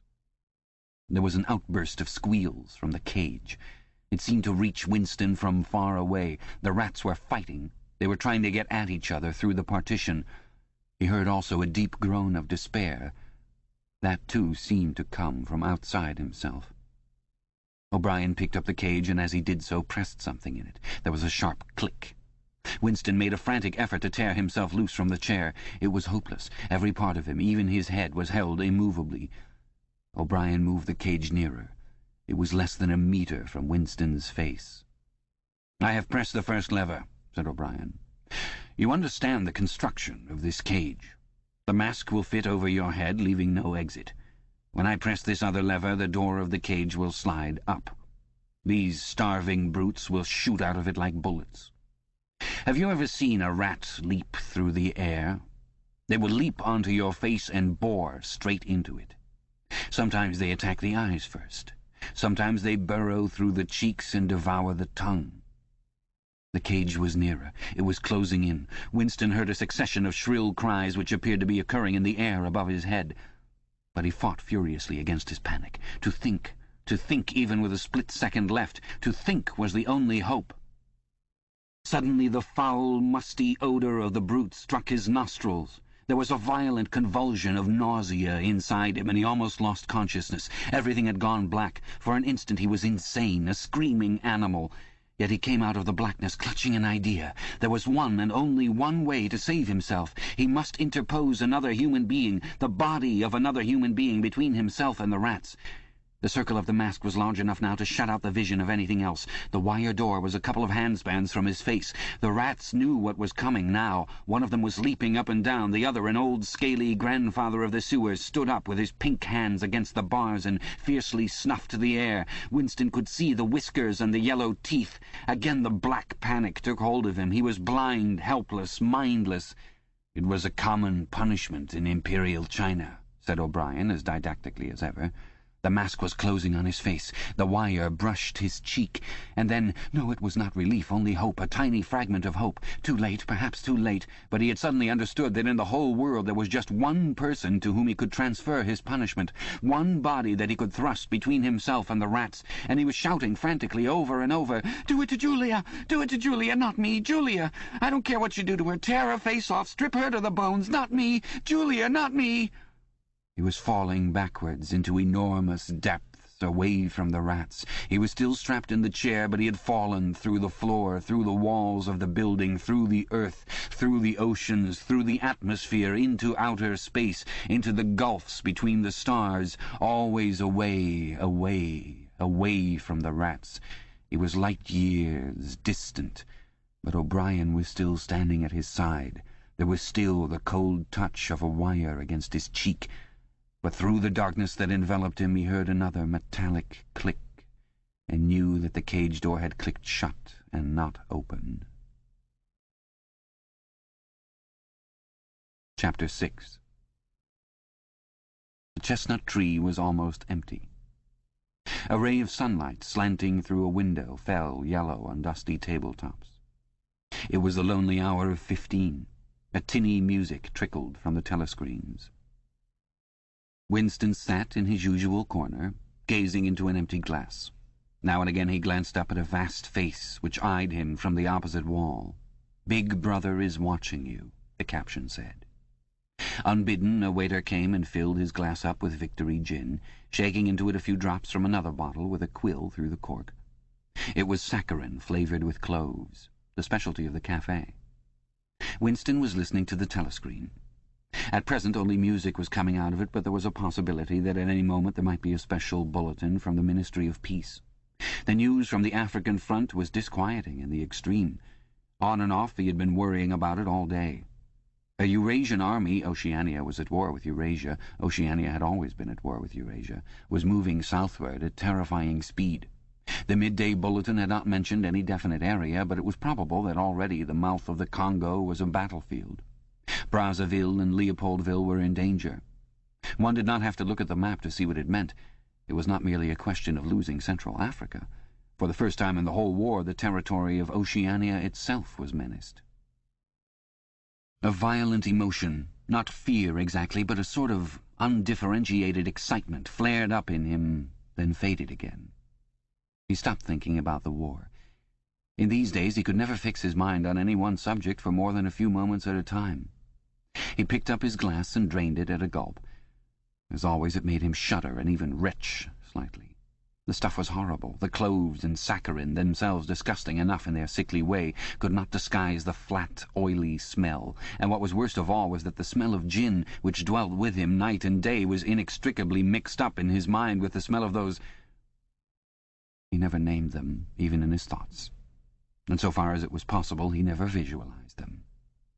They were something that he was half aware of, hovering close to his face, a smell that clung to his nostrils. As the gin rose in him, he belched through purple lips. He had grown fatter since they released him, and had regained his old colour. Indeed, more than regained it. His features had thickened. The skin on nose and cheekbones was coarsely red. Even the bald scalp was too deep a pink. A waiter, again unbidden, brought the chessboard and the current issue of the Times, with the page turned down at the chess problem. Then, seeing that Winston's glass was empty, he brought the gin bottle and filled it. There was no need to give orders. They knew his habits. The chessboard was always waiting for him, his corner table was always reserved. Even when the place was full, he had it to himself, since nobody cared to be seen sitting too close to him. He never even bothered to count his drinks. At irregular intervals they presented him with a dirty slip of paper, which they said was the bill, but he had the impression that they always undercharged him. It would have made no difference if it had been the other way about. He had always plenty of money nowadays. He even had a job, a sinecure, more highly paid than his old job had been. The music from the telescreen stopped and a voice took over. Winston raised his head to listen. No bulletin from the front, however. It was merely a brief announcement from the Ministry of Plenty. In the preceding quarter, it appeared, the 10th three-year plan's quota for bootlaces had been over-fulfilled by 98%. He examined the chess problem and set out the pieces. It was a tricky ending, involving a couple of knights. White to play and mate in 2 moves. Winston looked up at the portrait of Big Brother. White always mates, he thought with a sort of cloudy mysticism. Always, without exception, it is so arranged. In no chess problem since the beginning of the world has black ever won. Did it not symbolize the eternal, unvarying triumph of good over evil? The huge face gazed back at him, full of calm power. White always mates. The voice from the telescreen paused and added in a different and much graver tone, "You are warned to stand by for an important announcement at 15:30. 15:30. This is news of the highest importance. Take care not to miss it. 15:30. The tinkling music struck up again. Winston's heart stirred. That was the bulletin from the front. Instinct told him that it was bad news that was coming. All day, with little spurts of excitement, the thought of a smashing defeat in Africa had been in and out of his mind. He seemed actually to see the Eurasian army swarming across the never-broken frontier and pouring down into the tip of Africa like a column of ants. Why had it not been possible to outflank them in some way? The outline of the West African coast stood out vividly in his mind. He picked up the white knight and moved it across the board. There was the proper spot. Even while he saw the black horde racing southward, he saw another force, mysteriously assembled, suddenly planted in their rear, cutting their communications by land and sea. He felt that by willing it he was bringing that other force into existence. But it was necessary to act quickly. If they could get control of the whole of Africa, if they had airfields and submarine bases at the Cape, it would cut Oceania in two. It might mean anything. Defeat, breakdown, the redivision of the world, the destruction of the party. He drew a deep breath. An extraordinary medley of feelings, but it was not a medley exactly, rather it was successive layers of feeling in which one could not say which layer was undermost, struggled inside him. The spasm passed. He put the white knight back in its place, but for the moment he could not settle down to a serious study of the chess problem. His thoughts wandered again. Almost unconsciously he traced with his finger in the dust on the table 2 + 2 = 5. "They can't get inside you," she had said. But they could get inside you. "What happens to you here is forever," O'Brien had said. That was a true word. There were things, your own acts, from which you could not recover. Something was killed in your breast, burnt out, cauterized out. He had seen her. He had even spoken to her. There was no danger in it. He knew it as though instinctively that they now took almost no interest in his doings. He could have arranged to meet her a second time if either of them had wanted to. Actually, it was by chance that they had met. It was in the park, on a vile, biting day in March, when the earth was like iron and all the grass seemed dead, and there was not a bud anywhere except a few crocuses which had pushed themselves up to be dismembered by the wind. He was hurrying along with frozen hands and watering eyes when he saw her not 10 meters away from him. It struck him at once that she had changed in some ill-defined way. They almost passed one another without a sign. Then he turned and followed her, not very eagerly. He knew that there was no danger, nobody would take any interest in them. She did not speak. She walked obliquely away across the grass as though trying to get rid of him, then seemed to resign herself to having him at her side. Presently they were in among a clump of ragged, leafless shrubs, useless either for concealment or as protection from the wind. They halted. It was vilely cold. The wind whistled through the twigs and fretted the occasional dirty-looking crocuses. He put his arm round her waist. There was no telescreen, but there must be hidden microphones. Besides, they could be seen. It did not matter. Nothing mattered. They could have lain down on the ground and done that, if they had wanted to. His flesh froze with horror at the thought of it. She made no response whatever to the clasp of his arm. She did not even try to disengage herself. He knew now what had changed in her. Her face was sallower, and there was a long scar, partly hidden by the hair, across her forehead and temple. But that was not the change. It was that her waist had grown thicker and in a surprising way had stiffened. He remembered how, once, after the explosion of a rocket bomb, he had helped to drag a corpse out of some ruins, and had been astonished not only by the incredible weight of the thing, but by its rigidity and awkwardness to handle, which made it seem more like stone than flesh. Her body felt like that. It occurred to him that the texture of her skin would be quite different from what it had once been. He did not attempt to kiss her, nor did they speak. As they walked back across the gate, she looked directly at him for the first time. It was only a momentary glance full of contempt and dislike. He wondered whether it was a dislike that came purely out of the past, or whether it was inspired also by his bloated face and the water that the wind kept squeezing from his eyes. They sat down on 2 iron chairs, side by side, but not too close together. He saw that she was about to speak. She moved her clumsy shoe a few centimeters and deliberately crushed a twig. Her feet seemed to have grown broader, he noticed. "I betrayed you," she said baldly.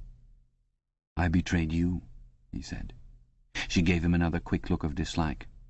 "Sometimes," she said, "they threaten you with something you can't stand up to, can't even think about. And then you say, 'Don't do it to me, do it to somebody else, do it to so-and-so.' And perhaps you might pretend afterwards that it was only a trick and that you just said it to make them stop and didn't really mean it. But that isn't true. At the time when it happens, you do mean it. You think there's no other way of saving yourself, and you're quite ready to save yourself that way. You want it to happen to the other person. You don't give a damn what they suffer. All you care about is yourself. All you care about is yourself, he echoed. And after that you don't feel the same toward the other person any longer. No, he said. You don't feel the same. There did not seem to be anything more to say. The wind plastered their thin overalls against their bodies. Almost at once it became embarrassing to sit there in silence. Besides, it was too cold to keep still. She said something about catching her tube and stood up to go. "We must meet again," he said. "Yes," she said. "We must meet again." He followed irresolutely for a little distance, half a pace behind her. They did not speak again. She did not actually try to shake him off, but walked at just such a speed as to prevent his keeping abreast of her. He had made up his mind that he would accompany her as far as the tube station, but suddenly this process of trailing along in the cold seemed pointless and unbearable. He was overwhelmed by a desire not so much to get away from Julia as to get back to the Chestnut Tree Cafe, which had never seemed so attractive as at this moment. He had a nostalgic vision of his corner table with the newspaper and the chessboard and the ever-flowing gin. Above all, it would be warm in there. The next moment, not altogether by accident, he allowed himself to become separated from her by a small knot of people. He made a half-hearted attempt to catch up, then slowed down, turned, and made off in the opposite direction. When he had gone 50 meters, he looked back. The street was not crowded, but already he could not distinguish her. Any one of a dozen hurrying figures might have been hers. Perhaps her thickened, stiffened body was no longer recognizable from behind. "At the time when it happens," she had said, "you do mean it." He had meant it. He had not merely said it, he had wished it. He had wished that she, and not he, should be delivered over to the... Something changed in the music that trickled from the telescreen. A cracked and jeering note, a yellow note, came into it. And then, perhaps it was not happening, perhaps it was only a memory taking on the semblance of sound, a voice was singing, "Under the spreading chestnut tree I sold you and you sold me." The tears welled up in his eyes. A passing waiter noticed that his glass was empty and came back with a gin bottle. He took up his glass and sniffed at it. The stuff grew not less but more horrible with every mouthful he drank. But it had become the element he swam in. It was his life, his death, and his resurrection. It was gin that sank him into a stupor every night, and gin that revived him every morning. When he woke, seldom before 1100, with gummed-up eyelids and fiery mouth and a back that seemed to be broken, it would have been impossible even to rise from the horizontal if it had not been for the bottle and teacup placed beside the bed overnight. Through the midday hours he sat with glazed face, the bottle handy, listening to the telescreen. From 15 to closing time he was a fixture in the chestnut tree. No one cared what he did any longer. No whistle woke him, no telescreen admonished him. Occasionally, perhaps twice a week, he went to a dusty, forgotten-looking office in the Ministry of Truth and did a little work, or what was called work. He had been appointed to a subcommittee of a subcommittee which had sprouted from one of the innumerable committees dealing with minor difficulties that arose in the compilation of the 11th edition of the Newspeak Dictionary. They were engaged in producing something called an interim report, but what it was that they were reporting on he had never definitely found out. It was something to do with the question of whether commas should be placed inside brackets or outside. There were 4 others on the committee, all of them persons similar to himself. There were days when they assembled and then promptly dispersed again, frankly admitting to one another that there was not really anything to be done. But there were other days when they settled down to their work almost eagerly, making a tremendous show of entering up their minutes and drafting long memoranda which were never finished, when the argument as to what they were supposedly arguing about grew extraordinarily involved and abstruse, with subtle hagglings over definitions, enormous digressions, quarrels, threats even to appeal to higher authority. And then suddenly the life would go out of them, and they would sit around the table looking at one another with extinct eyes, like ghosts fading at cockcrow. The telescreen was silent for a moment. Winston raised his head again. The bulletin. But no, they were merely changing the music. He had the map of Africa behind his eyelids. The movement of the armies was a diagram. A black arrow tearing vertically southward, and a white arrow tearing horizontally eastward across the tail of the first. As though for reassurance, he looked up at the imperturbable face in the portrait. Was it conceivable that the second arrow did not even exist? His interest flagged again. He drank another mouthful of gin, picked up the White Knight, and made a tentative move. Check. But it was evidently not the right move, because, uncalled, a memory floated into his mind. He saw a candle-lit room with a vast white counterpaned bed, and himself, a boy of 9 or 10, sitting on the floor, shaking a dice-box and laughing excitedly. His mother was sitting opposite him, and also laughing. It must have been about a month before she disappeared. It was a moment of reconciliation, when the nagging hunger in his belly was forgotten and his earlier affection for her had temporarily revived. He remembered the day well, a pelting, drenching day when the water streamed down the window-pane and the light indoors was too dull to read by. The boredom of the 2 children in the dark, cramped bedroom became unbearable. Winston whined and grizzled, made futile demands for food, fretted about the room, pulling everything out of place and kicking the wainscoting until the neighbours banged on the wall, while the younger child wailed intermittently. In the end his mother had said, "Now be good, and I'll buy you a toy, a lovely toy, you'll love it."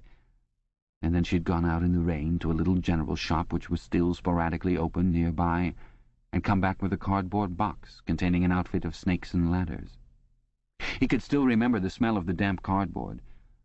It was a miserable outfit. The board was cracked, and the tiny wooden dice were so ill-cut that they would hardly lie on their sides. Winston looked at the thing sulkily and without interest, but then his mother lit a piece of candle, and they sat down on the floor to play. Soon he was wildly excited and shouting with laughter as the tiddlywinks climbed hopefully up the ladders and then came slithering down the snakes again, almost back to the starting point. They played 8 games, winning 4 each. His tiny sister, too young to understand what the game was about, had sat propped up against a bolster, laughing because the others were laughing. For a whole afternoon they had all been happy together, as in his earlier childhood. He pushed the picture out of his mind. It was a false memory. He was troubled by false memories occasionally. They did not matter so long as one knew them for what they were. Some things had happened, others had not happened. He turned back to the chessboard and picked up the White Knight again. Almost in the same instant it dropped onto the board with a clatter. He had started as though a pin had run into him. A shrill trumpet call had pierced the air. It was the bulletin. Victory! It always meant victory when a trumpet call preceded the news. A sort of electric thrill ran through the cafe. Even the waiters had started and pricked up their ears. The trumpet call had let loose an enormous volume of noise. Already an excited voice was gabbling from the telescreen, but even as it started it was almost drowned by a roar of cheering from outside. The news had run round the streets like magic. He could hear just enough of what was issuing from the telescreen to realize that it had all happened as he had foreseen. A vast sea-borne armada secretly assembled, a sudden blow in the enemy's rear, the white arrow tearing across the tail of the black. Fragments of triumphant phrases pushed themselves through the din. Vast strategic maneuver, perfect coordination, utter rout, 500,000 prisoners, complete demoralization, control of the whole of Africa, bring the war within measurable distance of its end. Victory, greatest victory in human history. Victory, victory, victory. Under the table, Winston's feet made convulsive movements. He had not stirred from his seat, but in his mind he was running, swiftly running. He was with the crowds outside, cheering himself deaf. He looked up again at the portrait of Big Brother, the colossus that bestrode the world, the rock against which the hordes of Asia dashed themselves in vain. He thought how 10 minutes ago, yes, only 10 minutes, there had still been equivocation in his heart as he wondered whether the news from the front would be of victory or defeat. Ah, it was much more than a Eurasian army that had perished. Much had changed in him since the first day in the Ministry of Love, but the final, indispensable, healing change had never happened until this moment.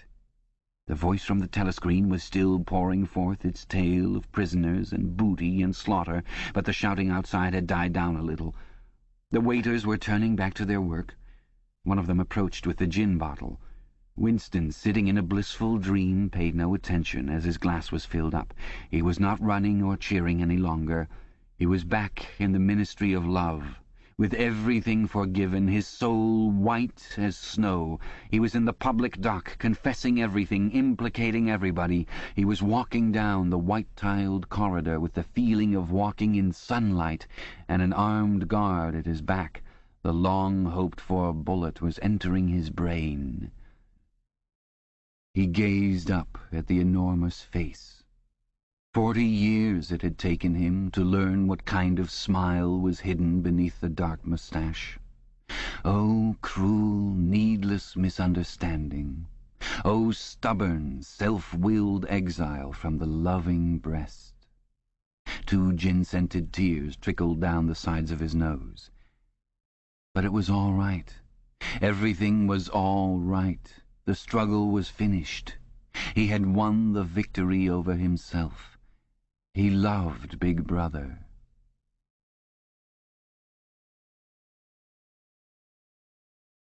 The End.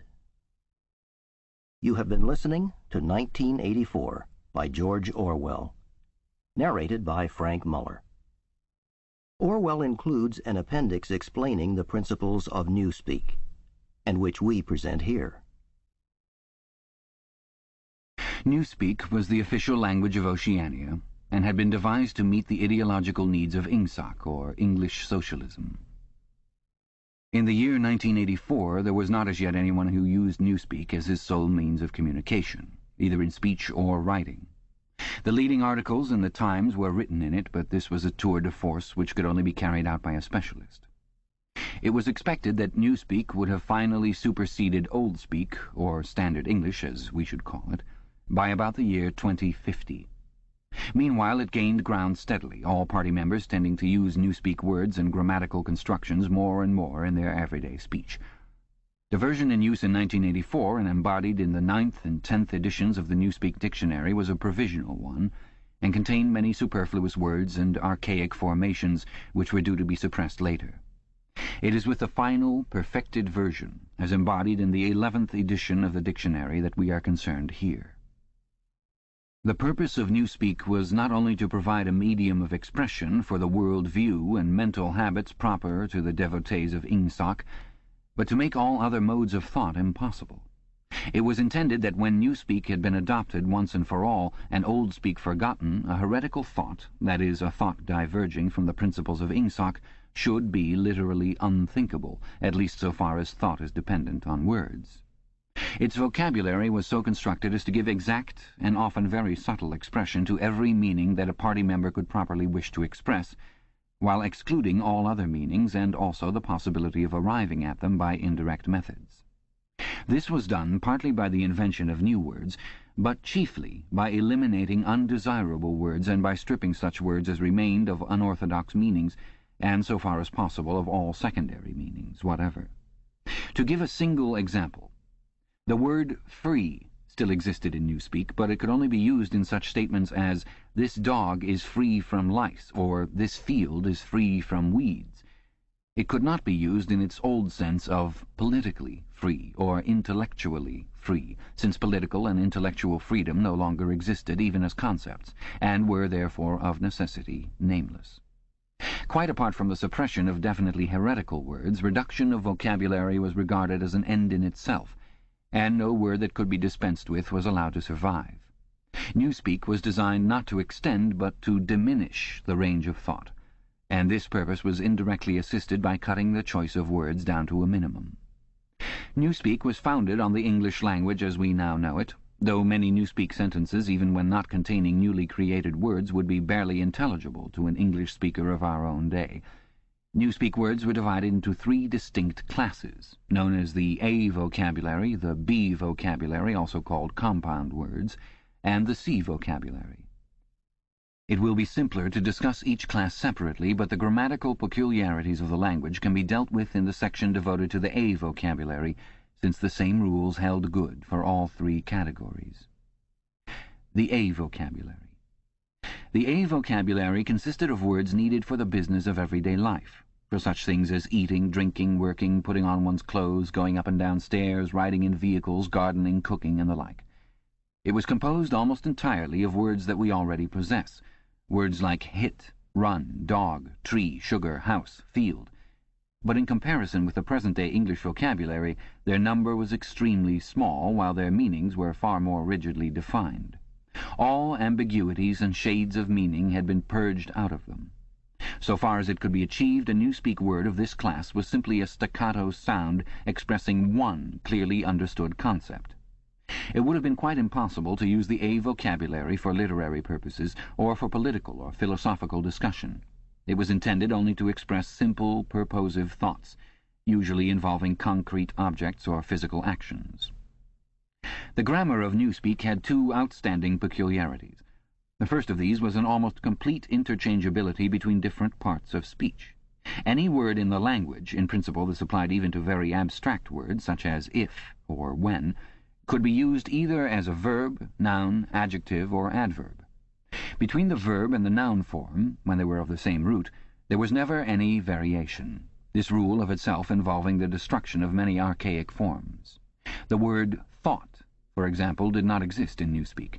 Its place was taken by think, which did duty for both noun and verb. No etymological principle was involved here. In some cases it was the original noun that was chosen for retention, in other cases the verb. Even where a noun and verb of kindred meaning were not etymologically connected, one or other of them was frequently suppressed. There was, for example, no such word as cut, its meaning being sufficiently covered by the noun-verb knife. Adjectives were formed by adding the suffix full to the noun-verb, and adverbs by adding wise. Thus, for example, speedful meant rapid, and speedwise meant quickly. Certain of our present-day adjectives, such as good, strong, big, black, soft, were retained, but their total number was very small. There was little need for them, since almost any adjectival meaning could be arrived at by adding full to a noun-verb. None of the now existing adverbs was retained except for a very few already ending in wise. The wise termination was invariable. The word well, for example, was replaced by goodwise. In addition, any word, this again applied in principle to every word in the language, could be negatived by adding the affix un, or could be strengthened by the affix plus, or, for still greater emphasis, double plus. Thus, for example, uncold meant warm, while plus cold and double plus cold meant, respectively, very cold and superlatively cold. It was also possible, as in present-day English, to modify the meaning of almost any word by prepositional affixes such as ante, post, up, down, etc. By such methods it was found possible to bring about an enormous diminution of vocabulary. Given, for instance, the word good, there was no need for such a word as bad, since the required meaning was equally well, indeed better, expressed by ungood. All that was necessary, in any case where two words formed a natural pair of opposites, was to decide which of them to suppress. Dark, for example, could be replaced by unlight, or light by undark, according to preference. The second distinguishing mark of Newspeak grammar was its regularity. Subject to a few exceptions, which are mentioned below, all inflections followed the same rules. Thus, in all verbs, the preterite and the past participle were the same, and ended in ed. The preterite of steal was stealed.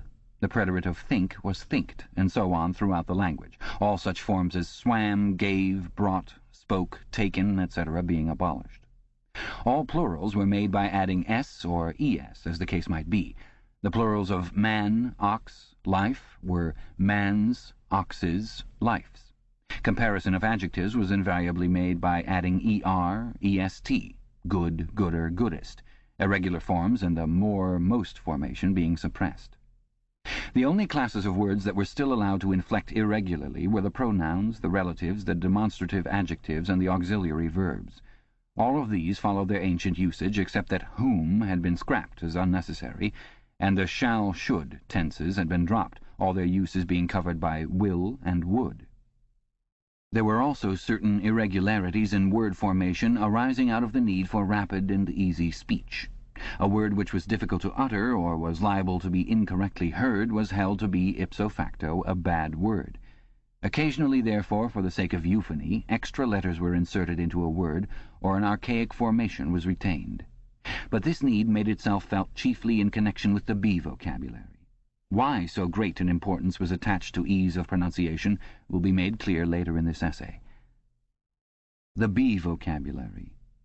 The B vocabulary consisted of words which had been deliberately constructed for political purposes, words, that is to say, which not only had in every case a political implication, but were intended to impose a desirable mental attitude upon the person using them.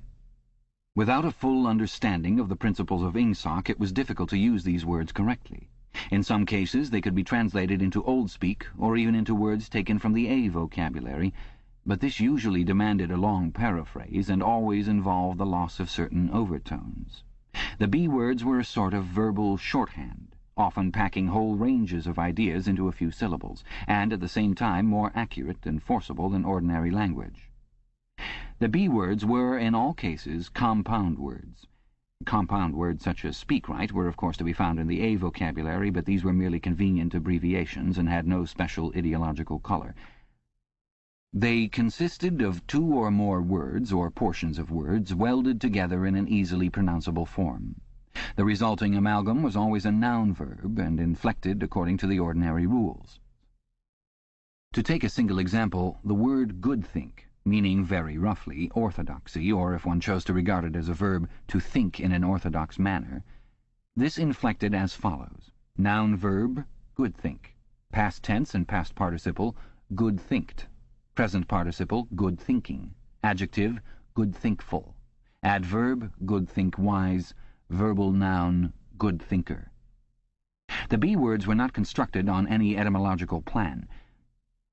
The words of which they were made up could be any parts of speech, and could be placed in any order and mutilated in any way which made them easy to pronounce while indicating their derivation. In the word crime-think, thought-crime, for instance, the think came second, whereas in think-pol, thought-police, it came first, and in the latter word police had lost its second syllable. Because of the greater difficulty in securing euphony, irregular formations were commoner in the B vocabulary than in the A vocabulary.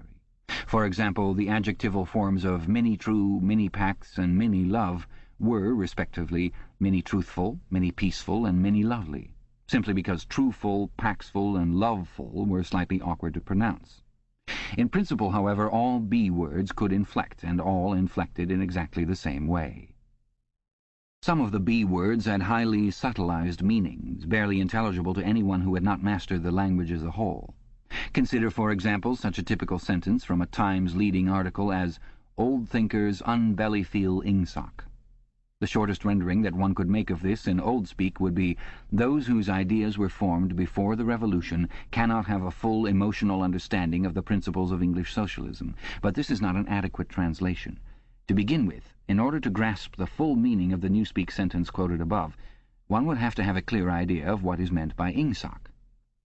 And, in addition, only a person thoroughly grounded in Ingsoc could appreciate the full force of the word bellyfeel, which implied a blind, enthusiastic acceptance difficult to imagine today, or of the word old-think, which was inextricably mixed up with the idea of wickedness and decadence. But the special function of certain Newspeak words, of which old-think was one, was not so much to express meanings as to destroy them. These words, necessarily few in number, had had their meanings extended until they contained within themselves whole batteries of words which, as they were sufficiently covered by a single comprehensive term, could now be scrapped and forgotten. The greatest difficulty facing the compilers of the Newspeak Dictionary was not to invent new words, but, having invented them, to make sure what they meant, to make sure, that is to say, what ranges of words they cancelled by their existence. As we have already seen in the case of the word free, words which had once borne a heretical meaning were sometimes retained for the sake of convenience, but only with the undesirable meanings purged out of them. Countless other words, such as honor, justice, morality, internationalism, democracy, science, and religion, had simply ceased to exist. A few blanket words covered them, and in covering them abolished them. All words grouping themselves round the concepts of liberty and equality, for instance, were contained in the single word crime-think, while all words grouping themselves round the concepts of objectivity and rationalism were contained in the single word old-think. Greater precision would have been dangerous. What was required in a party member was an outlook similar to that of the ancient Hebrew who knew, without knowing much else, that all nations other than his own worshipped false gods. He did not need to know that these gods were called Baal, Osiris, Moloch, Ashtaroth, and the like. Probably the less he knew about them, the better for his orthodoxy. He knew Jehovah and the commandments of Jehovah. He knew, therefore, that all gods with other names or other attributes were false gods. In somewhat the same way, the party member knew what constituted right conduct, and in exceedingly vague, generalized terms, he knew what kinds of departure from it were possible. His sexual life, for example, was entirely regulated by the two Newspeak words sex crime, sexual immorality, and good sex, chastity. Sex crime covered all sexual misdeeds whatever. It covered fornication, adultery, homosexuality, and other perversions, and in addition normal intercourse practiced for its own sake. There was no need to enumerate them separately, since they were all equally culpable and, in principle, all punishable by death. In the C vocabulary, which consisted of scientific and technical words, it might be necessary to give specialized names to certain sexual aberrations, but the ordinary citizen had no need of them. He knew what was meant by good sex. That is to say, normal intercourse between man and wife for the sole purpose of begetting children and without physical pleasure on the part of the woman. All else was sex crime. In Newspeak, it was seldom possible to follow a heretical thought further than the perception that it was heretical. Beyond that point, the necessary words were non-existent. No word in the B vocabulary was ideologically neutral. A great many were euphemisms. Such words, for instance, as joy camp, forced labor camp, or mini-pax, ministry of peace, i.e. ministry of war, meant almost the exact opposite of what they appeared to mean. Some words, on the other hand, displayed a frank and contemptuous understanding of the real nature of oceanic society. An example was prole-feed, meaning the rubbishy entertainment and spurious news which the party handed out to the masses. Other words, again, were ambivalent, having the connotation good when applied to the party, and bad when applied to its enemies. But in addition there were great numbers of words which at first sight appeared to be mere abbreviations, and which derived their ideological colour not from their meaning but from their structure. So far as it could be contrived, everything that had or might have political significance of any kind was fitted into the B vocabulary. The name of every organization, or body of people, or doctrine, or country, or institution, or public building was invariably cut down into the familiar shape. That is, a single, easily pronounced word with the smallest number of syllables that would preserve the original derivation. In the Ministry of Truth, for example, the Records Department, in which Winston Smith worked, was called RecDep. The Fiction Department was called FicDep. The Teleprograms Department was called Teledep, and so on. This was not done solely with the object of saving time.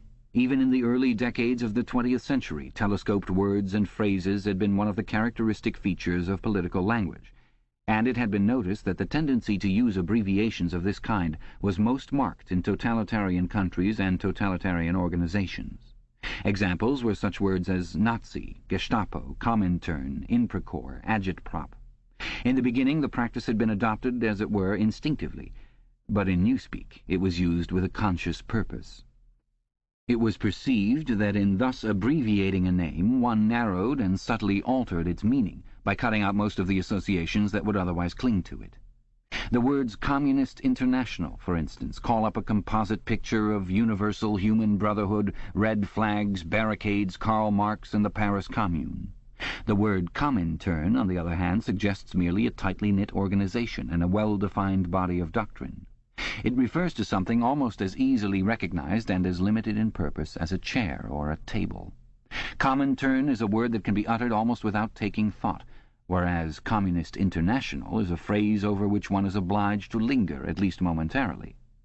In the same way, the associations called up by a word like Minitrue are fewer and more controllable than those called up by Ministry of Truth.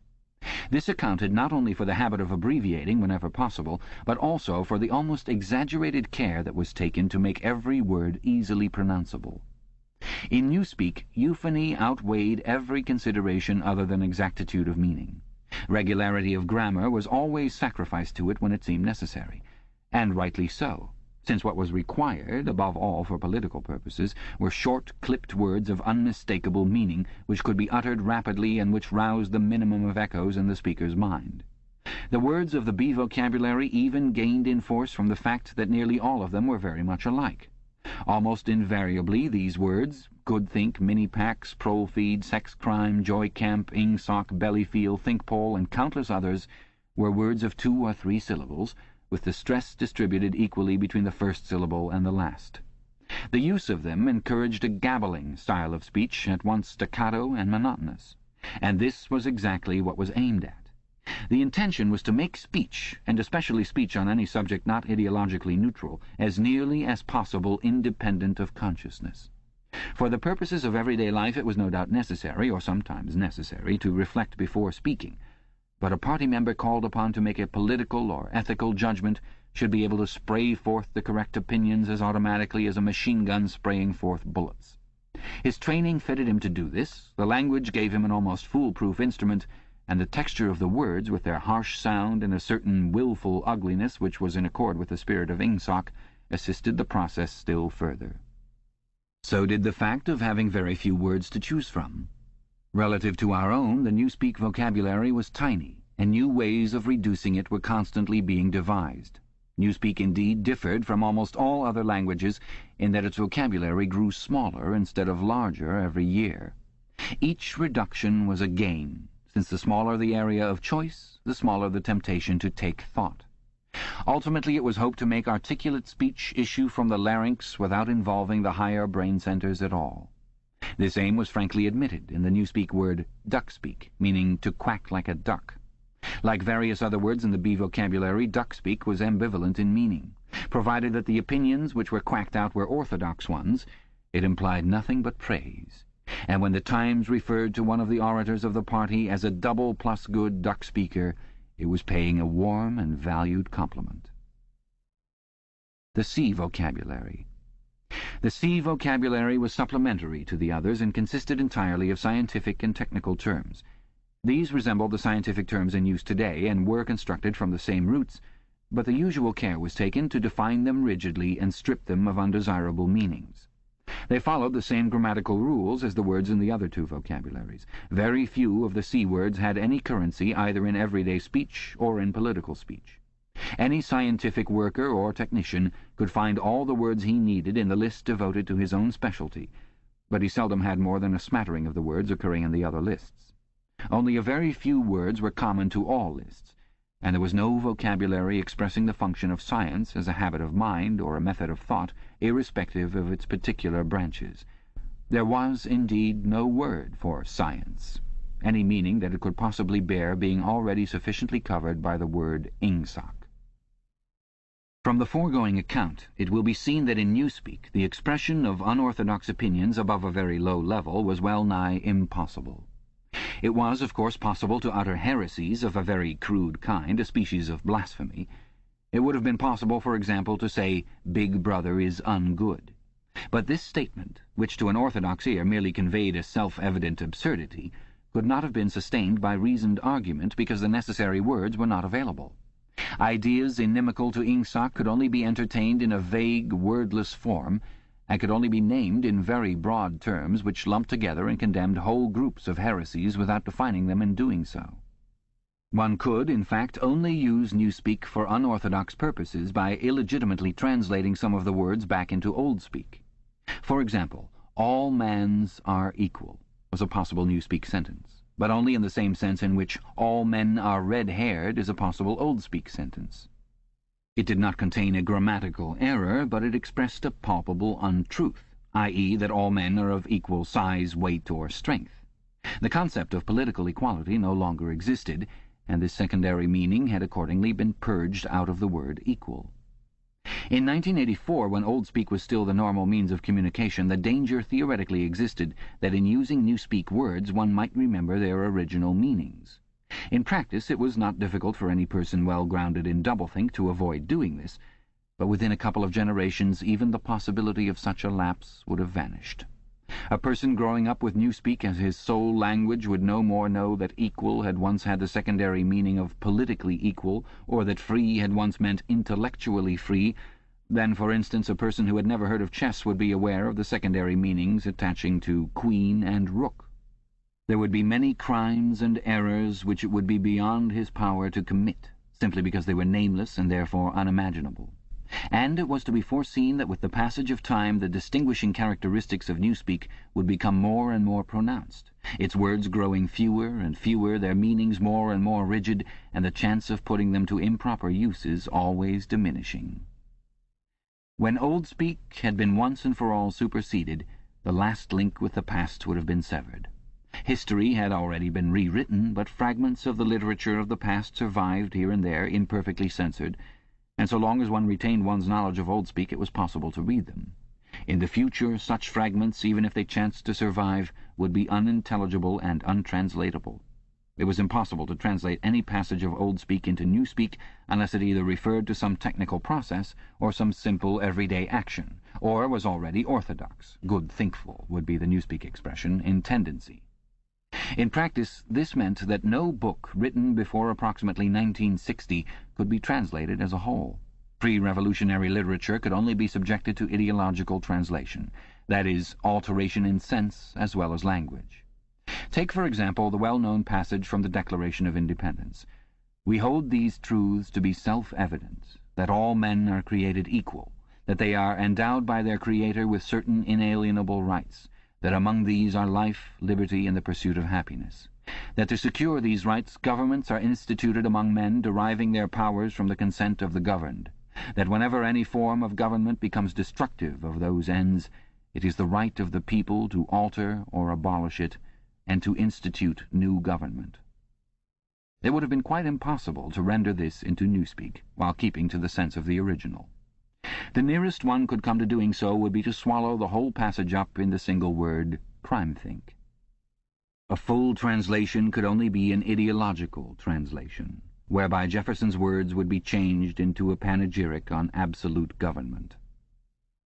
A good deal of the literature of the past was, indeed, already being transformed in this way. Considerations of prestige made it desirable to preserve the memory of certain historical figures, while at the same time bringing their achievements into line with the philosophy of Ingsoc. Various writers, such as Shakespeare, Milton, Swift, Byron, Dickens, and some others, were therefore in process of translation. When the task had been completed, their original writings, with all else that survived of the literature of the past, would be destroyed.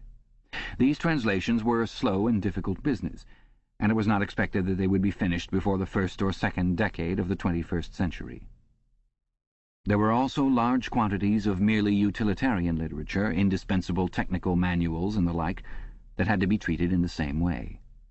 It was chiefly in order to allow time for the preliminary work of translation that the final adoption of Newspeak had been fixed for so late a date as 2050. This concludes the appendix. George Orwell died in 1950 at the age of 47 of a neglected life.